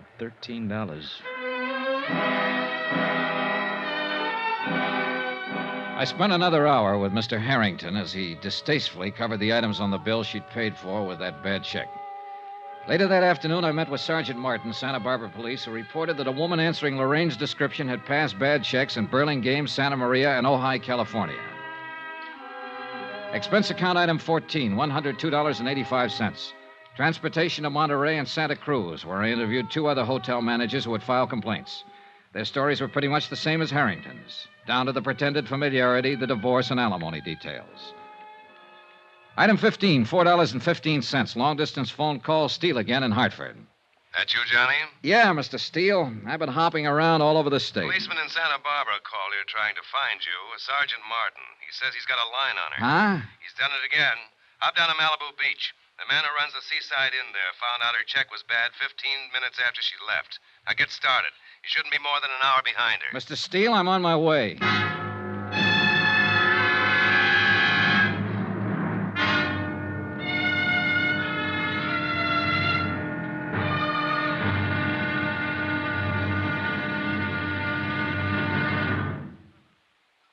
There'll be another intriguing episode of the Broderick matter tomorrow. Tomorrow, a long look at what 7 years can do to a woman's life. Join us, won't you? Yours truly, Johnny Dollar.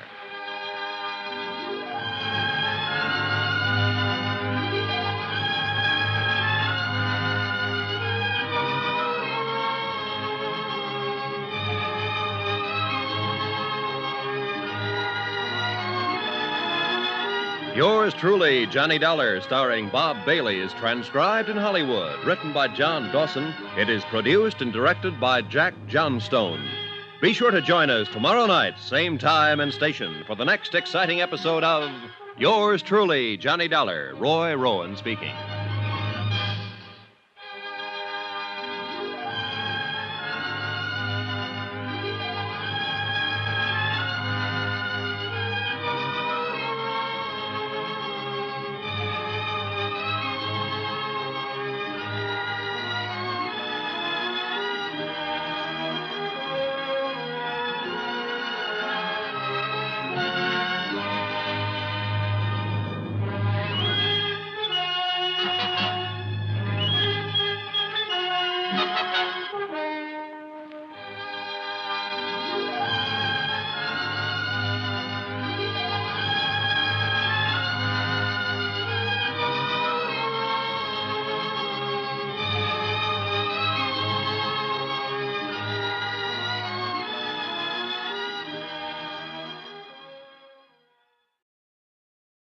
From Hollywood, it's time now for Johnny Dollar. Dollar, my name's King, Malibu Sheriff Station. Did you leave a message here? Oh, yes, sir. I understand you're looking for Lorraine Broderick. Broderick or Bradley, whatever name she's using. We want her. I'm looking for her, too. Well, what's your connection? I'm an insurance investigator. We've been trying to find her all the way from Hartford.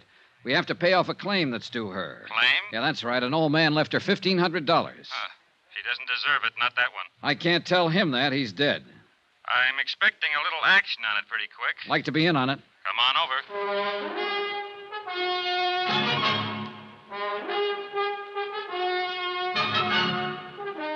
Tonight and every weekday night, Bob Bailey in the transcribed adventures of the man with the action-packed expense account, America's fabulous freelance insurance investigator. Yours truly, Johnny Dollar.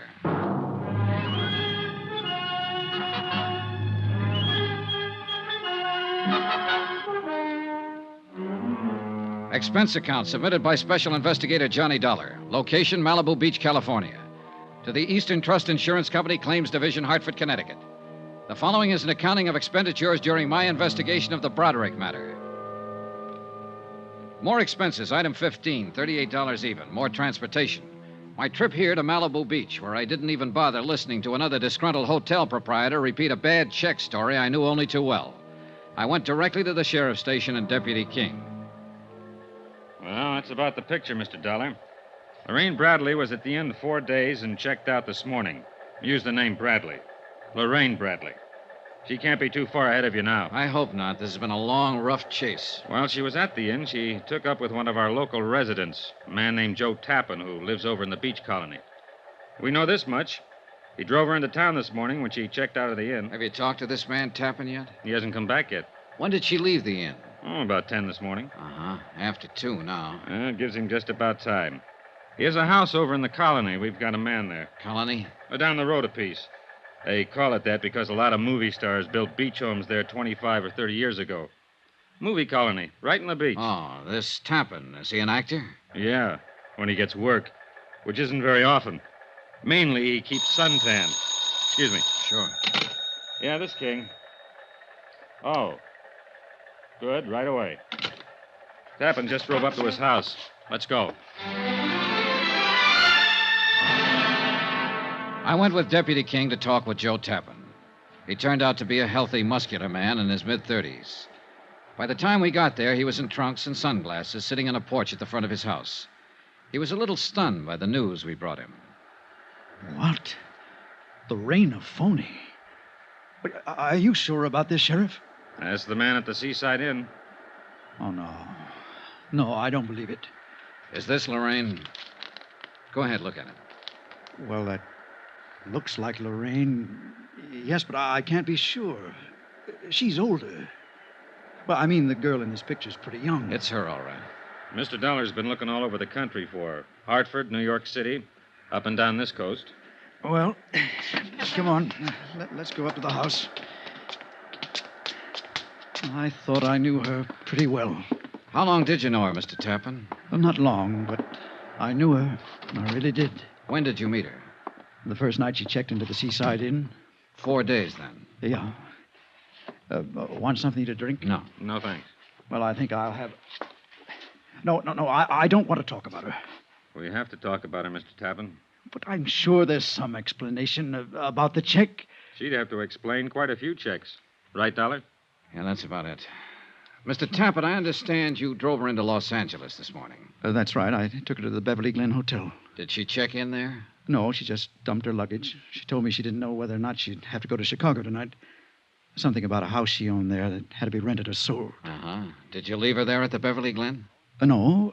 She made a phone call and said that she had to meet her lawyer. Did she say where? A bar in Hollywood. The Topper, I think it was, on Cahuenga Boulevard. I drove her over there and left her. When was this? A couple of hours ago, I guess. About noon. How was she dressed? Black, strapless, wore a fur stole. Did she mention any names, tell you anything about herself? Oh, yes. She told me that 6 months ago, a little boy was killed in an automobile accident. He was only 2 years old. She said that was the thing that broke up her marriage to this Bradley. Uh-huh. And she told me that she needed to believe in something again. Someone. And that she needed someone to believe in her. Well, there wasn't any little boy or any husband, Mr. Tappan. There have been a couple of men I've talked to, a dentist in Hartford, a businessman in New York, who felt the same way as you do about her. Well, even with what you told me, I believe what she said. Why, she cried a little when she was telling me. Oh, I don't care how you look at me. I don't think that anyone could invent a story that tragic without some sort of basis. A good liar can see a story in a newspaper like that one and adapt it for his own needs. But I am an actor, sir, and I can tell when other people are acting. She wasn't. She... Well, go on, Mr. Tappan. Look, I've got a suggestion for you. What's your name? Dollar. I've got a suggestion for you. Try believing what people tell you sometime. It'll do something for that habit you have of bearing down with your eyes. Okay, the next time I have 2 weeks off. What? See you, Mr. Tappan. I drove into Hollywood with Deputy King. At the Beverly Glen Hotel, a worried clerk was still wondering what to do with the 14 pieces of luggage Lorraine Broderick had deposited there earlier. No, she was not registered at the hotel. No, she hadn't phoned in and given him any instructions. Deputy King made arrangements for a man to cover the lobby in case she showed up to claim her things, and we went into the topper. What'll it be, gentlemen? Police. I'd like to talk to the man who was on duty here at noon today. Oh, that's me, sir. Is anything wrong? This is Mr. Dollar. We're trying to locate a woman who's been using the name Lorraine Bradley. We were told she was in here around noon today. Nope, I don't recognize that name, sir. About 5'5", dark brown hair, brown eyes, 24 years old, wore a black strapless summer dress and a stole. Yeah, it's 20... No. Nobody like that in all day. No, so noon is a pretty slow time, sir. I'd have noticed if anybody like that came in, I think. Have you been on duty all that time? I came on at 10. That's when we opened. Are you sure this is the right place, the topper? Now, this is the place. Well, I wish I could help you, sir, but I'm sorry. Excuse me, will you? Yes, sir. Well, we struck out. One thing. What's that? That luggage at the Beverly Glen. Yeah. We'll keep an eye on it.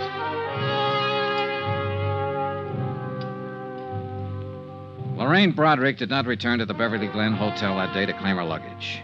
The lobby was watched around the clock. Her description was on the Daily Bulletin. Every policeman in Los Angeles was on the lookout for her. I spent my time thinking about the little girl who had helped an old man sell newspapers one afternoon years ago. A little girl with a face like an angel. I didn't feel good about this case. But Joe Tappan felt worse when I went to see him again. Well. Hi. Mind if I come in? What now, Mr. Dollar? Your girlfriend. What about her? I've been thinking about what you told us. So? So maybe you didn't understand what I told you. Now, look I'm here. not pushing my weight around, Tappan. But it seems to me you're a little stubborn in what you want to believe about her. How old did she tell you her baby was that she lost in a car accident? 2 years old. All right. 2 years ago, she was working for a dentist in Hartford, Connecticut. He was pretty much in love with her. She left him flat to take up with a man in the brokerage business in New York. She left him flat. Took $6,500 when she did it. There wasn't any baby in her life then. Her name was Lorraine Broderick. It still is. Now, would you like to see my file on her? I brought it along. No, thanks. I thought I'd better prove that part was a lie. So you proved it. Mind if I sit down? Help yourself. Thanks. Do you have anything else to tell me? I suppose I do, Mr. Tappan, since you don't seem to want to tell me anything. Now, just sit down, please. I've heard every man who knew her describe her, and I think I can understand why they feel the way they do. All I've got is a picture from a high school annual taken when she was 17. That was pretty good. She's 24 now. She must be 7 years better. Anyhow, you're my only hope now. What? Lorraine Broderick can get away from the police for a while. Oh, yeah, she's smart and clever, and she can go right on doing the same thing she's been doing all along, stealing, writing bad checks. But that's police business. My part is to find her and give her something one man left her, an insurance bequest. But it's become more than that now, to find her and stop her, maybe. Look, they'll get her eventually, Tappan. Do you know what 5 years in prison can do to a woman like her? Do you? Well, because I know her and she passed a few bad checks doesn't mean that I'm responsible in any way. You're right, it doesn't. But you're involved just the same. Oh, you're different from just some hotel man who's been tilted. You're a boyfriend. True, just a 4-day boyfriend. But a woman like Lorraine Broderick can do a lot of damage in 4 days' time. Why are you here? What do you want? I'm here to disillusion you, Tappan, because I don't think you're disillusioned enough. Now, just You're a perfect stranger to me. I don't know you from a Grand Rapids chair, but I'm doing you a favor talking to you about Lorraine Broderick. I'm doing you a favor telling you she's a crook and a thief and a forger, and everything she ever told you was a lie. Now and then a woman walks into a man's life that he'd sell his soul for. But all she'll do in return is write you a bad check for it. She's trouble in a great big way, Tappan. You know it as well as I do. Well, what do you want me to do? Apologize for meeting her? I'll be satisfied if you tell me where she is. What? And stop lying. Now, look here. I've listened to all I want to listen to. Lorraine Broderick never went to that bar in Hollywood you were talking about yesterday. You didn't drop her off there. No one there has ever seen her. And she's the kind who could walk around the polo grounds with 50,000 other people and still be seen. Now, where did you take her? Where is she now? Could it be fixed so she wouldn't know I told you. I suppose so. She's at the Wentmore downtown, registered under the name of Evelyn Brady. Oh, this beats me, Dollar. I just don't understand it. What do you mean? How what you told me is true. I know that. But an hour ago, she called me up here and she said, Joe, I love you. Now, that sounded true, too. And I told her that I loved her. Now I'm turning her in. What kind of crazy world do we live in?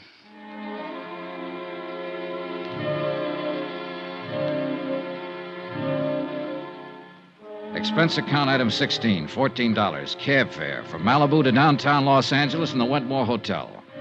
A second-rate old-timer on Figueroa Street. A little different from the swank spots where Lorraine Broderick had lived so gaily. The clerk told me she was in 1302. I walked down the hall to Lorraine Broderick's room. The door was standing partially open. All of the lights seemed to be on.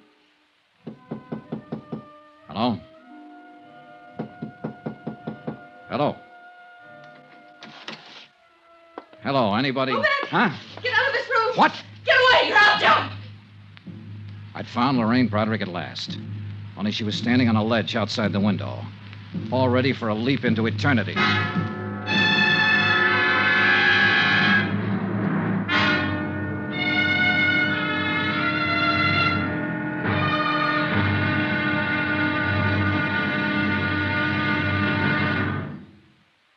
There'll be another intriguing episode of the Broderick matter tomorrow. Tomorrow, the end of the trail. For me and for Lorraine Broderick.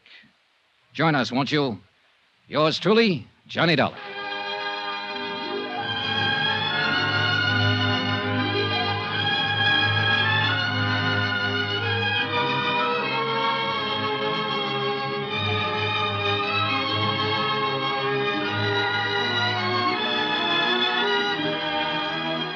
Yours truly, Johnny Dollar, starring Bob Bailey, is transcribed in Hollywood. Written by John Dawson, it is produced and directed by Jack Johnstone. Be sure to join us tomorrow night, same time and station, for the next exciting episode of Yours truly, Johnny Dollar. Roy Rowan speaking.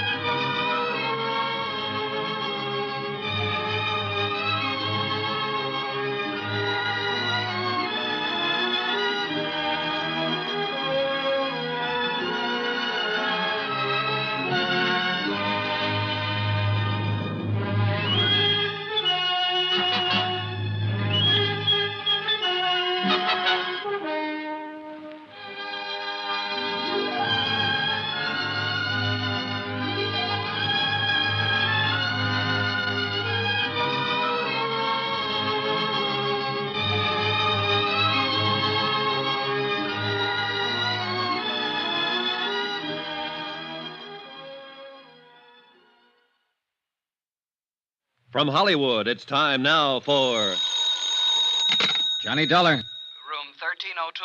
This is the desk clerk. I have a call here. Never mind the call. You call the police. Call the what? Call the police and tell them to hurry. There's an attempted suicide up here. Who is this? Shut up and do as I tell you. Now, just a minute. It won't do you any good. It won't do you any good at all. Wait a minute. Police, you, who cares? I'm going to jump anyhow.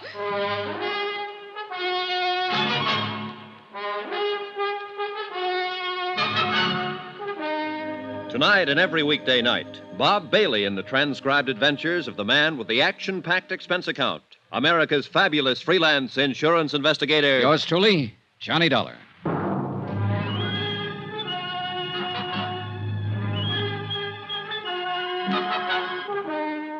Expense account submitted by Special Investigator Johnny Dollar. Location, Los Angeles, California.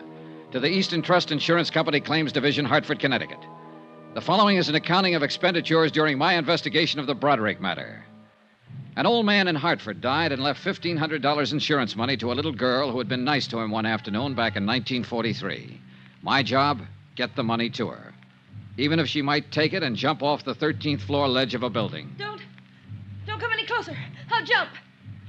Lorraine. Don't come any closer. It's cold out there. Don't you think you should come inside? I'm going to jump. Stay away. away now. Don't try to grab me. All right. All right, I'll do anything you say, Lorraine. Okay. What are you doing? Taking off my coat. Standing out there, it must be cold. Here. You take my coat. Don't come close. I'm not. I don't want your coat. All right, Lorraine. I never saw you before in my life. How do you know my name? I've seen you. No, you haven't. I remember people. And watch out. Just going to light a cigarette. I can light a cigarette, can I? Do you want one? No. Can I have one? Suit yourself. Are you a policeman? No. Where did you see me? In a picture. In your high school annual at St. Charles. St. Charles?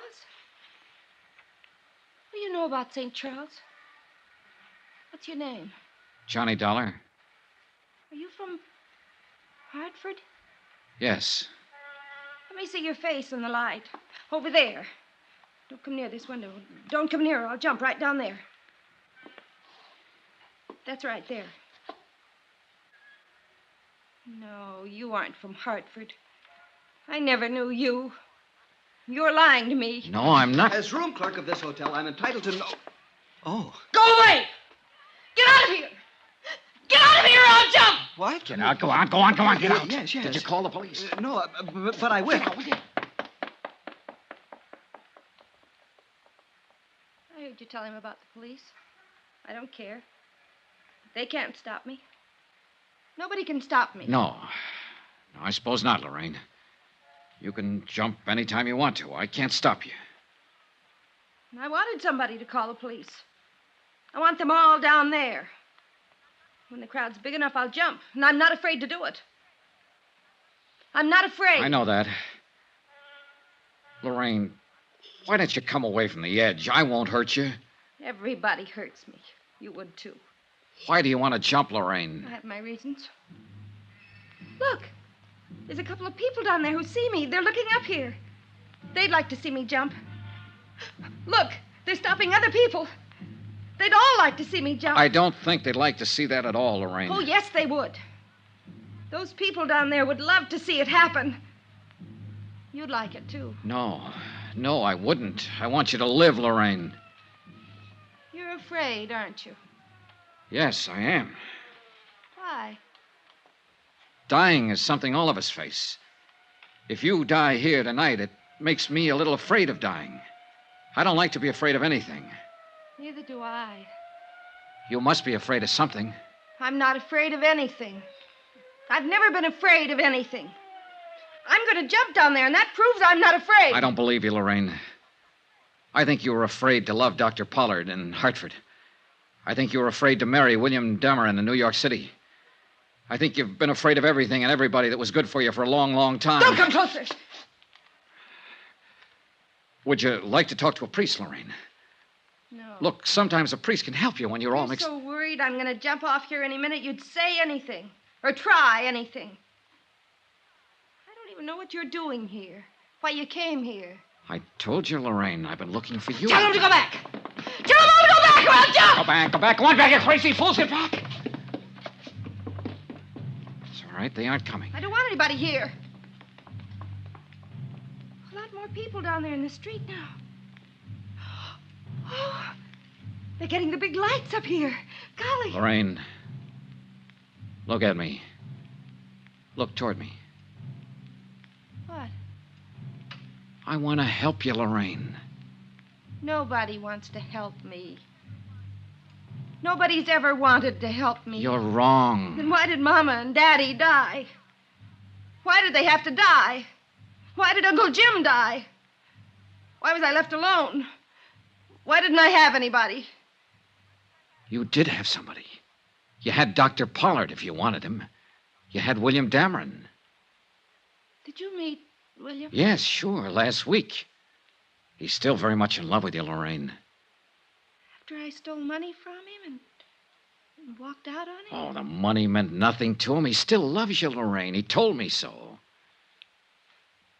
I don't love him. I never loved him. He thought so. He was just nice. Why did you leave him that way? I'm no good. I never have been. You know. I've never been any good to anybody. You're lying to me about him. Would you like to talk to Dameron? I can get him on the phone. No, I don't want to talk to him or to anybody I know. But after I jump, you can tell him something for me. Sure. Tell him I meant to send the money back to him. I didn't. You can tell him I loved him. He'd feel good if you told him that, I think. All right. Go back! I don't care who you are! Go back or I'll jump right now! Wait! Close that hall door. If you want to see me jump, you'll have to watch from the street, down there with the others. Close it! Was he a policeman? I suppose so. I don't know. He looked foolish. Oh, Lord, he looked foolish. Yeah, well, we all look foolish at one time or another. It passes. Do I look foolish? Yes. Yeah, you look foolish. You're not going through with this. You know that for the first time in my life, I know exactly what I want to do, how I want to do it. I'm going to jump. Somebody's on the roof out here. They have a net. A big net. From what I know about you, I thought you always knew pretty much what you wanted to do in life. Oh, that's funny. Oh, that's very funny. I knew what I wanted in life. I never knew anything. And it's all botched up. Mom and Daddy died. I should have died, too. I should have been with Mama and Daddy when they were killed in the car. Well, it won't be long. I'll be with them. I won't be tired anymore pretty soon. Those men with a net up there. Lorraine, wait. Wait for what? You said you talked to people who've known me, who know what I was and what I am. Well, I didn't turn out the way they wanted me to, did I? I didn't even turn out the way I wanted to be. Look at me. Why should I wait? One man had more faith in you than anybody else. They're trying to lower that He was an net. old man named John Smith. He sold papers back in Hartford. Old John Smith. Lorraine, I think I'd better... you met him one day when you were a little girl. You helped him sell his papers one afternoon. It meant a lot in his life, an awful lot. Do you remember him? No. You were 11 years old. You lived on Cushing Street. Yes. I went downtown after school one day to look in the windows. I had a nickel and I bought a paper from that old man. He had tobacco juice on his lips. I talked to him. He told me all about selling papers. He said I was a very nice little girl. He asked me my name and where I lived. He talked about school and about growing up. He told me I'd grow up someday and be a lovely woman. He said, lovely woman. He was very nice. He was the nicest man I ever knew. And I only knew him that one afternoon. Where is he? He's dead, Lorraine. Dead? He left you all his money, insurance money. It comes to $1,500. You're lying. No, Lorraine. He wanted you to have it. He worked very hard and sacrificed a great deal to make sure you'd have it. You're making all this up. It's all a lie. Only that afternoon. It was an important afternoon. Here, look. What? Don't come closer. These prove I'm from the insurance company. Here's the check. Throw them over. All right. Go ahead. Pick them up. I won't make a move. What do you think now? That old man. That poor old man. Oh, that poor old man. Easy. Easy.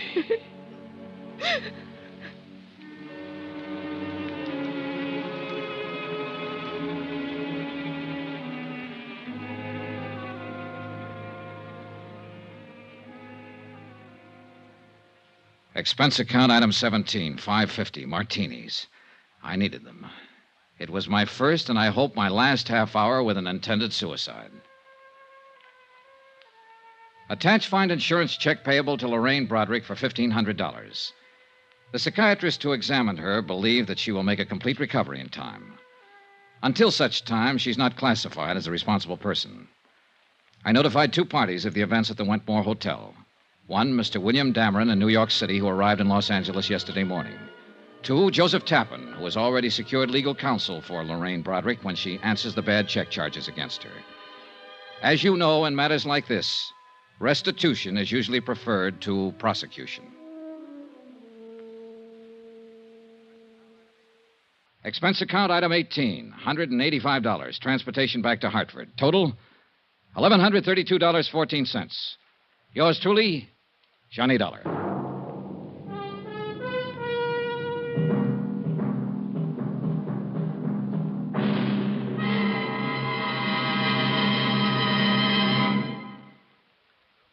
Remember, please, there'll be another intriguing story for you beginning next Monday night. Next week, the Cronin matter.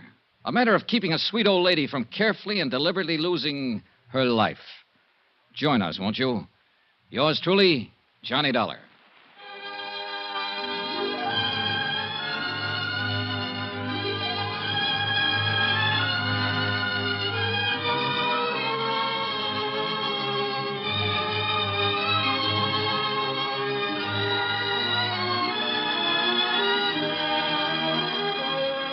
Yours truly, Johnny Dollar, starring Bob Bailey, is transcribed in Hollywood.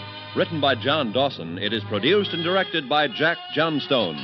Heard in this week's cast were Eleanor Audley, Barbara Eiler, Virginia Gregg, Carlton Young, Harry Bartell, Herbert Ellis, John Daner, Marvin Miller, Tony Barrett, Frank Gerstle, Chester Stratton, and Lawrence Dobkin. Musical supervision by Amerigo Marino. Be sure to join us on Monday night, same time and station, for another exciting story of yours truly, Johnny Dollar. Roy Rowan speaking.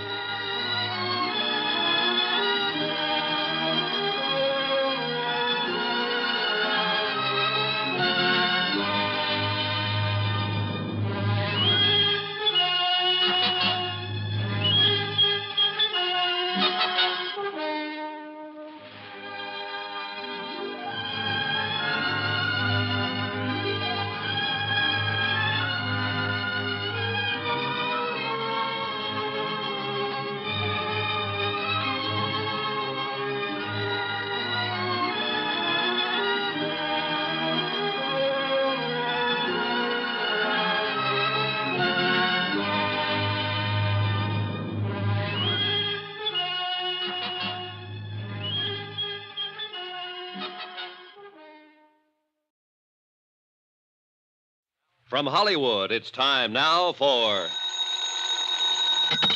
Johnny Dollar. George Atkins at Northwest Indemnity. Oh, hiya, Georgie. How'd you like to go to New York, Johnny, and get into the game-mad world of the theater? Thanks a lot, Georgie, but no thanks. I'm not the grease paint type.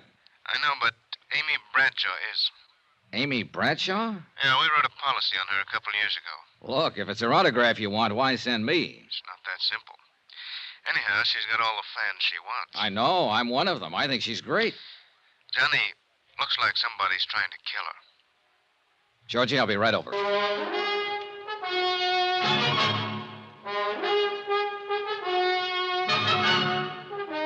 Tonight and every weekday night, Bob Bailey in the transcribed adventures of the man with the action-packed expense account, America's fabulous freelance insurance investigator. Yours truly, Johnny Dollar.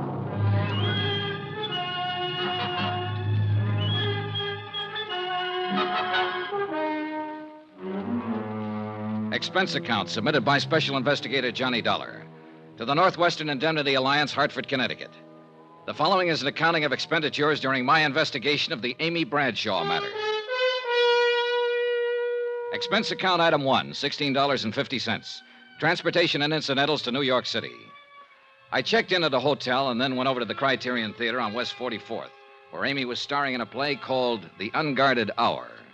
David Coleman, the director, was standing in the wings watching the third act on stage. David Coleman? Yes? I'm Johnny Dollar, insurance investigator, sent over by Northwestern Indemnity. Oh, yes, Mr. Dollar. I called them. Let's go over here where we can talk. Okay. How's the play going? Well, 22 weeks now. Been going along just fine until this business came up. How did it start? Last evening, just before curtain time, I dropped by Amy's dressing room. She looked, well, strange. How so? Pale, trembling. She was staring at a note in her hand. It sounded like some sort of crank note. You know, you are an evil woman. You will be punished by sudden death, unquote. Have you reported this to the police? Oh, no. I was afraid that if I did, it might get into the papers, and we don't want that kind of publicity. I see. How about if I talk to Amy after the show? I told her you'd be down, and she'll talk to you. Oh, good. Well... Mr. Dollar, the strain of this whole thing's beginning to show up in her performance. She's making mistakes, and it rattles the cast, especially the young ingenue, Sheila Mitchell. Mm-hmm. Well, I'll see what I can do. There's always the possibility that it is just a crank note and that Amy will never hear any more of it. Well, that's what I'm hoping. But we might as well face another possibility. That somebody close to Amy is using the crank note as a cover. Has that thought ever occurred to you? Why, no. No, it hasn't, Mr. Dollar.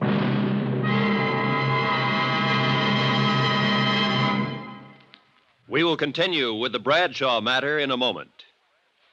Friends, how'd you like to thrill your favorite youngster with some of the most exciting toys of the year? Picture the breathless excitement of any child surrounded by 6 gaily colored balloon-like giant animals up to 3 feet long, and all for the low, low price of just $1. Now, first you get Bounzo the clown with round pot belly and funny nose. Next comes Hoppy the Australian kangaroo. Third, there's Roscoe the roller skating bear. He's 2 feet tall and looks almost like real. Fourth, there's Whitey the fat indoor snowman. And fifth, Mortimer the giant mouse, 18 inches long and sure to scare the whiskers off any cat. That's 5 different giant animals. But now, hold your breath for the most sensational toy of all, the star of the whole Christmas season, the jolly giant talking Santa Claus, guaranteed to make everybody's Christmas a merrier one. He's a big roly-poly happy Santa. He stands erect on 2 legs, is actually over 3 feet tall and 32 inches around. Best of all, he actually talks. Just pull the tape and he says, "Merry Christmas" for all to hear. He's the biggest, merriest, talkingest Santa ever, sure to please your youngsters and spread good cheer. Yes, Giant Santa proves there really is a Santa Claus. That's a total of 6 giant animals made of brightly colored, preformed, sturdy latex, which the kids can easily inflate. And the cost, just $1, not for each, just $1 for all 6 of these lovable giants who'll turn your home into a circus parade. And here's a surprise. Mail your order today and you'll also receive absolutely free Peter the Rabbit, actually over 2 feet tall with big red ears almost 9 inches long. But you must send now. Rush $1 plus 10 cents for packing and mailing for each set you want to Giant Animals Box 1580, Grand Central Station, New York City. If not delighted with every one of your 7 giant animals, return them to the Super Animals Company for a full refund, but keep the giant talking Santa as our gift. Order now. Supplies are limited. Rush $1.10 for packing and mailing for each set in cash, check, or money order to Giant Animals, Box 1580, Grand Central Station, New York City. That's $1 plus 10 cents with your name and address. Mail to Giant Animals, Box 1580, Grand Central Station, New York City. That's Giant Animals, Box 1580, Grand Central Station, New York City.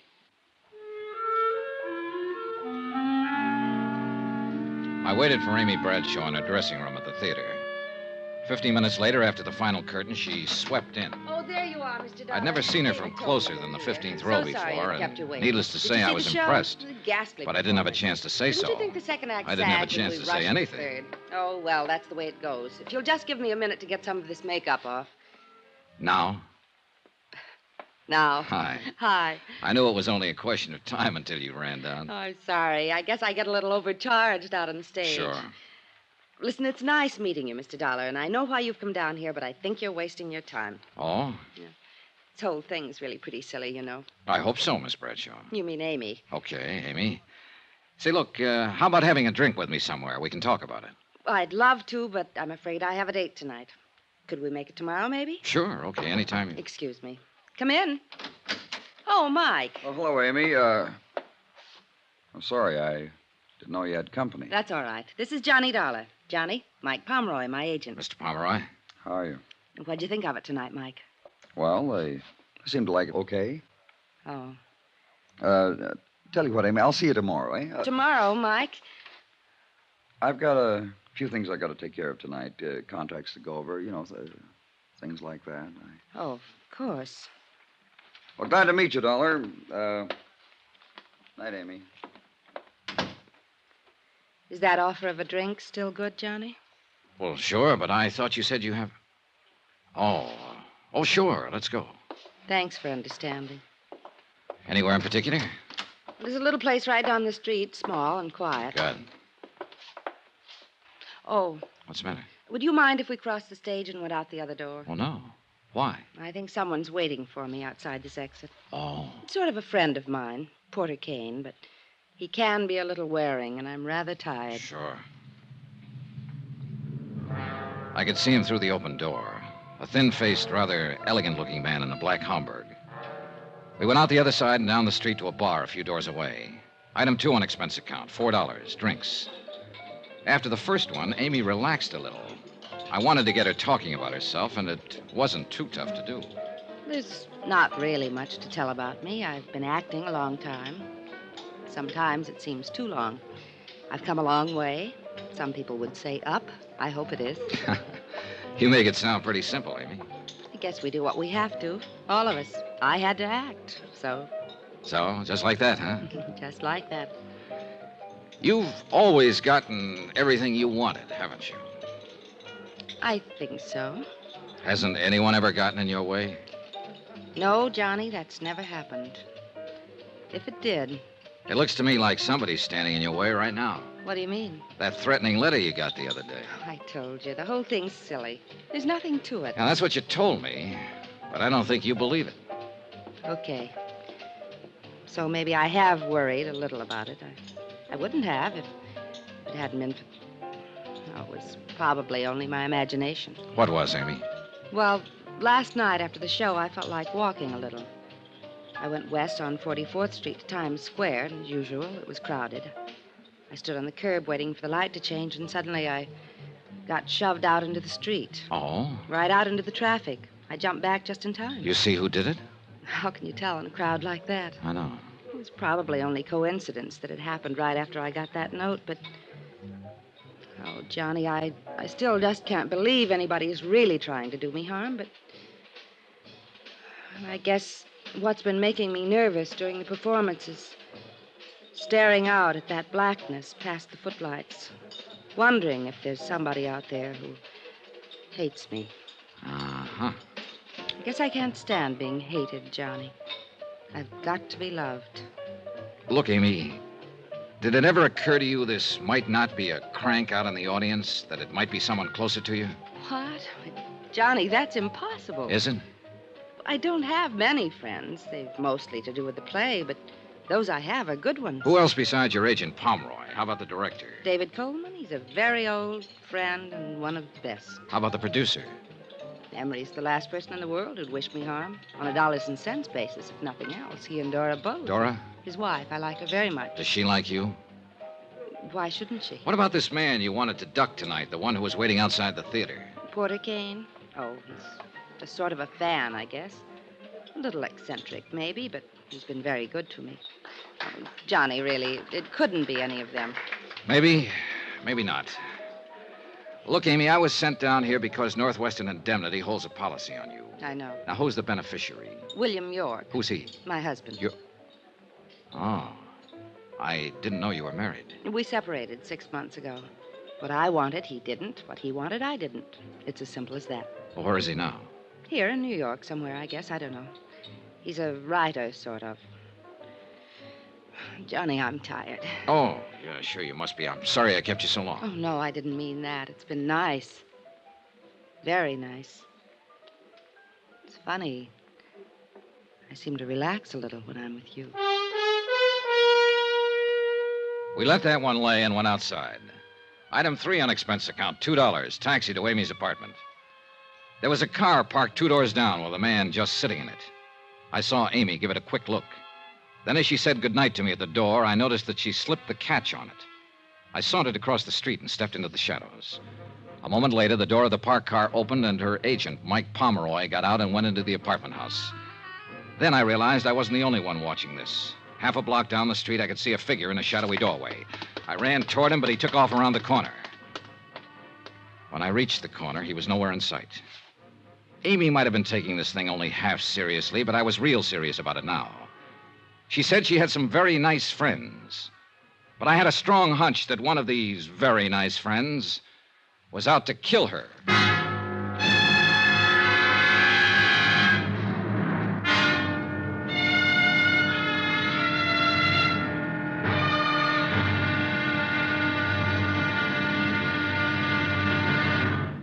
Johnny Dollar will be back in a moment to tell you about tomorrow's episode.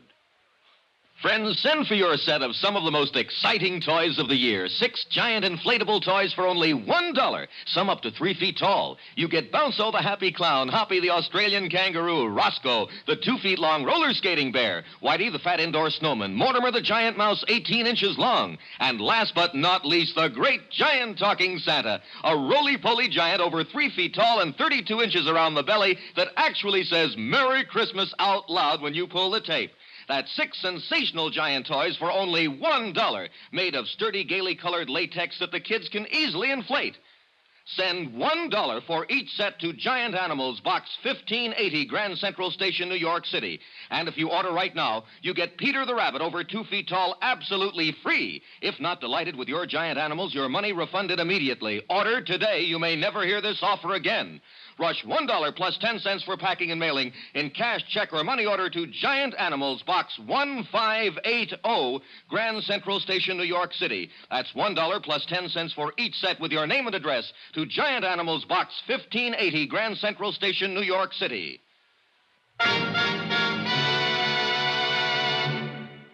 Now, here's our star to tell you about tomorrow's episode of the Amy Bradshaw matter. Tomorrow, the Criterion Theater again, and a third-act curtain that wasn't in the script. Join us, won't you? Yours truly, Johnny Dollar.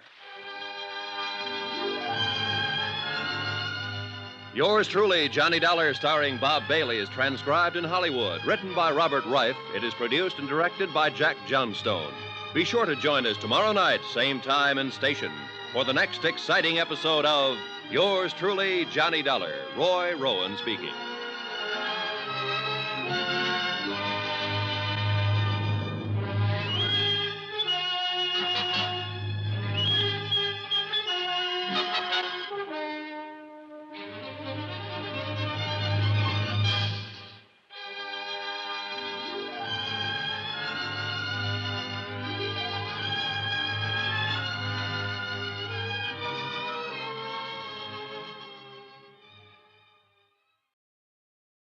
From Hollywood, it's time now for Johnny Dollar. Al Cintella down at precinct headquarters, Johnny. Oh, hi, Al. Sorry I missed your call a few minutes ago. What's on your mind? An actress named Amy Bradshaw. Amy, one of my favorites. Me too. But right now, I seem to be looking for a guy who doesn't feel that way about her. Huh? Al, it looks like somebody's trying to kill Amy Bradshaw. Better come down here and tell me all about it.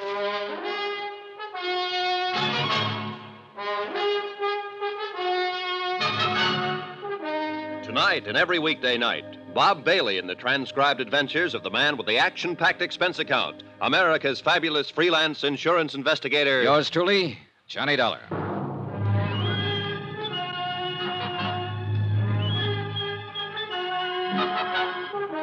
Expense account submitted by Special Investigator Johnny Dollar. Location, New York City. To the Northwestern Indemnity Alliance, Hartford, Connecticut. The following is an accounting of expenditures during my investigation of the Amy Bradshaw matter. The threat of an attempt on her well-insured life. Expense account item 5, $1.75. Cab from my hotel to precinct headquarters to talk to Detective Lieutenant Al Cintella. Al looked about the same as the last time I'd seen him. Rugged, competent, maybe a few pounds heavier. Sit down, Johnny. Sit down. Thanks. Something about Amy Bradshaw, you said. Yeah. Didn't know you were a friend of hers. Northwestern Indemnity holds a $25,000 life insurance policy on her. Here, take a look at this note. Amy got it several days ago. You are evil. You will be punished by sudden death. Oh, come on now, Johnny. A couple of nights ago, after the show, somebody shoved Amy off the curb and out into the traffic over in Times Square. Well, the same thing happens to me almost every time I'm around Times Square. You know what I smell in all this? Oh, sure. You probably smell a publicity stunt. I sure do. You think I'd fall for a thing like that? You known Amy Bradshaw very long? No. I'd seen her in a few shows, but last night was the first time I'd ever met her in person. If I didn't know you pretty well, I'd say you might be getting a little stage struck on her. Uh-huh. What about the man who trailed Amy to her apartment last night? Oh? Who? I don't know. I chased him, but he had too much of a lead on me. I still wouldn't go jumping to any conclusions. Who you got to work on, for instance? Well, for one, David Coleman, her director. Then there's the producer, Emery Taylor, and his wife, Dora. From what Amy said, I gather Dora doesn't like her very well. Anybody else? And there's her agent, Mike Pomeroy. She seems to be pretty wrapped up in him. Whole stable full, huh? Yeah, looks like it. Also, a fellow named Porter Kane, who's usually hanging around the theater waiting for Amy. And finally, the man I really came to talk to you about. Who's that? Name is Bill York, her husband, but they're separated. Oh? She doesn't know where he is. You figure he might tie in somehow? He is the beneficiary of Amy's insurance policy. Well, I'll see if I can turn up an address on him for you. Okay, thanks, Al. In the meantime, I think I'll pay a call on this Porter Kane. See if I can find out just how good a fan he is.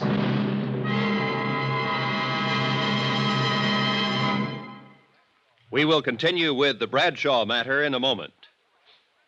Friends, how'd you like to thrill your favorite youngster with some of the most exciting toys of the year? Picture the breathless excitement of any child surrounded by 6 gaily colored balloon-like giant animals up to 3 feet long, and all for the low, low price of just $1. Now, first you get Bounzo the clown with round pot belly and funny nose. Next comes Hoppy the Australian kangaroo. Third, there's Roscoe the roller skating bear. He's 2 feet tall and looks almost like real. Fourth, there's Whitey the fat indoor snowman. And fifth, Mortimer the giant mouse, 18 inches long and sure to scare the whiskers off any cat. That's 5 different giant animals. But now, hold your breath for the most sensational toy of all, the star of the whole Christmas season, the jolly giant talking Santa Claus, guaranteed to make everybody's Christmas a merrier one. He's a big roly-poly happy Santa. He stands erect on 2 legs, is actually over 3 feet tall and 32 inches around. Best of all, he actually talks. Just pull the tape and he says, "Merry Christmas" for all to hear. He's the biggest, merriest talkingest Santa ever, sure to please your youngsters and spread good cheer. Yes, Giant Santa proves there really is a Santa Claus.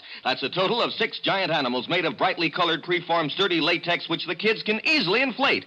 And the cost, just $1, not for each, just $1 for all 6 of these lovable giants who'll turn your home into a circus parade. And here's a surprise. Mail your order today and you'll also receive absolutely free Peter the Rabbit, actually over 2 feet tall with big red ears almost 9 inches long. But you must send now. Rush $1 plus 10 cents for packing and mailing for each set you want to Giant Animals, Box 1730, Grand Central Station, New York City. If not delighted with every one of your 7 giant animals, return them to the Super Animals Company for a full refund, but keep the giant talking Santa as our gift. Order now. Supplies are limited. Rush $1.10 for packing and mailing for each set in cash, check, or money order to Giant Animals, Box 1730, Grand Central Station, New York City. That's $1 plus 10 cents with your name and address. Mail to Giant Animals, Box 1730. That's Box 1730, Grand Central Station, New York City. Giant Animals, Box 1730, Grand Central Station, New York City.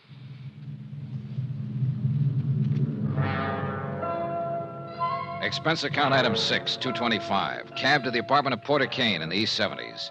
It was an expensive-looking place. I got there about noon, but Porter Kane was just finishing breakfast, accompanied by Chopin. May I offer you a cup of coffee, Mr. Dollar? Oh, thanks. A blind, please. Yes. Now, you came to see me about Amy Bradshaw, I believe. That's right, Mr. Kane. I represent Northwestern Indemnity Alliance. They hold a policy on Miss Bradshaw. You perhaps want some sort of character reference on her? You, might put it that way. Well, in that case, you couldn't have come to one better qualified than I. You see, Amy is my career at present. Afraid I don't understand, Mr. Kane. Well, some years ago, I was relieved of the sordid but customarily necessary task of working for my bread and butter. The result is that I've been able to devote myself to a fascinating hobby. What kind of a hobby? I collect things. Oh? The objects of my interest vary, but they all have one thing in common. Oh? This signet ring I'm wearing, for instance. Yes, I noticed it. Very unusual. The crest is that of the Medici family, Renaissance Italy. The only ring of its kind in the world, so far as any of the authorities on that period are aware. That vase on the table, the painting on the wall, that sculpture. One of a kind, huh? Precisely. Which brings us quite logically to Amy, who is clearly one of a kind. So? So I plan to add Amy to my collection. Just like that, huh? I'm certain Amy will see it my way in time. And I have time. Now, if you'll excuse me, I must dress for the matinee. Will I see you again, Mr. Dollar? Yes. You probably will, Mr. Kane. I was glad to get out of the hothouse atmosphere of Kane's apartment. Real weird, this character. And I had a hunch I'd better keep an eye on him. Item 7, $1.65. Cab fare that evening to the Criterion Theater. I arrived half an hour before curtain time and headed for Amy's dressing room. Then, as I approached her door... You'll listen real careful. I'll give it to you once again. You've been tossing wrong cues to Sheila for 3 nights now. You've been doing everything you can to upstage her and make her look bad. Mike, it's just that I've been nervous lately. Maybe I have made a few mistakes in my Amy, lives, but... you know I've got plans for Sheila, and I don't want her looking bad in this play. You've got plans for Sheila. What about us? Amy, we can talk about that some other time. But for now, I just want you to understand. You're to lay off Sheila. I mean it. Is that a threat, Mike? Take it any way you like. It sounded like Pomeroy was coming outside, so I ducked around behind a piece of scenery and waited a moment. Then I went back to Amy's door. Oh, Johnny. Hello, Amy. You look tired. I am. I just had a little go-around with Mike. Pomeroy? Uh-huh. I've been fluffing some of my lines lately. He seems to think I've been doing it deliberately to make Sheila Mitchell look bad. But he's wrong. Have you found out anything yet, Johnny? No, not much. I still can't believe there's anything to it. It's so silly to let it upset me. Silly even to give it a thought. Well, try not to, Amy. Let me worry about it. All right. Did I ever tell you it's nice having you around, Johnny? I left her dressing room and started for the alley door, but somebody stepped out in front of me. It was Mike Pomeroy. Hello, Dollar. Oh, hi, Pomeroy. I was just talking to Dave Coleman, the director. He told me he was the one who sent for you. He told me why. You didn't know about the threatening letter Amy got? No, I didn't. Look, Dollar, every actress I've ever known has gotten at least one note like that during her career. You don't think this should be taken too seriously, then? No. Amy's pretty nervous these days, and as long as you're around stirring things up, she'll be worried about it. If there's anything to be done about it, I can handle it. In other words, you want me to mind my own business, that it? You said that, Dollar. I didn't. It might not be a bad idea. Funny thing. When somebody tells me to lay off a case, my interest in it always doubles. After the final curtain, I went backstage to wait for Amy. The stage door was open, and I could see Porter Kane waiting in the alley outside. So I went over to him. Well, Mr. Dollar, good evening. Hello, Kane. On duty again tonight? Perhaps that's one way of putting it. I thought I might have a little chat with Amy after she's changed. I'm afraid she has a date. Oh? Do you happen to know with whom? Yeah, me. Mr. Dollar, are you suggesting that I'm to regard you as some sort of rival? Not at all, Kane. I'm just suggesting that I'm a friend of Amy's. I see. Good night, Mr. Dollar.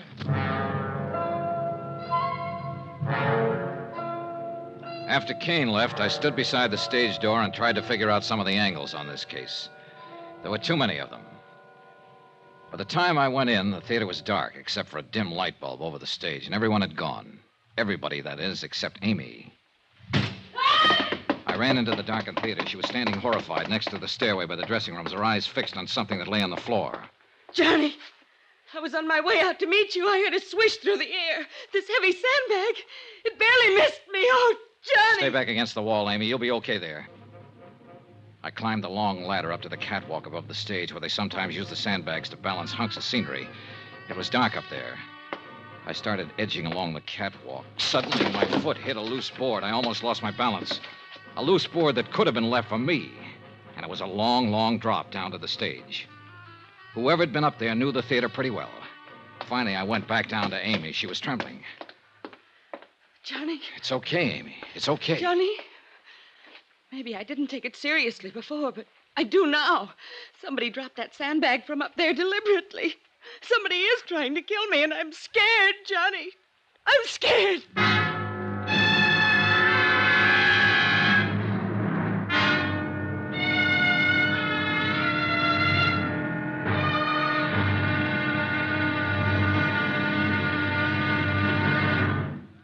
Johnny Dollar will be back in a moment to tell you about tomorrow's episode. Friends, send for your set of some of the most exciting toys of the year. 6 giant inflatable toys for only $1, some up to 3 feet tall. You get Bounco the happy clown, Hoppy the Australian kangaroo, Roscoe the 2 feet long roller skating bear, Whitey the fat indoor snowman, Mortimer the giant mouse 18 inches long, and last but not least, the great giant talking Santa, a roly-poly giant over 3 feet tall and 32 inches around the belly that actually says Merry Christmas out loud when you pull the tape. That's 6 sensational giant toys for only $1, made of sturdy, gaily colored latex that the kids can easily inflate. Send $1 for each set to Giant Animals, Box 1730, Grand Central Station, New York City. And if you order right now, you get Peter the Rabbit over 2 feet tall absolutely free. If not delighted with your giant animals, your money refunded immediately. Order today. You may never hear this offer again. Rush $1 plus 10 cents for packing and mailing in cash, check, or money order to Giant Animals, Box 1730, Grand Central Station, New York City. That's $1 plus 10 cents for each set with your name and address to Giant Animals, Box 1730, Grand Central Station, New York City.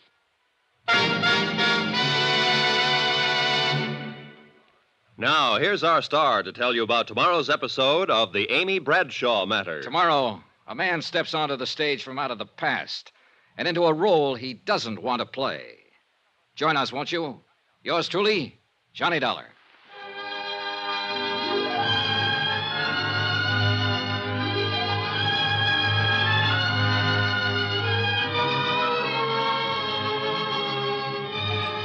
Yours truly, Johnny Dollar, starring Bob Bailey, is transcribed in Hollywood. Written by Robert Reif, it is produced and directed by Jack Johnstone. Be sure to join us tomorrow night, same time and station, for the next exciting episode of Yours truly, Johnny Dollar. Roy Rowan speaking.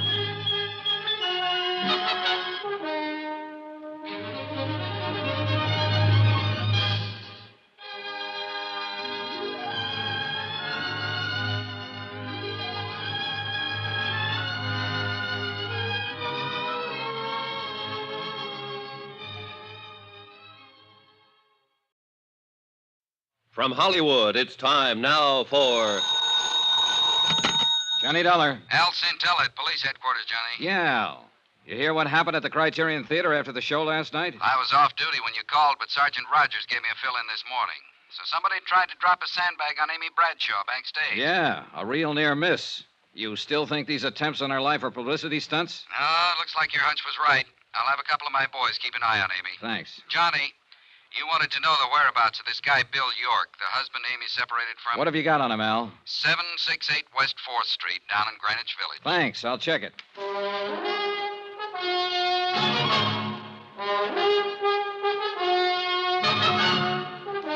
Tonight and every weekday night, Bob Bailey in the transcribed adventures of the man with the action-packed expense account, America's fabulous freelance insurance investigator. Yours truly, Johnny Dollar.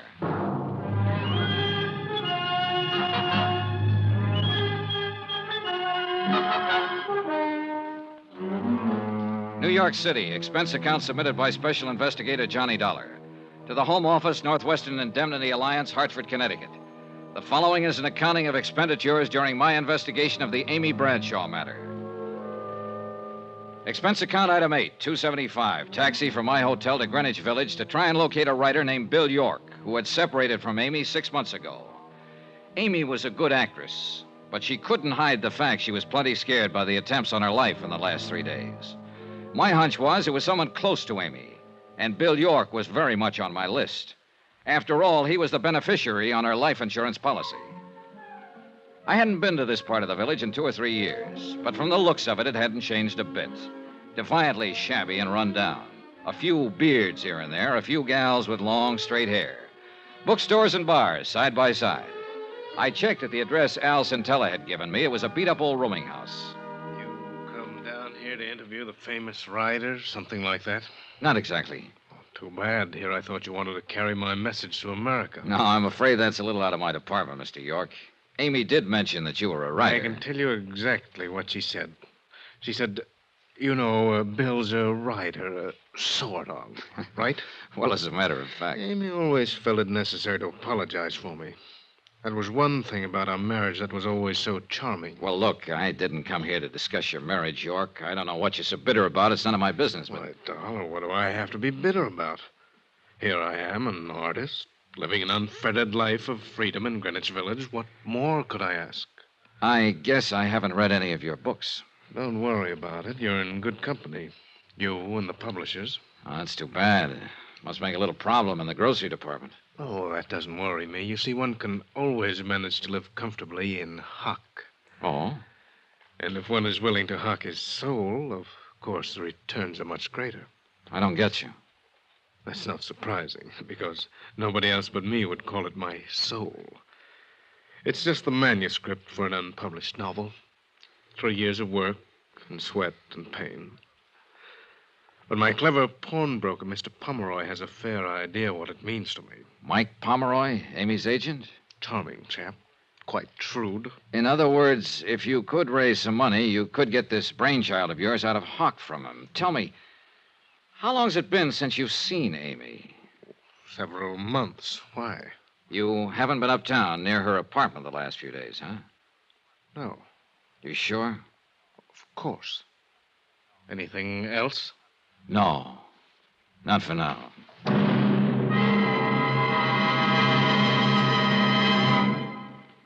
We will continue with the Bradshaw matter in a moment. Friends, how'd you like to thrill your favorite youngster with some of the most exciting toys of the year? Picture the breathless excitement of any child surrounded by 6 gaily colored balloon-like giant animals up to 3 feet long, and all for the low, low price of just $1. Now, first you get Bounzo the clown with round pot belly and funny nose. Next comes Hoppy the Australian kangaroo. Third, there's Roscoe the roller skating bear. He's 2 feet tall and looks almost like real. Fourth, there's Whitey the fat indoor snowman. And fifth, Mortimer the giant mouse, 18 inches long and sure to scare the whiskers off any cat. That's 5 different giant animals. But now, hold your breath for the most sensational toy of all, the star of the whole Christmas season, the jolly giant talking Santa Claus, guaranteed to make everybody's Christmas a merrier one. He's a big roly-poly happy Santa. He stands erect on 2 legs, is actually over 3 feet tall and 32 inches around. Best of all, he actually talks. Just pull the tape and he says, "Merry Christmas" for all to hear. He's the biggest, merriest, talkingest Santa ever, sure to please your youngsters and spread good cheer. Yes, Giant Santa proves there really is a Santa Claus. That's a total of 6 giant animals made of brightly colored, preformed, sturdy latex, which the kids can easily inflate. And the cost, just $1, not for each, just $1 for all 6 of these lovable giants who'll turn your home into a circus parade. And here's a surprise. Mail your order today and you'll also receive absolutely free Peter the Rabbit, actually over 2 feet tall with big red ears almost 9 inches long. But you must send now. Rush $1 plus 10 cents for packing and mailing for each set you want to Giant Animals, Box 1870, Grand Central Station, New York City. If not delighted with every one of your 7 giant animals, return them to the Super Animals Company for a full refund. But keep the giant talking Santa as our gift. Order now, supplies are limited. Rush $1.10 for packing and mailing for each set in cash, check, or money order to Giant Animals, Box 1870, Grand Central Station, New York City. That's $1 plus 10 cents with your name and address. Mail to Giant Animals, Box 1870. That's Box 1870, Grand Central Station, New York City. Giant Animals, Box 1870, Grand Central Station, New York City.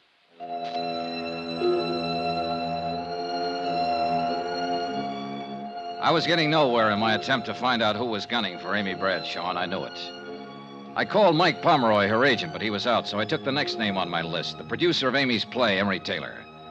Expense account item 9, $175, cab fare to Taylor's apartment in the mid-50s near the Museum of Modern Art. Taylor wasn't in, but his wife Dora was. She was sleek-looking and a little on the brittle side. She was sitting behind a small bar in the den, and she looked quite at home there. Drink? Thanks. Will your husband be back soon, Mrs. Taylor? Who knows? Here. Oh, thank you. What do you want to see him about? Amy Bradshaw. What about Amy Bradshaw? I wanted to ask him if he knew of anyone who might want to harm Amy for any reason. Oh, I could answer that better than Emery. There is someone? There certainly is. Who? Me. Why? Would you like it if your husband was knocking himself out for for a younger woman? Well, now, isn't that part of the business? Is it? That's not all. Amy's hurt plenty of people getting where she is. You think your husband's one of them? I hope not. Who has she hurt, Mrs. Taylor? Do you know Dave Coleman? Her director? He was very much in love with Amy a few months ago. Oh, I see. I don't like to see someone I like get the way he was. One night here, he had a couple too many. He said if he couldn't have her... Oh. Funny. How quick he got over it, though. Never says anything about it anymore, huh? Not a word. What about Porter Kane? Oh, you've met him. Is he one of them that Amy's hurt? No, he's not in that category. Whatever happened to hurt him must have happened at about the age of 5. What do you mean? Oh, isn't that when most of our troubles start? I wouldn't know. I once paid a psychiatrist $500 to tell me that's when mine started. Your troubles? Sure. Can't you tell, Mr. Dollard? I'm the mixed-up type. Aren't we all, Mrs. Taylor? I left her, still sitting behind the bar, and somehow I felt sorry for her. But she had given a new lead. David Coleman, Amy's director, who'd had it bad for Amy just a few months ago and had now completely recovered. Maybe. I made a mental note to have a little chat with Coleman that night. Then I put in another call to Mike Pomeroy. This time he was in, and I finally talked him into meeting me at a little bar on West 44th near the theater. But when I got there, I could see that he wasn't feeling very cooperative. Look, Dollar, I suggested once before, nice and polite, that maybe you should try minding your own business. I got the message, all right, Pomeroy, and now I've got one for you. I am minding my own business. This is what I was hired to do. The insurance company I represent holds a pretty hefty life insurance policy on Amy. And if she's in any danger, they want to know about it. But I told you before, I think this whole thing's pretty silly. I had a talk with Bill York, the writer, this morning. Even though he and Amy are separated, you know, he's still the beneficiary on her policy. So? So he says he's in hock to you. He's a bum. He wasn't doing Amy any good. She was worrying about him. When they split up, I told him as long as he stayed away from her, didn't try to see her, I'd keep him in groceries. I see. But naturally, I wanted some security. The manuscript of his book, for instance? Great unborn American novel. Well, apparently that manuscript means a lot to him. That's why I figured it'd be good security. What's the matter, Dollar? You look like you smelled something bad. Do I? What am I supposed to be? A philanthropist? Let me make one thing clear, Pomeroy. As far as the kind of loans you make, I agree with you. It's none of my business. But maybe I just got a sensitive nose. Yeah. Anyway, now I want my dough back. Is there anything wrong with that? Not a thing. I've got a play lined up I know will go over big. I want to produce it. York's tab has run up to several $1,000 now. I could use the money. I see. The stupid part of the whole deal is that York could pay me back within a couple of months if he wanted to. Oh. Sure. There's a lot of dough floating around to be made in television these days. But that prima donna thinks he's way above that sort of thing. This play you want to produce, Pomeroy, will it star Amy? No. Sheila Mitchell. Oh. Well, thanks for the information. Be seeing you. I doubt it.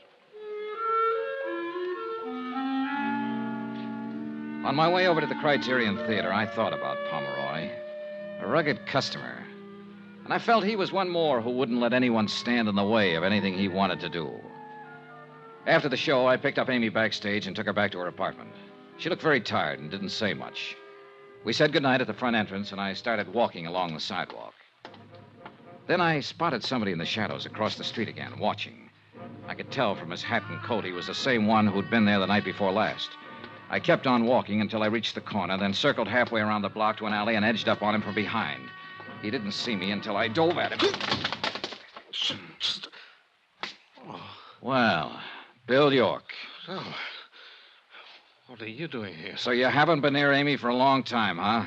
Except tonight and the night before last, watching her apartment? Darling. Come on, York, start talking. And it better be good.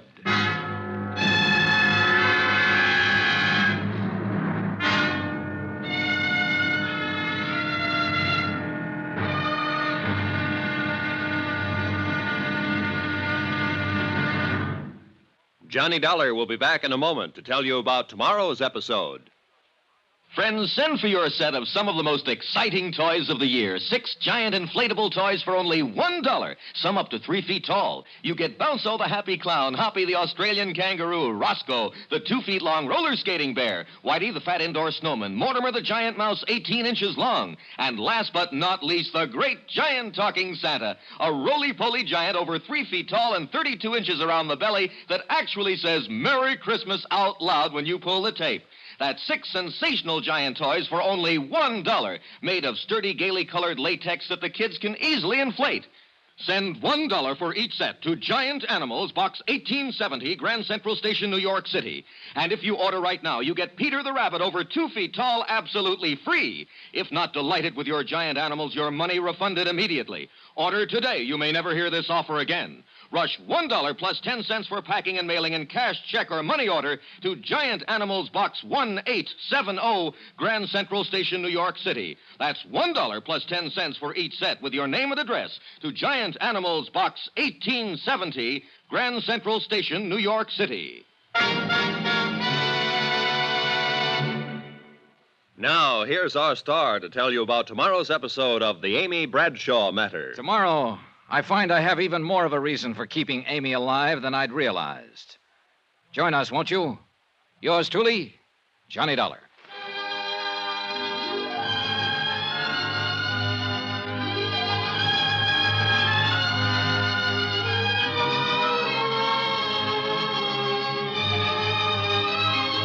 Yours truly, Johnny Dollar, starring Bob Bailey, is transcribed in Hollywood. Written by Robert Reif, it is produced and directed by Jack Johnstone. Be sure to join us tomorrow night, same time and station, for the next exciting episode of Yours truly, Johnny Dollar. Roy Rowan speaking.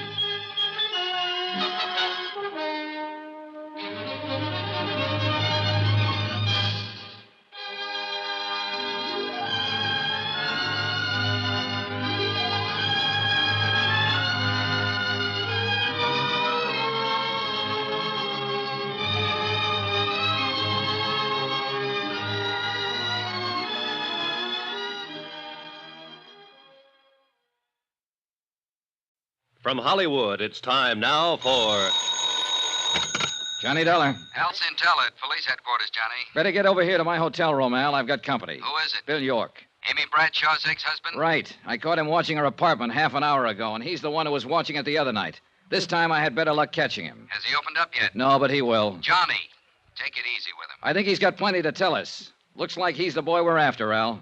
I'll be right over.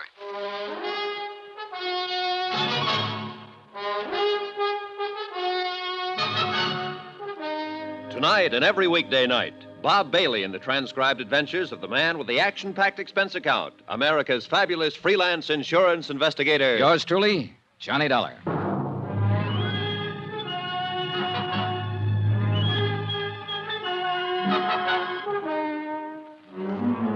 New York City. Expense account submitted by Special Investigator Johnny Dollar. To the Home Office, Northwestern Indemnity Alliance, Hartford, Connecticut. The following is an accounting of expenditures during my investigation of the Amy Bradshaw matter.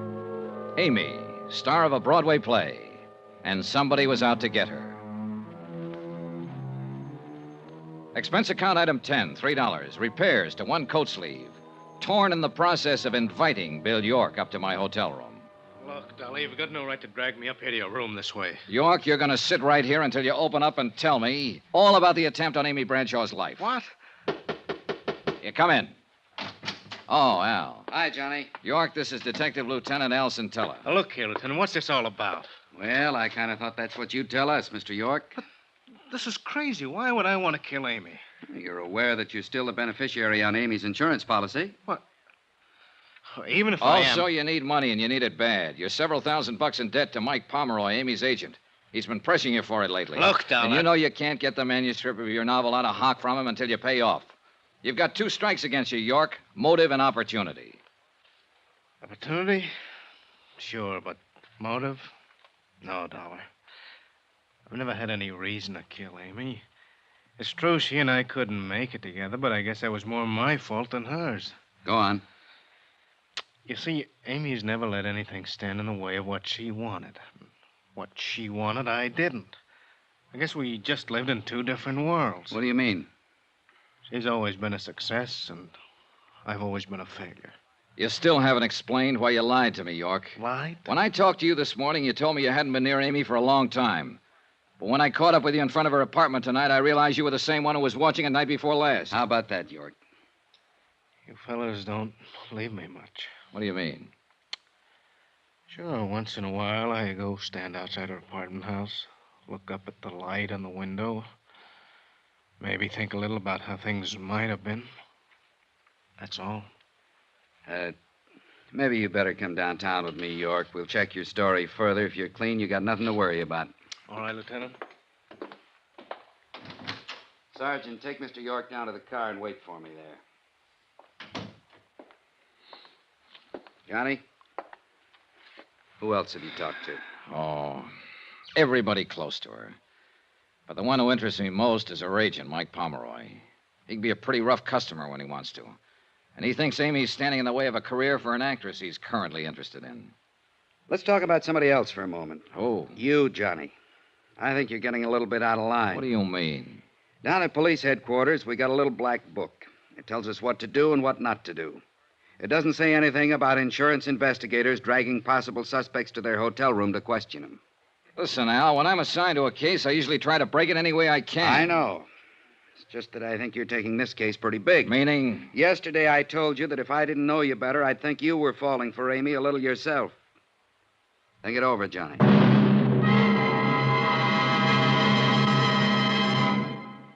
We will continue with the Bradshaw matter in a moment.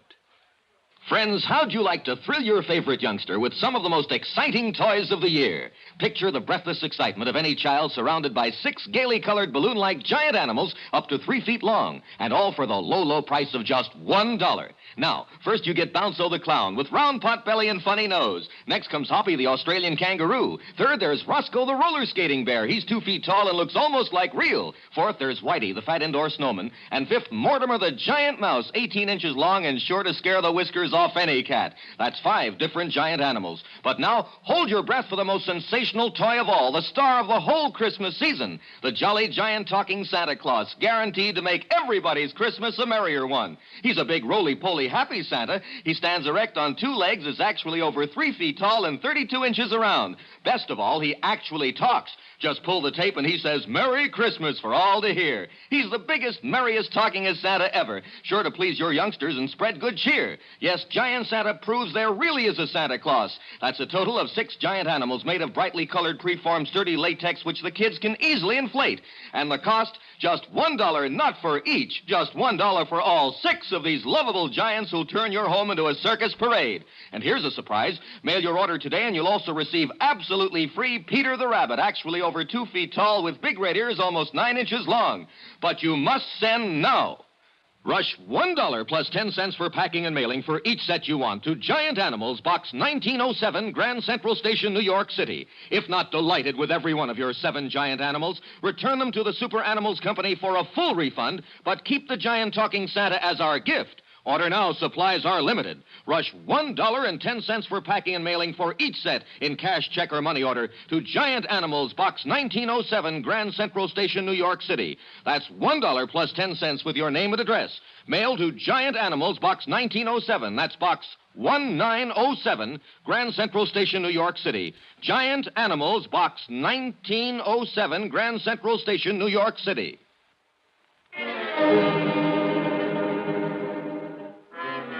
Expense account item 11, $4, drinks. For me. I thought about what Al Centella had said. The possibility I was falling for Amy Bradshaw. Thought about it for 2 hours. Finally, I decided I had to find out if he was right. I went over to Amy's apartment. It was good of you to come over, Johnny. I just can't seem to sleep lately. Yeah. I noticed there's a policeman on duty down in the lobby. Lieutenant Centella arranged for that. It's funny. It should make me feel better, but it doesn't. It just keeps reminding me of it. A threat on my life. I'm glad you're here, Johnny. So am I. Awfully glad. Maybe I shouldn't say that, but... Do you hear any objections? Oh, well, who could... Excuse me. Yeah, sure. Hello? Yes? Oh, Porter. What? No, I'm sorry. No, really, Porter, it's out of the question. No, Good night, Porter. Kane, huh? Yes, I suppose he means well. But he can be rather annoying. Do you have a cigarette, Johnny? Here. Thanks.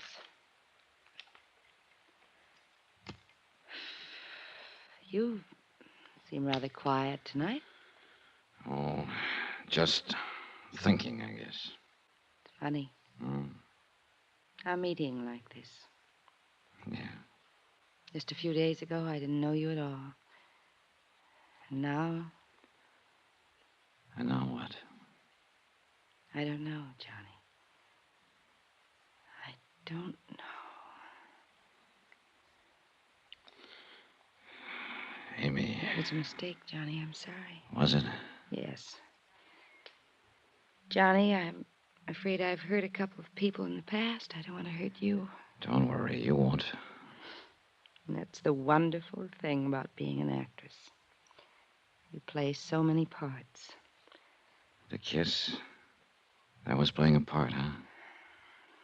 Even if it weren't, Johnny, it'd be no good. There'd always be something between us. It's right over there on the mantel. The clock? Yes. We can't turn it back. If I'd met you a long time ago before Mike, but I didn't. No. So? Is the clock so bad, Amy? It is to an actress. Sometimes I pretend it isn't there. You ever do that, Johnny? No, it doesn't do any good. But you can try. You can live a whole life trying. Isn't that really what we all do? I don't know. We go along playing our parts, doing what we have to do, pretending the clock isn't there. But all the while it is. And though we keep on fighting against it, we know we can't turn it back. We can't even stop it. One thing I'd accomplished, I guess. I'd decided I wouldn't be seeing Amy anymore after this case was wound up. Winding it up, though, was another question, and I was still as far from home as ever on it. But I couldn't seem to get Porter Kane and his quaint little hobby of collecting things out of my mind.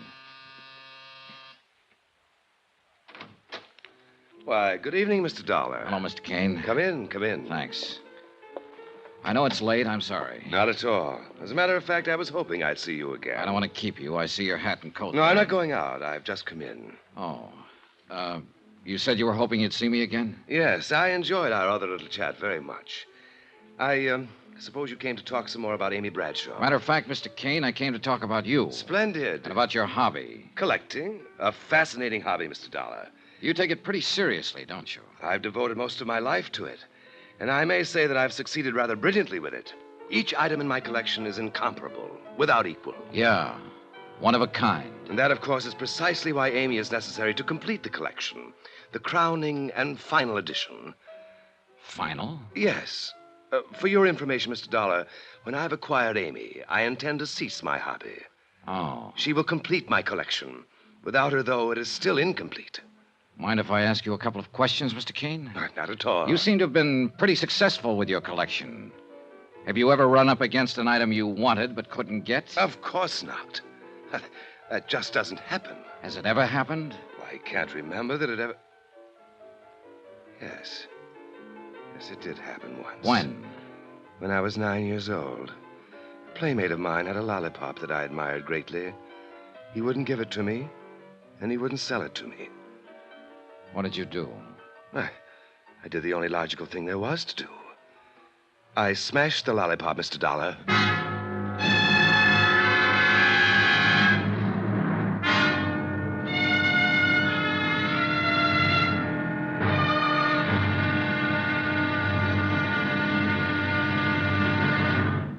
Johnny Dollar will be back in a moment to tell you about tomorrow's episode. Friends, send for your set of some of the most exciting toys of the year. 6 giant inflatable toys for only $1. Some up to 3 feet tall. You get Bounco the happy clown, Hoppy the Australian kangaroo, Roscoe the 2 feet long roller skating bear, Whitey the fat indoor snowman, Mortimer the giant mouse 18 inches long, and last but not least, the great giant talking Santa, a roly-poly giant over 3 feet tall and 32 inches around the belly that actually says Merry Christmas out loud when you pull the tape. That's 6 sensational giant toys for only $1, made of sturdy, gaily colored latex that the kids can easily inflate. Send $1 for each set to Giant Animals, Box 1907, Grand Central Station, New York City. And if you order right now, you get Peter the Rabbit over 2 feet tall absolutely free. If not delighted with your giant animals, your money refunded immediately. Order today. You may never hear this offer again. Rush $1 plus 10 cents for packing and mailing and cash, check, or money order to Giant Animals, Box 1907, Grand Central Station, New York City. That's $1 plus 10 cents for each set with your name and address to Giant Animals, Box 1907, Grand Central Station, New York City. Now, here's our star to tell you about tomorrow's episode of the Amy Bradshaw matter. Tomorrow, well, it's the wind-up, and a pretty rough one. Join us, won't you? Yours truly, Johnny Dollar. Yours truly, Johnny Dollar, starring Bob Bailey, is transcribed in Hollywood. Written by Robert Reif, it is produced and directed by Jack Johnstone. Be sure to join us tomorrow night, same time and station, for the next exciting episode of Yours truly, Johnny Dollar. Roy Rowan speaking.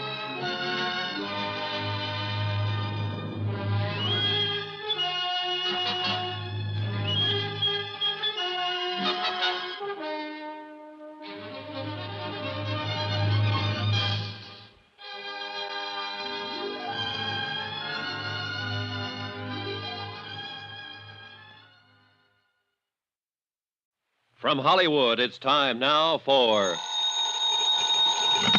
Johnny Dollar. It's Amy Bradshaw, Johnny. Amy, it's 1 a.m. Anything the matter? Yes, can you come over right away? Sure. Your apartment? No, I'm in my dressing room at the Criterion Theater. At 1 o'clock in the...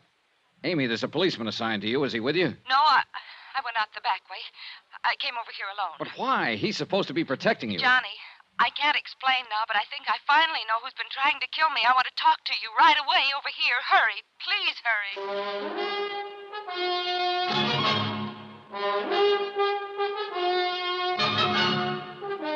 Tonight and every weekday night, Bob Bailey in the transcribed adventures of the man with the action-packed expense account, America's fabulous freelance insurance investigator. Yours truly, Johnny Dollar.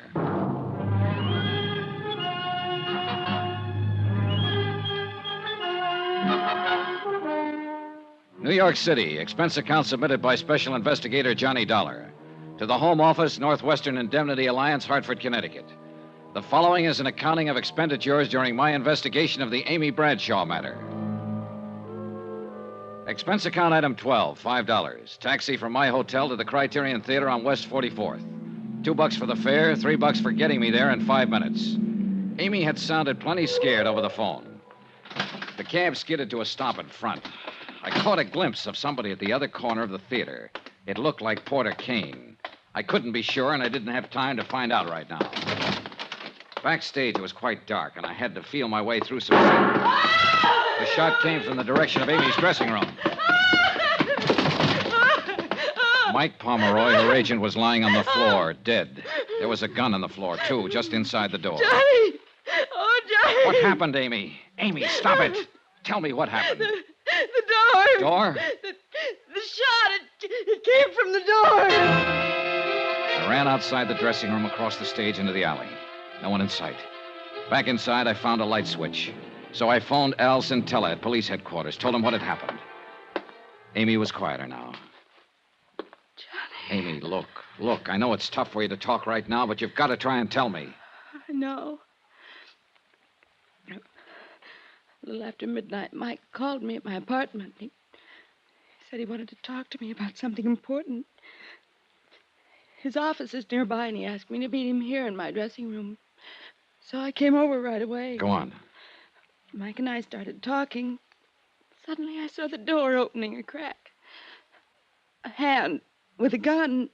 Mike Mike! Easy, easy. Mike saw it, too. He dove in between me and the door. And collected the slug. He fell against the door and it slammed on the hand. The gun dropped. And the next thing I remember, you were in the room. You didn't see who was holding the gun? No, just the hand.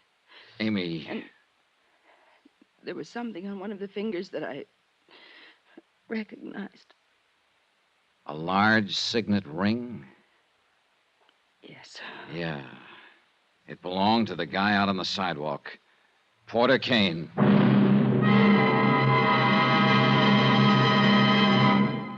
We will continue with the Bradshaw matter in a moment. Friends, how'd you like to thrill your favorite youngster with some of the most exciting toys of the year? Picture the breathless excitement of any child surrounded by 6 gaily colored balloon-like giant animals up to 3 feet long, and all for the low, low price of just $1. Now, first you get Bounzo the clown with round pot belly and funny nose. Next comes Hoppy the Australian kangaroo. Third, there's Roscoe the roller skating bear. He's 2 feet tall and looks almost like real. Fourth, there's Whitey the fat indoor snowman. And fifth, Mortimer the giant mouse, 18 inches long and sure to scare the whiskers off any cat. That's 5 different giant animals. But now, hold your breath for the most sensational toy of all, the star of the whole Christmas season, the jolly giant talking Santa Claus, guaranteed to make everybody's Christmas a merrier one. He's a big roly-poly happy Santa. He stands erect on 2 legs, is actually over 3 feet tall and 32 inches around. Best of all, he actually talks. Just pull the tape and he says, "Merry Christmas" for all to hear. He's the biggest, merriest, talkingest Santa ever, sure to please your youngsters and spread good cheer. Yes, Giant Santa proves there really is a Santa Claus. That's a total of 6 giant animals made of brightly colored, preformed, sturdy latex, which the kids can easily inflate.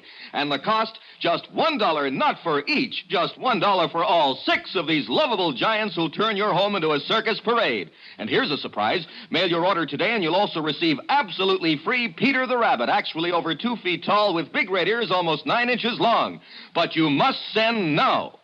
Rush $1 plus 10 cents for packing and mailing for each set you want to Giant Animals, Box 1918, Grand Central Station, New York City. If not delighted with every one of your 7 giant animals, return them to the Super Animals Company for a full refund. But keep the giant talking Santa as our gift. Order now. Supplies are limited. Rush $1.10 for packing and mailing for each set in cash, check, or money order to Giant Animals, Box 1918, Grand Central Station, New York City. That's $1 plus 10 cents with your name and address. Mail to Giant Animals, Box 1918. That's Box 1918, Grand Central Station, New York City.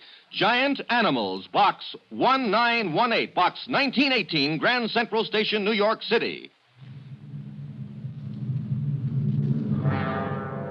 Lieutenant Centella arrived at Amy's dressing room, and Amy repeated her story to him. He sent a couple of his boys out to pick up Porter Kane. Alan, Amy, and I went down to headquarters. We left her in one room while we went into another to question Kane, who'd been picked up at his apartment. See here, Lieutenant, I don't know what this is all about, but I certainly object to being routed out Just hold it, Kane. You know why you're down here. I certainly do not. You don't know that Mike Pomeroy's dead, huh? Amy's agent? Really? Really? Well, I never did like that chap. Quite an insensitive person. Well, he's real insensitive now, Kane. He's dead. How did it happen? Mike was shot by mistake. The real target was Amy. Good heavens, no. When's the last time you saw Amy? The night before last. I spoke to her briefly after the show. You haven't talked to her on the telephone? No. You're lying. Now, see here, you Dollar. phoned her at her apartment about 11 p.m. I was there. All right. I did telephone her. I suggested she meet me somewhere. I told her I'd wait for her outside her apartment. Go on. I saw her come out later by the alley, so I followed her to the theater, thinking she meant for us to talk there. But then I heard a shot. So you admit being in the vicinity? Well, yes, but I definitely did not go into the theater. Didn't you? Kane, Amy got a look at the hand holding the gun. There was a ring on one of the fingers. Ring? Your ring. She's completely mistaken. That's a very distinctive ring. It's not one that anybody be mistaken about. See here, Lieutenant, all of this wild supposition is based on the assumption that I had a motive for wanting to kill Amy. You told me what your motive was when I talked to you last evening in your apartment. What do you mean? I asked you what you'd do if you wanted something for your collection and couldn't get it. You told me a story about what happened when you were just a kid, 9 years old. But I say Another that... kid had a lollipop you wanted. He wouldn't give it to you, so you smashed it. And that's what you were trying to do tonight in Amy's dressing room. You couldn't have her, so you tried to smash her.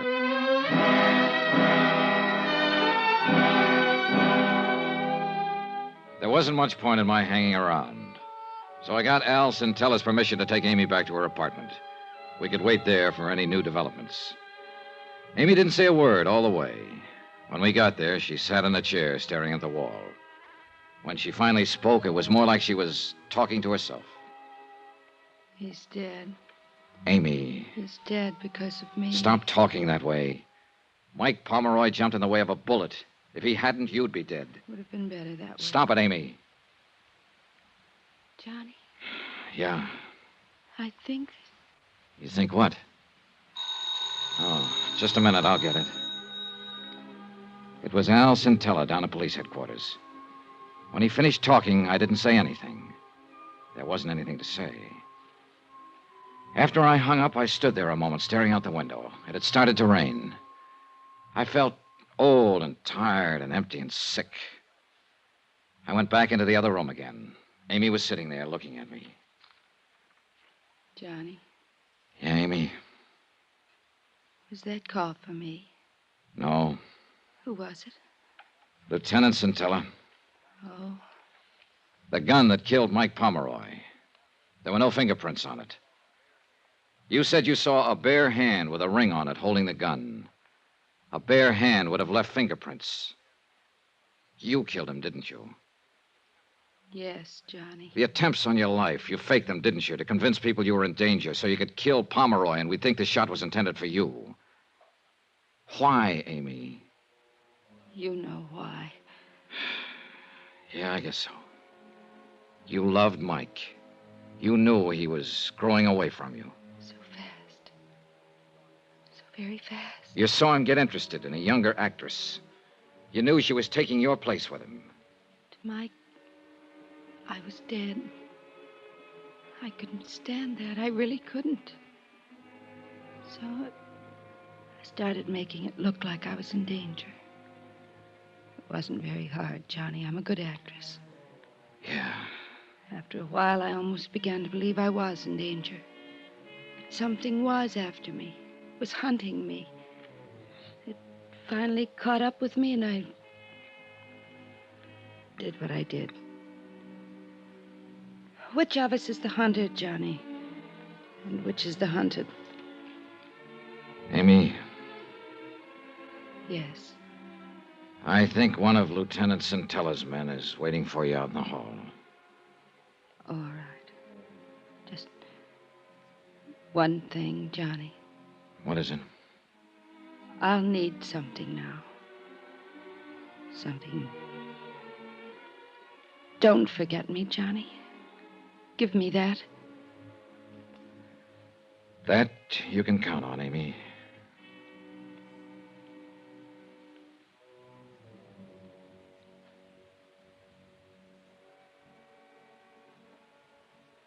She walked out of the room, and she didn't look back. I'm glad she didn't.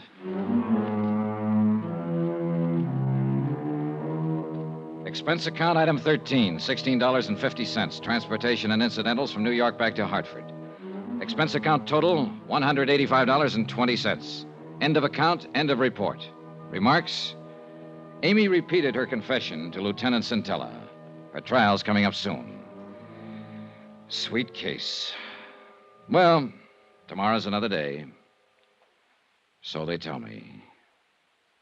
Yours truly, Johnny Dollar.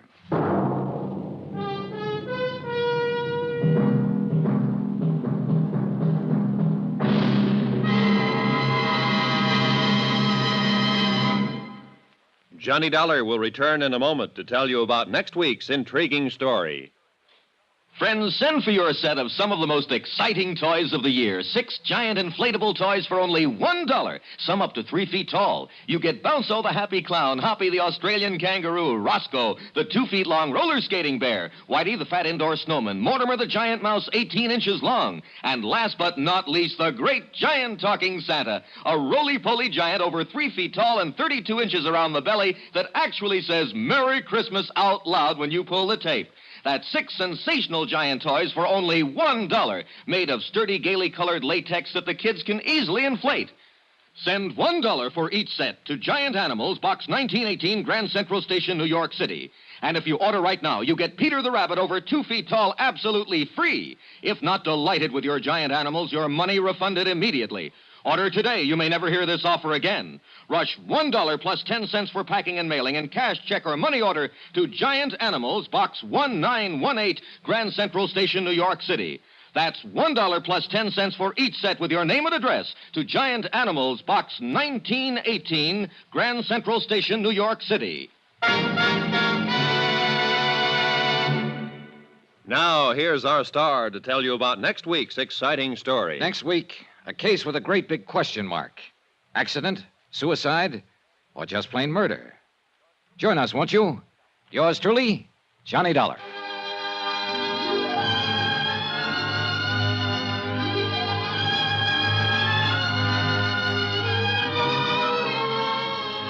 Yours truly, Johnny Dollar, starring Bob Bailey, is transcribed in Hollywood. Written by Robert Reif, it is produced and directed by Jack Johnstone.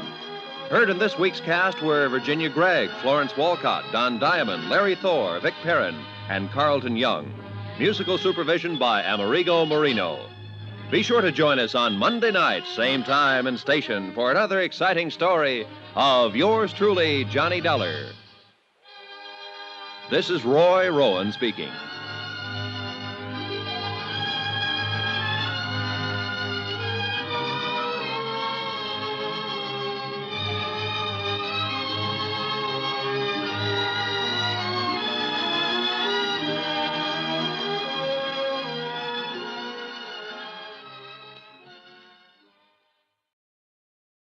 From Hollywood, it's time now for Johnny Dollar. Tim Connors, John boy. Congratulate me. Congratulations, Tim. What for? I just had another boy. 7 pounds, 12 ounces. Hey, you like cigars? Sure. Well, come on down, pick one up. Oh, maybe you better pack a suitcase, too. I got one for you out in Culver, Montana. Where's that? I just told you, out in Montana somewhere. We have a debt policyholder there named Henderson. Henderson, huh? Yeah. Now, we don't know if he was murdered, committed suicide, or had an accident. Well, what does it look like? All three. Okay, Tim, be there in an hour.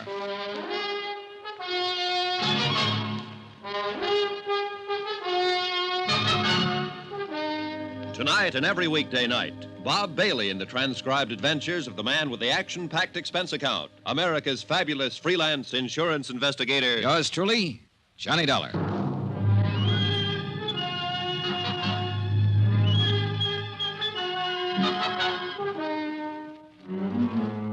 Expense account submitted by Special Investigator Johnny Dollar to Paramount Insurance Adjusters, Hartford, Connecticut. The following is an accounting of expenditures during my investigation of the Henderson matter, whatever it's going to be. Expense account item 1, $1.25 for a detailed map. I had an idea that Culver, Montana was a place that only Rand McNally might know about. They did. I found it tucked up in the high northern corner of the state near Great Falls. Hey, where's your bag? Home. I told you to pack it. Now, look, Give me a cigar, Tim. Tell me about the new boy and the new case. Okay, have a chair. There you are. I wouldn't smoke it if I were you. Terrible. Cost me $2 a box. Hey, you know something? I'm thinking of naming the new boy Johnny. Oh, tough case, huh? Yeah. Look, we're in the same sweet old spot, Johnny. Same old problem. One of our policy holders is dead, and for looking into the circumstances of his death, the insurance company is no longer a friend of the widow and orphan, but a big, bad monster trying to weasel out of a just claim. All claims are just claims, or are they? Well, of course they are. No one ever tried to pull a fast one on an insurance company. Well, the world's full of nice, honest, straight-playing people. Now tell me about getting sandbagged in a poker game. Look, I want to get this out of the way and get back over to the hospital and see my wife. Now, John, this claim came into the insurance office yesterday afternoon, airmail special. The insurance company turned it over to me today. What company? Western. The policy's worth $25,000 face value, double indemnity if death was by accident. No payment for suicide. Uh-huh. You say the man's name was Henderson? Yeah, it says here George Walter Henderson, Montana rancher. Last Thursday, he fell 4 stories out of a hotel window in Culver and died instantly. At least that's what we have in this report here. Somebody could have shoved him, or he could have taken the leap. Now, we have to know for certain. Oh, what's on the claim report? Accidental. There was no inquest, no police investigation, and that's not good enough for us. Uh-huh. This Henderson prominent? Well, he was big enough, Johnny. Cattleman, rancher. He was also a major stockholder in the only newspaper in Culver, so I doubt if his paper'd suggest suicide or anything else, do you? I don't know, Tim. I never met the editor. Well, meet him if you like. Talk to him. Talk to anybody in Culver. Find out what was what. This is a lousy cigar. Johnny, you know how to handle these things. We have to have more information than this. Have you tried to do anything on it at all? Yeah, I phoned the sheriff's office long distance and talked to a man named Holton, Eve Holton. He said he'd be happy to cooperate. What else? I phoned the beneficiary to get some information. Name's Pauline Henderson, his widow. Is she going to cooperate, too? I don't think so, pal. Huh? She hung up on me.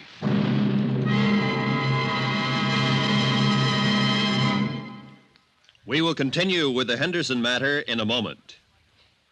Friends, how'd you like to thrill your favorite youngster with some of the most exciting toys of the year?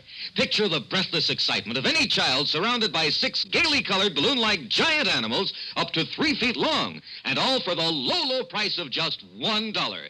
First, you get Bounzo the clown with round pot belly and funny nose. Next comes Hoppy the Australian kangaroo. Third, there's Roscoe the roller skating bear. He's 2 feet tall and looks almost like real. Fourth, there's Whitey the fat indoor snowman. And fifth, Mortimer the giant mouse, 18 inches long and sure to scare the whiskers off any cat.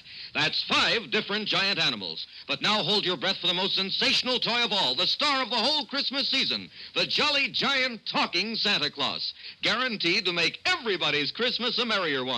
He's a big, roly-poly, happy Santa. He stands erect on 2 legs, is actually over 3 feet tall and 32 inches around.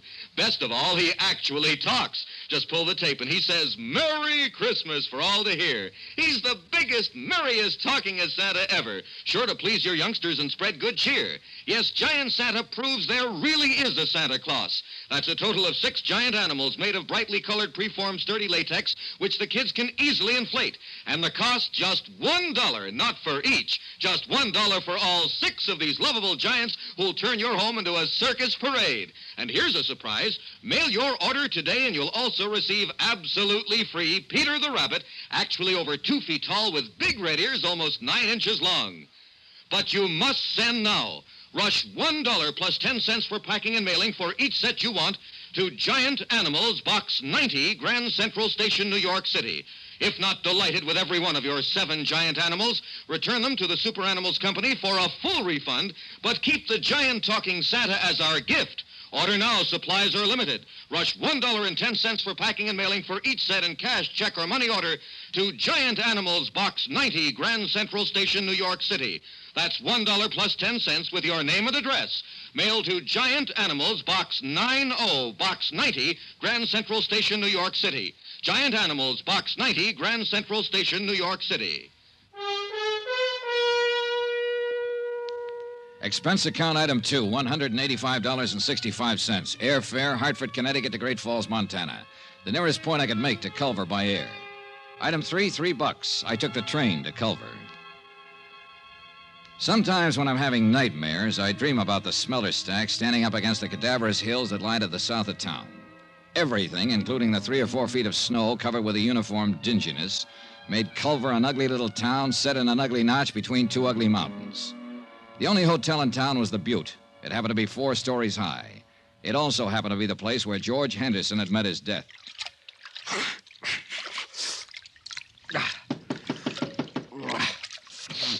Okay, just a minute.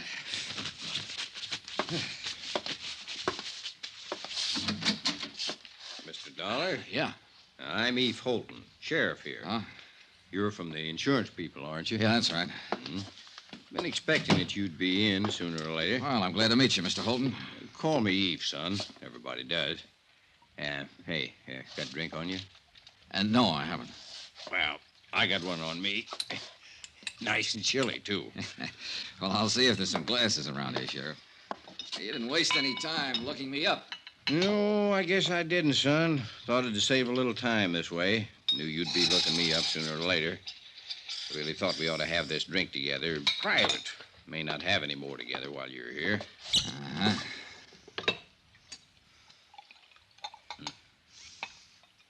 Well, health and happiness, boy. Same to you. Now, this drink we're having. This is in your room, and I'm just a fellow welcoming you to Culver. In my office or on that street out there, I'm a sheriff, and I'm going to be real official. All right, go on. I want you to notice I'm not asking any questions of you, son. I'm just answering anything that you might want to ask me right now. All right. You're going to have to plow ahead yourself on this one, pretty much alone. And let me tell you what kind of plowing you got in store for you. Excuse me. Now, first off, this is a little burg like you ain't used to. We got 3,500, 4,000 people living here. Some of them working that mine you've seen on your way into town. Others hire out to work on the ranches around here. Some in business. Uh-huh. Very tight little place. We hardly ever fool around with anybody else. Sure. Now, you're here because your insurance company don't like to pay off on a policy without knowing whys and wherefores. They don't like the word accident without knowing some of the details. No, they don't. There's a lot of people here, most people, who don't care about those details. As a matter of fact, son, they'd all just as soon put old George Henderson down on the ground and say it was an accident and let it go at that. Well, maybe it was, Sheriff. I don't know. But I'm going to find out. Yeah, well, now, let me go on. Those people who don't like the details don't like detail getters. You understand? Yeah. Scare you any? Not yet. You do all right, son. So, maybe you'd kind of like to get your coat on and come to your funeral with me. Starts at 3. Henderson's? Yeah. Give you a chance to look around, get the lay of the land. Okay, good idea. I wondered what kind of bull workers insurance companies turned out. I like you, Dollar. You're all right. You ain't bothering with any questions till you got some worthwhile asking. You tired? A little. Well, this won't take too long.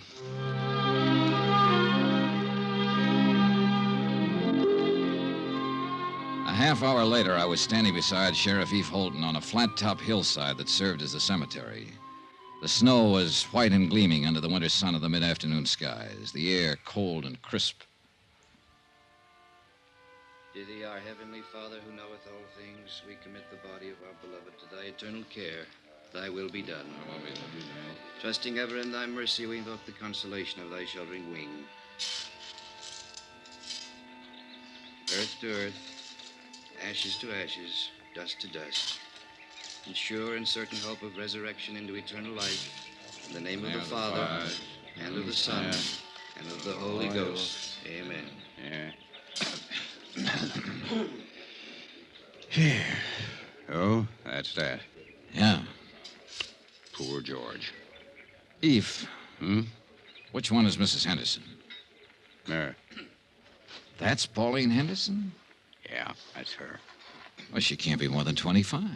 26, to be exact, Dollar. I went to her birthday party 2 months ago. Well, how old was George Henderson? 59. Went to his party, too. Yeah. Pretty thing, hmm? Very. Any other family? Nope. No other wife, huh? Nope. Want to meet her? No, not right now. Mm-hmm. Well, suit yourself. Kind of thought you might start thinking when you got a look at her. Hmm? Now, just keep on the way you're doing. You're doing fine. When there's something you got to know, you'll find out. Well, Eve, I already know one thing. Yeah? What's that? I'm going to ask for a coroner's inquest. Just from seeing her? Just from seeing her. Mm-hmm. You're a sly one, Johnny.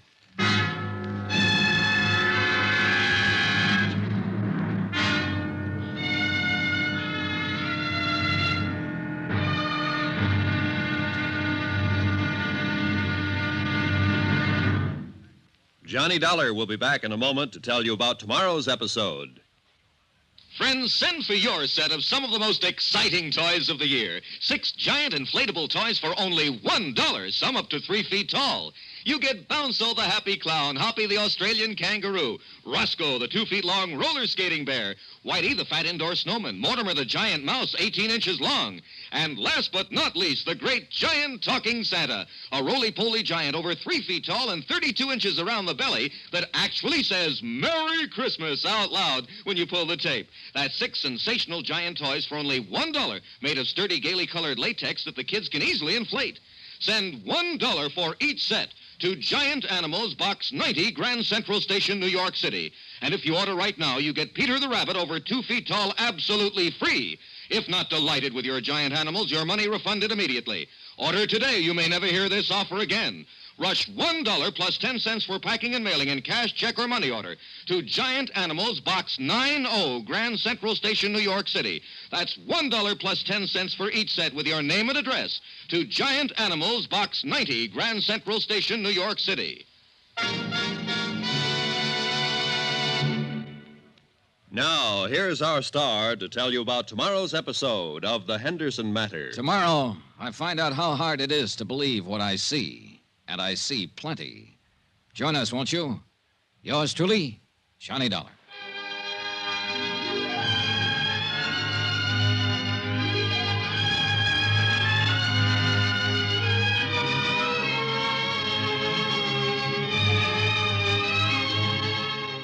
Yours truly, Johnny Dollar, starring Bob Bailey, is transcribed in Hollywood. Written by John Dawson, it is produced and directed by Jack Johnstone. Be sure and join us tomorrow night, same time and station, for the next exciting episode of Yours truly, Johnny Dollar.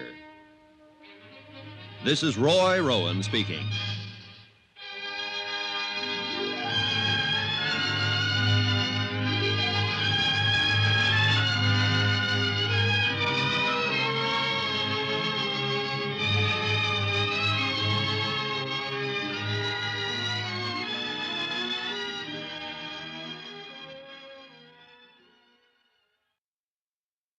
From Hollywood, it's time now for Johnny Dollar. Eve Holden, how are you this morning? Oh, pretty good, Sheriff. How about yourself? Oh, I'm fine, dandy. You were over at the City Hall this morning, huh? Yeah, that's right. I requested the coroner to conduct an inquest into the death of George Henderson. Yeah, I know. The coroner left it up to me. Huh? Yeah, came into my office and asked me if I had any reason to conduct an inquest into the death of George Henderson.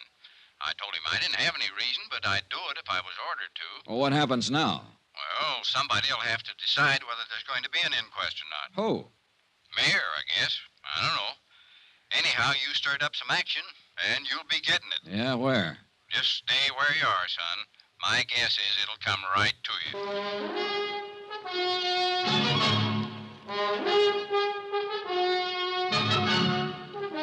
Tonight and every weekday night, Bob Bailey in the transcribed adventures of the man with the action-packed expense account, America's fabulous freelance insurance investigator. Yours truly, Johnny Dollar.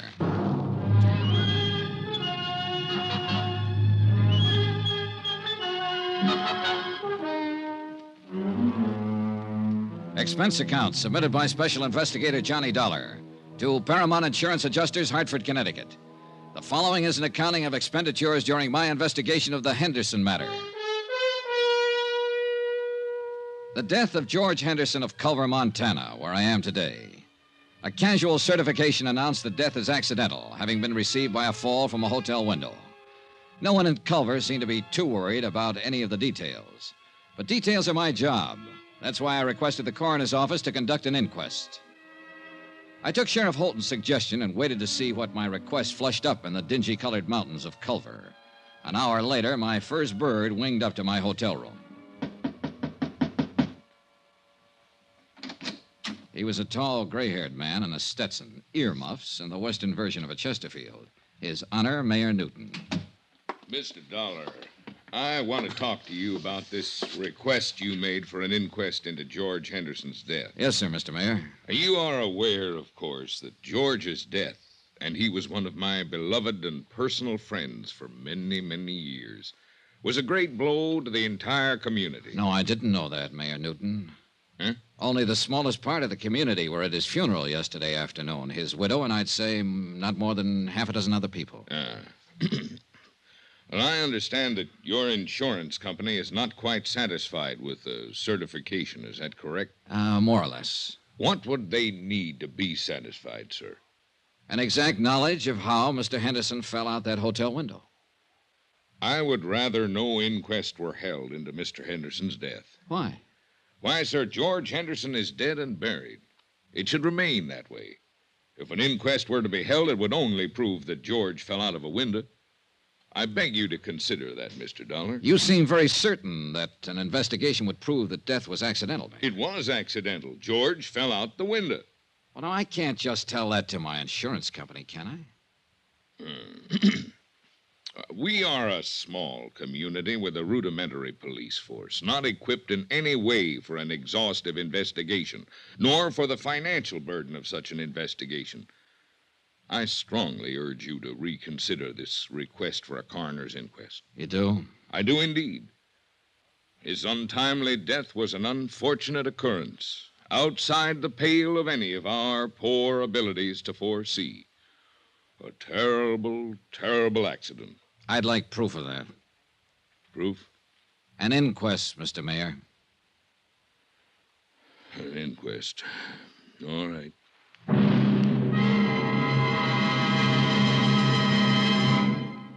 We will continue with the Henderson matter in a moment. Friends, how'd you like to thrill your favorite youngster with some of the most exciting toys of the year? Picture the breathless excitement of any child surrounded by 6 gaily colored balloon-like giant animals up to 3 feet long, and all for the low, low price of just $1. First, you get Bounzo the clown with round pot belly and funny nose. Next comes Hoppy the Australian kangaroo. Third, there's Roscoe the roller skating bear. He's 2 feet tall and looks almost like real. Fourth, there's Whitey the fat indoor snowman. And fifth, Mortimer the giant mouse, 18 inches long and sure to scare the whiskers off any cat. That's 5 different giant animals. But now hold your breath for the most sensational toy of all, the star of the whole Christmas season, the jolly giant talking Santa Claus. Guaranteed to make everybody's Christmas a merrier one. He's a big, roly-poly, happy Santa. He stands erect on 2 legs, is actually over 3 feet tall and 32 inches around.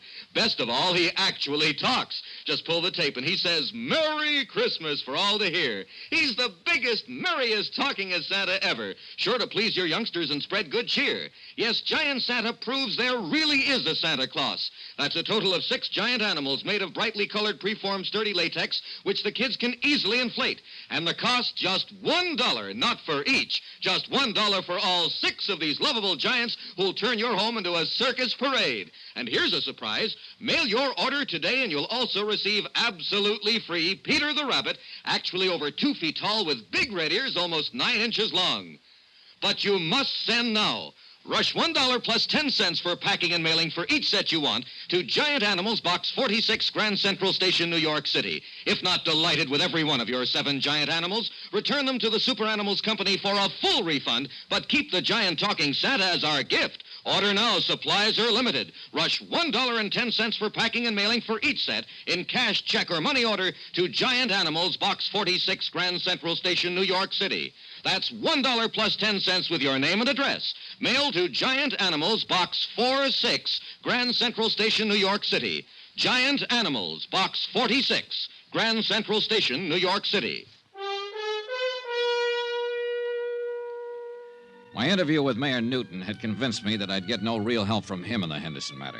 Quite the contrary. Expense account item 3, 20 cents, coffee. Myself and Sheriff Eve Holton. Well, you got it. Huh? At the direction of Mr. Jackson. That's our coroner. He deputized me temporarily to conduct an inquest. It's going to take place tomorrow morning, 9 o'clock, City Hall. Tomorrow, Sheriff. Room 207. Well, Eve, you won't have time to do anything. No, I guess I won't. Not much, anyhow. Oh, brother. The mayor pitched me pretty hard for not having the inquest. Knew he would. Any idea why? Nope. You think somebody asked him to stop it? Yeah. Who? Don't know, Johnny. Honest.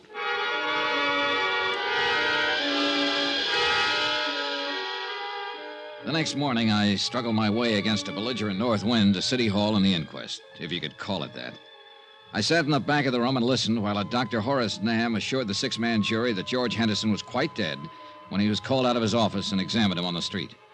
Dr. Nam reckoned George had died from a broken neck. An ancient bellhop, a desk clerk, and a chambermaid gave their versions of what had happened the day Henderson fell out the window. You swear to tell the truth, the whole truth, so help you God? I do, Sheriff. I'm the acting coroner today, Miss Copley. Sit down. Now, when did you see Mr. Henderson last? Last Thursday morning Where was this, Miss Copley? at the Butte Hotel. Mm-hmm. You know what time of the morning it was? About 10 o'clock. I went in to make his bed and straighten up his room. I see. I made his bed while he worked on some papers there, and then I left. Did you see him after that? No, sir. You didn't see him come downstairs for breakfast or anything? No, sir. Do you know if anybody went up to see him? I believe I saw Mrs. Henderson in the lobby after that. Do you see Mrs. Henderson in this room? Yes, sir. I believe that's Mrs. Henderson over there. No, that's Mrs. Henderson. Now, do you know if Mrs. Henderson visited Mr. Henderson in his room? No, sir, I don't know that. Miss Cubley, did you happen to notice if anyone else went up to Mr. Henderson's room that morning? No, sir. It went on all morning long. Sheriff Holton, acting in the coroner's position, questioned person after person. All had more or less the same vague knowledge concerning George Henderson's death. I was most interested in Pauline Henderson's testimony. Now then, Mrs. Henderson, when did you last see your husband? Thursday. I went to see him about noon, maybe a little before. Where did you see him, Miss Henderson? At the Butte Hotel, in his room there. The same room he occupied prior to his death? Of course. The same room from which he fell? Yes. Were you alone when you went to see him, Mrs. Henderson? Yes. I must have left before 12:30. I had an appointment at the dentist. And that was the last time you saw your husband alive? Yes. I was still in the dentist's chair when they told me he'd fallen out the window. What did you and your husband talk about, Mrs. Henderson? Must I answer that? Well, we're trying to determine something here. I'd appreciate it. George and I discussed our divorce. Could you tell us about that? George and I decided to part about a month ago. He moved out of the house and moved into the hotel. Mm-hmm. Outside of the divorce, were you on good terms? Oh, yes, we've always been on good terms. Mrs. Henderson, do you think there's a chance that he might have thrown himself out that window? Mrs. Henderson, do you think he might have thrown himself out that window? No. At least not over us, if that's what you mean. As far as you knew, was your husband in good health? Yes, he was. You happen to know when he was examined last? Oh, a month or so ago. He was in perfect health. One more thing. Did Mr. Henderson drink? Yes. Did he drink that morning with you? I think he had a couple of drinks. Yes, he had a drink or two while we were talking. He could have stumbled to that window. The clothes were New York, the perfume Paris, the jewelry Tiffany's. The look, you might expect it on the Riviera, where everybody tries to act bored with too many good things in life. Her dress, black for the occasion of death, was cut too well and too carefully for her to pass as a grieving widow. She answered the questions without hesitation or emotion. 15 minutes later, the jury brought in the expected verdict. Therefore, it is the opinion of this jury that the said deceased, George Walter Henderson, came to his death as a result of injuries incurred in a fall from the 4th floor of the Butte Hotel at or about 12:45 p.m. on the 19th day of this month.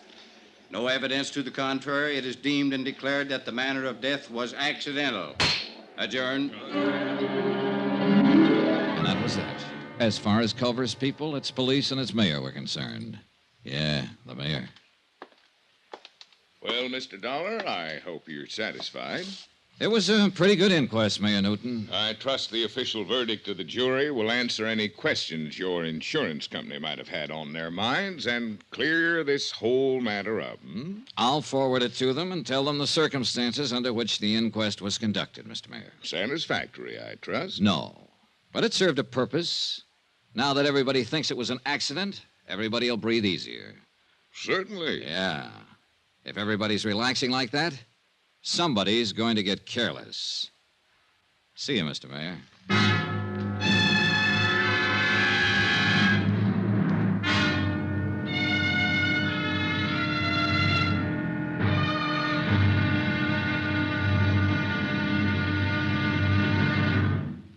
Johnny Dollar will be back in a moment to tell you about tomorrow's episode. Friends, send for your set of some of the most exciting toys of the year. 6 giant inflatable toys for only $1, some up to 3 feet tall. You get Bounce'll the happy clown, Hoppy the Australian kangaroo, Roscoe the 2 feet long roller skating bear, Whitey the fat indoor snowman, Mortimer the giant mouse 18 inches long, and last but not least, the great giant talking Santa, a roly-poly giant over 3 feet tall and 32 inches around the belly that actually says Merry Christmas out loud when you pull the tape. That's 6 sensational giant toys for only $1, made of sturdy, gaily colored latex that the kids can easily inflate. Send $1 for each set to Giant Animals, Box 46, Grand Central Station, New York City. And if you order right now, you get Peter the Rabbit over 2 feet tall absolutely free. If not delighted with your giant animals, your money refunded immediately. Order today. You may never hear this offer again. Rush $1 plus 10 cents for packing and mailing in cash, check, or money order to Giant Animals, Box 46, Grand Central Station, New York City. That's $1 plus 10 cents for each set with your name and address.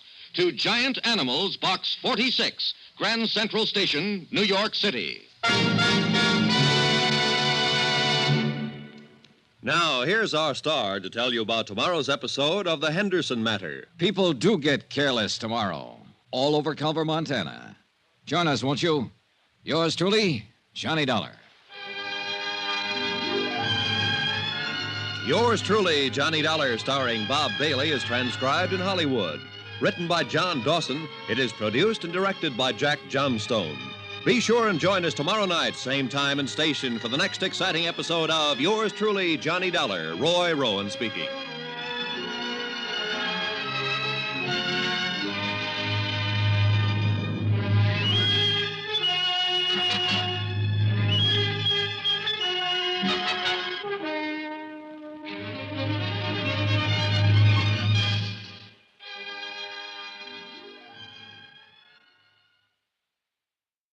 From Hollywood, it's time now for Johnny Dollar. Eve Holden, son. Hi, Sheriff. You put in a call for me, did you? Yes, I'm ready to go to work. Now that the inquest's been held and George Henderson's death is officially an accident, I might be able to move around your little town a little easier. What can I do for you? Help me to move around? The case is closed, as far as I'm concerned. Eve, what's the matter with you? That inquest was a farce. For all I know, Henderson could have been pushed out of that hotel window. The attitude of different people in this town makes that whole thing... Hold on now, son. Hold on. I meant to say it's closed as far as my office is concerned. Personally, I think it needs investigating. We can help each other, maybe, you and me. Can I come over? Oh, I better come there. You know how folks are around here.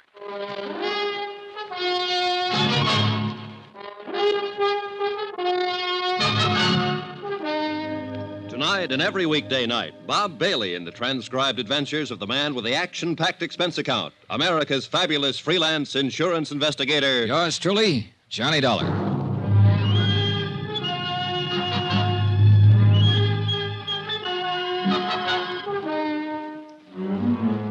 Expense account submitted by Special Investigator Johnny Dollar. Location, Culver, Montana. To Paramount Insurance Adjusters, Hartford, Connecticut. The following is an accounting of expenditures during my investigation of the Henderson matter. The question, accident, suicide, or murder? Expense account item 4, $3.48. 1 day later to Tim Connor's office in Hartford explaining the situation in Culver. I'll read it back to you, Mr. Dollar. Mr. Tim Connors, Paramount Insurance Adjusters, Hartford, Connecticut. Coroner's inquest into death of George Henderson, policy number EMP-196667, found death to be accidental. In my opinion, the inquest was not thorough. Have decided to stay on in Culver and conduct my own investigation. If any change, please advise via Western Union, Butte Hotel, Culver. Am forwarding copy of coroner's verdict this date. Best regards, Dollar. Correct? Okay. Oh, Mr. Dollar. Good luck. Yeah, sure. Expense account item 5, 68 cents. Postage. I mailed a copy of the coroner's verdict to Hartford, airmail special. After that, I went back to my hotel to wait for the sheriff, Eve Holton. Come on in, Eve. Oh. Hello. Hello. Mr. Dollar, my name's Porter. I'm the manager of this hotel. Oh, well, come in, Mr. Porter. I can't right now. I've got some other things to attend to. Well, anything I can do for you, Mr. Porter? I'm going to have to ask you for your room, Mr. Dollar. Oh? When? Today. Any particular reason? We're all filled up. The room's been reserved for 6 weeks. By whom? What? Who reserved it? Why, a man from Bozeman. It's a sort of convention. Sort of convention? What kind of convention is that, Mr. Porter? Look, Mr. Dollar, you'll have to leave this room today. The man's coming in tonight. Uh-huh. And there's no other hotel in town? That's the way it is, Mr. Dollar. No other place to stay? No. So I have to pack my bags and get out of town, is that it? I must have the room, Mr. Dollar. Who asked you to say you wanted the room, Mr. Porter? Who asked you to come here and kick me out? Why, no one. Well, you go back to no one, Mr. Porter, and you tell no one that I'm staying right here in this room here in Culver until I finish what I have to do here. You tell that to no one, will you? Mr. Dollar, I'd hate to call the police. Go ahead, Mr. Porter. Be sure and tell them about the sort of convention you're having and how all the rooms are sold out. Tell them about Mr. No One and tell them I called your bluff. Anything else, Mr. Porter? I was at the stage where I was beginning to take notes for myself. Note 1, the mayor didn't want to have an inquest into the death of George Henderson. Note 2, when they did have an inquest, they didn't want to really find out anything. Note 3, Mr. Hotel Manager wanted me to keep on not finding out anything by getting me out of town. I explained all of this to Eve Holton when he showed up a half an hour later. Kind of tight, isn't it? I don't know what that means, Sheriff, but it's pretty stupid. Yeah, it's stupid, son, but it could be effective. Now, I'll tell you what. If Porter calls the police, I'm the police, so don't worry about that. I'll hem him and haw him. All right, thanks. Now then, tell me how much your insurance company's stuck for. $50,000 if Henderson's death goes by as an accident. The good book says that's what it was. I know. There's a chance, too, he had a heart failure and fell out of that window. No, sure. Always a chance. We might have to dig him up and find out, Sheriff. Oop, no, hold on. Autopsies and digging people up is one thing you'd have a hard time doing around here. I might insist on it. I don't know. We'll let that go for now. Say, tell me about Mrs. Henderson. Where's she from? Here. Right here in Culver. Now, she didn't get that mink coat and those diamonds she was wearing at the inquest in Culver. More important, she didn't get that continental look here either. So what's the story? Well, her name was Pauline Underwood before she married George. Born and raised right here in Culver. Of course, she went to school in the East, and she's been in Europe a couple of times, but most of her life's been right here. She is a mighty pretty widow. And a mighty rich one, too. Henderson had it. I know. This divorce she talked about at the inquest yesterday. Well, everybody in town knew they weren't getting along, never did get along. How could they? Pauline's 26 and George is 59. He could have been her father. As a matter of fact, he almost was. Well, tell me about that. You got a drink? Oh, yeah. Well, George raised Pauline from the time she was 14. He paid for all her schooling and growing up. She didn't have any folks after her old man died. George was pretty good to her. He sure was. Was he a friend of her parents? Well, Tom Underwood worked out at the ranch for George. When he died, there was Pauline standing around. Oh, yeah. Oh, thanks. And she eventually married him and his money, huh? Well, I wouldn't put it that way exactly. I think she liked him. Now, I've gone over what you're thinking, son. Those two were talking about divorce for some time. The papers had been drawn up for a settlement. She'd have got a lot of alimony and so on. Oh, Pauline had no call to push him out that window or have him pushed out. At least not for money. All right. Suppose he didn't want a divorce. Suppose he loved her and she came to the hotel room that morning and he pleaded with her to try all over again. Suppose she said no. Suppose she said no in a great big cold way. And George Henderson sat there and thought about it after she left. And he got sick all over and he walked over to that window and... Suicide? What do you think? You knew him. He wasn't the suicide type, Oh, son. nobody's the suicide type until they come to the end of the line, Eve. Then it's too late to interview them and ask them how they got there. Everybody seems to think it was an accident, so I'm just throwing words around. Well, you have a right to do that if you aren't satisfied, son. Hey, getting back to this hotel again. Who might want me to get out of town and not ask any questions? Anybody. Well, who? No idea. But it's somebody who has some feelings in this. Hey, who owns this hotel, Eve? Noah Baxter. Who's Noah Baxter? Rancher. Got a place about 15 miles from here. Pretty big man. Uh-huh. Friend of Henderson's? Yeah. And let me put that question a little different. Baxter a friend of Mrs. Henderson's? I don't know. Can you find out? I can try. Well, find out about him and any other friends, Eve. Friends that might be younger, that might have gone to Europe or school in the East. Yeah, sure. What are you thinking now, son? Well, now, if I were Mrs. Henderson and my husband fell out of a window in this hotel and killed himself, I'd hire a lawyer and I'd sue the hotel for damages. If the insurance company didn't pay off my claim, I'd hire a lawyer and insist that they pay that claim. I'd do those things right away, Sheriff, especially if I thought it was all legitimate. Yeah, Yeah. 2 hours later, I received a wire from Tim Connors. He requested me to look up a man named Thurber, an insurance broker living in Great Falls. Expense account item 6, $4.92, tank of gas. I borrowed Sheriff Holton's car and drove the 80-odd miles to Great Falls that afternoon. Mr. Thurber bought lunch. My lord, I hope there isn't anything to all this, Mr. Dollar. I just hope there isn't. George Henderson. Yeah, well, there isn't anything to anything yet, Mr. Thurber. I'm still trying to find out the facts. Oh, I knew you were over in Culver. I tried to call you there a couple of times. You were out both times. Finally, I put in a call to the home office in Hartford. I talked to this man, Connors, with the adjustment agency. Yeah. You see, Mr. Dollar, it's like this. I've been over in Jackson Hole for 5 days now hunting duck. We were way in, and I didn't hear about Henderson's death until I got back yesterday. Uh-huh. Now, look, Mr. Dollar, I don't know what reflection this will have on your attitude toward this case, but 2 days before I left, Mr. Henderson telephoned me here in Great Falls.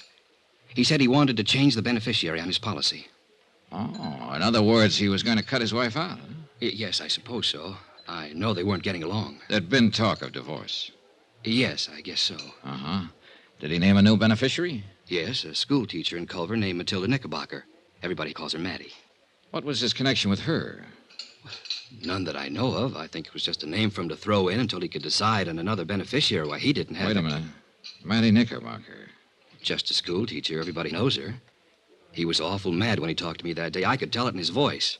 Now, here's what might interest you just a little more. The day I left on my hunting trip, Mr. Henderson phoned me again. He said to never mind. Mrs. Henderson was still his beneficiary. Had you changed the policies yet? No. Are you sure it was Henderson who telephoned you? Well, yes, I think it was him. Do you remember when you got the call? Oh, somewhere around noon, a little later, I guess. He died between 12:30 and 1. And it must have been just before he fell out the window. He phoned you long distance from Culver, huh? Yes, sir. Well, he was supposed to have been in the hotel all morning, so he had to phone from his room. Well, you can check that, can't you? You'd be surprised how hard it is to check simple things like that around the Butte Hotel. Did you know Henderson very well, Mr. Thurber? He was a customer. I wrote a lot of insurance for him. Know his wife? Oh, yes. Well, tell me about them. Well, go ahead, Mr. Thurber. Now, look, accidents rarely have reason behind them. Suicides and murders always do. You don't think it was an accident? Well, let's say I've heard enough and seen enough to make it a draw so far. Go ahead, tell me about him. And I wish I was married to Mrs. Henderson. I mean, I wish she could see me. I think most any man who's ever met her hoped the same thing. Young men, old men, any kind. But she picked George. George was as tough and leathery as these mountains around us, exactly her opposite. But Pauline married him. He raised her. He was close to her all her adult life. Yes. But, Mr. Dollar, you know and I know she didn't have to marry him. She could have married anybody here in Culver or anybody in London or Paris. You see what I mean? Not quite. Well, I always had the idea that after she married him, she kept letting him know she could have had anybody else she wanted. Go ahead, Thurber. I think she married him for his money. I think she would have killed him for his money.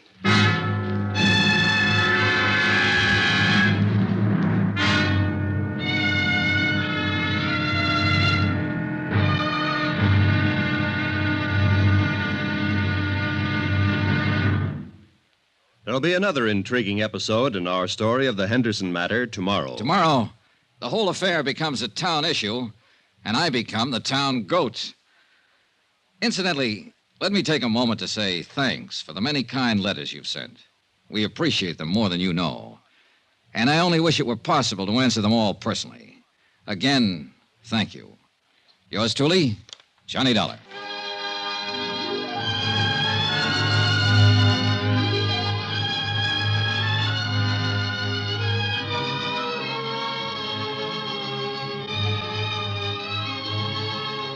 Yours truly, Johnny Dollar, starring Bob Bailey, is transcribed in Hollywood.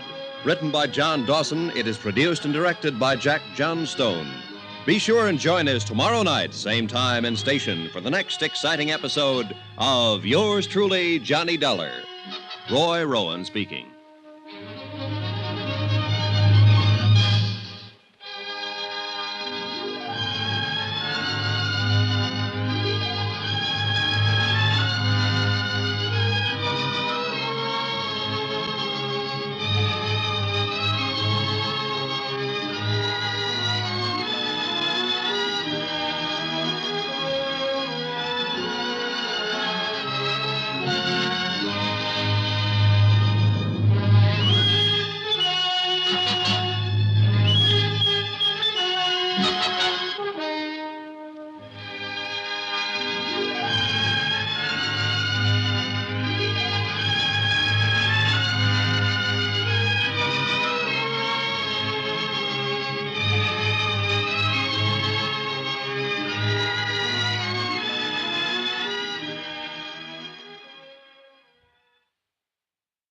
From Hollywood, it's time now for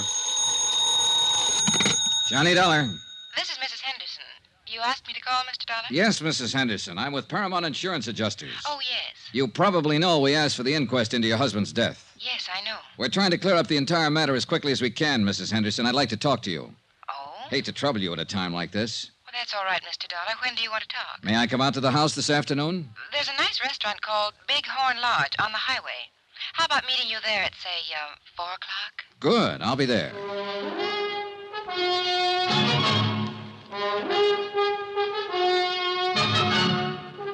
Tonight and every weekday night, Bob Bailey in the transcribed adventures of the man with the action-packed expense account, America's fabulous freelance insurance investigator. Yours truly, Johnny Dollar.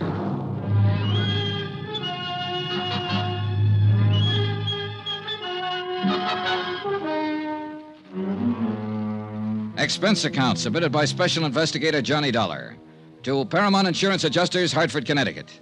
The following is an accounting of expenditures during my investigation of the Henderson matter. Expense account continued. Item 7, $5. One pair of galoshes, believe it or not. It snowed in Culver, Montana during the night, all night. By morning, 14 inches of fine new snow covered everything in sight. After my phone call to Mrs. Henderson, I spent the morning trying to rent an automobile. There was none to be had, so that afternoon I dropped over to see Eve Holton, my sheriff friend. Son, you're going to catch your death unless you start wearing this car. Yeah, I'll remember that, Eve. But maybe I won't need one. Oh? Yeah, I think I'll be leaving Culver pretty soon. Well, I hope you don't mean that, son. I'm afraid I do. I'll have to tie this case up one way or another pretty quick. Why? My company wants me to get back home. I got a letter this morning. Oh, well, how can I help you? Well, for one thing, you can lend me your car again.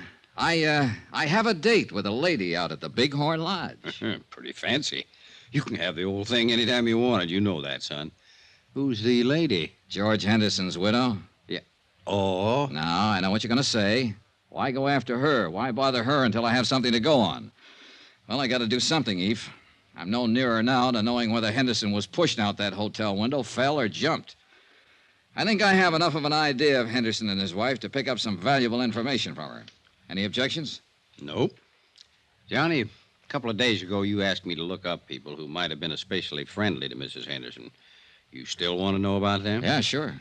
Well, I'm working on it. Anyone so far? Nobody I'd put in that category.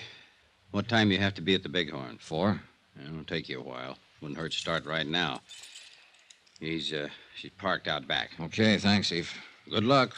And don't let her rang-dangle you, son. She could do it if she wanted to. Goodbye, Eve. 10 minutes later, I was on the road to Bighorn Lodge, which also happened to be the same road I'd traveled 2 days before to attend George Henderson's funeral. As I drove past the graveyard, white and stark against the blue winter sky, I noticed a car parked along the side of the road, a little Chevy coupe about 1952.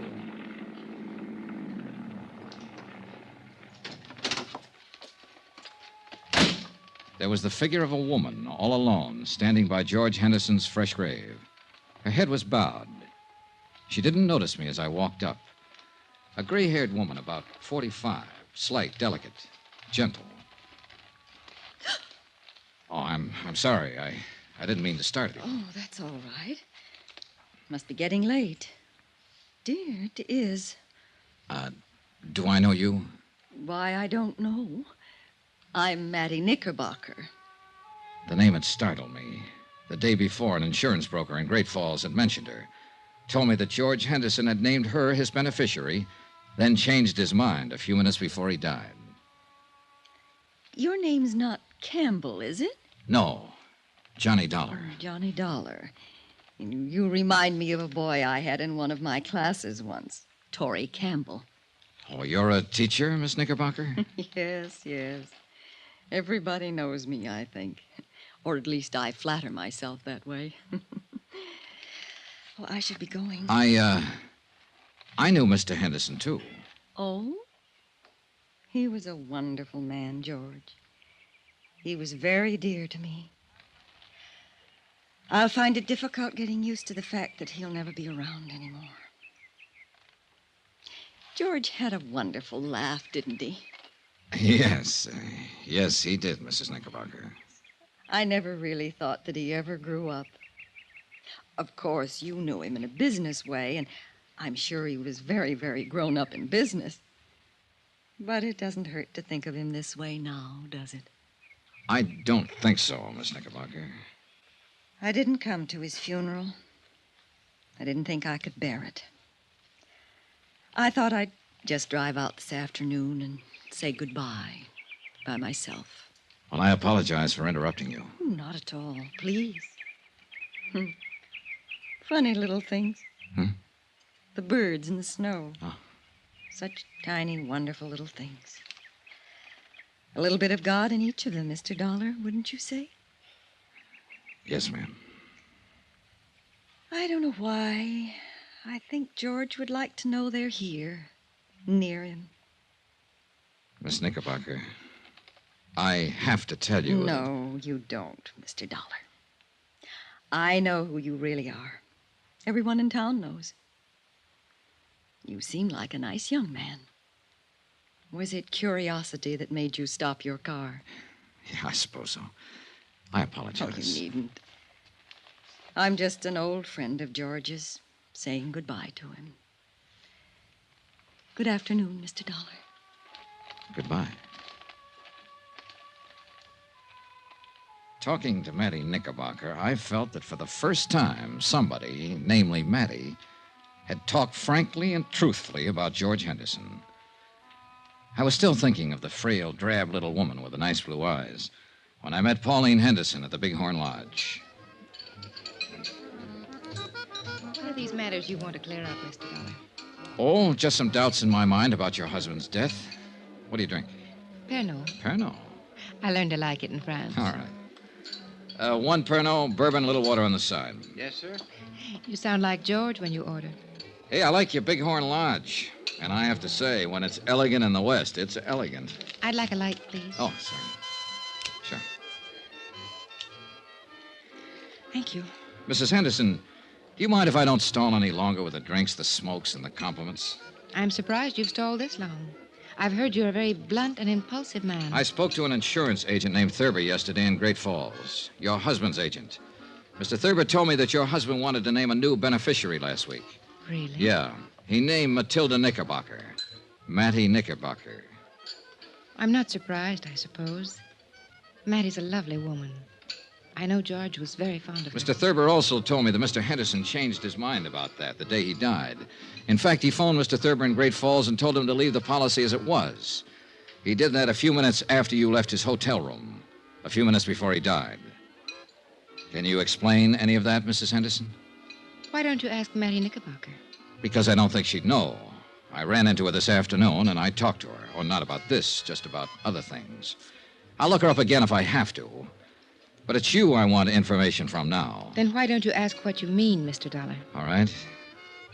Did something happen in that hotel room that made him change his mind about you? That's better. I do wish that ridiculous little man would bring our drinks. He will. Don't misunderstand what happened in the hotel room. George and I were going to be divorced. He moved out of the house a month ago. We went to his attorneys and drew up a tentative property settlement. You mean... Dunlap, Eder, Reardon, and Blake, Great Falls. They have a copy of that settlement. George was quite generous to me. So I didn't kill him for his money, if that's what you're thinking. Here we are, sir. Pernod, bourbon. Thank you. I didn't see George for 3 weeks or so after we made the settlement. Then we happened to meet one day in Culver, and, well, we had a rather bitter argument. It was one of those ridiculous things. We quarreled and parted very angrily. The whole thing was childish. My first impulse was to go right back to the lawyers and demand every unreasonable thing I could on the divorce settlement. I guess George's first impulse was to cancel me out as his beneficiary. Did you go to a lawyer, Mrs. Henderson? No. No, I cooled off. I cooled off considerably, Mr. Dollar. After all, George had been everything to me most of my life. I was truly sorry we never got along as man and wife. I'm glad that we made it up before he died. That morning. He apologized when I came by the hotel. I apologized. After I left, he fell out the window. Then I can assume that this business with the policies had to do with the argument. Assume what you like, Mr. Dollar. I can understand why you're annoyed by me and my questions. It's just that it's kind of hard for us to believe that a man involved in divorcing his wife would still name her as his beneficiary. I say that because of past experience. Oh, it's happened, but isn't usual. I could have told you that we were reconciled that day in the hotel, that we were going to drop the whole divorce matter, and that George was coming back to the house to live. Yes, you could have told me that, Mrs. Henderson. Mr. Connors in our home office in Hartford called you a few days ago. You hung up on him. Why? Well, I was very upset. I've never been a widow before. Uh-huh. I believe you, Mrs. Henderson. Sitting here like this. You're a lovely person, and I know it. And you know it. And this is a pretty nice place to conduct business. Why didn't you ask me to your home? I preferred to talk to you here. That's what I thought. I saved all the did your husband have any enemies and did he seem depressed questions for another time. But before I went to bed that night, I read and reread Mrs. Henderson's testimony given at the coroner's inquest. The next morning, I interviewed all of the people at the Butte Hotel who'd been on duty the day Henderson fell out the window. After that, I dropped in to see Eve Holden. Here it is, Johnny, right here. Personal effects of the deceased included 4 suits of men's clothing, 14 shirts, 5 pairs of hosiery. Was there a bottle in that room, Sheriff? Liquor? Yeah. No bottle. Nothing like it, son. All right. He didn't call down and have a bellboy bring him a bottle or send him any drinks. The chambermaid swears there was no liquor in his room all the time he lived at the hotel. You say he was a light drinker. Now, what light drinker takes a nip before he has his breakfast? Who said he had a drink that morning? Mrs. Henderson. What? On the witness stand, under oath at the inquest.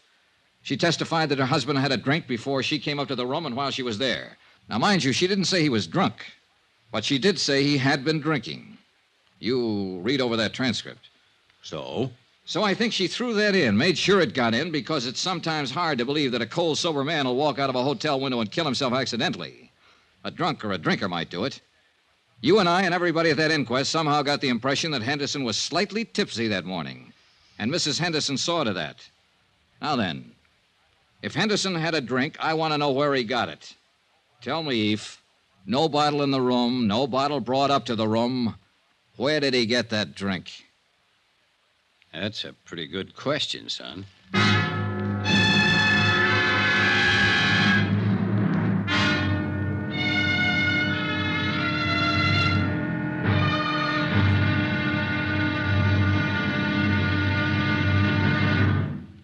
There'll be another intriguing episode in our story of the Henderson matter tomorrow. Tomorrow, the wind-up. Yeah, the whole case blows sky high. Join us, won't you? Yours truly, Johnny Dollar.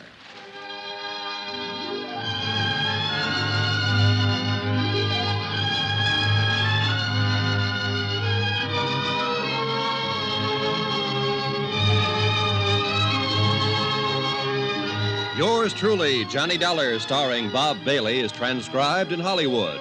Written by John Dawson, it is produced and directed by Jack Johnstone. Be sure and join us tomorrow night, same time and station, for the next exciting episode of Yours truly, Johnny Dollar. Roy Rowan speaking.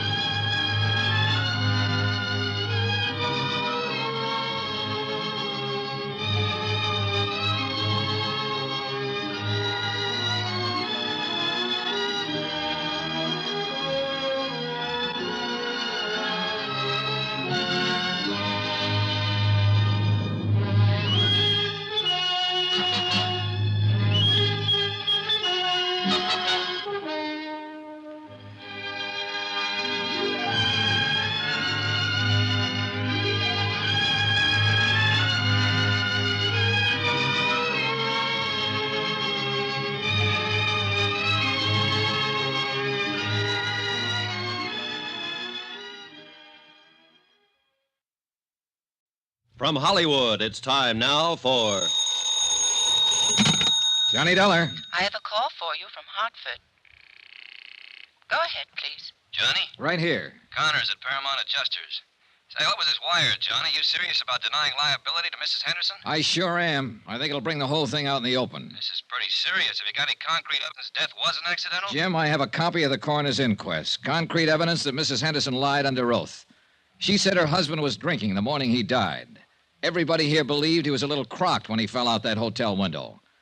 I've got proof that he didn't have a drink that morning. What proof? No bottle in his room. No bottle brought there. Nothing. What do you say? Don't make a move, kiddo. I'll get the first plane.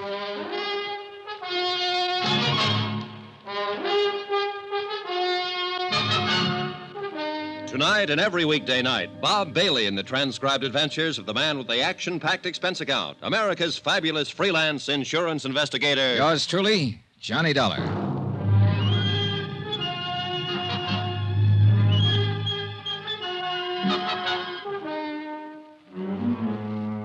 Expense account submitted by Special Investigator Johnny Dollar to Paramount Insurance Adjusters, Hartford, Connecticut. The following is an accounting of expenditures during my investigation of the Henderson matter. Sheriff Holton agreed that there was enough of a doubt about the circumstances prior to George Henderson's accidental death to warrant an official re-examination of all the facts. He promised me the police would start an immediate investigation. That was all I needed. I knew Mrs. Henderson would be re-questioned and that the pressure would start to build up. 14 hours later, when Tim Connors arrived in Culver, I had some pressure of my own. Well, Johnny, what? Well, the best thing we can do now is move in. Deny liability on the grounds that the accident is not proved. I suppose Mrs. Henderson sues us. All right, let her.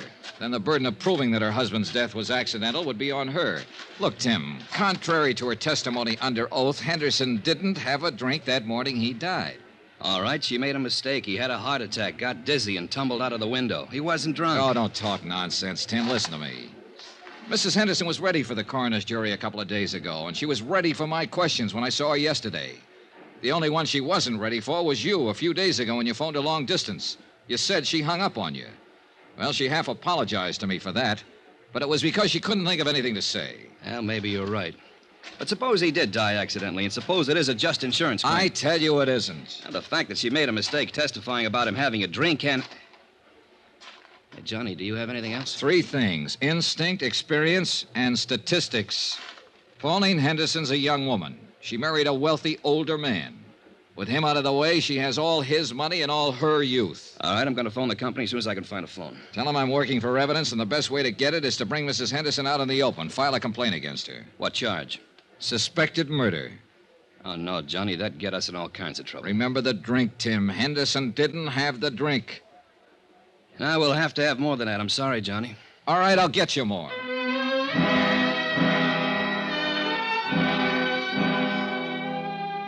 An hour later, I was with Sheriff Holton comparing notes. He reported that after questioning Mrs. Henderson, she admitted she might have been mistaken about Henderson drinking the morning of his death. She wasn't sure. But Eve Holton said what we both were thinking.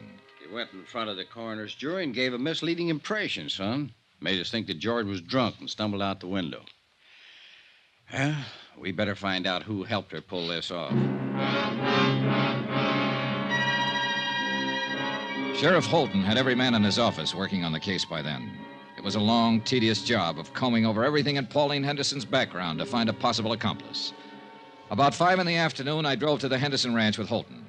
Mrs. Henderson was out, but we interviewed one of the servants. That's right, sir. Once, twice a week. Uh-huh. You know where she drove to on these trips? I have no idea. Mrs. Henderson get up early in the morning, be gone all day. How do you know she went out of town? Well, she generally take a small suitcase with her, change of clothes. You don't take those when you're visiting a friend in town, do you? Tell us what car she'd use on these trips. A Cadillac. Always come back covered with mud and ice. Always have to be washed up.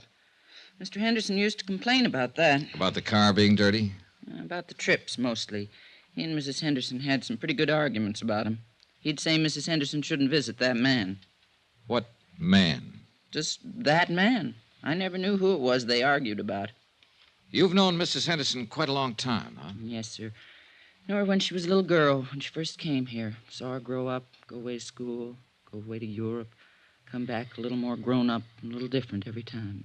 Were you surprised when Mr. Henderson married her? Well, no. Well, yes, guess I was. Because she was so much younger? Not that so much. I mean, well, Mr. Henderson, He had something about the plains and cattle and the mountains about him. When he moved, it was as big as all them things. And Mrs. Henderson was different. She didn't fit in here? Is that what you're trying to say? I think she fit. Not like him, though. Before they were married, they were sort of like good friends. I mean, they'd ride horses and go hunting and laugh and talk about different things. Mrs. Henderson, she traveled Europe, saw so many things and places in the world. She fit here, but then she didn't belong here. I feel awful about Mr. Henderson's being dead. If there was anything wrong with the way he died, I'd like it to be fixed. Mrs. Henderson will probably fire me for talking like this, but I don't care. This house isn't the same no more.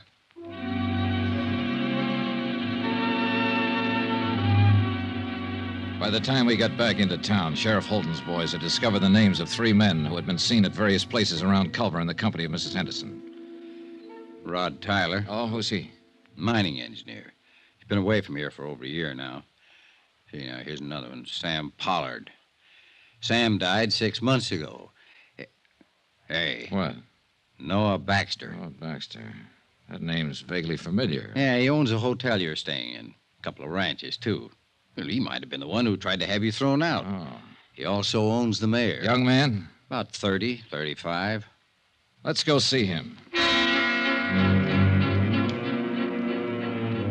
Another drive, this time north of Culver to the Baxter Ranch. We found Noah Baxter busy with his help, shoring horns on cattle. A lean, tall man with thin features. If you're trying to find out if I've been seeing Pauline on the sly while she'd been married to George, why don't you come right out and ask? All right, have you? No, not on the sly. There's nothing between us. George knew any time she came over here to see me. He was a good friend of mine. I'm sorry he's dead.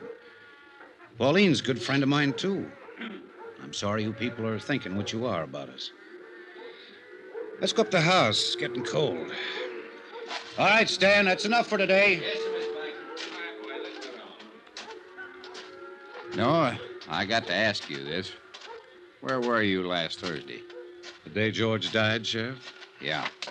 I was right here. Can you prove that? Sure. Ask anybody. You boys want a drink? No, thanks. No. Well, I do. Mac! Mac! I get it myself. When was the last time you were in Culver, Mr. Baxter? 3-4 weeks ago. My cook and the others handle what supplies we need. Do you mind if we talk to some of your help around here? No. What do you want to talk to him about? About last Thursday? About what happened when Mrs. Henderson came here to visit? It wouldn't look good if she came here to visit me, would it? Well, that depends on the circumstances, no? She'd come and sit there and read and look at some of those paintings. We'd talk when I had time. Anything wrong with that? No. Mr. Baxter, I think I ought to tell you, I've asked my company to file a complaint against Mrs. Henderson. Suspicion of murder. Oh. I'd like to tell you something.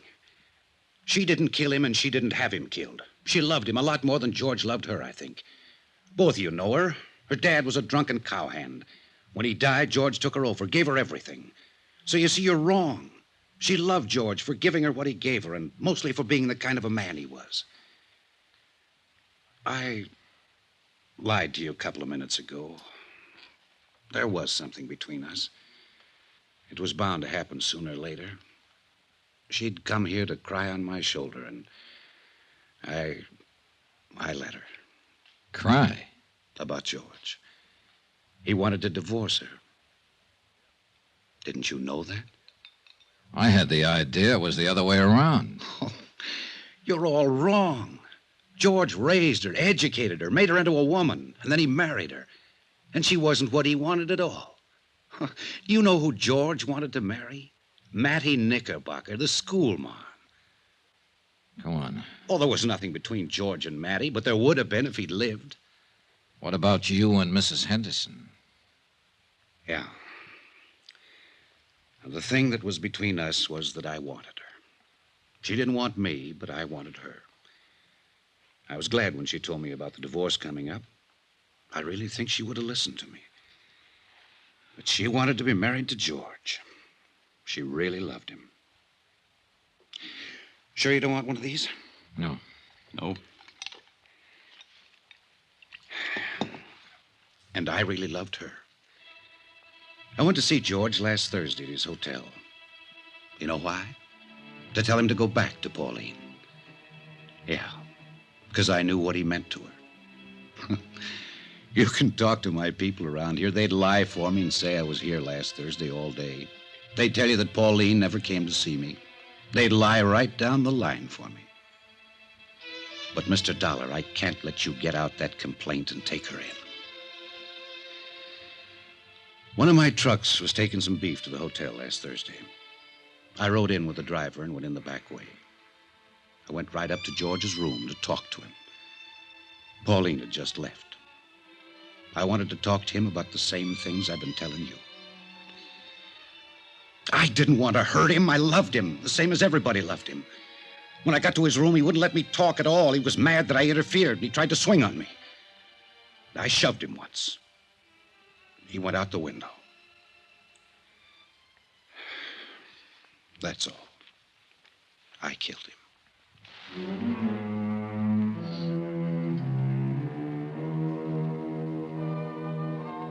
Expense account item 8, $58.15, hotel and food while in Culver, Montana. Item 9, same as item 2, transportation by train and plane back to Hartford. Item 10, $88, miscellaneous. Expense account total, $802.50. Remarks? We still had to pay double indemnity.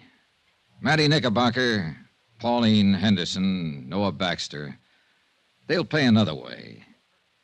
With the hurt that comes to nice people.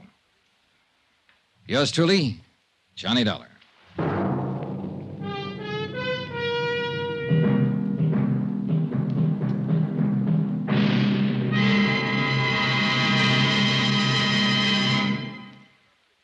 Remember, there'll be another exciting story beginning next Monday night. Next week, a real mystery, complete with plenty of action, a beautiful blonde, and a killer lurking in the shadows.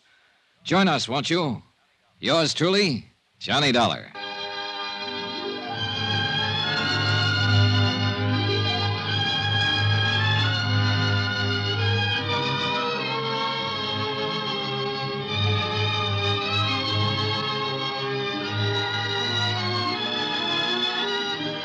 Yours truly, Johnny Dollar, starring Bob Bailey, is transcribed in Hollywood. Written by John Dawson, it is produced and directed by Jack Johnstone.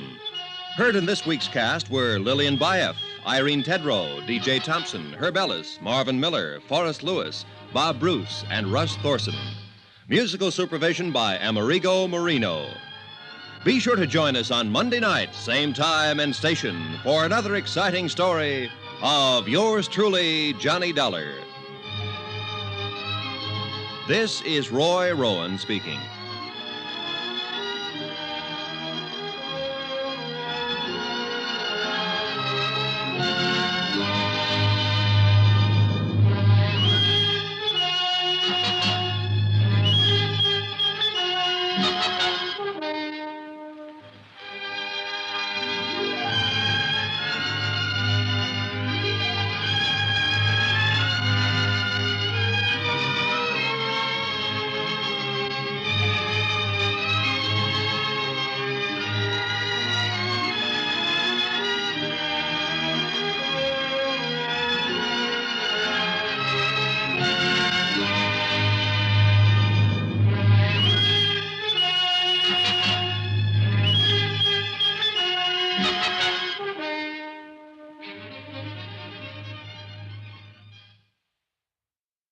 From Hollywood, it's time now for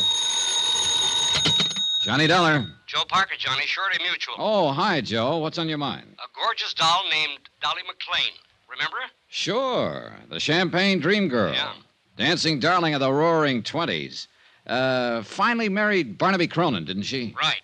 And for a wedding present, he bought her the Circle of Fire. Oh, yeah. One of the 5 most beautiful necklaces in the world. Diamonds and emeralds. Worth $500,000. It's been lying in a bank vault for the last 10 years since Barnaby died. We carry the insurance. So? She's coming out of seclusion, Johnny, giving a party. Just like the old days, she says. May go on for a week. Her last fling. And she's going to wear the Circle of Fire. Uh-oh. Get the picture? Gallons of champagne, everything mixed up, crazy. And that old lady with $500,000 around her neck. Target. You've got a problem, Joe. Johnny, we've got a problem.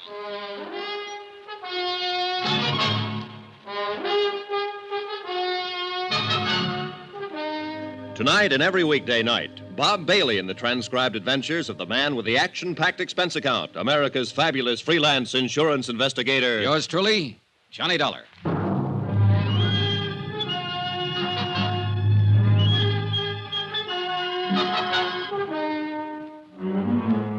Expense account submitted by Special Investigator Johnny Dollar to the Home Office, Surety Mutual and Trust Company, Hartford, Connecticut.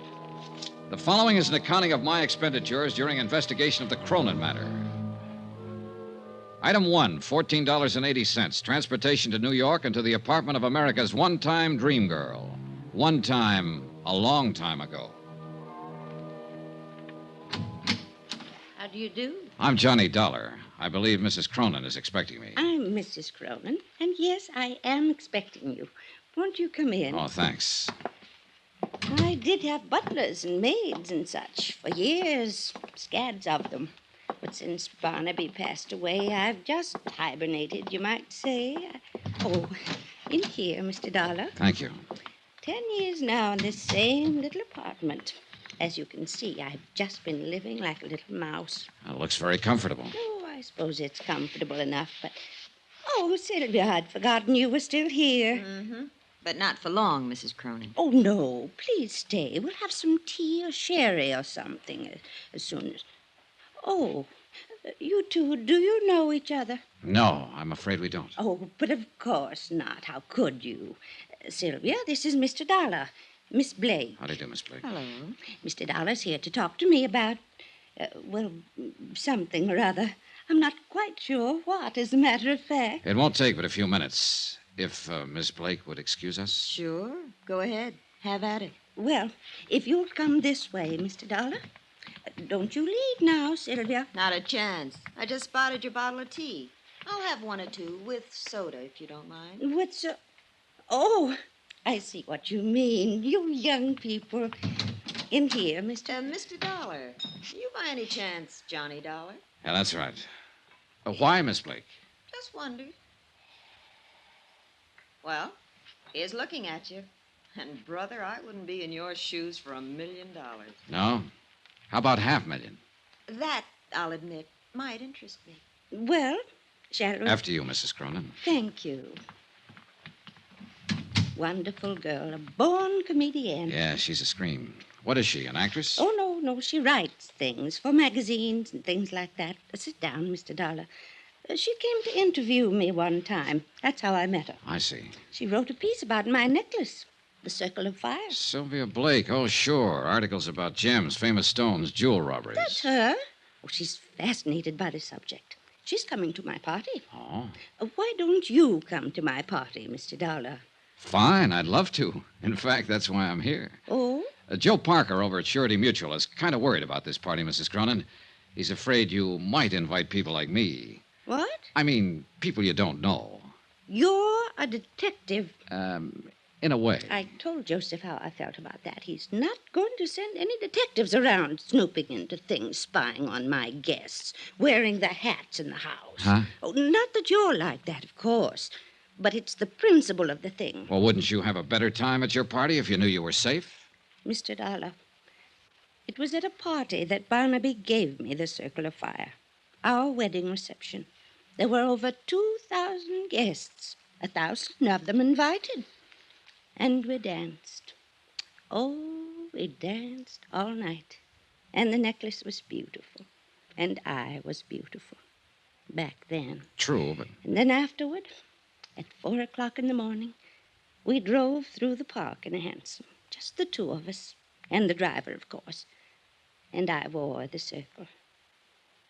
And I was safe, Mr. Dollar. I was perfectly safe. Maybe you were just lucky that night. Barnaby was so wonderful. And he could make living so wonderful. Well, I don't doubt it. He was probably a man who could manage things pretty skillfully. He was running 2 railroads and a bank, all at the same time. Then I imagine he had no trouble arranging for your safety without even letting you know about it. You mean guards all around? It's possible. Yes, it is. He was like that. He never wanted anything to worry me. All right, Mr. Dollar. You win. Good. But it's only because of one reason. I like you, and I want you at my party. Thank you, Mrs. Cronin. Oh, you're going to love every minute of it. It's up in the Adirondacks, our old summer place. Joseph told you, I suppose. Yes, he did. Mrs. Cronin. And the people I've invited, hundreds, literally, people I knew in the old days. Of course, a lot of them won't come, but, it was strange. So many of the letters came back undelivered. Mrs. Cronin. Oh, Sylvia, I didn't hear you. Come in. I'm the sneaky type. You've got a visitor. Says he's an old friend. Really? Well, I suppose I'd better see you. You'll excuse me, Mr. Dollar. Sure, go ahead. You and Sylvia talk to each other. I brung the bottle in case you're interested. Short on the soda. Right. She's on a cloud by herself. Of course, some of the invites to the party were undelivered. Those beautiful people had a habit of dying young. Say when. When? Who's the visitor? I'll guess with you. Looks like an overgrown leprechaun. Said his name was Shorty Weber. Shorty Weber. You know him? I know of him. An old-time song and dance man, among other things. She probably worked in a show with him back in those dear dead days. Anyway, he's got an invite clutched in his sweaty little palm. Another freeloader, I suppose. Aren't we all? I am, yes. Not you, though. You're working your way. Isn't that what you're doing, one way or another? Meaning? A magazine article, just in case. Written right on the spot. Attempted theft of the Circle of Fire. Clever jewel Why thief. do you say attempted? I'm working my way, remember? Sure, I remember. But it won't be attempted, Johnny. Somebody's going to get that necklace before the weekend is over. I'll bet on it. Would you care to name any names? Pick a name off the guest list. Any name. Suppose I pick Sylvia Blake.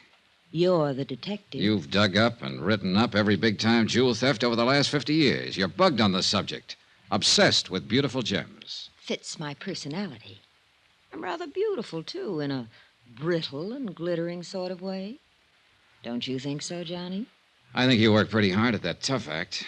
Maybe. And I think you'd give your right arm to own that necklace. Going after that would really be going for the big one. Going for broke. And somebody will do it, Johnny. Wait and see. She left a few minutes later with the bottle under her arm and a chip on her shoulder.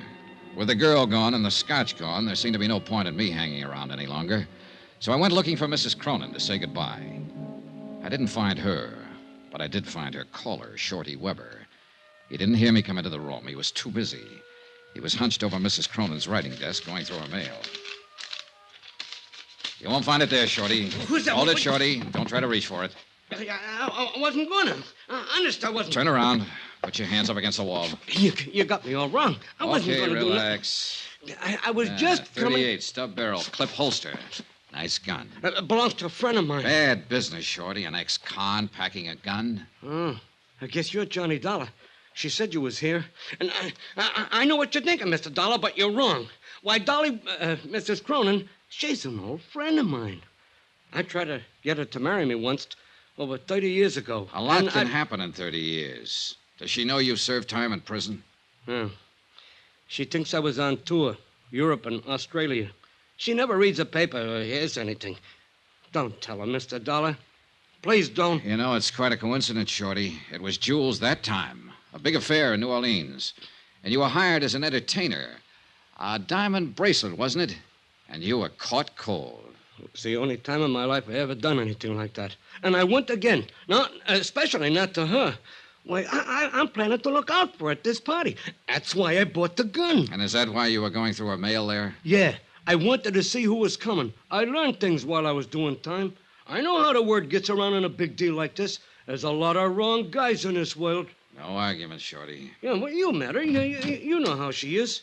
She's a babe in the woods on something like this. Should my ears be burning, or is it some other babe, you mean? Not for me, Dolly. You're the only babe I ever could see. Oh, Shorty, you never give up. Oh, do you two know each other? Not exactly, but we found we had a mutual friend. A certain state prison warden. Oh, how nice. Shorty's always doing benefits at those places. Dolly. Yeah, that was it. He did a benefit there. Oh, well, I'll bet you went over big. Well, you know. You're too modest, Shorty. Why, they loved him, Mrs. Cronin. Hated to let him leave. Yeah. Well, speaking of leaving, I got a shove now. Don't take any wooden nickels. It was crazy and corny and sad. The whole idea. I guess the sadness of it hit me when I was saying goodbye to Mrs. Cronin at the door. The gaiety slipped for a moment, and suddenly she was old and tired. And at the same time, she was a scared little girl. And then she said something strange, and the shivers ran up my back. Do you believe in premonitions, Johnny? Well, I have a hunch now and then. Well, whatever it is, it's the reason I'm doing this. Having this party. One last fling, you might say, before it's too late. Oh, come now. You're still a young woman, Mrs. Cronin. No. I'm old, Johnny. I've been old for years. Since Barnaby died. We loved each other so, but that's not what I mean. I've had this premonition lately. What sort of a premonition? That something awful, something terrible is going to happen to me.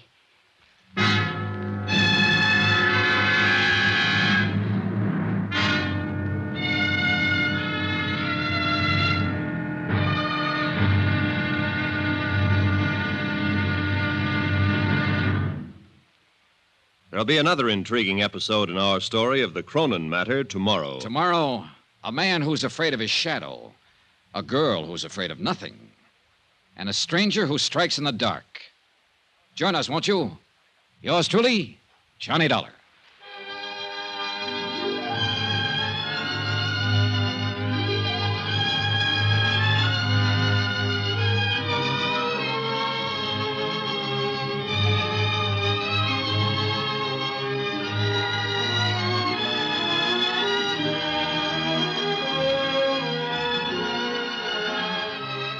Yours truly, Johnny Dollar, starring Bob Bailey, is transcribed in Hollywood.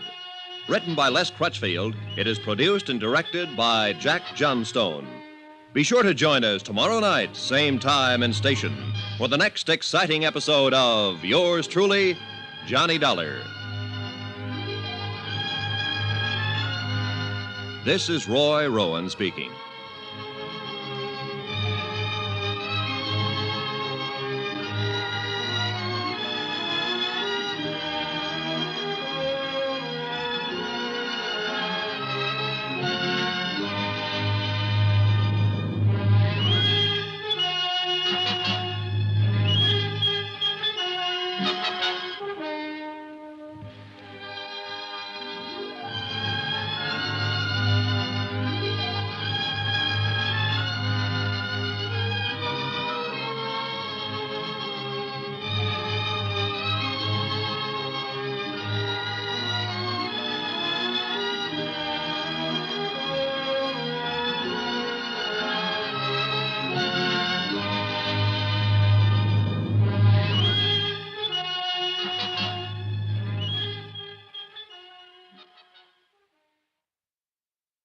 From Hollywood, it's time now for Johnny Dollar. Mr. Dollar, this is Jason Prell. Jason I Prell. manage Mrs. Cronin's trust fund. Oh, sure. We haven't met, of course, and I know that I'm overstepping the ordinary bounds of propriety, but I simply have to talk to you immediately, if possible. Well, can't it wait until train time? You're going with us up to a party in the Adirondacks, aren't you? Yes, I am, but it'll be too late then to make very much difference. Well, maybe you could tell me the general idea of what you I want. understand Mrs. Cronin has authorized you to obtain the Circle of Fire from the bank and to keep it in your possession until she wears it at the party. Yeah, that's right. Don't do it. Leave the necklace where it is. Why? It's a long story, Mr. Dollar, and it goes a long way back. The whole thing is a lot more complicated than you realize. Well, I'm beginning to realize it. Just exactly what is it you're worried about? I'm worried about Mrs. Cronin's sanity.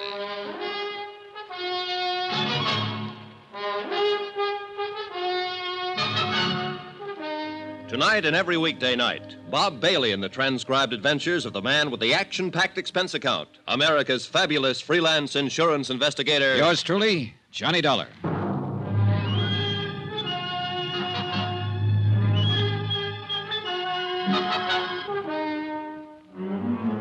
From Special Investigator Johnny Dollar, New York City, to the Home Office Surety Mutual and Trust Company, Hartford, Connecticut. Assignment, the Cronin matter. Expense account continued. Item 4, $1.80. Taxi to the offices of the Daily Times Courier for a look at the morgue files on Mrs. Cronin. The clipping started with the year 1916, when a bright-eyed, wide-eyed kid named Dolly McLean danced her way out of the chorus lines of a two-bit musical and straight into the limelight of Broadway. One hit show after another, hits just because she was in them. And parties, balls, social affairs. The Dancing Darling. A critic tagged her with a name in her first write-up, and the name stuck. So she danced away the mad, crazy years that followed World War I. And like everybody else, she lived it up. There were rumors of engagements, love affairs, the Baron this, Count that, one after another. Shorty Weber was mentioned a few times. And Jason Prell was in from the beginning, as a promoter, though, a business manager, not as a lover. Her friends were mentioned, hundreds of them. Then Barnaby Cronin came into the file. Boy wonder of the business world, the golden prince. Engagement, marriage, and Barnaby's fabulous gift to his new bride, a $500,000 necklace of diamonds and emeralds, the Circle of Fire. Then Barnaby's sudden death, Mrs. Cronin's seclusion. End of file. Expense account item 5, $24.30, transportation, hotel, and incidentals. And a taxi to the railway station to find the special coach Mrs. Cronin had chartered to haul her guests to the Adirondacks and to her roaring 20s weekend party. I purposely got there early, but one of the guests was even earlier. Mr. Dollar, wait. You are Mr. Dollar, aren't you? That's right, but I don't think... Jason Prell. Oh. I thought you might come down early to meet the bank messengers. Thank heaven you did. Well, I'm afraid I don't... Dollar, I've known Dolly McLean and Mrs. Cronin for over 35 years. All that time, I've managed her business affairs, arranged her personal contacts, been like a father to her. Yeah, I've read the newspaper clippings. Newspaper stories can be misleading sometimes. They build things up. Sensationalism. It's true, of course, that Dolly and I had some quarrels. Who doesn't? In spite of everything, I was still her best friend. Go on.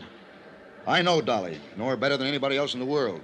I know how she's gone downhill since Barnaby died, especially in the last year or so.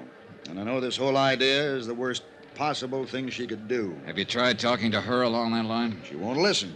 She's dead set on it. I'm hoping you can help. How? Point out to her how dangerous it is to go off into that isolated place with a piece of jewelry as valuable as the Circle of Fire. It's worth a fortune. Somebody's bound to try to steal it. I still don't get what you're driving at, Mr. Prell. But I just told you. It's the risk that's involved. To whom? Mrs. Cronin, of course. She knows about the risk. She's willing to take it. She doesn't know what she's doing. Hey, you said something on the phone about her sanity. Are you trying to imply that she's... No. Not yet. But she's not well. She's burned herself up back in those early years, and she hasn't much left. The only thing that keeps her going has a crazy kind of belief. Belief? Dolly believes in people. So do I, Mr. Prell. Well, yes, of course. But Dolly's whole thinking hinges on it. All the people she knew back in the heyday, the people she calls her friends, in her book, they can do no wrong. She lived in a dream world, still does, like a fairy princess. But it never really existed. Things weren't like that back in those days, Mr. Dollar. So I've heard. Most of the people she thought of as friends were only trying to use her. Barnaby and I would block them off, take care of things when things had to be done, and let her go on living happily in her never-never land. And now, that's the only land she has to live in. Is that what you mean? Exactly. Why, some of those friends would cut their mother's throat for a tenth of the value of the Circle of Fire. And those are the guests she'll have at their party. Well, I've already been told once that somebody will steal that necklace before the weekend is over. Do you want to add your prediction? I think somebody will try. And that's all that's needed to start that dream world of hers falling apart and to make her face things the way they are. May I ask you a question, Mr. Prell? Oh, yes, of course. This trust fund you're managing that her husband left for her, just how big is the setup? Barnaby Cronin was a wealthy man, Mr. Dollar, but he had his ups and downs like every business investor. The capital is adequate for her support, but not much more. Is the necklace a part of the trust capital? It's her own personal property. Otherwise, I could have prevented it from being taken from the bank. You have complete control of the trust, then? Yes. Barnaby knew that she had no understanding of business matters. I see. She's old, Mr. Dollar. Older than her years. Tired. All that keeps her alive is her belief in the past. Yeah, her dream world, where everybody loves her and protects her, where she's still a dancing darling. And if that dream world is destroyed, she'll be destroyed along with it. Now, phone the bank, Mr. Dollar. Ask them not to bring that necklace here. I'm afraid they think I was crazy. Why? Because I've got it with me, Mr. Prell. I picked it up myself 2 hours ago. Then heaven help us all.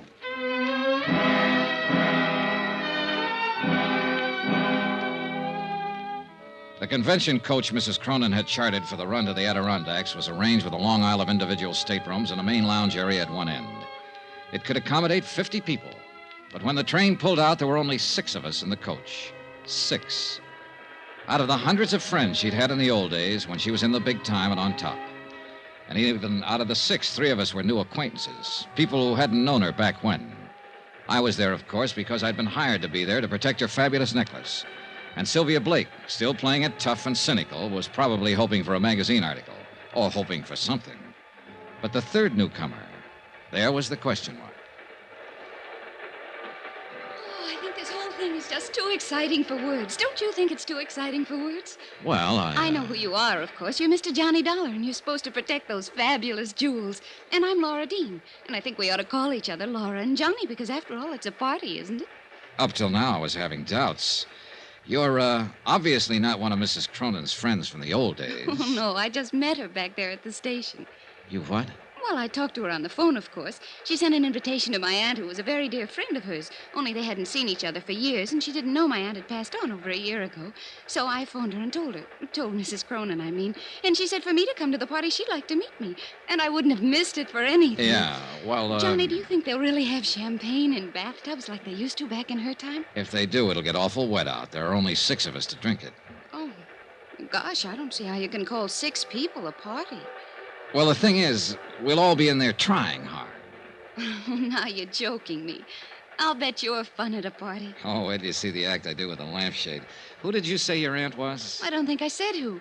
When do they start serving the champagne, Johnny? When they see the whites of your eyes. That's cute. I like that. Thanks. Now, about your aunt. Poor old soul. She'd have loved this, too. You ought to hear about some of the parties she and Mrs. Cronin used to go to. Yeah, I imagine. They used to go every place together back in those days. The newspapers called them the Siamese twins. The Siamese twins. That was just an expression. Fritzie Morrell. Is that what you're saying? That you're Fritzie Morrell's niece? Sure. Did you know her, Johnny? No, I never met her. Oh, you'd have liked her. She was a lot of fun. Loved to party. Gosh, I thought there'd be more people than this. She kept babbling on, and I listened to her, tried to figure her out. The chatter was smokescreen. Underneath it, she was cool, sharp, and shrewd. I didn't know what she was up to, nor why she was here. But I did know one thing. Fritzie Morrell had died about a year ago, true enough. But she'd left no surviving family and no niece.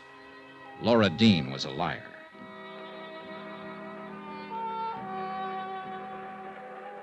I hadn't seen Mrs. Cronin since we pulled out of the station. She'd greeted us, then gone right to her stateroom and stayed there. And when I saw Jason Prell come hurrying from that direction, I could read the look on his face even before he reached me. Mr. Dollar, please. Mrs. Cronin? Yes, go to her at once. What is it? What's wrong? She was suddenly taken ill, very ill. Hurry.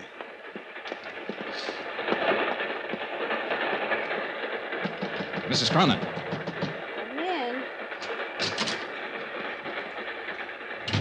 Oh, I'm all right now. Oh. It was just nerves. I've had it before. My doctor in New York gave me some tablets to take whenever... Are these the tablets? This bottle here? Well, yes. You know what they are, Johnny? Yeah, I know. All right. So he does say it's my heart. But he's wrong. It's just nerves. Yeah, sure. That's not why I sent for you, Johnny. You have the necklace. Yeah. Want to see it? No. I'll wait until it's time to wear it. Johnny, I've written something here. I'm going to sign it, and I want you to sign as a witness. Well, all right. Unless you'd rather have Jason Prell. No, Jason would argue about it. There. Now you sign. There you are. Keep it for me. Do you mind if I know what I've signed? Of course course not. Read it if you like.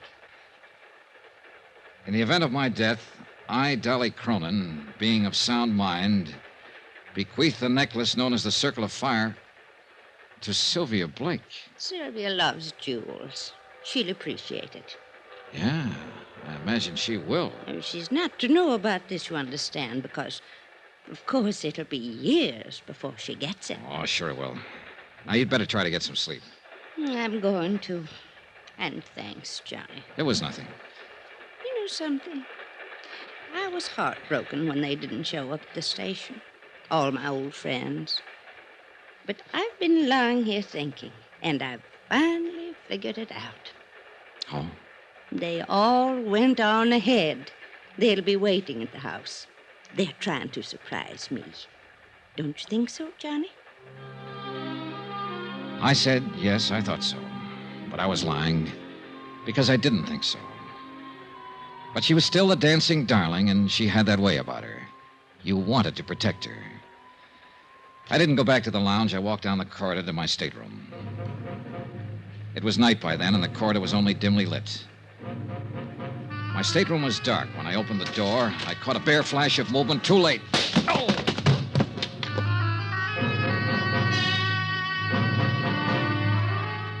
When I came to minutes later, I was lying on my stateroom floor, blood seeping from a cut in my head.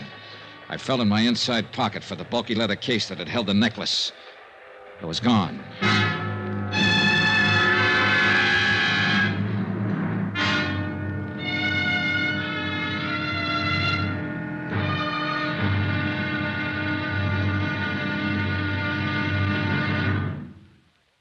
There'll be another intriguing episode in our story of the Cronin matter tomorrow. Tomorrow, an old love and an old hate. And violence breaks out at midnight. Join us, won't you? Yours truly, Johnny Dollar.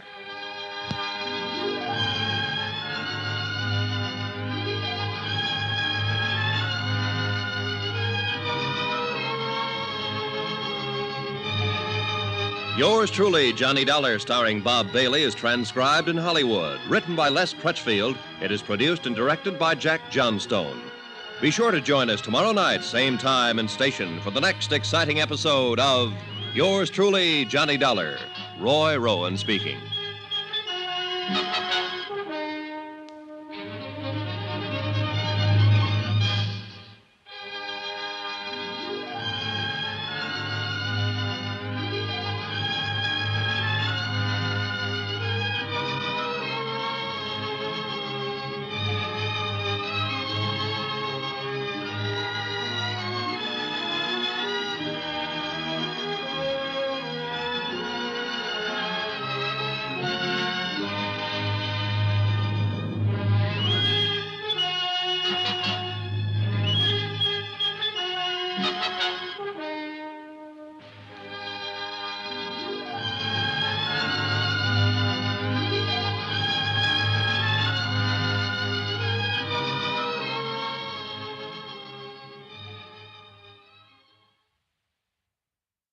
From Hollywood, it's time now for Johnny Dollar.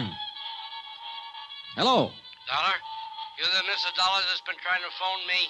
Is this Dr. Bigby? That's exactly who it is, and I'm very busy right Look, now. Dr. Bigby, I want you to come out here just as soon as possible. It's the old Cronin summer place, about 5 miles up the river from where... Oh, I know where it is, I know. What are you doing up there? The house has been closed for years. Mrs. Cronin opened it up for a party this weekend, but she was taken ill on the train coming up, and I want... Is Dolly out there? Yes, she's the one I want you to look at. So she's back. After all these years, she's come back. She had a prescription from her doctor in New York, but she's taken the last of it. It's apparently her heart. I'm sorry, Mr. Dollar. I'm very busy tonight. You're what? Much too busy, and then there's a storm coming up, and I have a patient someplace, I think. Now, wait a second. If you're a friend of Dolly's, Mrs. Cronin's, do one thing. Take her back to New York. Now. Tonight. Get her out of here. Fast. Before it's too late.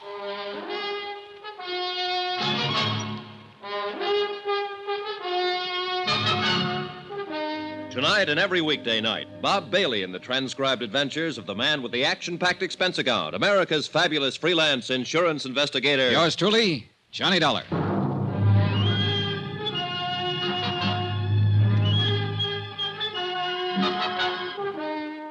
From From Special Investigator Johnny Dollar at Wells Falls, New York, to the Home Office, Surety Mutual and Trust Company, Hartford, Connecticut. Assignment, the Cronin matter. A $500,000 necklace. Expense account continued. Item 7, $5.40, taxi.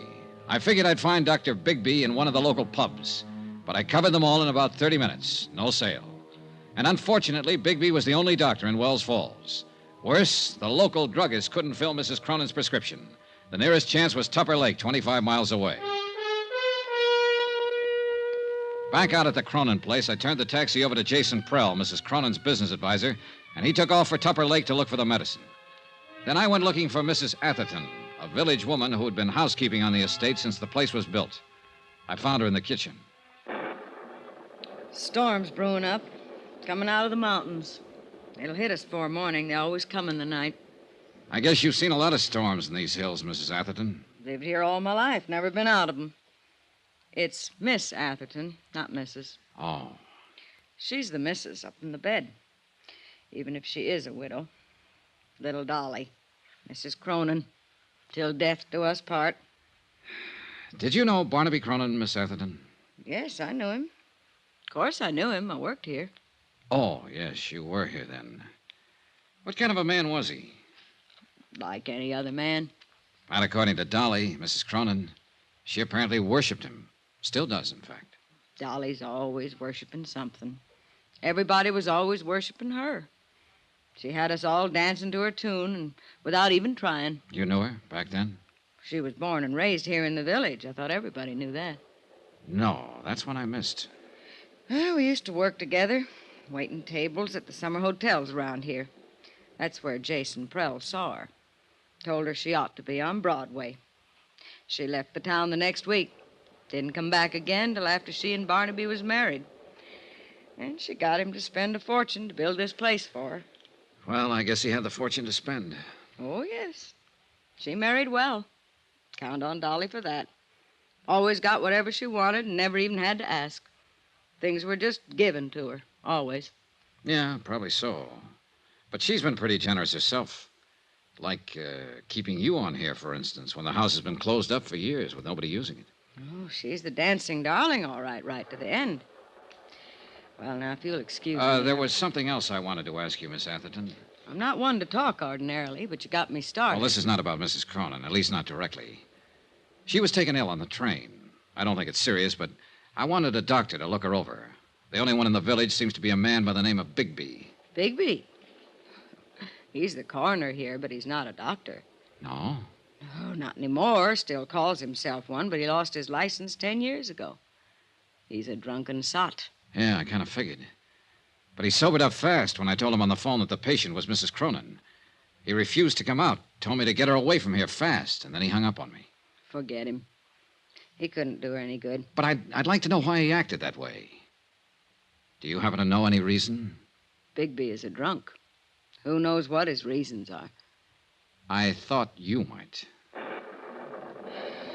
Better ask him. What difference does it make anyway? He can't help her. Nobody can. What do you mean? She's come back, finally. For the first time in all these years. Took sick on the train. That wasn't any surprise to her. She knew it was going to happen. Well, I guess she halfway knew. She knew. It's like with an animal. When it's hurt or sick and it comes home to die, and that's what she's done. She's come home to die. No, I think you're wrong there, Miss Atherton. I don't think she's anywhere near that sick.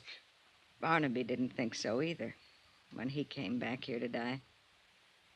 Barnaby died here? Yes, in this very house. A heart attack, it was called. He came up on the afternoon train and... That's strange. It was the same kind of night. A storm like tonight. Strange how things move in patterns. Were you here with him, Miss Atherton? Barnaby died alone. And the doctor? Bigby? Miss Atherton, was the doctor... I'm sorry. I was thinking. The bridges were washed out. Bigby didn't get here till the next morning. Wouldn't have mattered. He couldn't have done anything. Nobody could have. When it's time for a thing to be done, It's done. Nobody can stop it. Nobody.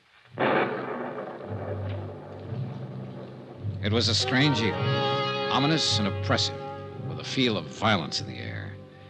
Even the house itself added to the feeling. Furnished lavishly in a style 30 years forgotten, it seemed garish now, old and tired and lonesome. Like Mrs. Cronin herself, who'd planned a grand party for all her old friends, and instead lay ill and alone in the bedroom upstairs. The Queen gave a party, and nobody came. All dressed up, no place to go. Yeah, gloomy evening. Jason Prell came back from Tupper Lake with a medicine. Miss Atherton served a dinner of sorts, served it in silence, and we were left to our own devices. 5 guests in a mansion built for 100. Prell stayed pretty much to himself. Lovely Laura Dean, with that air of knowing innocence, inveigled Shorty Weber into teaching her some of his old dance routines. And they cranked up an old phonograph in the music room.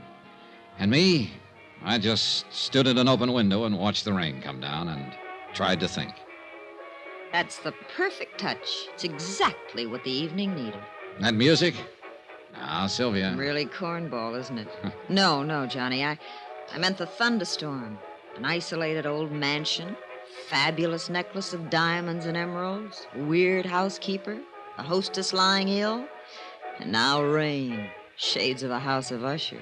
That'll make a good lead for your magazine story. I should have stayed in New York and just written it, not lived it. Oh, I thought you were the big take-a-chance girl, Miss Blake. Danger, mystery, adventure. Don't those things appeal to you? Maybe. Is there any of that lying around somewhere? There may be, before the night's over. Well, all I can see at the moment is sheer boredom. You have to know where to look. In the bottom of that scotch glass, for instance? Oh, just killing time. Oh? I've been wanting to ask you, Johnny. How'd you get that cut on your head? It's a long story. It happened on the train, I know that. You didn't have it when we left. A sudden stop. I fell over my suitcase. Sure you did.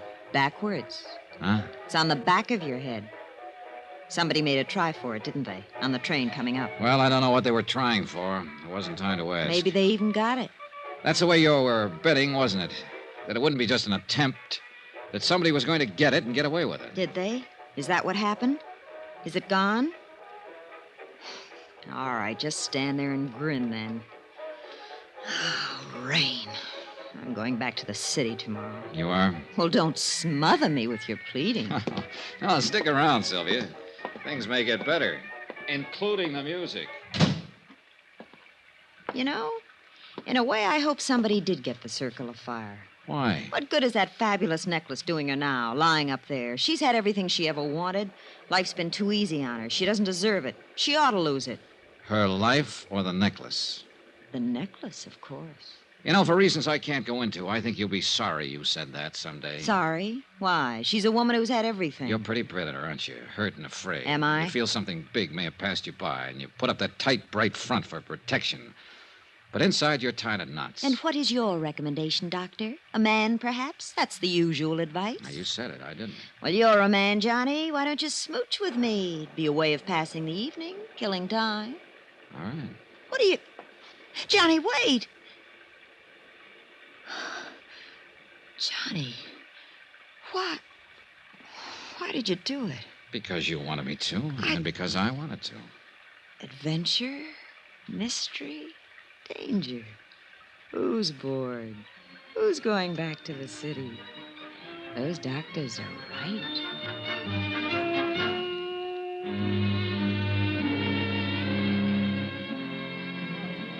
Mr. Dollar, could I talk to you for a minute? Why not, Shorty? What's on your mind? I don't know exactly why you called us all together in It here. was Mrs. Cronin's idea. She set it up with me earlier. Well, it ain't got nothing to do with what I want to say. You seen me in a bad light there yesterday at Dolly's apartment. Well, you found a gun in me. You know about my record. It made it look bad. I know it did. But so help me, Mr. Dollar, everything I told you was the gospel truth. Yeah. I'd break my arm before I'd do anything to harm Dolly in the least bit.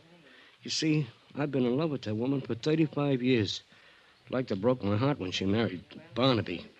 But I always knew I didn't have no chance right from the start. She was up there, big, somebody. Me, I was a nobody. But I'd still die for her any time.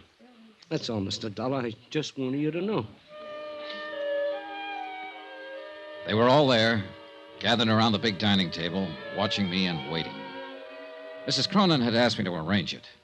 She said that was the main reason they'd come, and she didn't want to disappoint them. I told them that. And then I took the circle of fire from my pocket and laid it on the table. They all reacted in different ways. Laura Dean gave a gasp and her eyes opened wide. And Sylvia... Look at it. Just look at it. Sylvia Blake was fascinated, hypnotized. Yeah, you should have seen it on her back in the old days. It sparkled even twice as much. So that's what this is all about. It's only jewelry. I've seen it before. But there was one special reaction I was looking for, and I got it. Jason Prell's face went white. Who could imagine anything so beautiful? Mr. Prell, you seem surprised. I wasn't carrying the necklace in its case, the case you stole from me on the train. I was carrying it loose in my pocket. What did you do? Throw the case off the train without even bothering to... It's running away! Prell! I went after him, but he'd already disappeared somewhere down the hall. He knew the layout of the house, and I didn't. I searched the different rooms quickly as I passed, but there was no sign of him.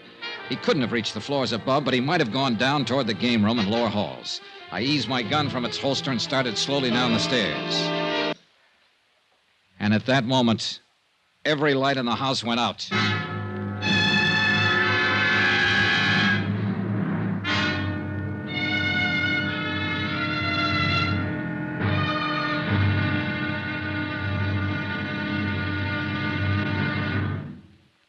There'll be another intriguing episode in our story of the Cronin matter tomorrow. Tomorrow, a white lie, a bullet from the darkness, and death comes in out of the rain.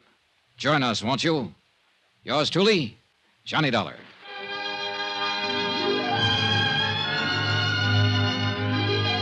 Yours truly, Johnny Dollar, starring Bob Bailey, is transcribed in Hollywood. Written by Les Crutchfield, it is produced and directed by Jack Johnstone. Be sure to join us tomorrow night, same time and station, for the next exciting episode of Yours truly, Johnny Dollar. Roy Rowan speaking.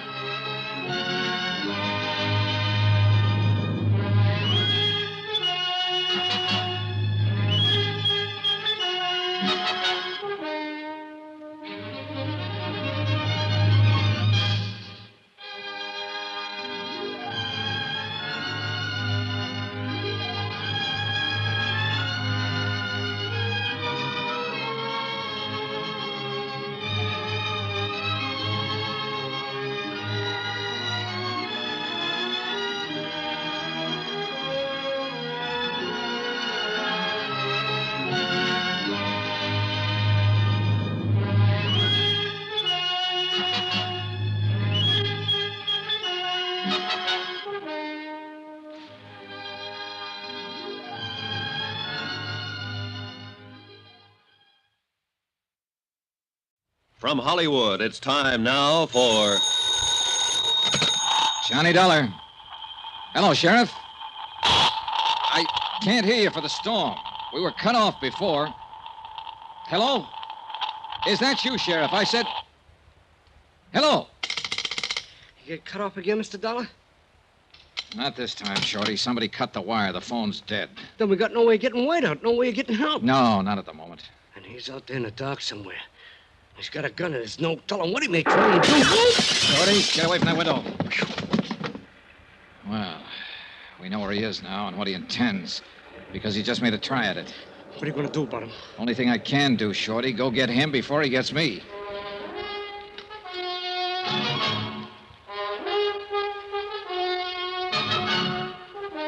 Tonight and every weekday night, Bob Bailey in the transcribed adventures of the man with the action-packed expense account.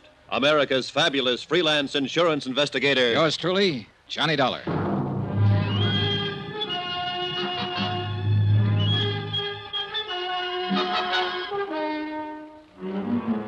From Special Investigator Johnny Dollar at the Cronin Estate, Wells Falls, New York, to the Home Office, Surety Mutual and Trust Company, Hartford, Connecticut. Assignment, the Cronin matter. Protection of a $500,000 necklace. Expense account continued. Item 10, $135. One tweed sport jacket to be purchased on my return. Both lapels and one shoulder ripped by a bullet. Also one pair of slacks to match.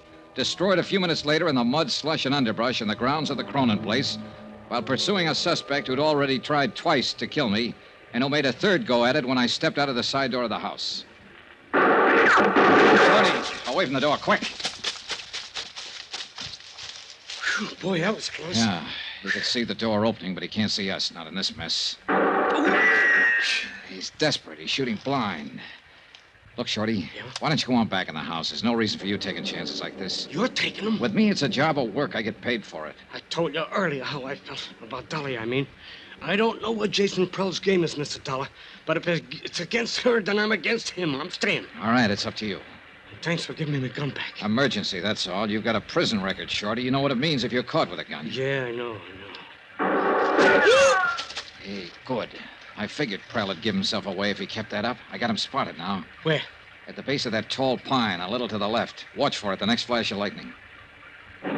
There, yeah, now I see it. I know the one you mean. Then stay here and keep him pinned down. It's a good spot. You've got cover from the wall of the terrace there. What are you going to do? Circle around and come up beside him. Just throw a shot at the base of that pine tree now and then. Keep him tied down. Keep him busy. You got it? Right. And good luck. I left the shelter of the house and started edging through the shrubbery. The undergrowth was a regular jungle. It would have been impossible to slip up on Prell without his hearing if it hadn't been for the storm. Shorty Weber fired now and then at the pine tree. And twice Prell fired in answer. Jason Prell, so-called friend of old Mrs. Cronin, knew I had him tagged. At first, I'd been guessing mainly, but he didn't know it. And he'd lost his head and made the guess prove out. And now he was apparently ready to risk murder or death rather than face a prison term. I was within 30 feet of him. He hadn't heard a sound. He was still firing at Shorty over on the terrace. His back was turned partly toward me. He didn't know I was near, so I leveled my gun. Get your hands up, Prell. Drop that gun. You're covered. He whirled, peering into the darkness of the bushes, trying to see me. He knew I was close, but he couldn't tell where. He raised his gun, started to turn, and I'm not quite certain what happened next. The light was bad, and I could hardly see him. Whether he stumbled accidentally or what is something I'll never know. All I know is that when I walked over to him, he was dead.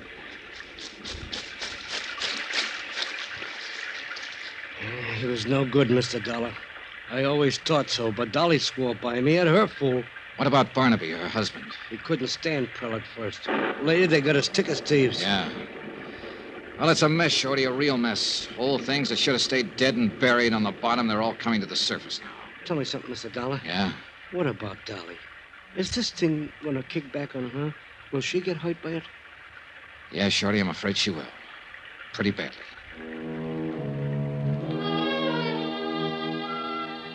It was deep into the night, edging toward dawn, when I got back to the house. I changed out of my wet clothes, went to the game room, and got Dolly's necklace from under a chair cushion. I'd stuck it there when Prell had pulled the main switch and put the lights out. Then I went upstairs to look in on Dolly Cronin, quietly, just to check. But it didn't work out that way. Johnny, is that you? Yeah. I didn't mean to wake you. Oh, you didn't. I've been awake most of the night. Come on in, Johnny. All right. How you feeling? Oh, just fine. There's nothing wrong with me. I feel fine. Good. Isn't Laura Dean a nice girl? Huh? Yes, she is. And I'm glad she came. Company for you, Johnny. Oh, yeah. Quite a storm we had, wasn't it? Oh, it was beautiful. All that lightning, wind, and the thunder. Oh, I haven't seen such a beautiful storm since I was little. Johnny, thought I heard shots a while ago. Shots? Outdoors, off toward the woods somewhere. Oh, it might have been lightning, thunder. Sounded like a gun, like somebody shooting. Well, sound plays funny tricks up here in the mountains. I guess so, but... Well, I've been thinking back over the past so much that makes the present a little unreal. I'm afraid the past is about all I have left now. Now, don't be so quick to sell this future of yours short. You've got a lot of years yet, good years. Well, I had a lot of good years. Good friends, good times, a good life. And best of all was Barnaby. You loved him very much, didn't you, Mrs. Cronin? I worshipped him. He was perfect. He never did a wrong thing in his life. Now that he's gone, is the one fine memory I always cling to. Oh, if I didn't have that, well, I just couldn't go on. Well, then let's hope you never lose that memory. Of course, there were other good friends, too, over the years, like Jason Prell. He is so quiet and withdrawn, it takes a long time to get to know him. But he's been such a good friend to me. He's so patient with all this silly ignorance of mine about business problems. Yes, I'm sure he has. I just don't know what I'd do without him. Yeah. Now, don't you think you'd better get some sleep? In a little while. You know, Johnny, it's funny how things work out. In what way? I was born and grew up right here in this village. Yes, your housekeeper, Miss Atherton, told me the two of you were girls together. We were inseparable. Like I said, I grew up here and then I went away. And Barnaby and I came back and built this house, and we went away again. There were always so many places to go, new things to do. It's a big world, isn't it?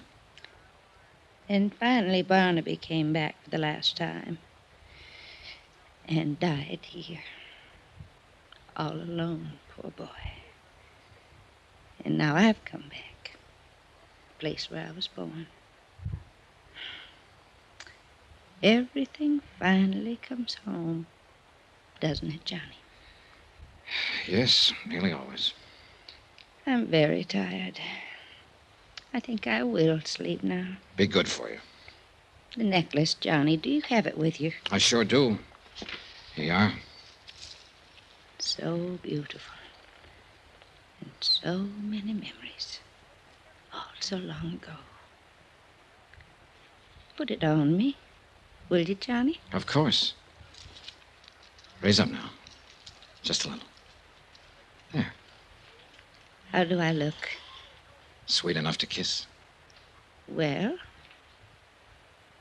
Nice. You go to sleep now. Yes, sir. I'll only look at the necklace for 1 minute only. Then I'll take my pills and go to sleep.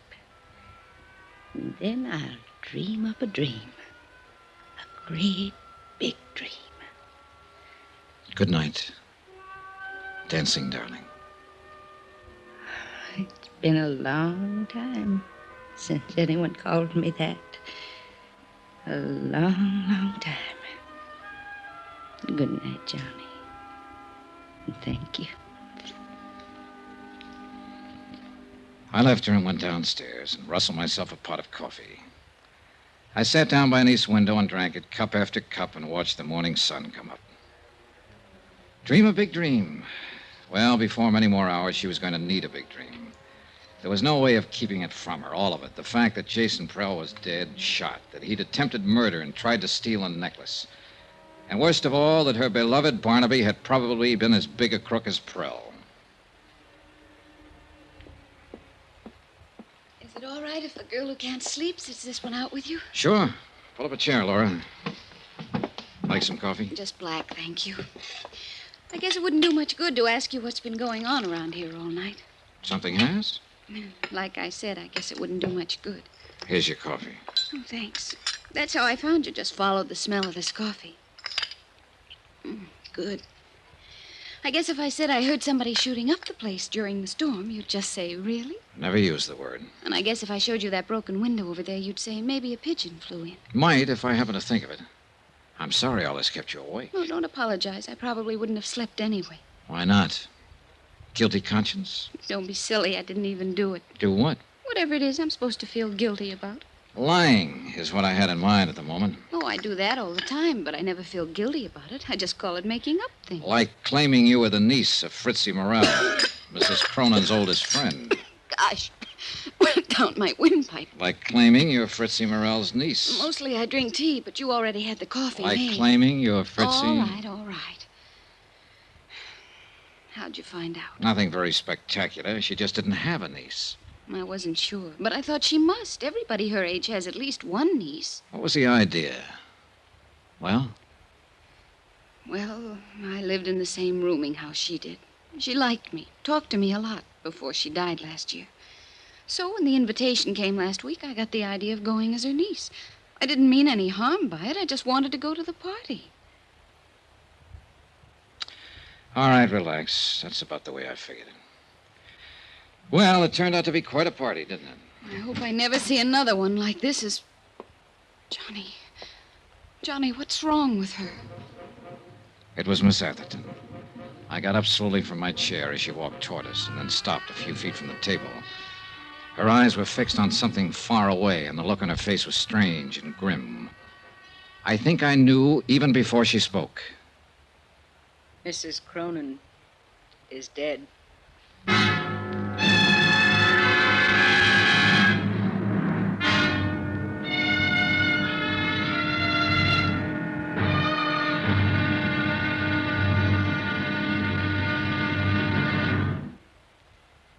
There'll be another intriguing episode in our story of the Cronin matter tomorrow. Tomorrow, the questions and the answers for the living and the dead.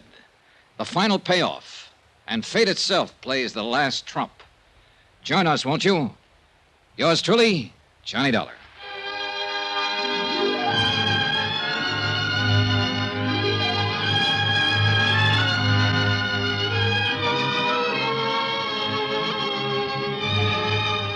Yours truly, Johnny Dollar, starring Bob Bailey, is transcribed in Hollywood. Written by Les Crutchfield, it is produced and directed by Jack Johnstone. Be sure to join us tomorrow night, same time and station, for the next exciting episode of Yours truly, Johnny Dollar. Roy Rowan speaking.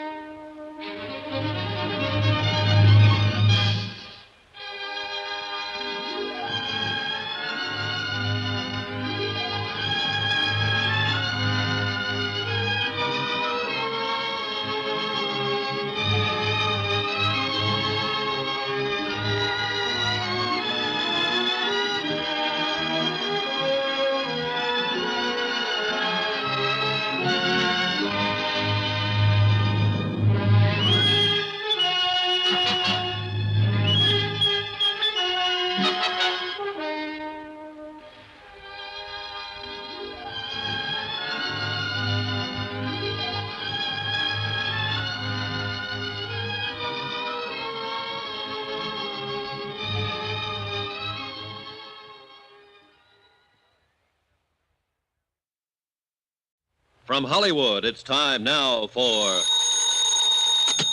Johnny Dollar. Dr. Bigby here. Dr. Bigby.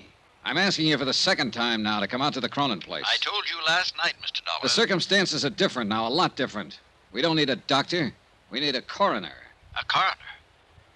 Where are you calling from? The operator told me the phone out there was out of order. It is. I'm at a forestry station a mile down the road. Jason Prell cut the wires last night before he was killed. Jason killed? Shot to death during the storm. So that's how he ended up. It took a long time, but everything finally comes home. Yes, Mrs. Cronin said the same thing an hour or so before she died. Dolly, too. Her heart, Mr. Dollar? In a way, maybe. The dancing darling. Finally at rest. She... What do you mean, in a way? Dr. Bigby, Mrs. Cronin was murdered.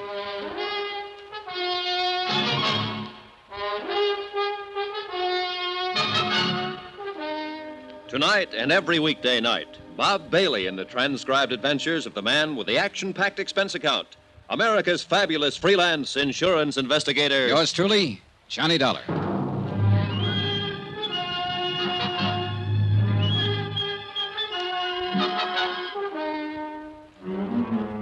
From Special Investigator Johnny Dollar at the Cronin Estate, Wells Falls, New York, to the Home Office Surety Mutual and Trust Company, Hartford, Connecticut. Assignment, the Cronin matter. Expense account, final page. Item 13, 10 cents. A half pack of cigarettes I left with a farmer who gave me a lift back from the forestry station. The price of my own feelings at the moment would have been lower. About 8 cents lower, in fact. I brewed another pot of coffee and sat down to wait for Bigby. But this time I laced the coffee with brandy. The sun was up by then, clear of the horizon, bringing a bright new morning and a brand new day. The storm was long over, and the world sparkled and danced. But too much of the night was still with me, and the past still too much alive. And yet, maybe Dolly Cronin was better off. She was a part of that past now, where friends were always true Every minute of life was even more wonderful than the last one. And where she was still and forever the dancing darling.